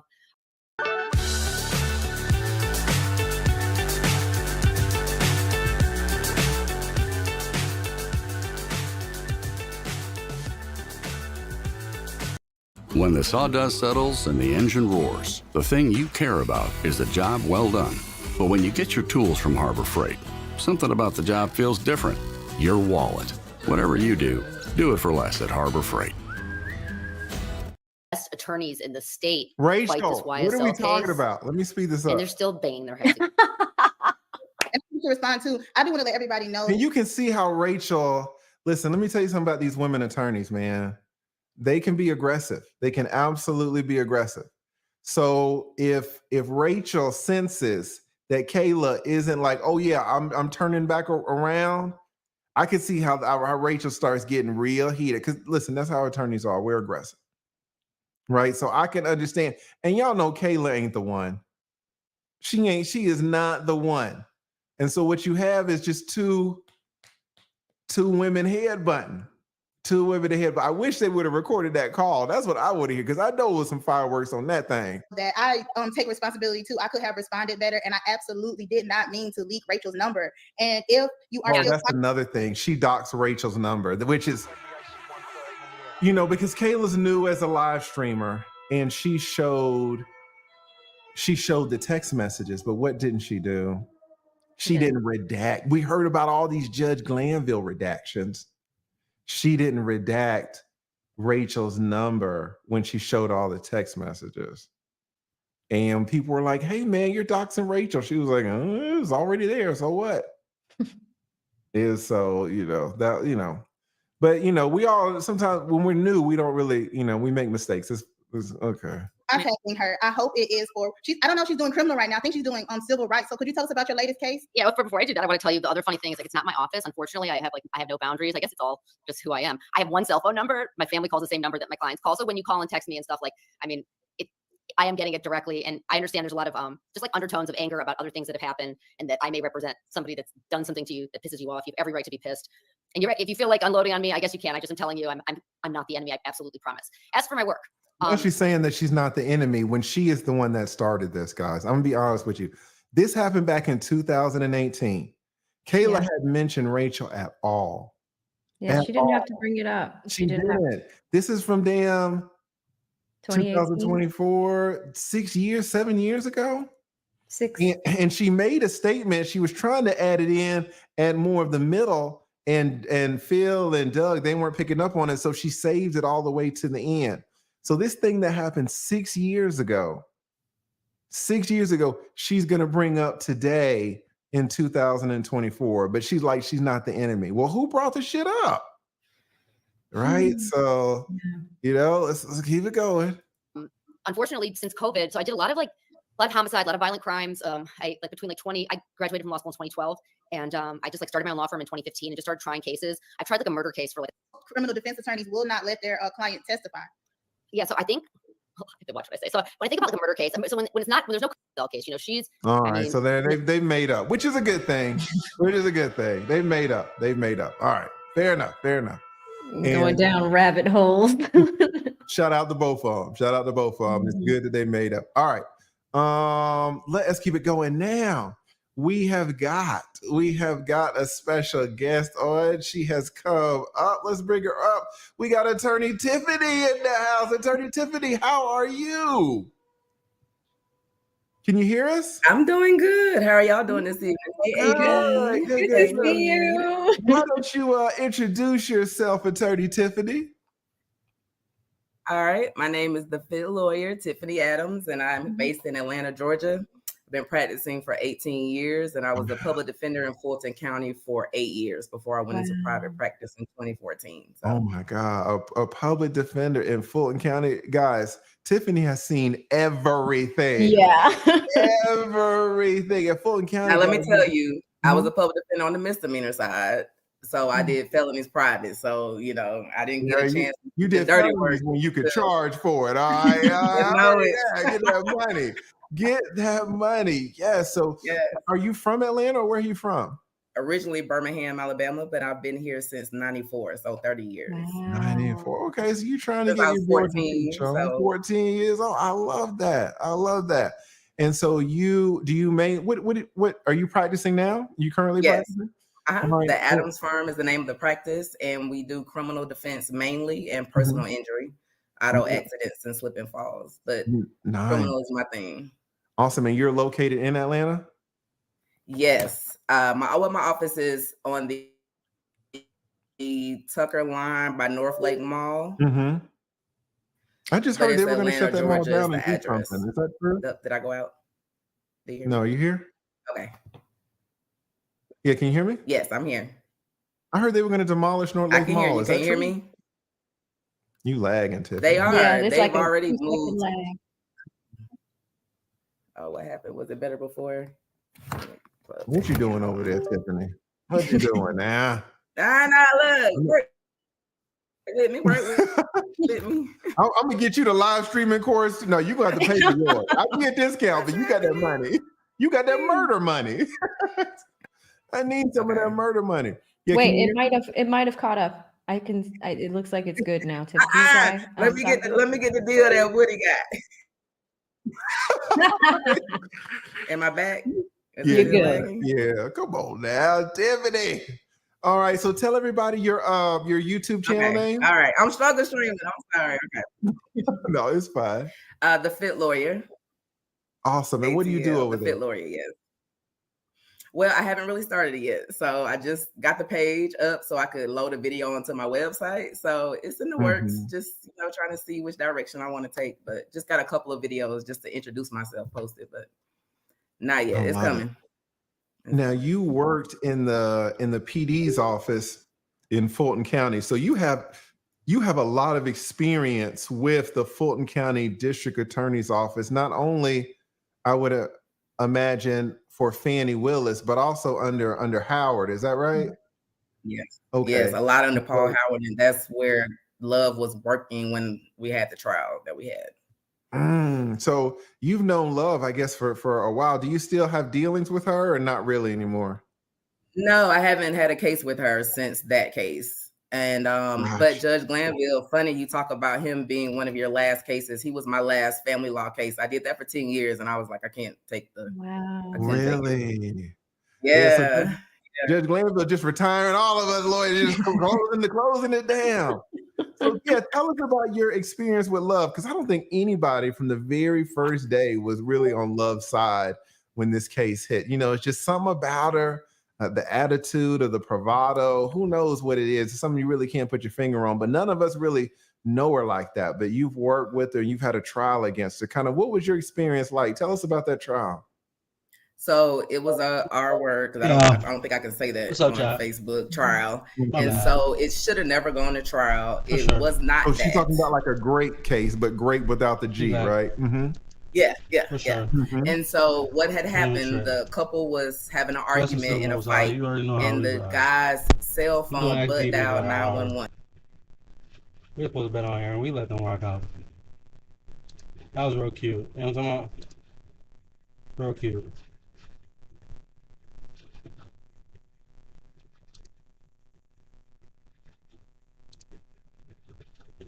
Let's get it. You already know how we running.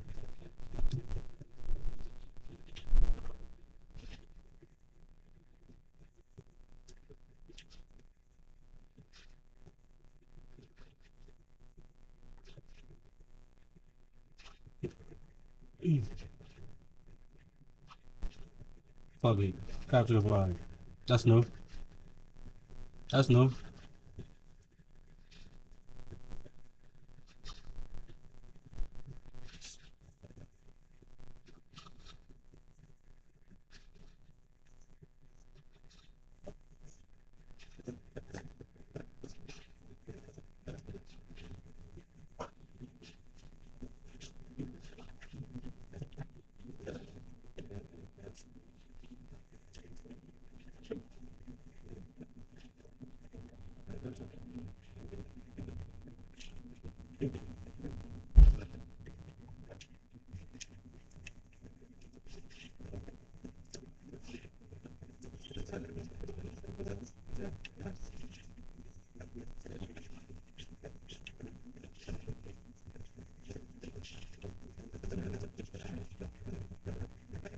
That's crazy.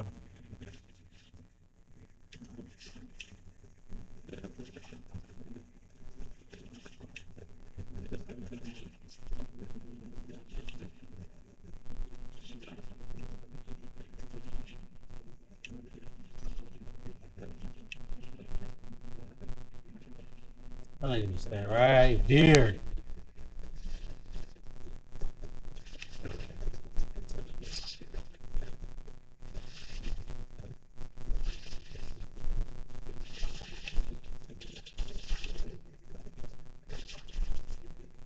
What?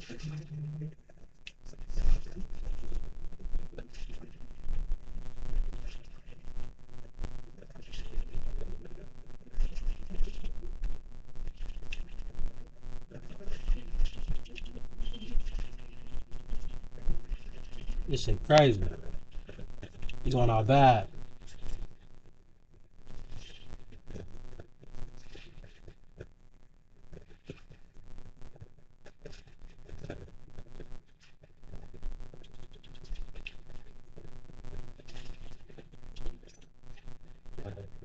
Wow.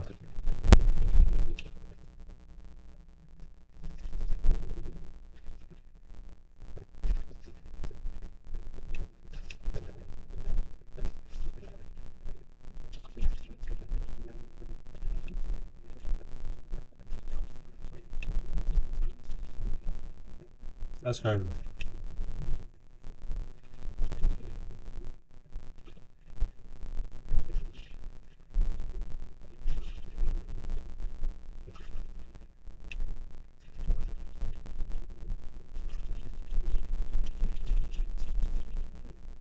Get the fuck out of here. It's spanking me, chat.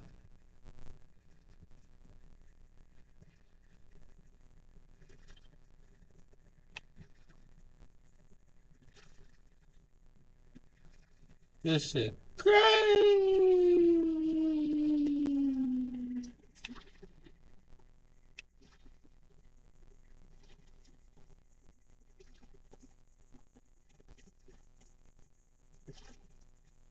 I know it, bro.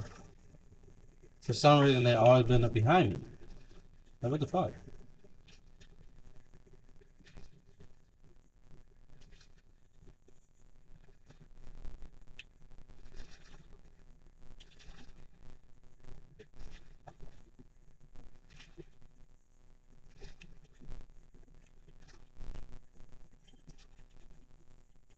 This nigga stepped right in front of me, dude.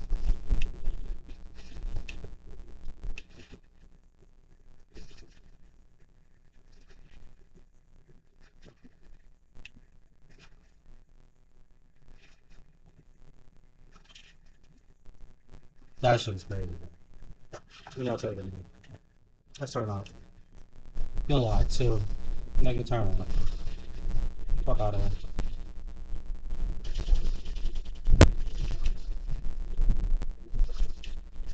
This nigga ran through our respawn? What the fuck?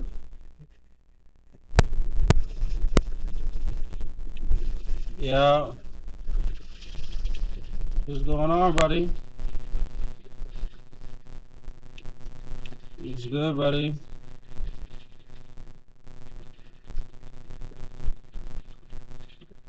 So you thought you had a hand-me-down on?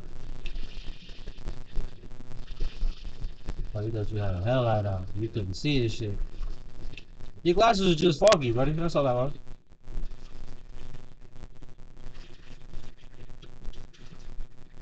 Oh shit. My bad. I ain't gonna pick up the phone. I'm glad you told me no, so I ain't gotta pick up the phone next week.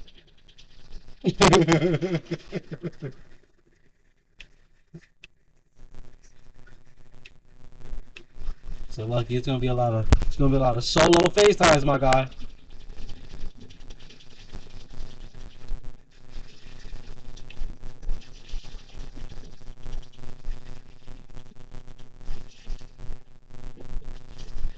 Oh, you finally went out there? Oh shit, they came back smoking a bogey, buddy. She'd have put that hot 2 on my boy, buddy. You know what I'm talking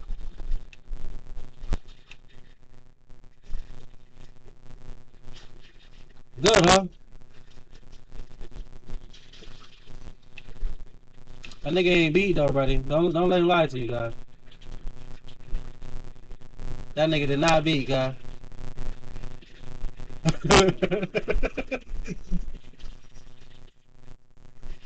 he might have beat, buddy. He might have beat, buddy. He might have beat, buddy.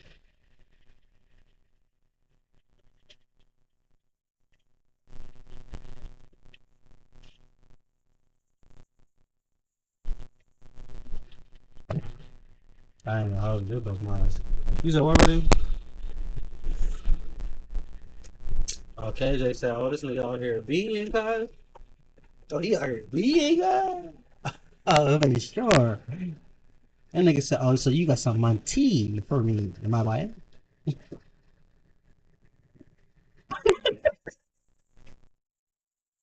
That nigga said, "Oh, we eating good tonight, ain't we, that?" Serves like a large one to the face.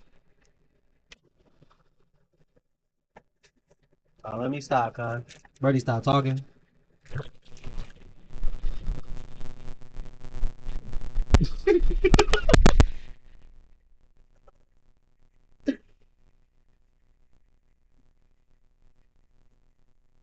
That nigga scared to go, cuz. Don't let him lie to you, cuz.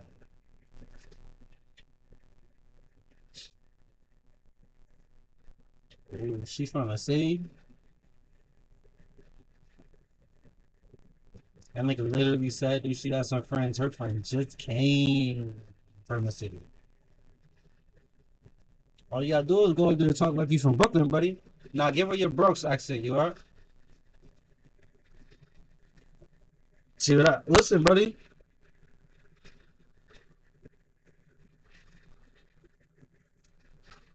Listen, do I be knowing or do I be knowing? That's all I'm saying.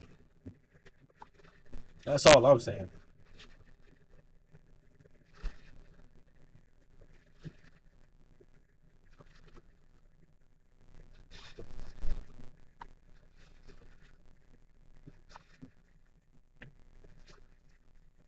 Or is she just like rap? Or one of the two. You know what I'm talking about?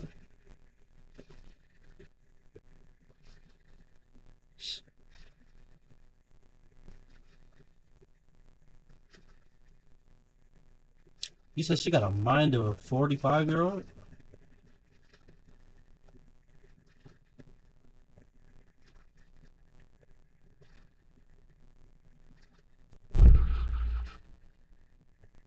Oh, you talking about the adults. That's good. Yeah, good, good. I like adults.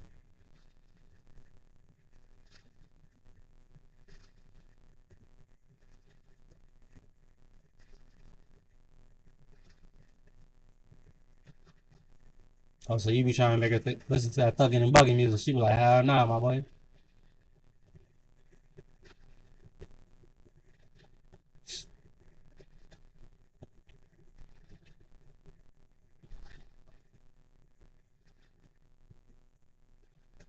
That shit crazy.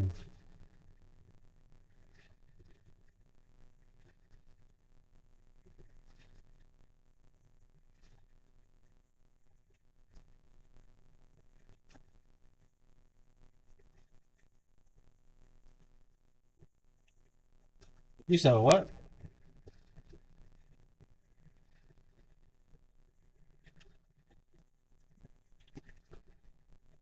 That's correct, right?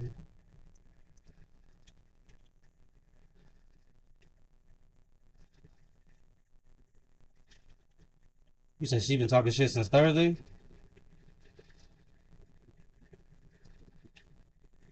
Oh, really?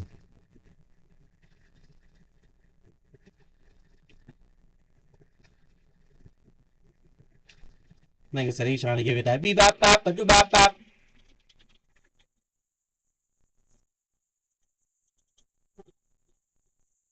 Ah, these niggas finally fucking killed me.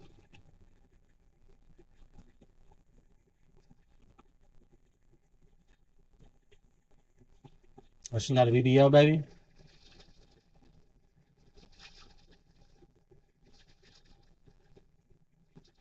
Oh, right in between.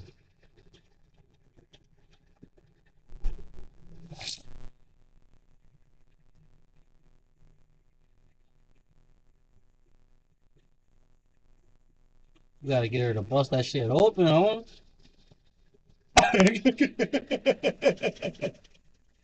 My bad, buddy. My bad.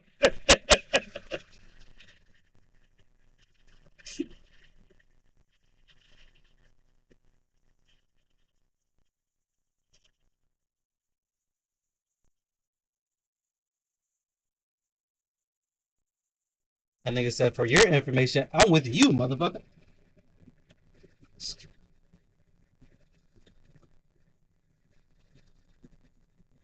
That's a fact.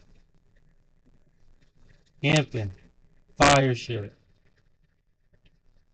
Yeah, big sweet.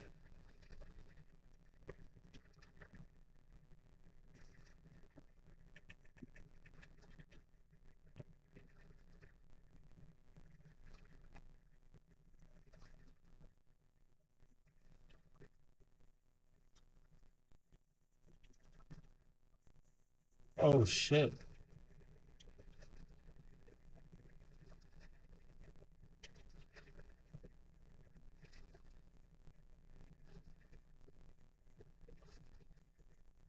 That nigga said you don't know ass, brother. That's what he tried to say. My bad, brother. I ain't saying what he said, but he said what he said though. You know what I'm talking about?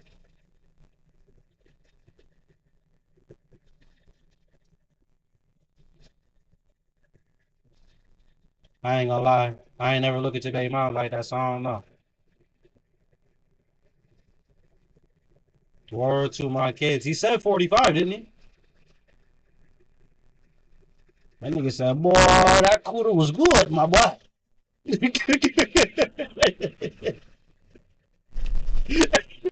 Nah, he ain't even say that. The nigga say, look here, young blood. Let me talk to you, Pepper.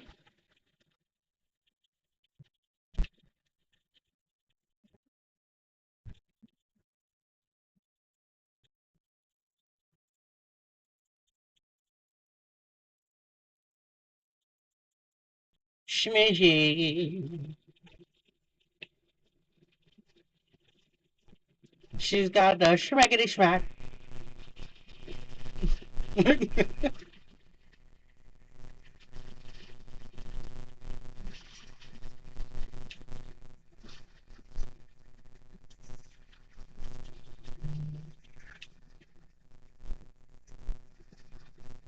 She's got that schmackety schmack.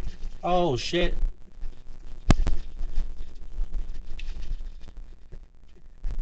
My bad, bro. I think I said schmiggity smack one too many times.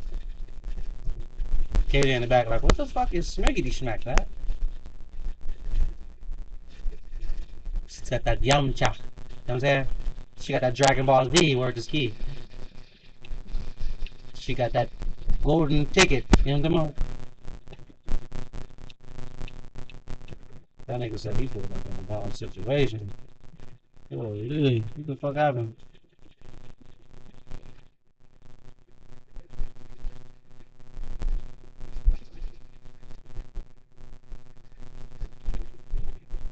Where the fuck you at? Oh, you over there.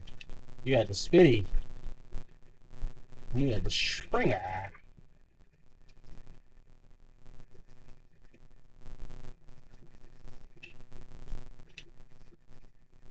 The fuck?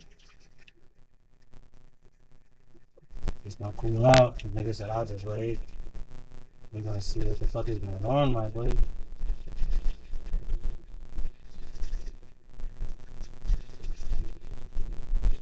I know nothing. I guess you know something. You know what I mean?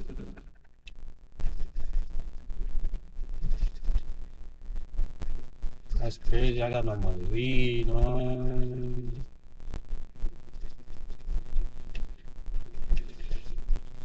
Yeah, bro. I gotta wait for the Chekiana here, bro. Yeah, bro.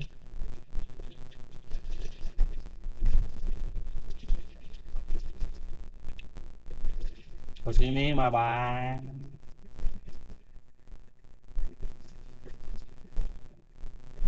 Oh, that's crazy. You could have did that too.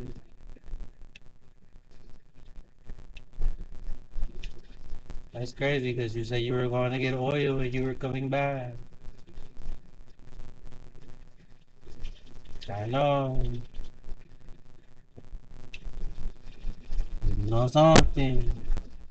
You know. I was thinking about chiclet, huh? No more chiclets. No more chiclets. Yeah, I'm still on the screen already playing the game.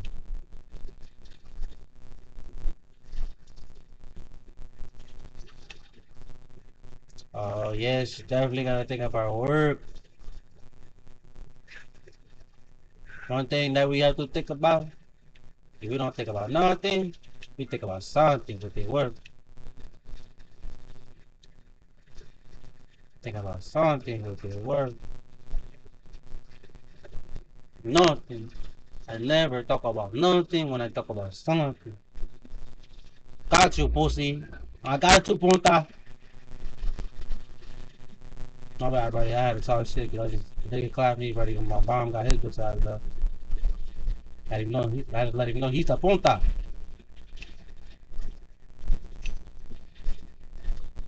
Buddy rolling the roaches. I should call little Brody, like Brody, do me a favor. I need you until, you know, my thing, you know.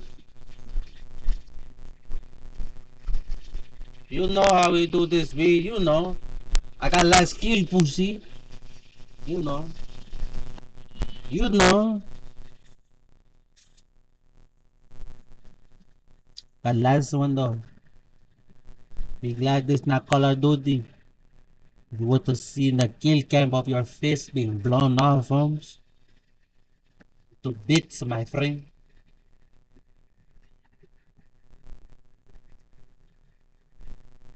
But it's trying to find a movie. Is it what?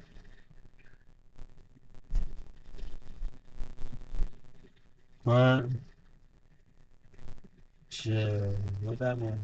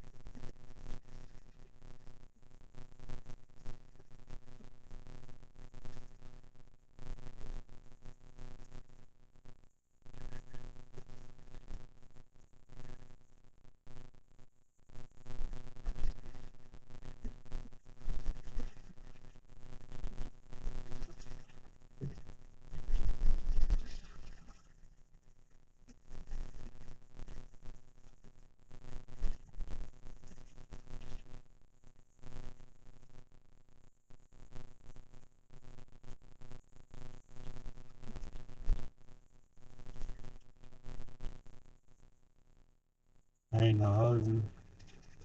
It is what it always has been. It's gonna be what it always gonna be, buddy. Don't come on.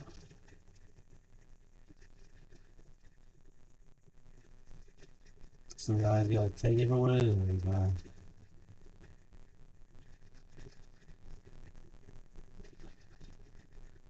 That's like my being, brother. I would love to have a whole family and all that good shit. I refuse to argue every day, buddy. You know what I'm talking about? That's not some shit that I feel like I should be doing every day of the week. You know what I'm saying? So I think that's cool, but I'm running out of papers. I'm out to smoke out the bomb.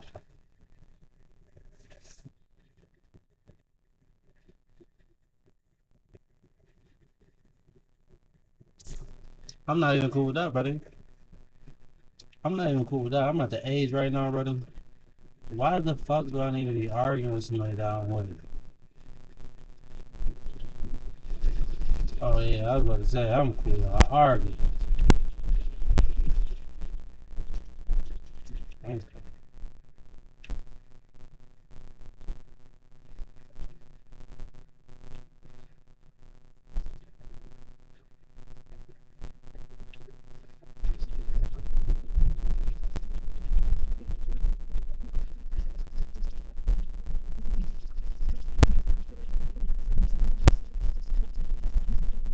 For sure.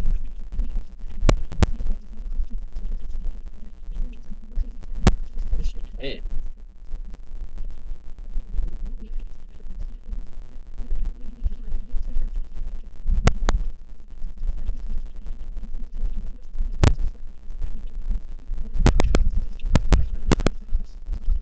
Nah, brother, you gotta go first. Yeah, actually,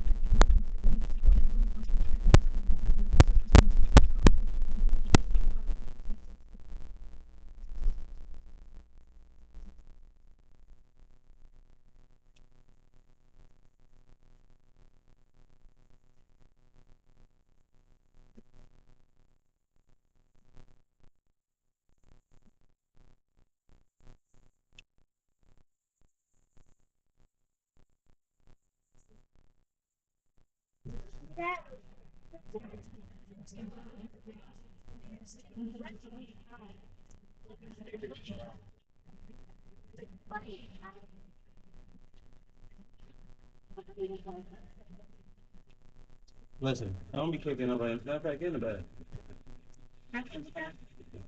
Downstairs. If she's not gonna sleep like that. Hit that light, leave it downstairs.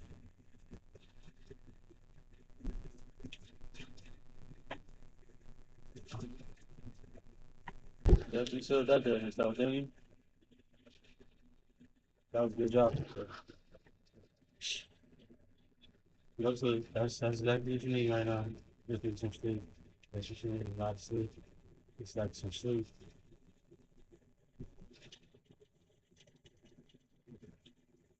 Just guys. You're not, man. Relationships.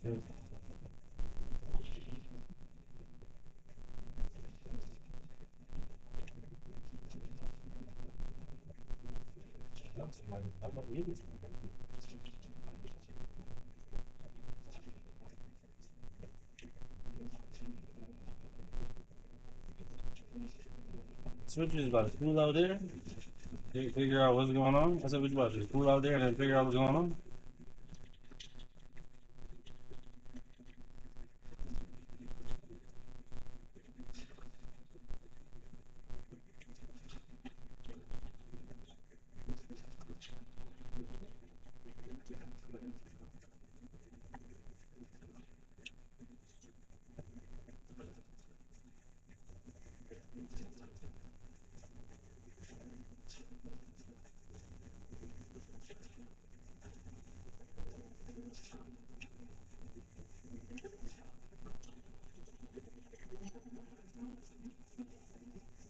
That's bad. lot of gas.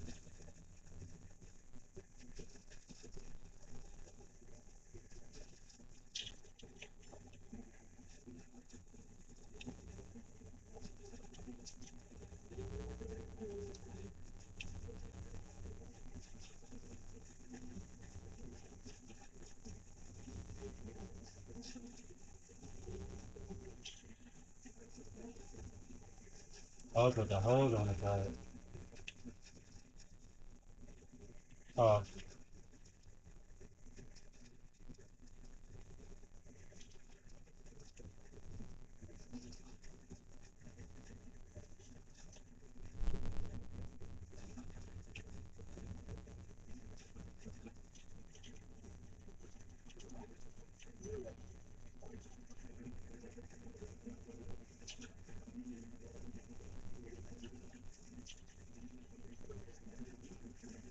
Oh, you pulled off with the pump?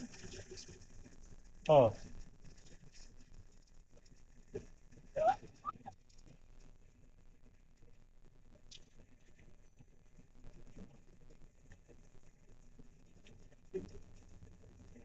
Oh. That nigga said I made a mistake and hit a full on the tank.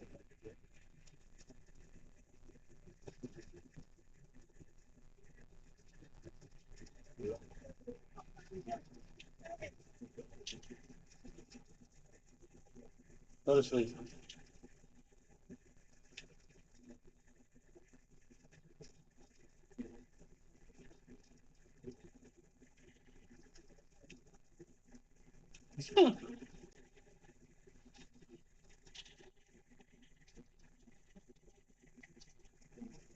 You like that, my kid. Gotta take the girl when the good comes.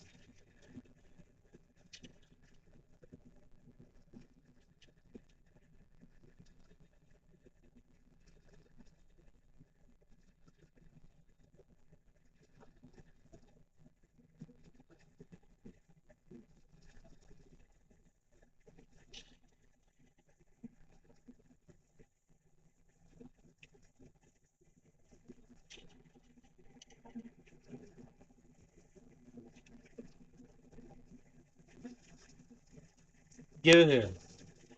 Give it here. Get up.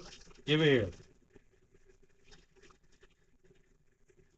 You just, I love you so much.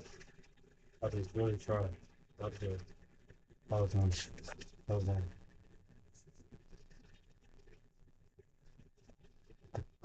Shit. I ain't gonna hold you. Me too, about it. My birthday about 5 months away or some shit. 4 months away. Speed.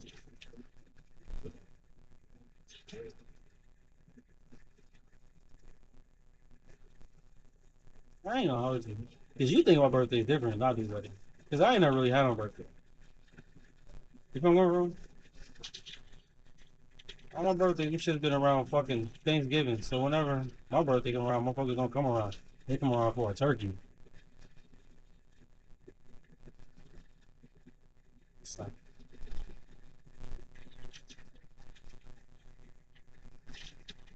I know, that's what I'm saying. You be like trying to enjoy it. I just be on some, nigga, it's just, you know what I'm saying? It's another one, bro. It's another one. It's another one. You are the arrogant. Buddy, this should be so real, buddy. I don't even count my birthday. I start the year off with my new age. Like now I'm 35. Yeah, I won't technically be 35 until November.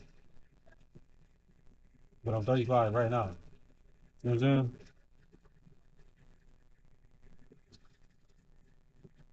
saying?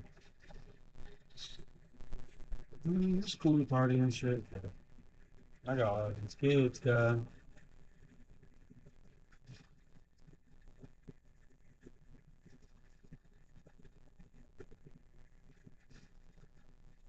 Just pop out.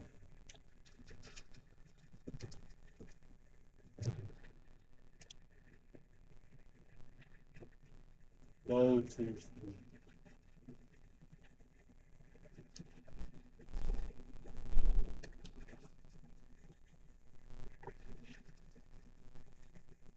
Oh, your shit felt like my shit last year.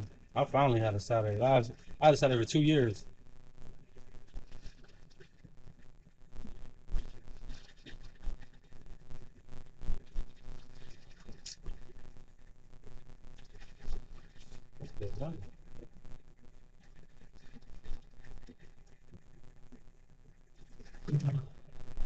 Yeah, chat.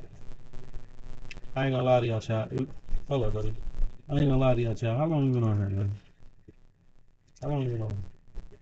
No, it's been 9 hours. I'm gonna holler at you niggas tomorrow, you heard? I appreciate y'all for popping out, walking with the stream. You already know how we do. AC 305, you already know we live, all this bullshit. We stay with all that shit. All that shit. You hear me? I'll be with y'all niggas tomorrow, though. I appreciate you. I'll feel you.